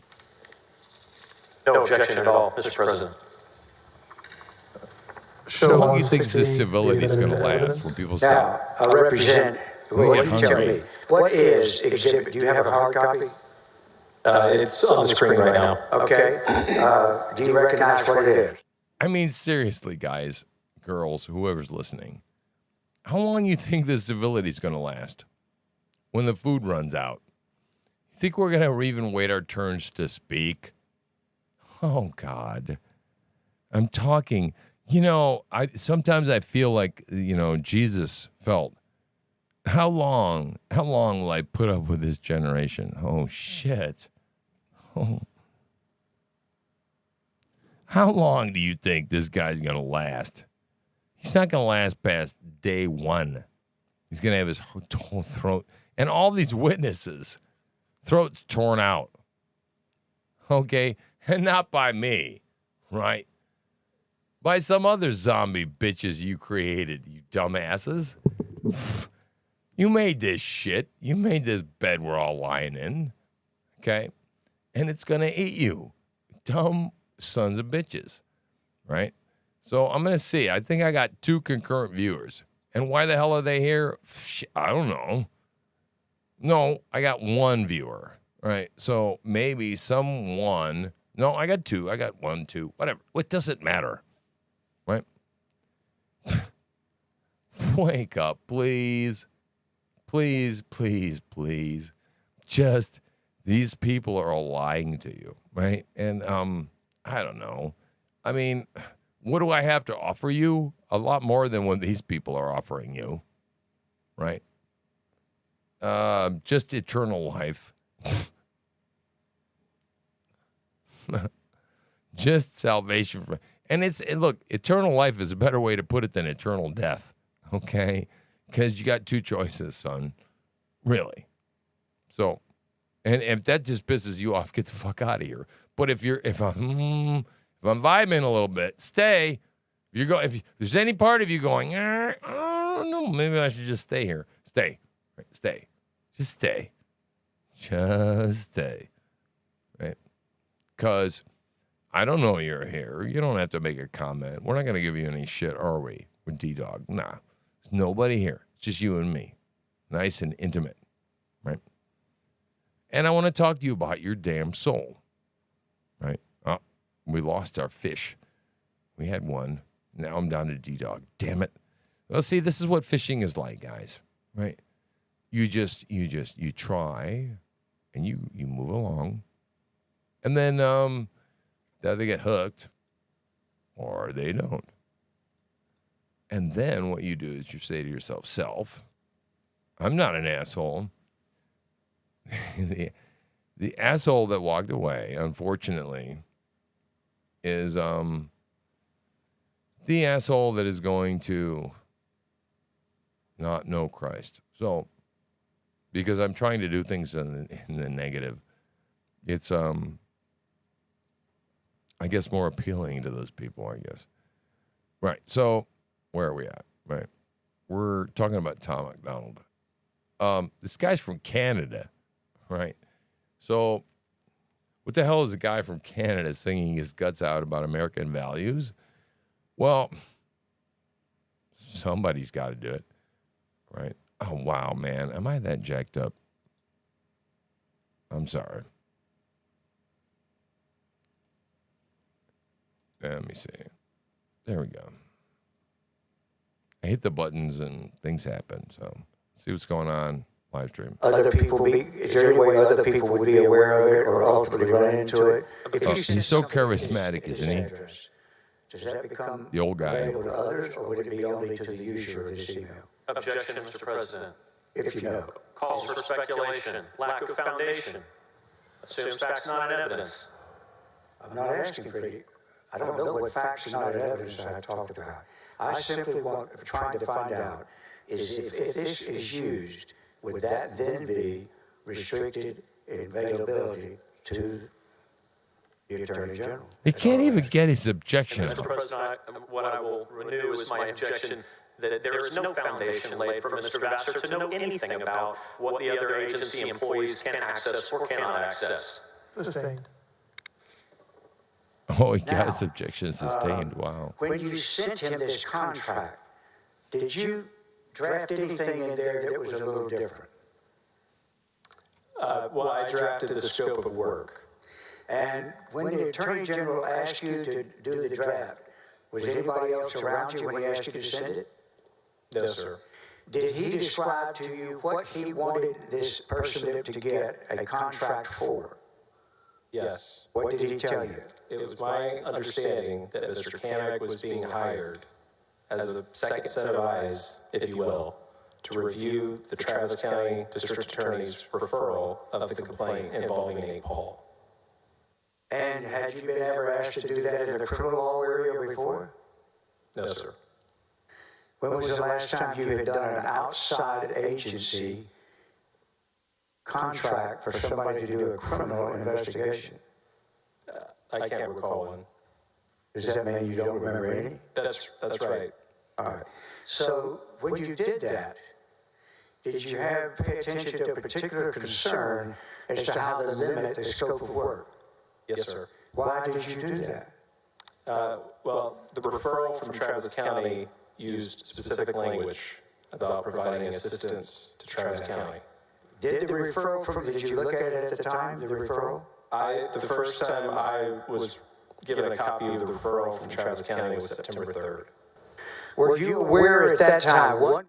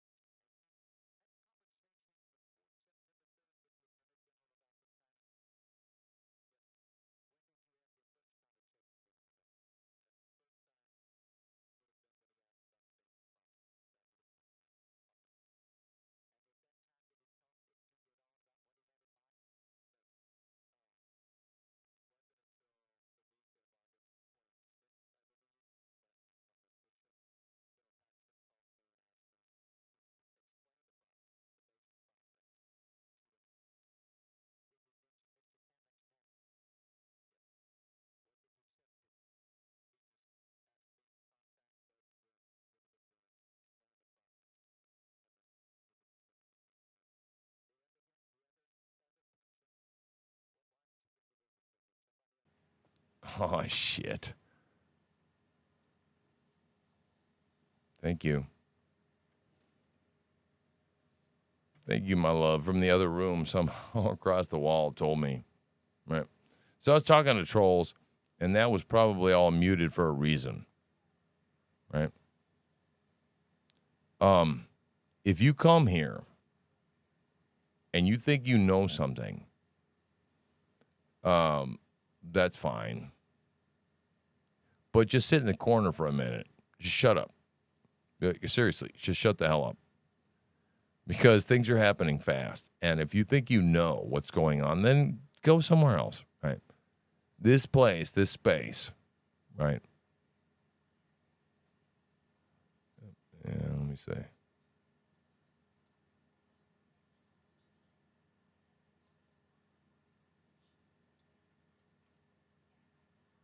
Yeah. So if that doesn't work for you, then go somewhere else. Because, I mean, at this point, time is short, right? And I was muted out, and probably for good reason. But if there's truth and there's falsehood. There is evil and there is good, right?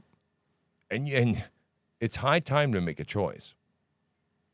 And if you're not hearing the sirens, klaxons, right, going on around you, I don't know what to do for you. But don't mess my channel up, right? Don't come in here and say, you take my Christianity, you kiss my ass, right? Get the hell out. Don't let the door hit you in the ass, right? I got something to do here. I don't know what it is. I don't. But God thinks there's something I got to do. Apparently, it's monitor these chuckleheads and play something entertaining for you in the middle. All right, let me see.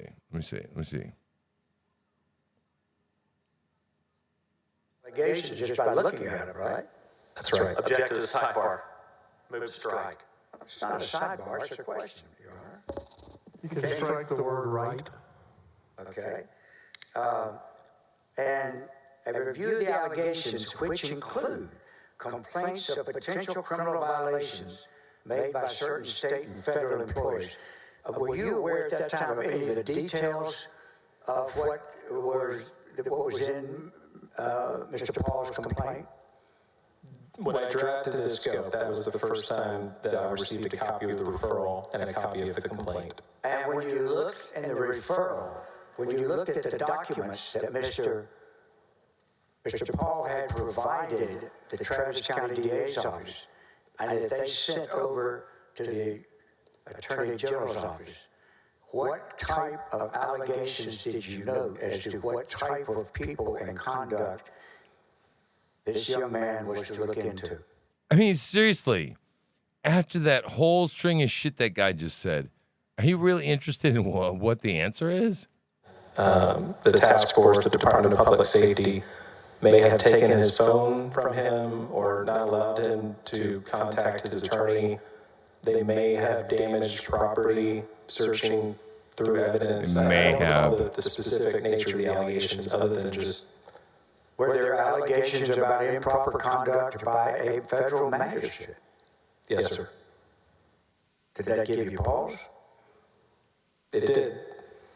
Well, all right. So when you see these kind of allegations... I mean, seriously, is this not rehearsed? So rehearsed. Like, did this give you pause? Come to think of it, it did. Yeah. It gave me pause. Because there's times in life when you get pause, right? You've always had pause. You had pause once or twice in your life, right? Many times I have sat in my life and said to myself, what shall I do next? And then, the pause, right? Everybody has them. And, you should just stop thinking to yourself, that's silly. It's just true. He's right, right?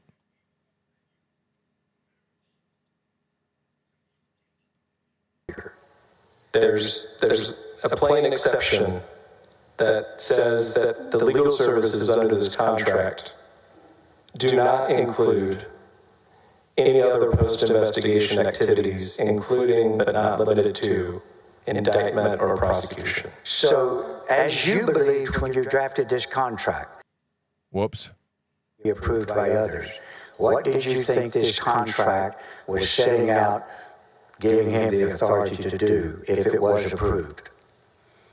In short, he was to review the allegations in the complaint, the statement. I mean, listen to the question, okay? That would be returned to our investigators to provide. What did you think he meant? What did you think he meant? I don't know. What the fuck did he mean is what I want to know. Penley. David Maxwell was the director of law enforcement at the office, and Mark Penley was the deputy attorney general for criminal justice. Did you have discussions with the attorney general that this is what he was authorized to do? Or did you have any conversations with the attorney general about this? Yes. About this restriction? About the nature of the services the Kamek was being hired for. Please tell us about this. What did you say to him? What the hell did he say? I just explained that we can't, the OAG, the Office of the Attorney General, cannot ordinarily engage in a criminal investigation except for a referral, a case of a referral. General Paxton explained that he had a referral from Travis County, and then I explained that even under a referral, we wouldn't have an outside counsel representing the agency in a prosecutorial role. Oh, boy. What was his reaction? Now, wait. He didn't have one that I recall. And so then, after you got to listen, man. His mouth is dry as shit right now. I know. Did you get a response from him? I'm a voiceover artist. Did you hear back from him on this? Not that I recall. Clicks, the saliva clicks. When he asked me to send him a draft of the contract, he's very nervous he also right now. asked me to send it This to is your Brandon body Kamek. language expert. Well, so if I can, I'm going to move to introduce 161, please. This guy knows this is important. He knows. This guy is super nervous about introducing this piece of testimony. I mean, like, his mouth is so fucking dry right now. Okay? I can hear it. Right? I'm a voiceover artist. This guy is in distress. Right? And I'm not a body language expert, but I cannot believe how much I've learned about just like voices since I've been one. 6 months. Don't see this on our list. Right? Listen up. This guy's scared to fucking death, man. No objections, President. Stella, can I have a hard copy, please? This guy, this witness, spooked right now. Fucking spooked. Spooked. He probably got a drink of water, right? While all this commotion was going on, but right? Watch him. We're at something. Would you identify this for me on September the 3rd? No, this is... I'm sorry, Your Honor, may I have just a second? Not a smooth prosecution, right? Just to jump in here and tell you, this guy is not serving the people very well. Right? He's just not. And I'm not saying whether his points are valid, invalid, whatever. This guy, he's got the charisma value of 0. Okay, you can't be a fucking attorney and sound like you just came off of Green Acres, man. I want you to look at 161. I want you to look at 161 and see if that is basically the same document that you had sent the same day on September 3rd, except that this one is to Mr. Kamek. Is it the same document? Yes, sir. That's right. All right, so now you have forwarded a contract to Mr. Kamek and his mouth is still dry shit, dude. Listen, but he's what all nervous. would be necessary to happen before this became a true contract and Mr. Kamek authorized to work for the Attorney General? This is what would be important. necessary? So ordinarily, when the Office of the Attorney General wants to engage an outside counsel, that has to be approved internally through what was referred to at the time as an executive approval memorandum. That memorandum would explain the background of the request, the nature of the legal authority through which the agency could act. He's reading in his and head. the amount that was likely to be expended. It's in front of his face. All right. In this situation, Listen to me. if you're going to go I'm a through the voiceover measures for artist. I the, know for the contract, what's would going you on here. explain on this type of procedure what would all have been, what would it be the process? How many people would have to approve of this? I'll run through them very quickly, but generally the process would start with the General Counsel Division Chief. It would be. This is highly. It would next go to the Financial Litigation and Charitable Trust Division. Budget would be next. I believe I would be next in line as the Deputy Attorney General for Legal Counsel. Given the nature of the services involved, criminal justice, Mark Penley, You hear me? the Deputy Attorney General for Criminal Justice, would have been next. I believe Lacey Mays was next. Well, not off the top of his head is my point. Does anyone along, what happens if anyone along that chain refuses to accept it or approve it? What happens? Basically, the request is denied, but it could be revived based on further conversations. All right. In other words, everything stops if somebody declines until at least it's talked about more? Is that what you mean? Yes, sir. All right. So what happens if the Attorney General goes out and unilaterally hires somebody without sending it through the process at all? In your opinion, could he do that? Yes, sir. All right. He has the authority, right? Yes, sir. He's the guy. Okay. Now, if in fact, are you familiar with why y'all follow those processes, though, that you just described that would be in the ordinary situation? Why do you do it that way? Mainly for efficiency purposes, but also just to ensure that each decision is vetted by the divisions that may have input or advice on the specific issue. So are the people that are put on there division heads of the divisions that are affected by the contract? Yes, sir. So in this contract, what all divisions would be affected that would have to okay it?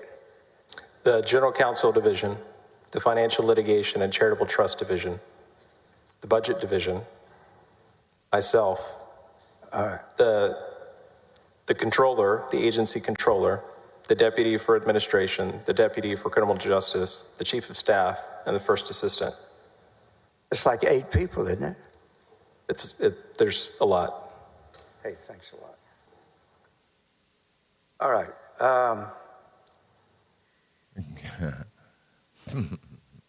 Why don't you take a drink of water there, son? You're going to need it. Now, let me ask you, in the emails that we looked at, or in this document, 161 is a contract, earlier some emails when we looked at 160, 160 is the contract that goes to Mr. Paxton. 161 is a contract that goes to Mr. Kamek. Is that correct? Yes, sir. And then you go, if you want, 228, contract 228.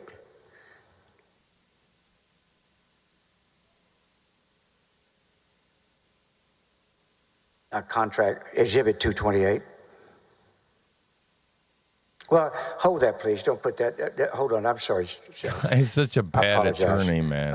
So bad. I want to ask you I want you to look at 166. I believe this is already in evidence, Your Honor, because I think it's already been up on the screen once. Yes, it is. Thank you very much. 161. Now, I want you to look at this. I want you to and look describe at for this. It's everyone going to whether this convince everybody in sets this out room. the approval level Because it has to be done. we just know that Attorney General's a piece of shit. All right. Now, this is the contract that is to be the process to get Mr. Kamek's contract approved, correct? That's right. So it starts out with Joshua Godby, the Charitable Trust Division. Why would he have to approve it?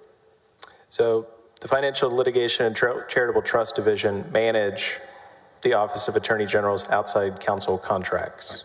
Do y'all ever approve a contract that hasn't been the agreement to fund it? Who has to agree to fund it? The budget division has to approve funding. All right, let's go up. Then Josh Godby. After him is Ryan Vassar. Who drafted this particular document? I did. All right, and how did you know what to put down here under the synopsis and background? Just based on my understanding, again, of the nature of the services that CAMIC was being engaged for.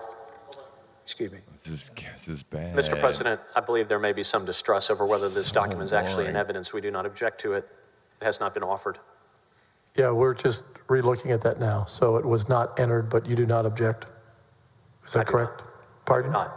Okay. I believe it was shown by an earlier lawyer on your side. I think you hit it. It was a pretrial issue Uh-oh. that didn't come in. We're good.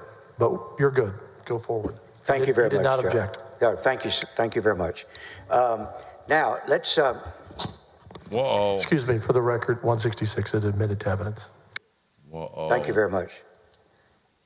Now, so you prepared over on the second page, or it says page 1, but second when you turn it, the synopsis of what happened in the background and all that. Daddy's getting bored. Yes, I want you to tell us in your own words, when you sign off and initial this particular contract, did you sign off as if you approved it?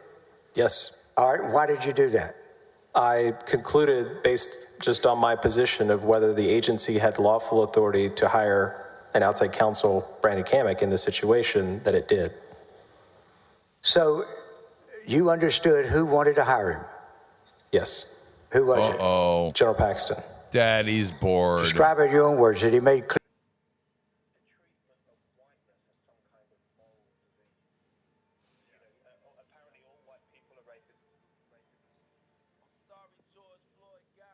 Me too.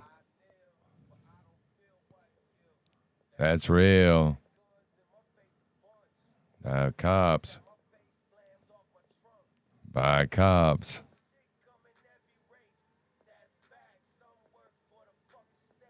That in fact.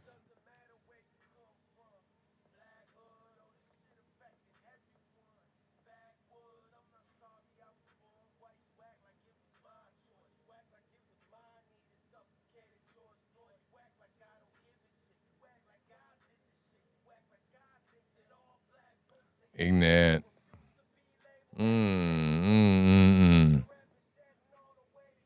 Abel.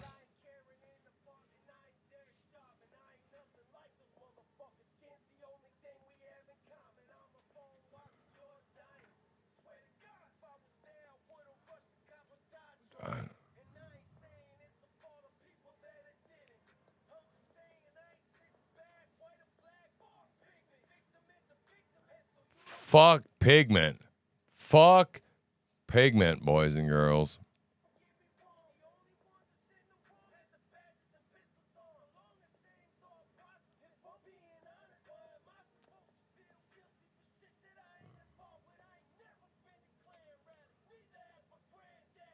Yeah, I don't know anybody in my family has ever been involved with the KKK, guys.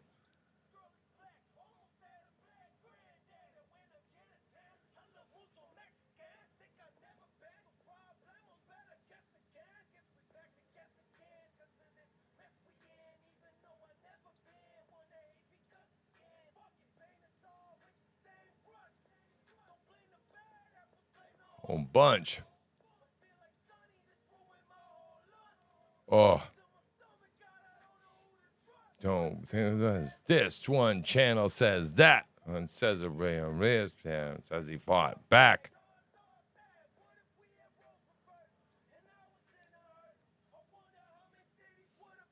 Yeah, I wonder how many cities would have burned.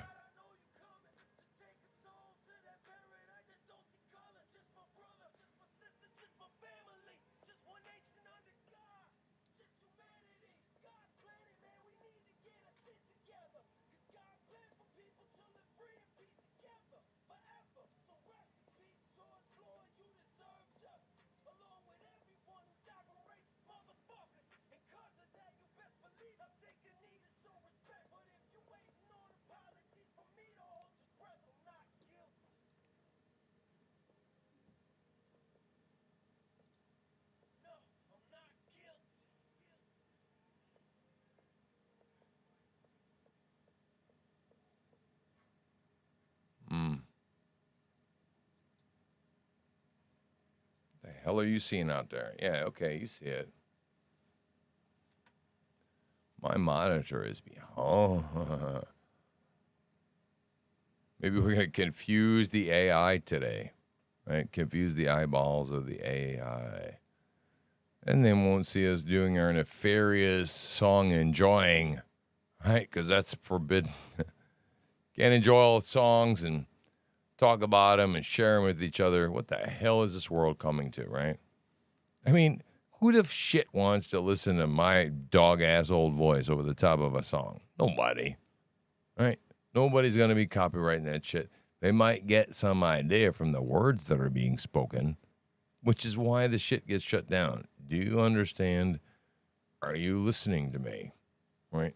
This is the Truth Slinger Project, right? And we come here like every damn day, whether how many people are listening or not, to talk to you about what the hell is this devolving mess that is around us.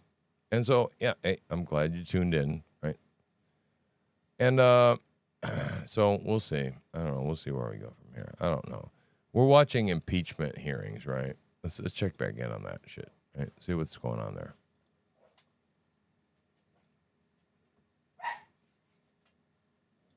And we got dogs in the house. All right. And that's what I was asking. I'm sorry, that's what I was asking about. Don't talk over each other. Yes, sir. 166 is on the screen, and it has been admitted. Pardon me? You can continue, Mr. Harding. I'm sorry, I'm all confused. 166 has been admitted. Right. 166, correct? And I thought you were changing the number on me. I'm sorry, I'm confused by your statement. Maybe this would be a good time for a break. All right. In about 15 more minutes. About 15 more minutes, we'll have a break. Isn't this exciting? So let's try to move through this real quickly. Did it start going through different procedures, and what was the outcome of this contract? Did it ultimately go all the way, or did it stop somewhere along the way? It stopped the approval process. And where did it stop? Mark Pendley declined to sign the approval memorandum. And when did you become aware that Mr. Pendley would not sign it? I don't recall the exact date. I recall there were conversations that when I signed it, it would go to Mark Pendley next. I advised Jeff Mateer that that was going to be the next line in the sequence. I also advised Mark Pendley that he was going to be next after I signed it. I don't recall exactly when Mark Pendley declined to sign. I think there are other documents that we can introduce later that would show that. We'll do it through other people. As to your involvement, Mr. Vassar, get your hot breath how off would you of me. view your role once you started sending out the drafts? Did you start having contact personally with Mr. Kamek, where he would have several different requests that you would communicate with him, or what? I was the point of contact for Mr. Kamek just based on the introduction through General Paxton. After the internal approval process had started, I received a call from Mr. Kamek. I believe it was around the 13th of September. What did he want? He asked if there were any official documents or an official email address that we could give him. And at some stage along the line, where they're inquiring about whether he was going to have inquiries by him as to where he was going to have credentials. Got beat up in school. I'm sorry, could you say that? Was he going to have credentials? Did that ever become an issue that would show that he was authorized to work on behalf of the AG's office? They're fighting back at the man. Did you ever provide him any? No, sir. Did he ask you for any before this process was completed? What was your belief? He had none. He had no authority to represent the office. In your opinion, when would he have had authority to represent the office? First he was. When? Yes. When he had a binding and executed contract. And did he ever, to your knowledge, have a binding and executed contract? Objection, Mr. President, this once again calls for a very important legal conclusion that goes to the heart of the matter. Checking on me. I'm not asking him for a legal conclusion. Face down on the keyboard, eh? Oh man, that's pretty cool. That didn't happen. It didn't happen. Witness can answer the question if you know of your own personal knowledge, not on hearsay.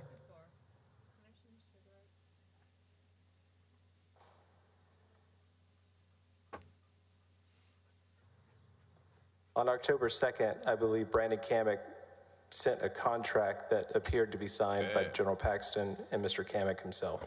Do you know when you first saw that? I believe it was October 2nd. Is that the first? Describe for us, were you aware before, any time before that, that General Paxton had decided to sign the contract on behalf of the Attorney General's office? No, sir. Did you have any idea at that time when you saw it on October the 2nd, how and when that happened? No, sir. Did Mr. Paxton ever tell you that he had signed a contract personally with Mr. Kamek? Yes, he did. When did he tell you that? This old guy in a blue I believe suit. it was Friday in October, which may have been the 3rd.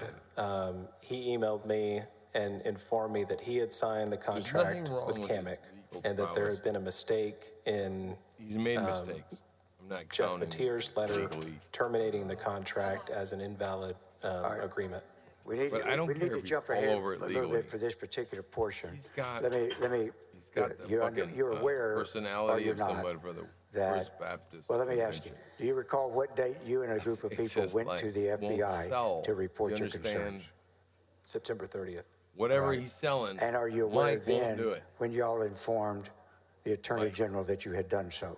He won't look at me. October So Mike 1st won't do it. is when we notified. That's about how it's And like. after you informed the Attorney General, did it sometime on the either September the 30th or October 1, had Mr. Kamek been sent a cease and desist letter?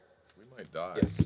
And whom did he send a cease and desist, by whom sent him a cease and desist letter? I believe Mark Penley sent a letter to Mr. Kamek, and Jeff Mateer sent a separate letter to Mr. Kamek. And then separately, was action taken in the courts concerning the subpoenas, grand jury subpoenas, that Mr. Kamek had obtained and was serving? Was there separate action undertaken by either Mr. Pendley or Mr. Mateer? Mr. President, we object as to leading. Are you aware of any? Abstain. Excuse me. Are you aware of any action that had taken, personally aware of any action that was taken in the courts concerning the subpoenas that Mr. Kamek had been serving? Mr. Pendley moved to quash the subpoenas. All right. And so then when you get a letter, did you get a letter from the Attorney General? And if so, what date that was, or text? It was an email indicating to me that he had signed the contract with Brandon Kamek and that Jeff's letter telling Kamek to cease and desist was improperly sent. All right. At that time, during that first week in October, when we got to October 3rd, what was your status with the agency? I was still employed. And had Mr. Mateer resigned the day before, October 2nd? October 2nd. I believe he resigned on Friday. All right. When he resigned, had he sent a letter to Mr. Kamek before that, if you know? Yes. And at that time, were all of these actions being done with the involvement of each of you deputies that had been called colloquially the whistleblowers? Yes. Now, before that, when this contract, what was your involvement as far as the contract for Mr. Kamek once Mr. Pendley refused to sign off on it? What happened then? From what I recall, Mr. Mateer and Mr. Pendley sent a cease and desist. Mr. Kamek followed up to our agency mailbox, just the general mailbox, with invoices that he had purported to work under some authorization from General Paxton. Very different. Because we didn't have a record of a contract or a copy of a signed agreement, we informed Mr. Kamek that we could not pay him, and his response was that he had a signed. What date was that? I believe it was October 1st. All right. And during the time that you were going back and forth with Mr. Kamek about the contract, were you the person that was communicating with him? Go ahead. He had emailed me directly, but the rest of the conversation was through the general mailbox that he is. Did he send you an invoice seeking to be paid? Yes. Do you recall when he did that? All right. It was Right around the same period, so it would have been October 1st. And when he sent you an invoice to be asking to be paid, what was your response? We informed him that we did not have a record of a contract under which to pay him. So hot, man. And did you tell him you need a contract signed by somebody within the agency? Well, we just told him we didn't have any contract with his name on it. That had been signed by anybody? Correct. So what did he do? He responded and said that he had a signed contract. Do you recall what date he told you that he had a signed contract? He provided it to us in the morning. I believe it was October 1st. Or no, I apologize. It was September 30th because we went and met with law enforcement on September 30th. And did you get a contract from him that had been signed by the Attorney General before you went to law enforcement? Yes. Now, at the time this was all going on, Takes the form of what's known as. were you willfully and totally involved in the actions that were decided and that led to you going to law enforcement? Yes, sir. Why did you go? I formed a conclusion, just based on my good faith belief. Keep it to the microphone. That General Paxton was using the power and authority of his office to benefit a private individual. More recently, Bernie Sanders. And other leftists who share the party. what was your opinion as to whether or not y'all had done everything you could to stop him before that? Well, all of these sequences of events, ranging from May of 2020 to the foreclosure letter in late July and August of 2020, and the Kamek issue in August and September of 2020, in isolation were just activities that we tried to handle for General Paxton. Mr. President, I'm sorry, I must object as non-responsive to the question. Well, let me continue with Sustain. you. Re-ask the question. Thank you. Now let me ask you this.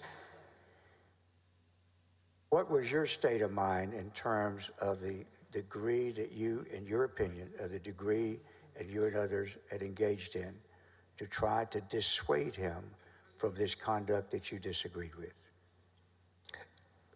We had repeatedly suggested that the positions that we were being asked to take were contrary to established law and policies. When we did that, he directed us to find a different way. So as lawyers do, we found alternatives, and those were the alternatives that he chose. Well, then what was the tipping point about September the 29th or 30th that led you to decide to go en masse to the FBI? Well, it became clear at that point that the degree and the extent to which General Paxton appeared to be using the office to benefit a single private individual, to target and harass law enforcement, rose to a level that, just based on our good faith belief, criminal activity had occurred. And under no circumstances did Brandon Kamek have any authority, either under a contract that was unsigned or a contract that was signed, or by some deputation by Travis County District Attorney's Office to serve as a special prosecutor for the Office of the Attorney General. Going to be a problem in a minute. So he was representing himself in a capacity that did not exist, and doing so for the benefit of a single individual. Well, under those circumstances, did you feel that, that the Attorney General had any authority to appoint a, quote, special prosecutor? That's all. No, sir. Objection, Mr. President. The objection is relevance. I don't believe that there is any contention on the part of the House Board of Managers that General Paxton appointed a special prosecutor. That is not the allegation. Sustained. Are you aware as to whether or not Mr. Kamek was going around and serving grand juries subpoenas, claiming he was a special prosecutor of the Attorney General's office? Are you aware one way or the other as to whether he was doing that? Objection, that would call for hearsay. No, it doesn't call for hearsay. this witness can be cross-examined about what his basis of his knowledge is, and then he can say whether it's People solely are hearsay. insufferable. Thank you. You may answer the question. Yes, sir. I'm aware. And in fact, was Brandon Kamek ever hired by the Attorney General's office, by anyone in the Attorney General's office, and designated a special prosecutor? Listen, like, gets done. Right? There's that weird little laugh that comes out of me, right? What the fuck next? I mean, I'm going to play for you this fucking douchebag. And he's going to tell you just exactly, he's going to gaslight your fucking ass right now. He's going to tell you why you should ignore Donald Trump. You know, that little weird populist wing. You know, that little feeling in your tummy that you get when you can't afford the fucking gas because it's twice as much as it was fucking 2 years ago. You know that one? Right? And you can't buy the fucking candy that you wanted because it's like $4 instead of $2. Remember that? Yeah. Well, let me assure you, okay, that Uncle Mike is here to fucking help you, right? He's going to tell you, stop believing all this fucking nonsense, this populist nonsense that is just gripping 51% of this population, right? Just let Mike tell you why you should fucking calm down, right? Let's go.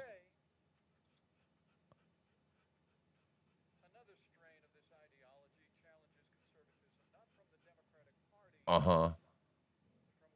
Ooh, from within. Oh. Do you know what that means?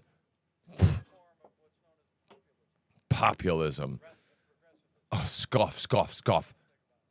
Do you feel the scoffing coming off of him? Make no mistake about it. This fucking guy just said on a fucking debate stage or where the hell it was, that's not my concern in regard to, okay, the American people languishing and suffering. And I think it was with Tucker Carlson, right? Yeah, it's not my concern. Yeah, we totally misunderstood that motherfucker, right? No, we didn't totally misunderstand this motherfucker. We understand this guy perfectly well, right? So I'm going to go, and I'll be back in a minute. You listen to the rest of what this fucking, and we'll take it apart with this douchebag has to say. Okay, here we go. More douchebag, here we go.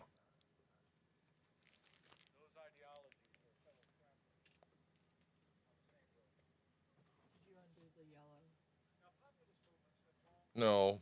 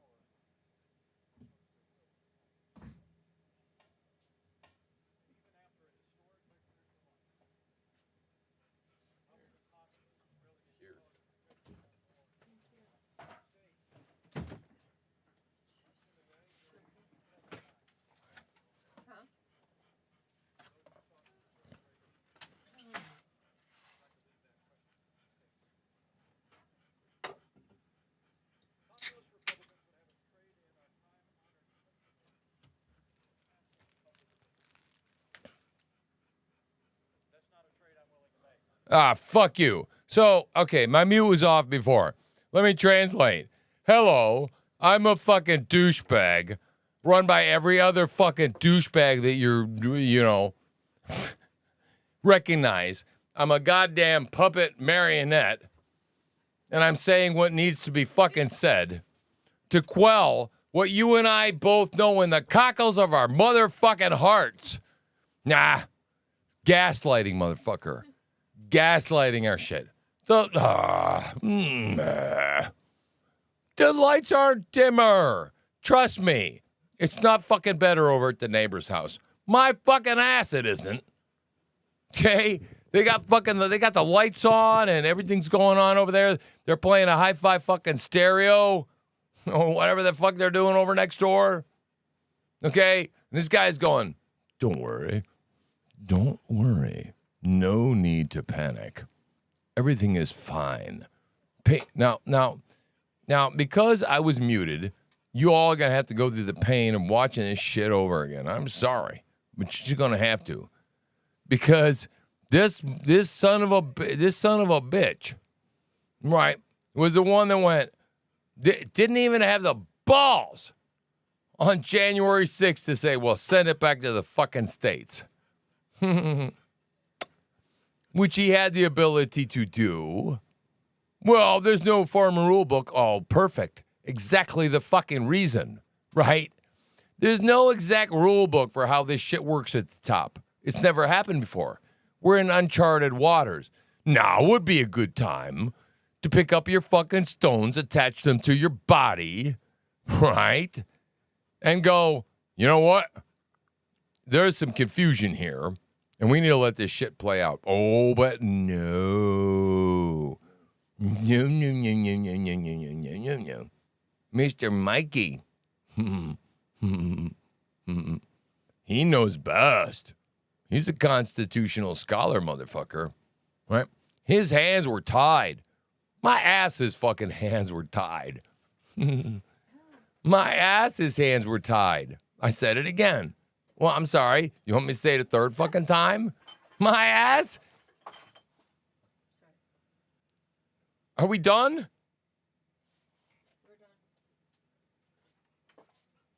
The fucking bottles and shit? Holy shit. Right? I mean, come on, man.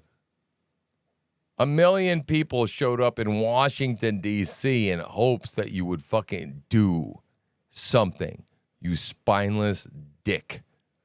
And you did not. And then there became a riot. You want to blame somebody for this fucking riot? You blame this douchebag. Right? You blame this motherfucker. Tell me I'm wrong. You tell me I'm wrong. Okay? We sit in this fucking mess.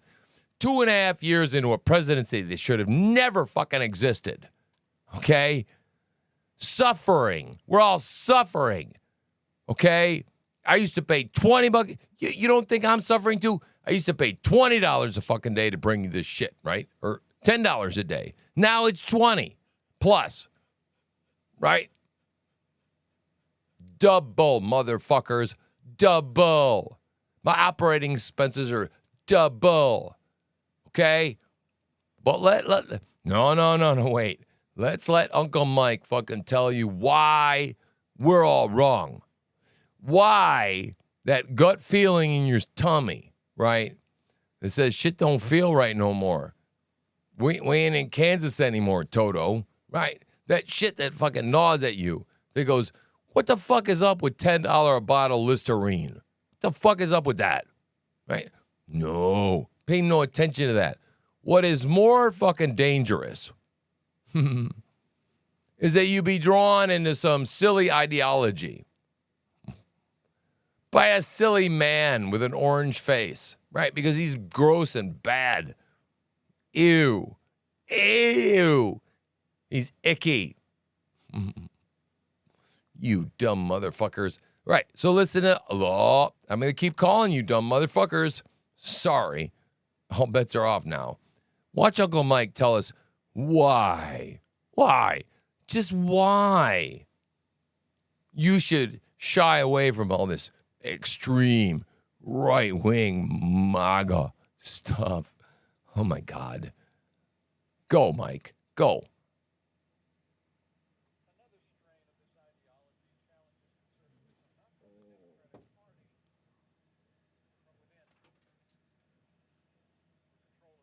Uh-oh, within. Populism.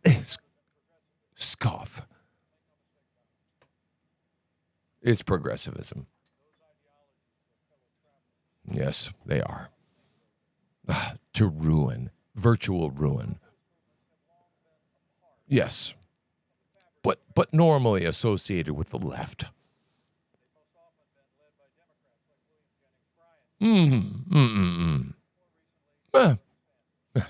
He's such a historian, isn't he? Yes. But, yes, it is, isn't it?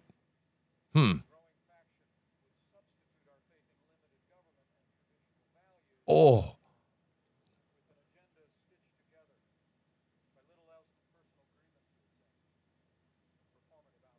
Oh, okay. Oh, all right, motherfuckers.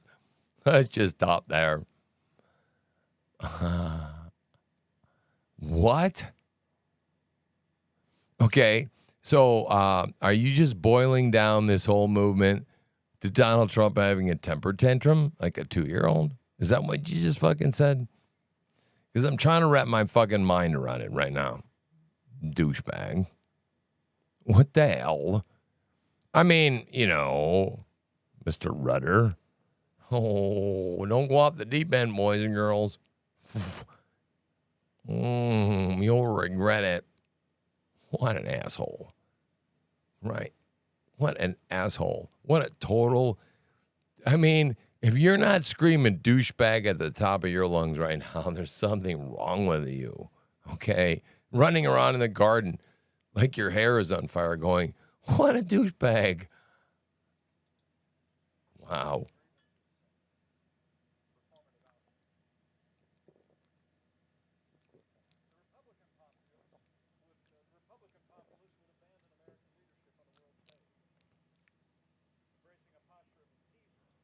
So, as you noticed, he's reading this speech, right?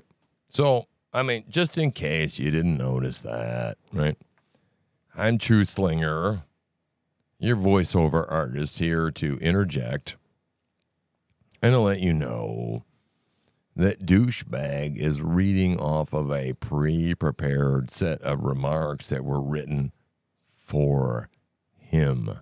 Now, you can tell me all you want how he was back there slaving away with the speechwriter, arguing over every word because this was his press conference. And if you fucking believe that, then you need to leave or shut up and sit down in the corner. One of the two.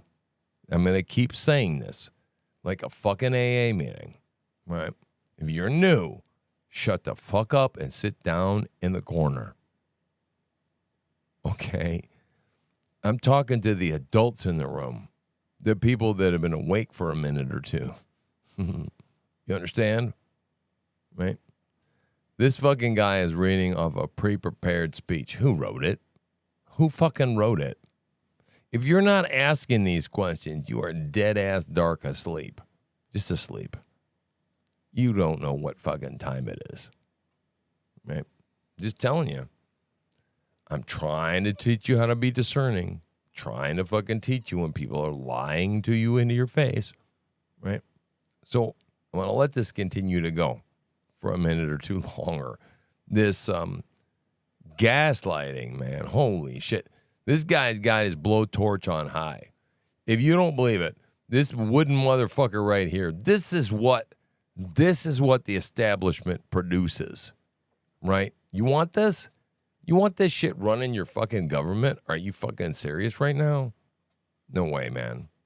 No way. No way. If this guy gets more than 1% of the vote, I'll give up my podcast. Okay? No way. What a douchebag.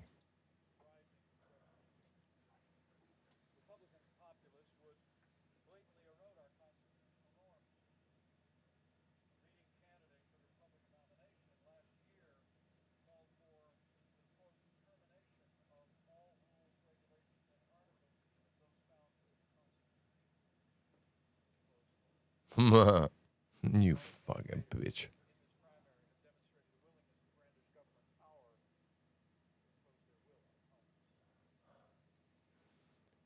This guy, if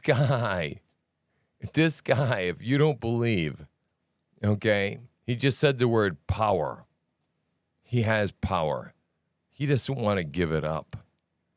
And Donald Trump, okay, is a threat to that power. Oh, how many times do I have to say hello to you for you to fucking get it through your brain? Vote Donald Trump. Don't let anyone dissuade you otherwise. And if he doesn't become president, and if you voted for him, then you need to lose your fucking mind. Huh?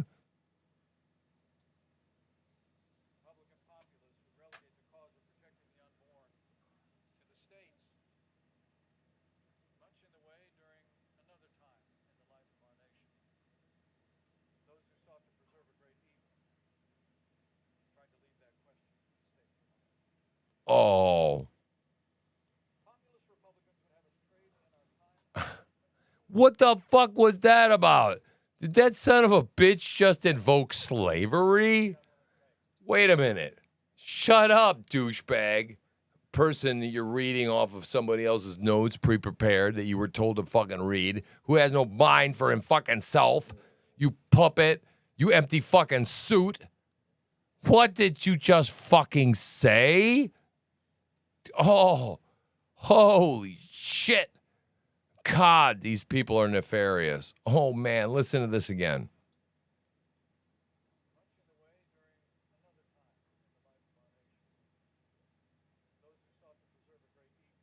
What time was that, Mikey? Why don't you fucking explain yourself? Why don't you fucking throw down and say that this is civil war, baby? We all are fucking rednecks, right? And we the goddamn South, you motherfucker.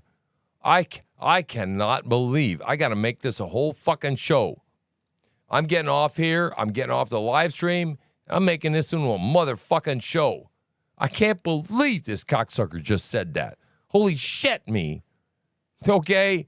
He just equated Lincoln with the fucking Democratic Party.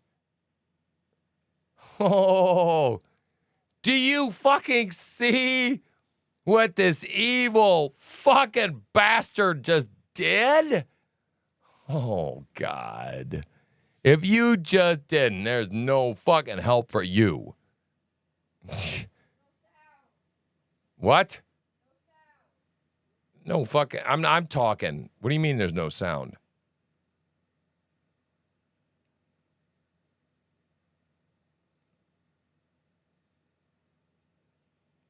There should be.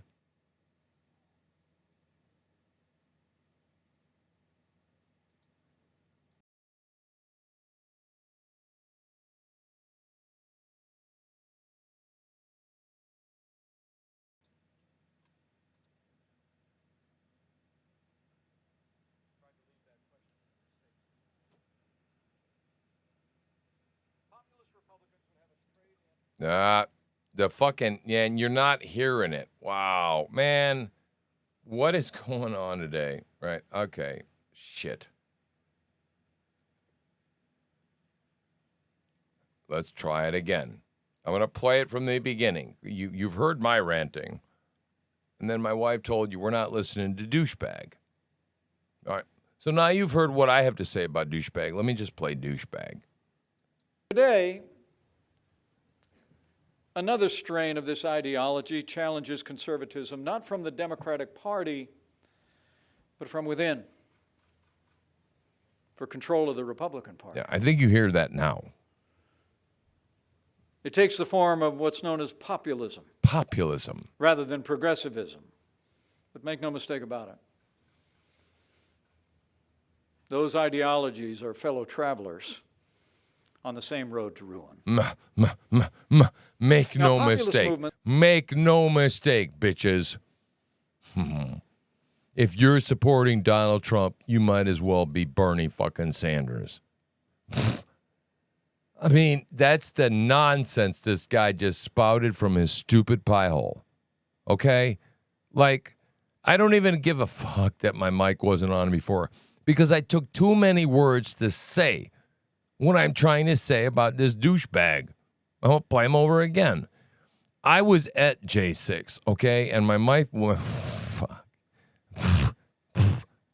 Okay? Bunch of people there because they were pissed off because they were said, hey, why don't you fucking do your job, right? And Mr. Number 2 in the entire fucking country, okay? Mr. Number fucking 2 in the whole goddamn country, right? These sons of bitches, listen to me. You hear me now. I know you hear me now. These sons of bitches walk around in the swamp of gray all the time, right? Can we get away with that? That's their thing, right? And now, Mr. Polished to the Bone, right? The one guy who could have stopped, and I'm laying it down right now. You're hearing me again. I'm saying it again. Mike Pence could have stopped the insurrection, if that's what you want to call it, right? Just send it back to the fucking states, get it sorted out, give it a couple of days. But no. Mr. Pence had his hands tied. It was impossible for him to do anything, right? This is what it looks like when a man has no balls. This is what it looks like when a man has no spine, right? He doesn't do what's right. Nobody's done this before. What happened on that day has never transpired before. There is no precedent. This is your time to make fucking precedent, you douchebag. No stones. All right, so let's listen to No Stones Mike. Today, tell us about what's bad for us. To a big boogeyman that's coming to eat us. Listen to Mike tell you all about it. Here he comes. Scary. Hold on. another strain of this ideology challenges conservatism, not from the Democratic Party, but from within, for control of the Republican Party. Oh, scary. It takes the form of what's known as populism. Populism. Rather than progressivism. But make no mistake about it. Make no mistake. Those ideologies are fellow travelers on the same road to ruin. That's right. On the same road to Now, ruin. populist movements have long been apart. Now, again, wait. No, let me back up, right? Do you suppose that motherfucker looked in the camera and he said, this is on the road to ruin? You tell me he wrote them words for himself. No, he didn't. Of course he didn't. He doesn't have the brains nor the balls to write such words. No. Some broad that just graduated fucking college with a gender studies degree wrote and minored in speech writing, right? Got this job. And she wrote this shit for him, right? But what I want you to understand, okay, is that this man could have stopped or changed the course of history had he just said, you know what, we have never in the government been presented with such a thing, and in my best judgment, according to the Constitution, I shall do this. Right? Nope. What did he do? He said, My hands are tied. I'm so sorry. It's totally set in concrete what must happen. I'm sorry I did my job. And now, this motherfucker wants you to vote for him for president.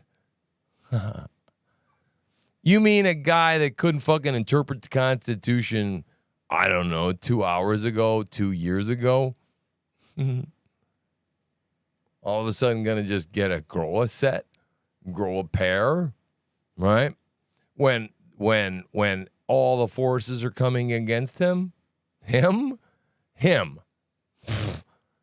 Man, you're in a dream world, man. Of the fabric of American politics. They've most often been led by Democrats like William Jennings Bryan, Huey Long, and more recently, Bernie Sanders. Well, see, we are to be equated with the left-wing cuckoos like Bernie Sanders. Yeah, that's what they got. That's what they got. Nice, right? Just take 50% of the fucking American population and kick them out of the Republican Party. Are you fucking mad right now? You are. Apparently you are.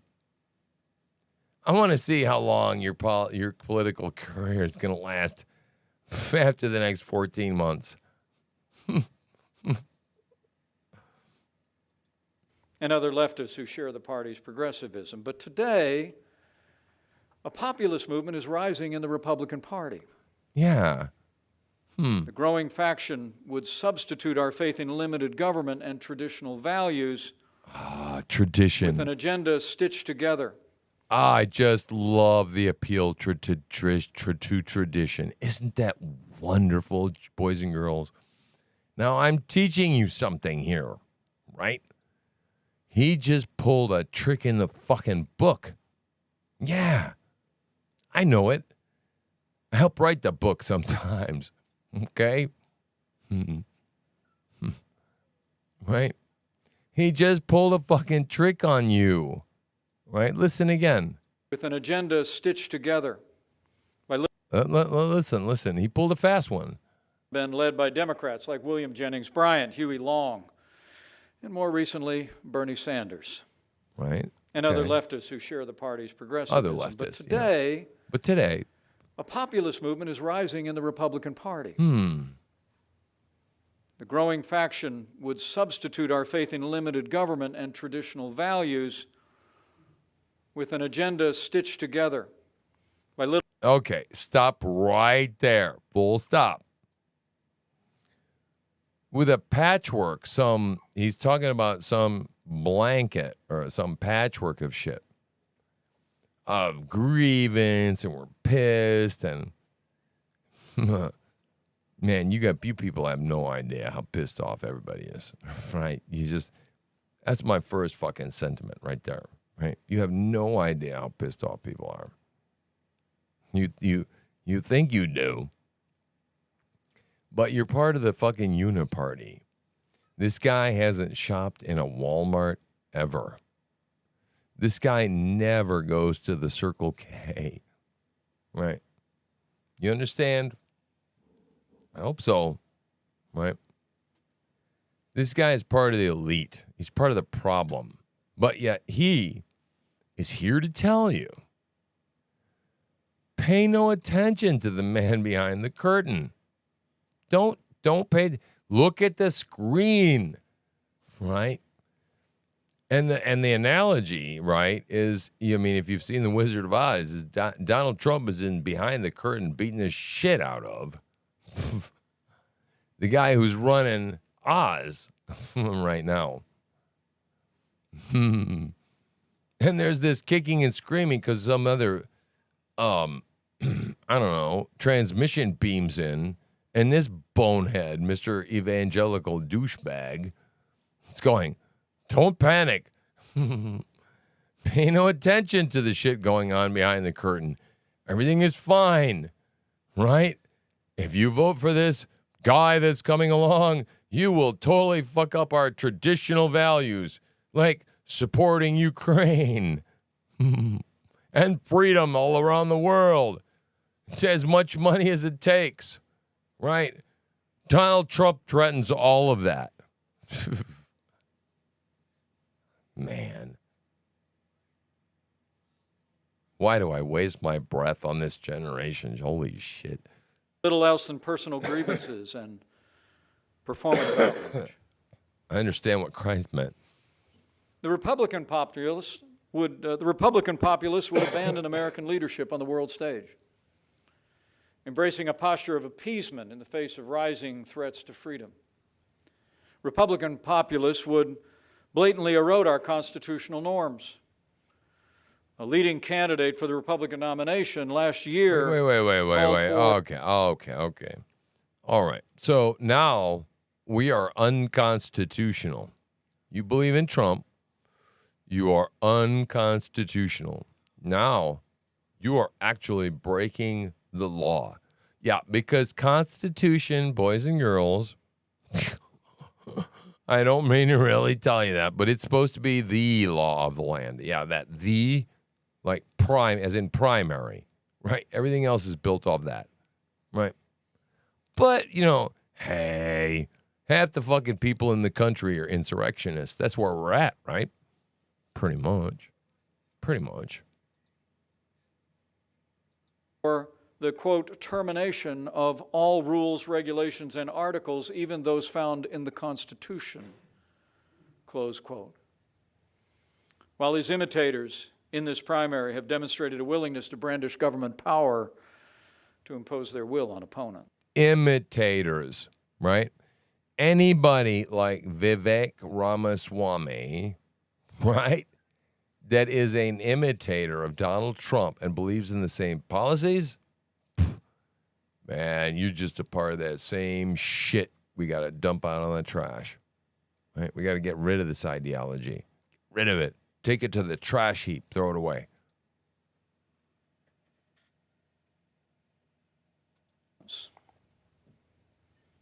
And even after a historic victory for life, Republican populists would relegate the cause of protecting the unborn to the states, much in the way during another time in the life of our nation. Oh, no. Oh, dude. All right. Here's what I figured out what he's attempting to do. He's attempting to torpedo the entire election on this single issue because he understands that this issue is a single issue, voter issue for some people, right? And what he's going to do is he's going to muddy the waters on the right to life, okay? Because we should have a federal ban, he's going to say, on abortion. This is highly unpopular, guys, right? But this poison pill right here is actually designed, and he's delivering it. He knows it will sink the Republican Party. He's delivering it knowing it will. This is not his platform, okay? Please, if you've listened to me long enough, understand this guy doesn't give a shit about unborn life. He's a Catholic, and he wakes up every day and fucking reports to work. Okay? Well, I don't know how many thousand babies are slaughtered a day. And this guy is not thinking about it when he was a fucking senator and vice president. Okay, please, man. Okay? I don't buy any of it. None of it.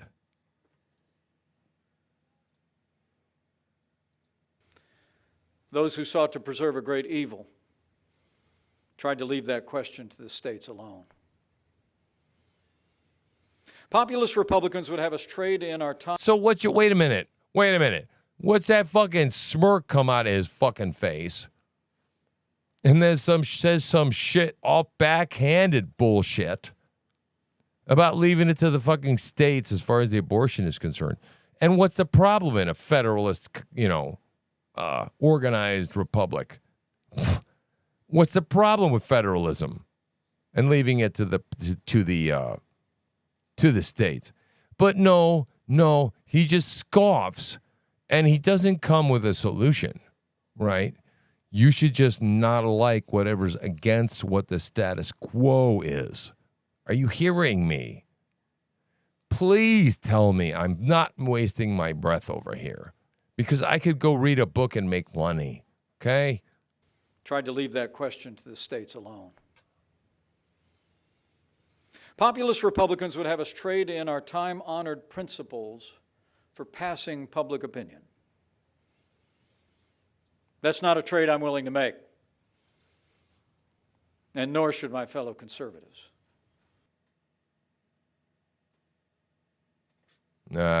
D-Dog's back. It did, man. Right, It is for the people to figure out.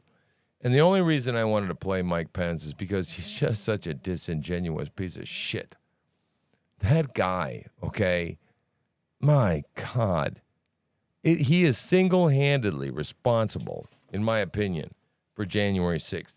You want to string anybody up, it's Mike Pence, right? The one guy with the gavel, the one guy, right, who could have said, hey, let's slow this shit down a minute, right? But what? No stones. He's a bought man, bought and paid for, right? And this shilling he's doing right now, holy shit. Democrat, Republican, what difference does it make? They're just not like us. They're to be ostracized. Man. I don't know, man. I where we're at, we're just not in a good place. I mean, I say it all the time, you know. And that's why January 6th happened. You know, January 6th doesn't happen in healthy republics. In healthy republics, everybody goes, well, we voted for the other guy and we lost. They go home, right? So the question is, well, what's with the outrage? Well, it turns out we find out the outrage was all about shit we knew that really took place that nobody would listen to, right? Nobody would take the time, right? What, like 100 million lawsuits were all thrown out of court. Why? They never got to the evidentiary phase. These people don't understand law, right? No. Mm-mm. Oh, a judge dismissed the case. Right?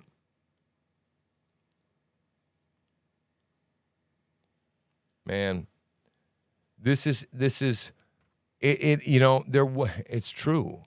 There was precedent before. Okay.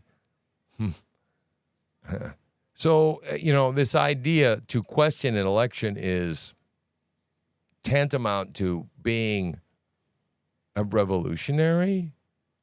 I and Joe Biggs and a number of other people have a problem with that, right? And you better fucking hope that you keep the keys in your hands, right? The prison keys. You better be very fucking careful that you keep them sumbitch keys and stay in power. Because, oh, God, you have played all the cards, right? And I'm telling you right now, Donald Trump is a figurehead. If you listen to me and listen to me now, right? Donald Trump's just a figurehead, right? He started a populist movement, right? And if you think Donald Trump dies with Donald Trump and you put a bullet through Donald Trump, I'll tell you something. You got another thing coming. Right? Absolutely, man. Yes, Bush Gore in Florida was returned twice. You remember the pictures of the guys with the stupid magnifying glasses looking at. Yeah, right. It's not unreasonable to question elections, except when Republicans do it. And I mean, I can queue up right in 2 minutes off of Google, but you do it yourself because you're not stupid, right? And I don't have the damn time. How many times and how many speeches were made on the floor objecting to elections? You just look that shit up. These are the same fucking people that are crying for our imprisonment.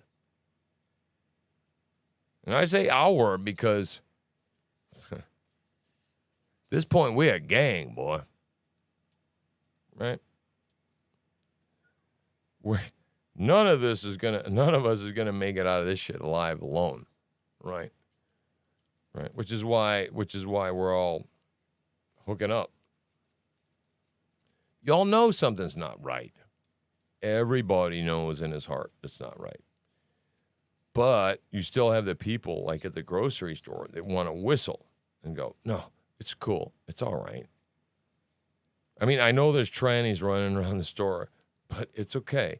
Okay. All right, wait. I know this guy, evangelical guy, just lost his mind about the tranny running around the store. But it's going to be all right. Really, really it is. Right? Yeah. No, it's not. No, it's not. No, it's not. No, it's not.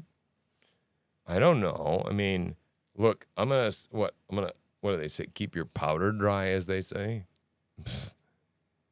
Right? Oh, man, I'm telling you. That's why I keep saying, right, is that it's all going to go sideways because Trump can't be president, right? I mean, intellectually speaking, we have a conundrum here, my friend, right? He can't be president. You understand? Because holy shit, if he actually exercises power, then people, they're gonna go to jail. And like they'll do all sorts of shit, but they don't want to go to jail, right? You know. So yeah, I mean this is where it gets perilous. What fucking next? Right? What next? And I'm one of the people that's brave enough to talk about it. Like Steven Crowder has, and I think Tim Pool has a little bit. But, I mean, think about it, right? I mean, he cannot. Like, the Plan B guys, you remember, Peter Strzok and all that shit, right? No, don't worry. There are people that are losing their fucking minds. You can't be president, right? And then there's a bunch of people running around. Don't worry, we'll stop them. But you can't stop 100 million people when they just say, fuck you.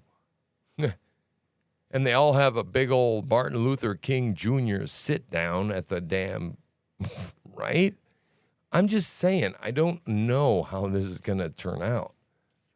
But you can't control 100 million people, which is why I do what I do, right? Because it amplifies my voice. Maybe at some point, someone will hear what the hell I have to say and say, well, damn, he's saying some smart shit.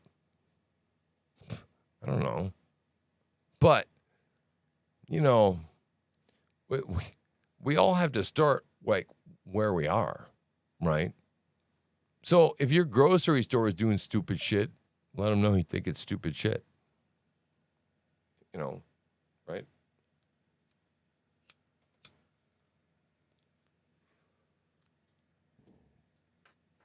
All right. So I don't know what's going on with the live stream. I have no idea.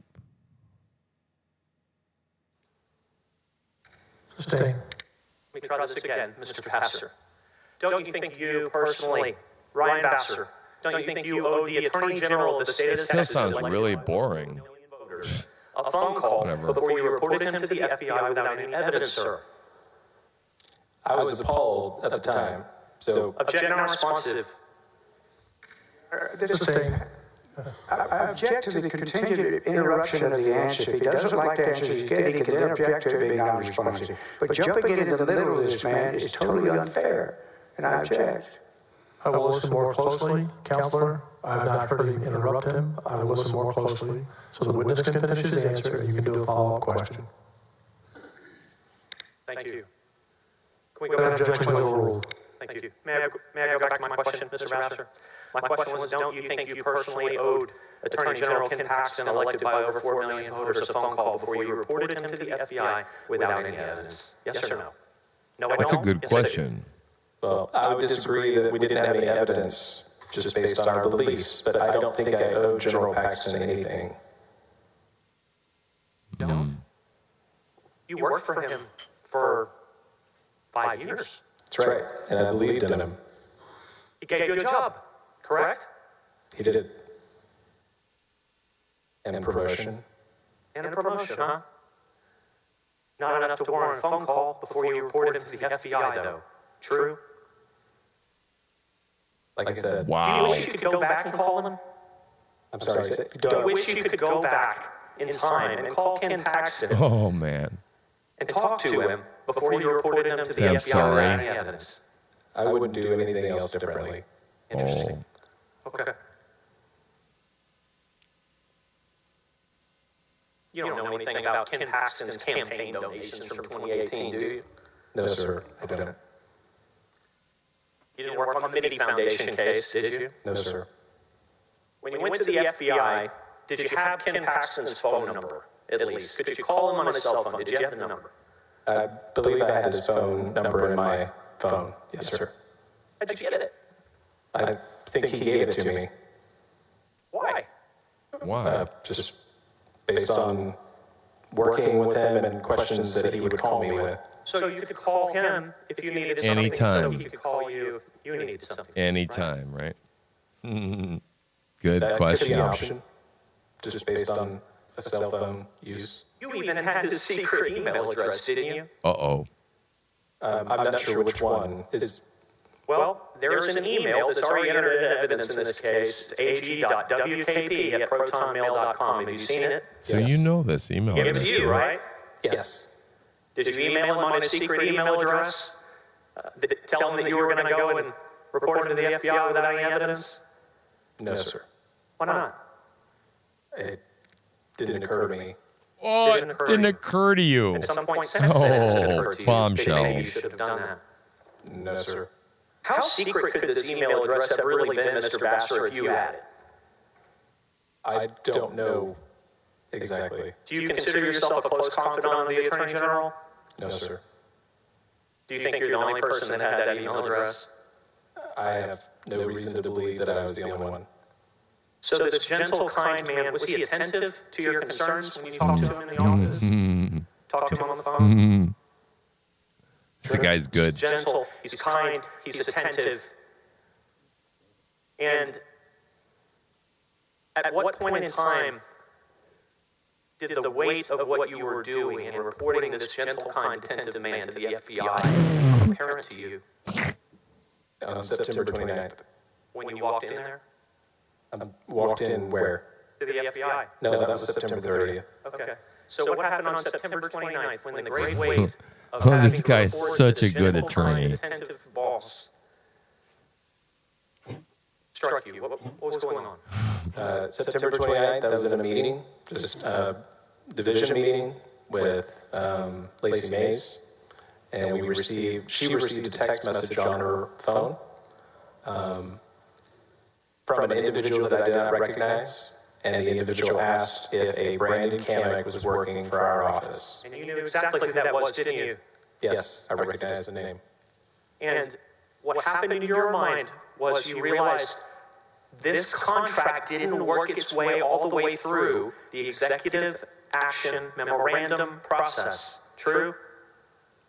Among other things, yes. That's a thought that went through my mind. Yes, and the rest of that thought is, if that process has not been completed, he has no authority to work on behalf of the Office of the Attorney General, correct? Yes. And that was alarming to you, true? In addition to the fact that he was acting in a capacity that he didn't have, even if a contract had existed at the time. And in that moment, did you call General Paxton and say, Brandon Camac's working, what's going on? No, sir. Do you think it's possible? Is there room in your mind for the possibility that if you had called Ken Paxton and told him that information, Ken Paxton would have said, yeah, Ryan, I signed the contract with my own hand, with my own pen. Is there room in your mind for the possibility that that would have happened? Well, it is possible, but he was out of the state at the time. Oh, So you can't I contact wouldn't people have when they're out of the state, right? been connected to him or had a reason to call him. You had his phone number. So what if he was out of the state? Cell phone works out of the state, surely, right? Yes, sir. You didn't think to call him? Well, as I explained, because he was out of state, Jeff Mateer was running the office. That's another thing we're going to get to, okay? My understanding is Thank you. your belief was that while Ken Paxton was in Ohio working on the Google case, the biggest case that the Office of the Attorney General had, Jeff Mateer was the acting That should Attorney take care of General, it. right? That's correct, although my understanding, in addition I'm to going to object as non-responsive to the remainder of this answer. Sustain. Mr. Vassar, can it possibly be in a state with as many millions of people as Texas has, that it is the belief of the upper echelon of the Attorney General's office that any time the Attorney General gets on the plane, Jeff Mateer is the real Attorney General? Oh. only to the extent the government code is triggered. That's what deputizes the first assistant to act under the authority of the Attorney General. First gay guy in charge. And Sorry. your belief was that on September 29th and 30th, when Ken Paxton was in Ohio doing business on behalf of the people of the great state of Texas, litigation business, very important litigation business, that someone else was the Attorney General, and that's what the government code says. Is that right? Well, it was my understanding it was a political event. It was a campaign event. I had no knowledge that he was working on the Google case. He was doing a campaign event in Ohio? That was my understanding at the time. Where on earth did you get that? Just conversations at the time with Mr. Mateer. So if he was on, Where did you let's get say that? let's say he was in Ohio on a campaign event. Jeff Mateer's the Attorney General while he's there? I was just clarifying my understanding based on your question. Your next question of whether Jeff Mateer is the acting Attorney General, again, that would depend on the statute. Whether he was in the statute hospital or provides not, If okay? the Attorney General Come is on. absent or unable to act, the first assistant shall perform the duties. Tell the senators what absent means. Incapacitation, The statute doesn't define douchebag. Oh my God. Tell me what you think it means. Well, it Out of would the mean- state? It would mean the ordinary meaning of the word under a statutory interpretation approach. Tell these senators, many of whom are very accomplished attorneys, Oh, what yeah, the word tell us. absent means to your understanding, please. I am not advised of what the dictionary definition would be. That would be an interpretive guide. Wait a Absent minute. Could mean Wait out a of minute. state, What the absent or fuck was unable to your act, could mean interpretation? incapacitated. Like if what was Paxton yours? was on life support in a hospital somewhere, for example. Yes. I presume so. But he wasn't. He was in Ohio. he wasn't. Which I guess is debatable one way or the other. Breathing. I'm not aware if that statute has ever been interpreted by a court. So I could not be able to But say. in any event, it provides the perfect cover for someone in your office to remove Ken Paxton's name for the letterhead and begin sending out letters on behalf of the Attorney General of the state of Oh Texas. my God. No, nobody removed his name from letterhead. Yes, they did. don't think so? The last guy Yes, sir. just Have you ever testified seen- to it. Have you ever seen Attorney General's office letterhead without Ken Paxton's name on it? All the time. All the time. Oh, How did correspondence in September well, this is getting good. 2020 come to be sent to parties outside of the Attorney General's office without Ken Paxton's name on it? Tell us. Tell us, please. Well, the agency has different letterhead. There probably even today, letterhead that's available on the Attorney General's website that does not have his name on it. Oh. Letterhead that he signed. Oh. I see. So when the Attorney General is absent in Ohio, someone at the office goes, grab me the letterhead without Ken Paxton's name on it. He's in Ohio today. Is that right? Is that right? I don't recall any Going decision exactly about that way. using this letterhead or who instructed the use of the letterhead. No one decided. It just happened, right?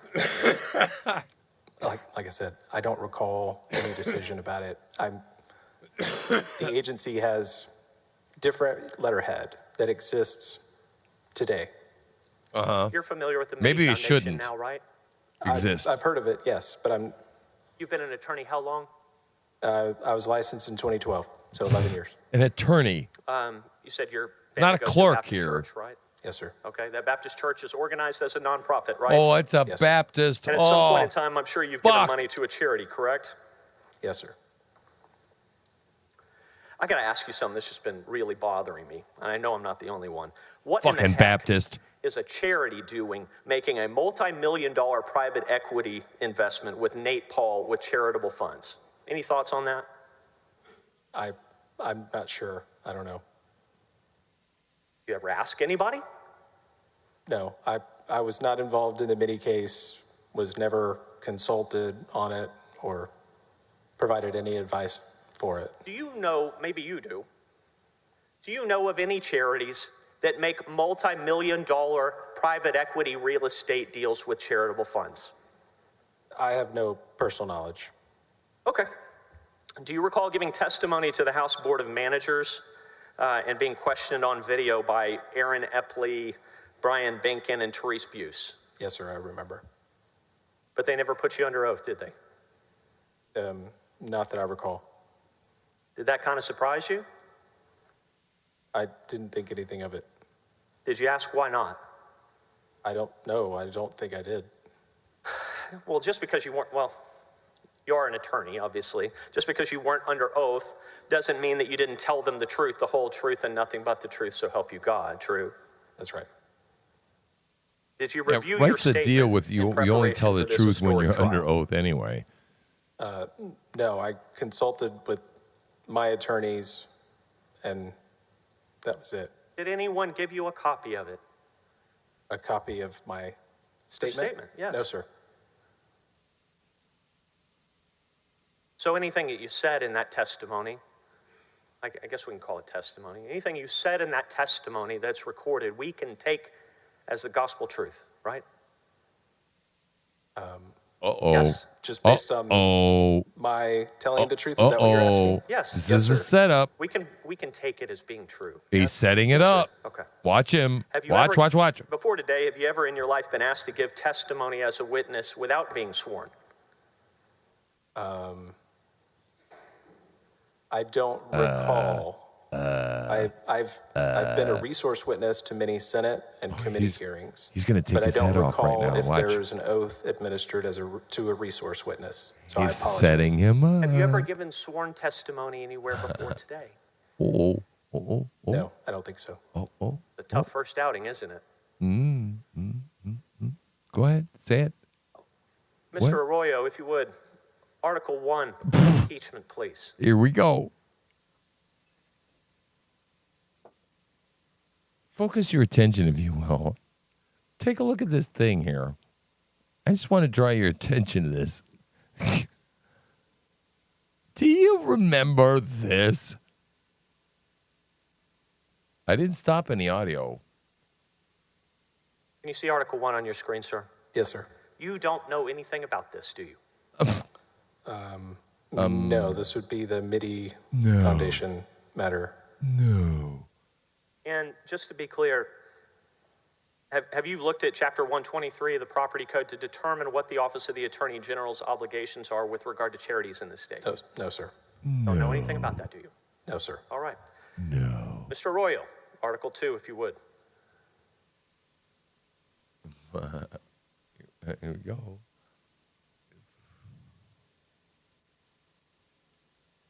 Now, Mr. Vassar, you've given some testimony about what we'll call the foreclosure opinion, right? It was issued August 1.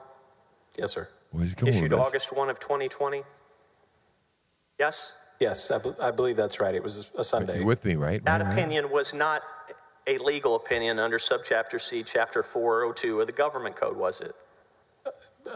Yes, it was a legal opinion under subchapter 402. It was? Yes, sir. Oh. That's not what you told the House Board of Managers. Uh-oh. Uh-oh. I don't recall. We'll get to that later, but that's not what you told them, is it? I don't recall. I may have misstated.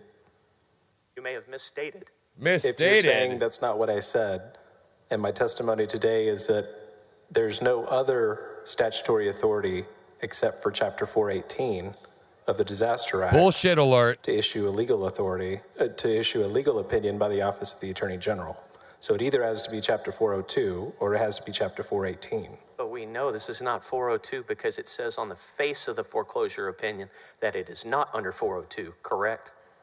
It does say that it's not, but that doesn't mean it doesn't fall under the authority of that chapter. It just means it wasn't written in accordance with the typical legal opinion process. I was hoping that we would be able to have a chance to discuss this. Mr. Arroyo, please bring up chapter or section 402.042 of the Texas Government Code.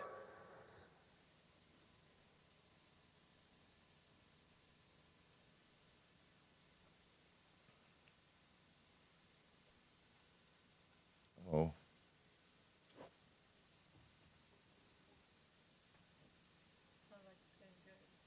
Hmm? Oh, yeah. It's real spicy, man. No, we're looking for 042. That's .212. We'll get to that later. Thank Only you. the cross is fun. The other stuff? While Mr. boring. Arroyo is bringing this up, I've got a couple questions for you about that. In order for the foreclosure opinion to have been authorized under Chapter 402 of the Government Code, Mr. Vassar, certain criteria need to be met. Is that correct? I believe so. There first needs to be an authorized requester, correct? That's correct. Who are the types of persons who are authorized to make that request? The governor, the lieutenant governor, the speaker, chairman, and chair people of committees of the House and of the Senate, executive heads of agencies and county he and needs a district drink attorneys. of water. Mouth is awful pasty. Did any of those people Just saying. request the foreclosure opinion? Yes, sir. Okay. What is the next criteria to satisfy for Chapter 402 of the Government Code? You're going to have to refresh my recollection. All right, Mr. Arroyo, if you would move to the second page of that PDF that you just had up.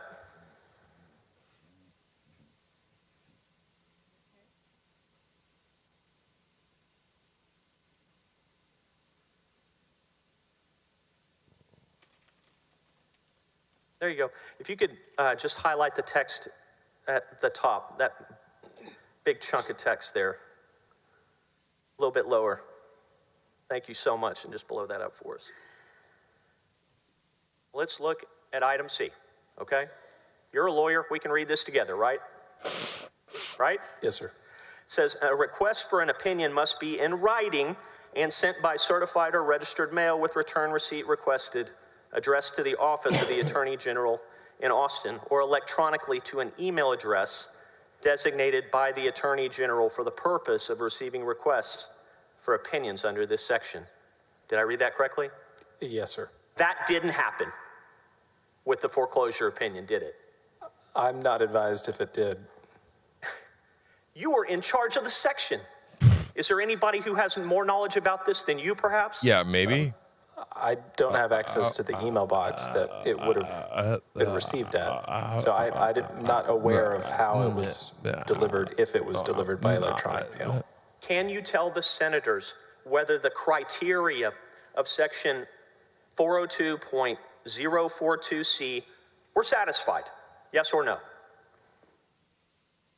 I'm not sure. I don't recall. And that you were in charge, right? Yes, sir. Subsection D allows... Seems kind of, I'm not talking about subsection D. We're not there yet.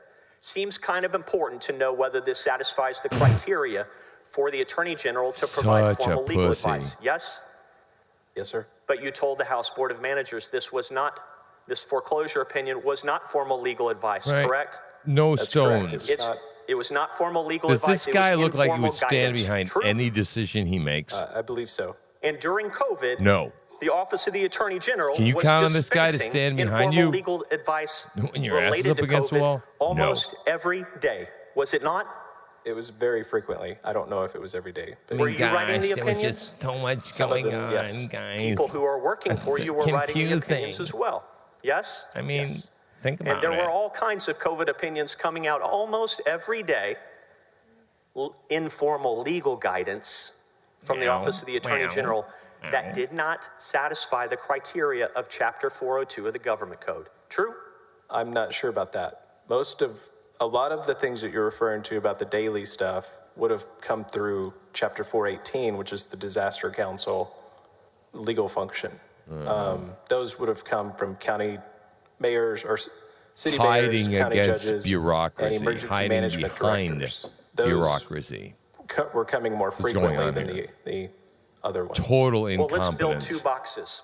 In Right. this box, we have Chapter 402, This guy was put in his job because formal he's probably a legal advice, wiener correct? smoker. Okay? I mean, come on, so in seriously. this box, What a we fruitcake. place formal legal opinions from the Office of the Attorney General that satisfy the criteria of 402.042. Yes? Sure. And it's assigned a KP number, correct? That's right. And it's published in the formal opinions section of the office's website, correct? That's right. And to be clear, for the ladies and gentlemen of this jury, the foreclosure opinion did not satisfy anything in that box, correct? No, that's why it was flagged as not a formal legal opinion. It's in the 418 box. Because at that point in time, the governor of this state had decided to empower the Attorney General to give the people of Texas guidance more freely about what's going on during COVID, true? That's not true. It's not true? That's correct. It is not true. How did the Attorney This is General so get the good. ability This to guy give is people informal legal sweating advice under so Chapter bad right 418 now. Well, of the Government Code? It wasn't from the governor. The legislature enacted a statute that the governor signed, He does giving not the like Attorney this General the power cross-examining to attorney advise boy. three categories of people: county judges, city mayors, and emergency management directors. I apologize for my imprecision. So at this point in time, these people, the legislature, at least in part, had empowered the Attorney General So to yeah, give man, breaking informal news, legal man. guidance more D-Dog freely, brought it true? to us. To select And just people, to yes, let you that's guys true. know, Yes. How Enrico select were they? Terrio, It's the three right? I don't want categories to have of the breaking people. news thing up. I'm County sorry, judges, but yeah, city man, mayors, Enrico Terrio and going to serve emergency 22 management years directors in under prison. the Disaster Act. There were people on the House Board He of wasn't Managers even who were there, requesting man. informal legal guidance They relative told to him don't go COVID. to Washington. Weren't He there? didn't go to Washington, But that and he's wouldn't still have going to triggered sit, Chapter you know, in 418. prison The forever. only other right? express So fuck statutory them. authority Right, for anyway, thanks, a G. legal opinion is 402. But if it doesn't have a KP number and it doesn't satisfy the criteria of 402.042, it's not formal legal advice, correct? That's correct. It's not a formal piece of advice. It's an informal piece of advice under Chapter 402.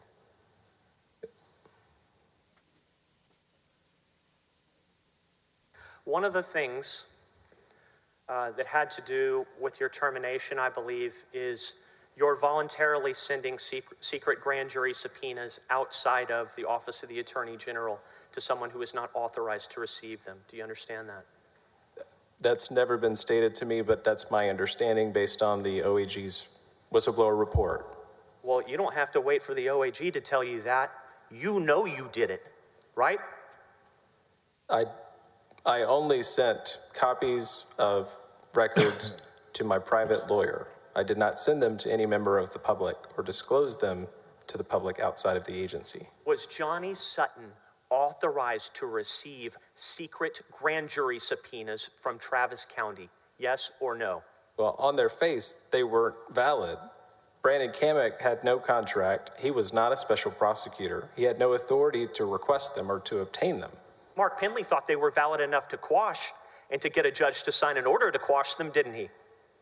Well, because they were issued. They were issued. And when they were issued, they were secret. True? True?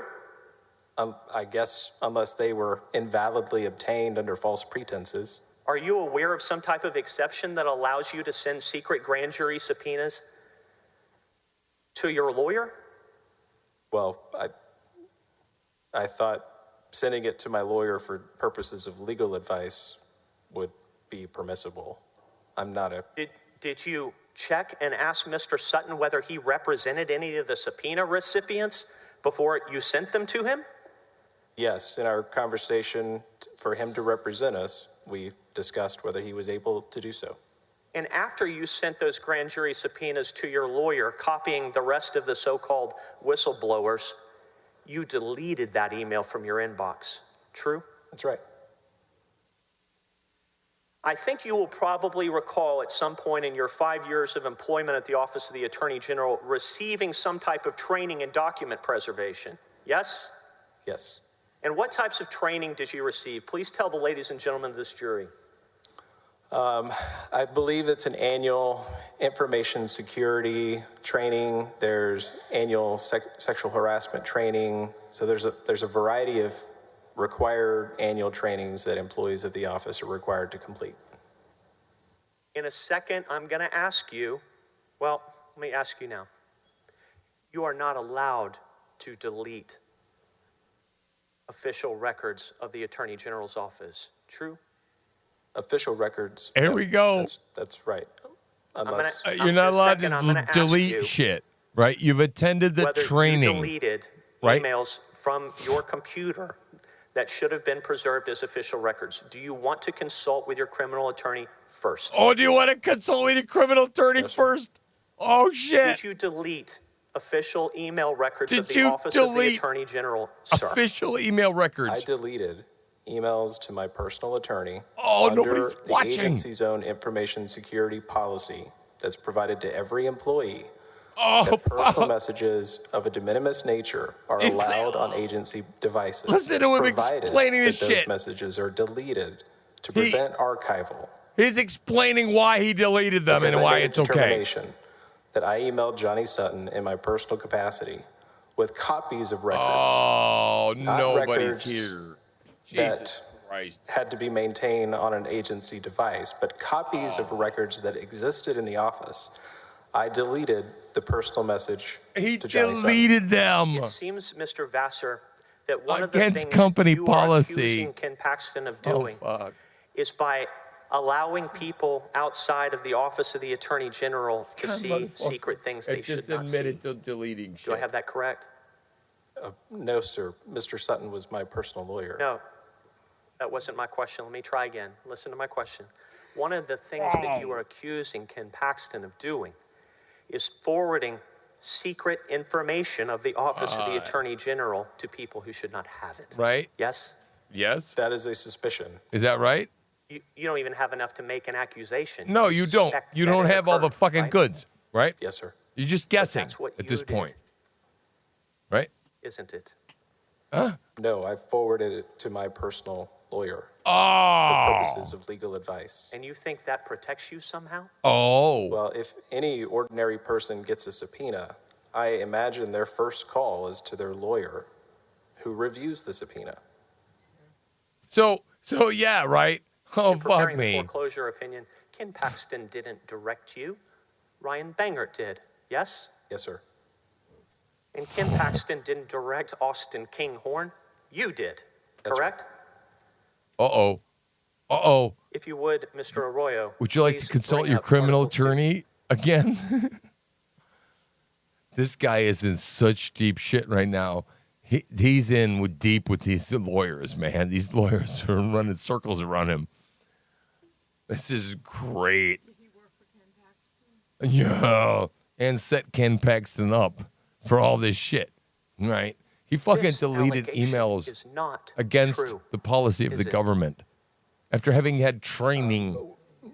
in there a specific retention. part that you'd like me to review? Yes. Or, Read it all. Ken Paxton is Oh, look at him, innocent sweaty ass of fucker. this allegation, isn't he? Yeah, D, here it comes, man. Look at him. Look at him. Look at him. So the first provision of the second sentence, this is Article 2 of the Articles of Impeachment. He's stalling. Paxton caused He's employees stalling. of his office to prepare an opinion. Hold on a second. I don't want you to read it out loud. Okay. He's We don't need stalling. to waste the jury's time He's doing stalling. that. They can read. Many of them are skilled this is so attorneys good. themselves. This Get him, get him, get him, article is not get him. true, Get him. is it? Is it? Get him. Come on. Well, it Come on. is true Well, that he caused employees of his office to prepare an opinion in an attempt to avoid the impending foreclosure of Bending, properties. twisting. What are you saying? But you don't know whether those Liar. properties belong to Nate Paul or business entities controlled by Nate Paul, do you? No, you don't, do you? You don't know that. Do you? Nothing other than what's been reported in the media. Oh, You don't know that- reported in the news. What's been reported in the media? You douche. Have you ever heard the phrase self-licking ice cream cone before? Oh, self-licking ice cream cone. Explain to you what a self-licking ice cream cone is, Mr. Vassar. A self-licking my ice cream God. cone is when a bunch of can't employees at the leave. Attorney General's office Hey, man, I need begin to something to drink and I can't suspect leave. their boss. They read it in the media. They believe what the media says. They report it to the FBI. It's a circular and loop. then the media reports that you went to the Right? FBI. Yes. That's a self-licking ice cream cone. Yes, it's a self-licking ice cream Are cone. you familiar with the expression now? Hello? Hello?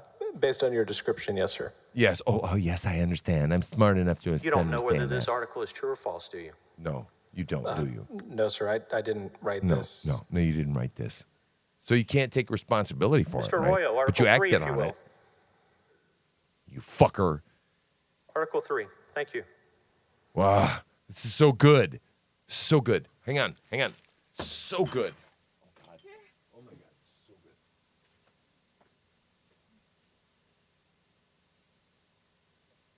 You weren't directed to act in contravention or contrary to the law, were you? No, sir. General Paxton. Object not responsive to anything after no, sir, Mr. President. Sustained. I'm sorry, did I frighten you? You think that your decision with regard to any open records request that was made by anyone was This guy is roasting his ass so bad. Oh my God. improper? No, sir. It wasn't, was it? No. Everything that we did in a way that we could find a way to make it lawful because we wouldn't have participated. Because that's all you are interested in is by the the book. upheaval of the law, upholding of the law. Yes, sir. Sorry. You wouldn't do it any other way, would you? No. That's right. Mr. Arroyo, Article 4, if you will. Uh-oh. Did he just pull another fucking rabbit out of his hat? I believe he just did. I sense it. I sense that lawyerly. Oh. Mr. So-and-so, would you please pull this up? Let's look at this together, shall we? Can you see Article 4, Mr. Vassar? Do you, Mr. Messer? Mr. Vassar? Ken Paxton didn't improperly access anything in his office that you're aware of, did he? No, not that I'm aware of. And if he wanted to ask for a file, he could do that anytime he pleased, couldn't he? Sure. Because that's what 4.2 million voters elected him to do. True? Uh-oh. Yes. To access whatever file the heck he wants. Yes? The hell he wants, right. True. Okay, good. So far, so good. Laying it Article down. 5, please. We're laying down a foundation. This is nice. I like it. Oh, boy. I just know where this guy, I'm not a lawyer. I just know where this guy's going, man. I We just know feel that it. Ken Paxton's innocent of this article, right?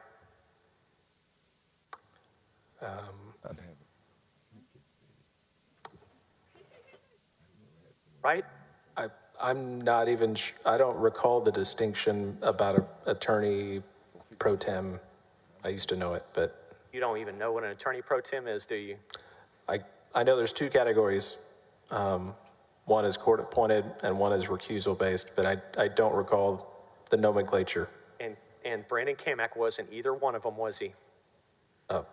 He said he was on the Stop subpoenas. there. Laying the trap. I don't know where Brandon it's going. Kamak wasn't either one of them, was he? Oh. No, he had no authority. Wasn't an attorney pro tem, was he? Pay attention. He keeps interrupting the witness. He should be entitled to Shut finish up, old his man. answer. You're right, Mr. Hardin. I apologize, Mr. President. May I try again? You may try again. Good. I love this guy. Kamak was not an attorney pro tem ever, to your knowledge. True? Like I said, I don't recall the distinction between the two categories of prosecutors, but he was not hired to be a prosecutor. He wasn't hired to be any type of prosecutor. True? Yes, sir. He was hired as outside counsel because that's how you drafted the contract personally. Yes? Yes, sir. So when it says Looking a Warren little Kenneth bit. Paxton Gotta be out in the misused his car, official powers by violating the laws governing the appointment of prosecuting attorneys pro tem, Brandon Kamak wasn't a prosecuting attorney pro tem, was he? Not based on my understanding of what that. I didn't think so either. Article 6, if you would, Mr. Arroyo.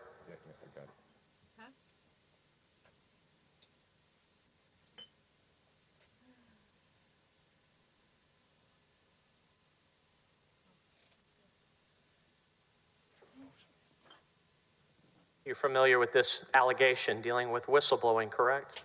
Yes, sir. Don't you kind of think A little Ken bit. Paxton had a right to be upset with you reporting him to the FBI without evidence? You think? Yeah, I bet you Ken I Paxton was suppose he's pissed. entitled to whatever feelings he may have felt at the time. What kind of answer is that? He can be entitled to feel any way he wants? What kind of Article 10, fucking if you would, Libby Mr. answer is Arroyo. that? That's all I got to say. Fuck.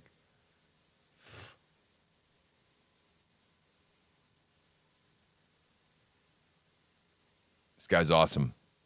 Stick with me. This is good stuff, man. Good. I love this shit. This says the Paxtons, and it says Ken Paxton, but you understand, Now, I need to tell you, this guy has no problem with a pregnant pause. Yes, sir. I love this guy. I So- love this guy. when somebody's spouse gets accused of bribery, and the form of the You bribery know what is I'm talking improvements about. to a home that fucking are owned by pregnant both pause of them, that really you're everybody can't accusing both of stand. them of Everybody being wants to go, corrupt, "Oh." right? Not this guy. I don't know. Don't you think? I don't know the elements of bribery. I'm not a criminal lawyer, so I'm not sure what the implication could be. As you sit here today, you know darn well that the Paxtons paid for the renovations and repairs to their home. He's a don't you? great lawyer. All of a sudden, he's No, I not a don't lawyer? know What the that, actually. fuck? You don't know who paid for them? No. Maybe it'll come out in this trial. This guy is roasting the shit out of this guy. Stick with us, man. True Slinger here. This is way more fun than being in jail or working. That's all I got to say. Y'all are keeping me from working. Mr. but Vassar, would you it's okay. expect to be placed on investigative leave for sending a set of secret grand jury Send me subpoenas some money. to your outside Send me some money. counsel and then deleting that email? Justify me not working.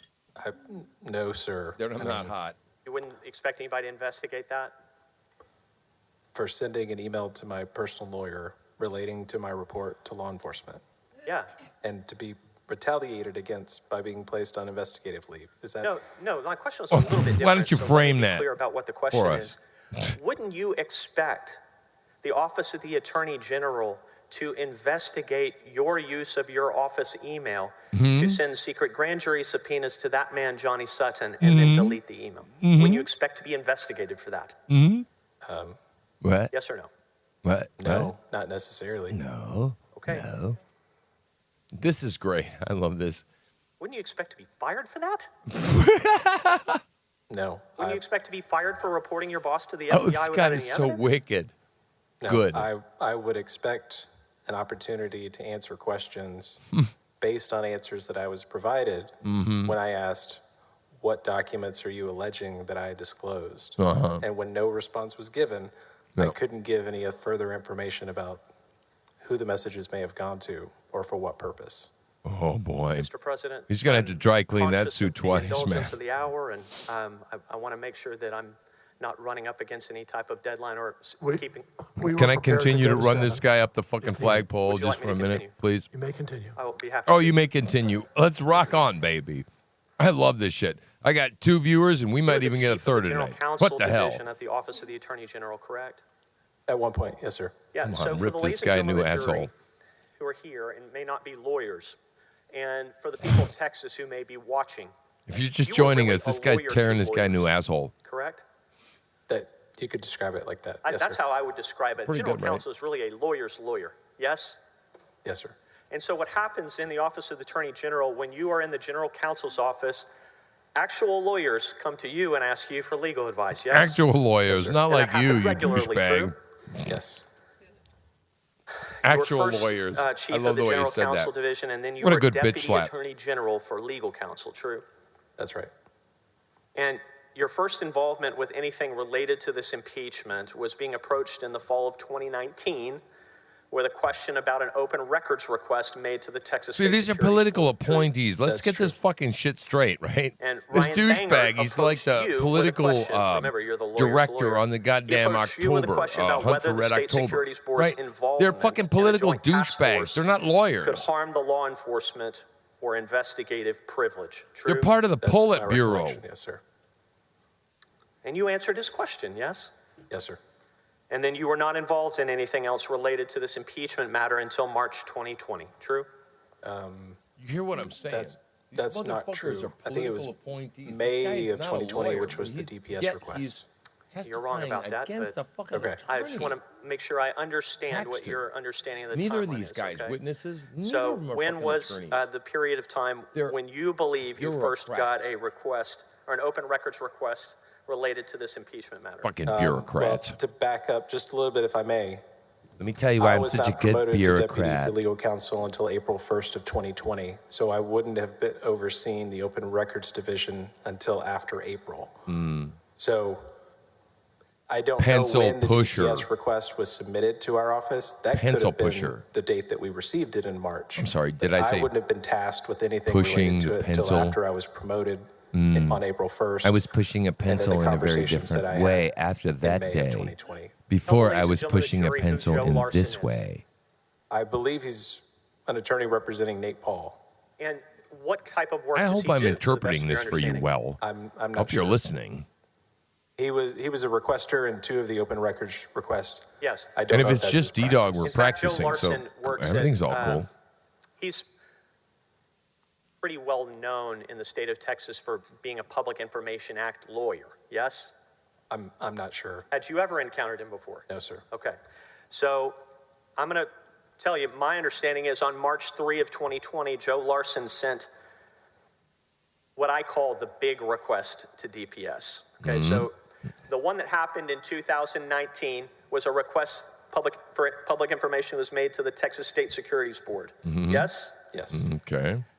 Ken Paxton asked you about the law enforcement privilege. You answered his question. Oh, I'm sorry. Ryan Bangert asked you about the law enforcement privilege. You answered his question. And that This guy went knows away. his shit. Poof. Yes? Yes? Yeah, I never heard anything else. Yes, that's right. Okay, that's right. Then March 3 of 2020, Joe Larson made a Public Information Act request to DPS. He's just setting him up on a what I T-ball call pole the big again, right? request. Watch this. He's Just watch. asking for a whole lot of information related to the search warrant execution on Nate Paul. Yes? Right? Yes? I right? don't know about the dates. Again, I don't know when he submitted it to DPS, Okay, but okay, yes, okay, if, okay, if okay. that's how you want to categorize the big request, then yes, that is Okay, accurate. thank you. Thank you.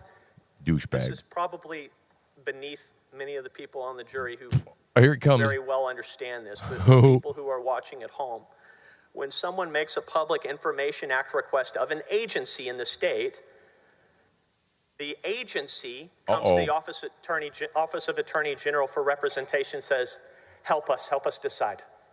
Yes? It's not representation, but it's a request for a ruling. Yeah, they want a ruling. Right. And so in this situation, DPS wanted a ruling. Yes? Correct. If they want to withhold anything under the Public Information Act, they must request a ruling. But Joe Larson didn't wait for your ruling, did he? I don't think I follow. On April 10th of 2020, Joe Larson sent a demand to DPS saying, I asked for this stuff, give it to me now. Are you familiar with that request or demand? No, sir. What? On What do you mean, April no? 16th, he filed a lawsuit to get it. Are you aware of that, sir? I recall the lawsuit. Yeah. What? Wait, all of a sudden you're so fucking verbose. Exhibit 5. And all of a sudden you don't say shit? What the hell? Maybe light one copy. Your Honor, He's may I approach the close. witness? He's close to something. Right? He's close to something because every time he asks this motherfucker a question, he opens his goddamn mouth and he just spews shit out of his mouth. All sorts of stuff. And, man, that last answer, did you hear it? Did you hear that last answer? I think it was like 3 words. I didn't remember what he said. I just remember the impression of it. See, oh, God, stick with me, man. Just stick with me, man. We move for admission of. I love you, dude, man. You're awesome, man. You make this stream, man. We're just hanging. It's fucking great, man. I love it. I'm so happy you're here. No objection, Your Honor. Mr. AG Arroyo. Exhibit Oh, I'm sorry. 0050 should be. Because this the shit is crazy, isn't it? Thank you, I mean, Mr. Arroyo. it's off Exhibit the 5, fucking if you would. chain. This is good. What is this, Mr. Vassar? This appears to be Here we a go. petition for mandamus filed by Joseph Larson, as a plaintiff against the Department of Public Safety, April 16th of 2020. Who did he sue? He sued the department, it appears. What did he sue to get?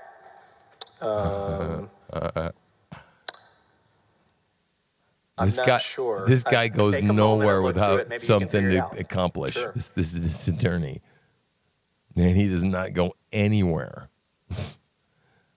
He's like my dead dad, right? Don't bet with So my according dad, to right? Count 1, Joseph You don't need to read it out loud. I'm not. Okay. I'm summarizing. Good, I'm sorry. right? Go ahead. Go ahead. He's suing DPS because of his claimed refusal to produce the information that he requested. Mr. Arroyo, can you find count 1 for the ladies and gentlemen of the jury so that they're not listening to this blind? I don't like attorneys, but I really love good attorneys. You understand what I'm Do you want me to saying? Continue. I love a good There you go. attorney. Thank you. Can you just pull up I count think 1? I would have made a good one too. Yeah, man. Mr. Hungry. Larson You gotta be is hungry, suing though. DPS based on his big request for all the documents that DPS has related to the Nate Paul search warrant. True? I don't know. It looks like, yes.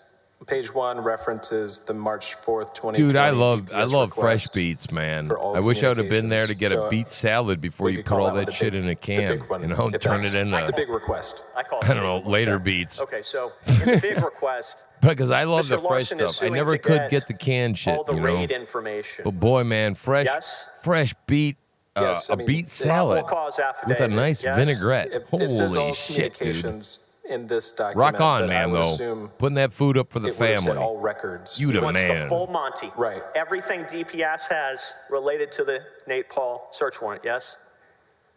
I'd presume so. he's And by the suing way, to if get you it, all ain't yes? putting up food, Yes, it appears so. And right? the This OAG is Star was Trek aware of fucking this klaxon litigation, is for true? you. Put the fucking food up like yes, D-Dog. we became aware of it. I Right? I don't did that recall his, when, is in his honor. It would be pretty stupid And you could for just Nate shit Paul on to him sue and to get something piss him off that if he you didn't like already that had, sound. wouldn't it? I don't care. Well, this predated Good job, man. any conversation. This Proud lawsuit of you. could have even predated a request for ruling to our office. So Let me press pause there for a second. To be clear, this big request is the request to which OAG responded and said, we take no position on it. True? yes, the big I'm request. just honored that Yeah, you the big invited request. us into your So living room while this you're thing, canning, by the dude. time OAG Honestly. even decides Honestly. anything, You Joe Larson's already you sued DPS you to fulfill get it, my true? dreams, right? Whether there's Correct. anybody If I'm else following, watching or not. So this was filed, it appears to be April 16th. The OAG's non-decision in the big request was June 2nd. So this lawsuit, and I apologize if I'm not following you, but you are following. Okay. Mr. Vasher, you are following me. What happened is Joe Larson says, Yeah, they stay I'm good not in the gonna wait cold, to don't they? The see what beets. the OAG decides on this. I'm suing. They're good cold weather crop. Right? sure, I don't know a know little what he bit. was thinking at the time. But And the OAG's I just no don't like to decision do it, and I don't like on to the eat big a lot of it. request I did mean, not you know, lead so to the production of any documents to Nate Paul. if Did I it? could just keep the meat coming, No. man, I'd be a happy man. not under the Public Information Act. No, sir. No. But Joe Larson didn't stop there, did he? But I might have to eat vegetables before this shit is all over. If you're talking about the I like tomatoes. public information request to the Office of the Attorney General for the FBI brief, then you are correct. Peppers. We like peppers, right? Press pause there. Mm. This third Yeah, request he from cans Joe on a Larson fire, was man. for an unredacted copy D-Dog of the is the man. FBI's He brief. reminds me of our Amish friends. Let's go back a step. Yeah, I'm in Tennessee, man. Built a This is building over very in the confusing old and kettle and arcane, shit. so I wanna go Very slowly, impressive. Nice. When Joe Larson made the original big request of DPS for the search warrant, etc. I bet it's fun. You involve your family. Does your had to family give help, or notice is it to just the you doing all FBI. that work? Yes? Yes, sir. Because they were holding the FBI's own documents. 'Cause Yes? that's a lot of work, man. I know. Said, hey, we're holding some stuff that probably by right belongs to you. Do you want to object? And the FBI has a period of time to object, yes? That's right. And what the FBI did in response to that was they sent a legal brief, yes? Yes, sir. And that legal brief is a bunch of legal Oh, you're a arguments from a trapper. lawyer at Oh, the well, FBI, fucking of yes? course you are. That's right. The brief identifies the Of content course you of the are. information that the agency You run wants to trap withhold. lines and shit, you And bitch. the brief that the FBI generated This and guy gave is to like Mr. my Larson my was prepping wet almost dream here, completely man. redacted. Holy shit. Like something you might get from the Yeah, CIA. you're my spirit animal, right? man. Holy crap. I don't recall exactly, but based on what I recall, it was redacted. I've read every book It there was just is that you've done, basically right? a bunch Probably. of pieces of paper with big black I blocks love on you. them, right? You're awesome. I don't recall, but it was redacted. I do remember that. You are my moderator, man. And Joe Larson says, I this love is it. no good. He makes a demand Actually, I have a for the moderator. Shit, I'm going to go to unredacted bed tonight and go, FBI I'm a brief. moderator. He made a third request, so request number 3 under the Public Information Act, for an unredacted version of that brief. And he made it directly to the OAG's office. Yes? Yes, sir. He didn't make it to DPS. He didn't make it to FBI. He made it to your office. Yes? Yes, sir. And what happened is the OAG sent notice to the FBI, the same notice DPS had sent earlier, and said, Okay, hey, so this you're guy doing wants the a copy community of stuff, the unredacted brief. right? You guys You're doing need the to show up Amish and light object stuff if you right don't here want him going to get on, it. right? You True? got the whole community Yes, involved. that would have been the third-party notice. Very And the nice. FBI blew it, right?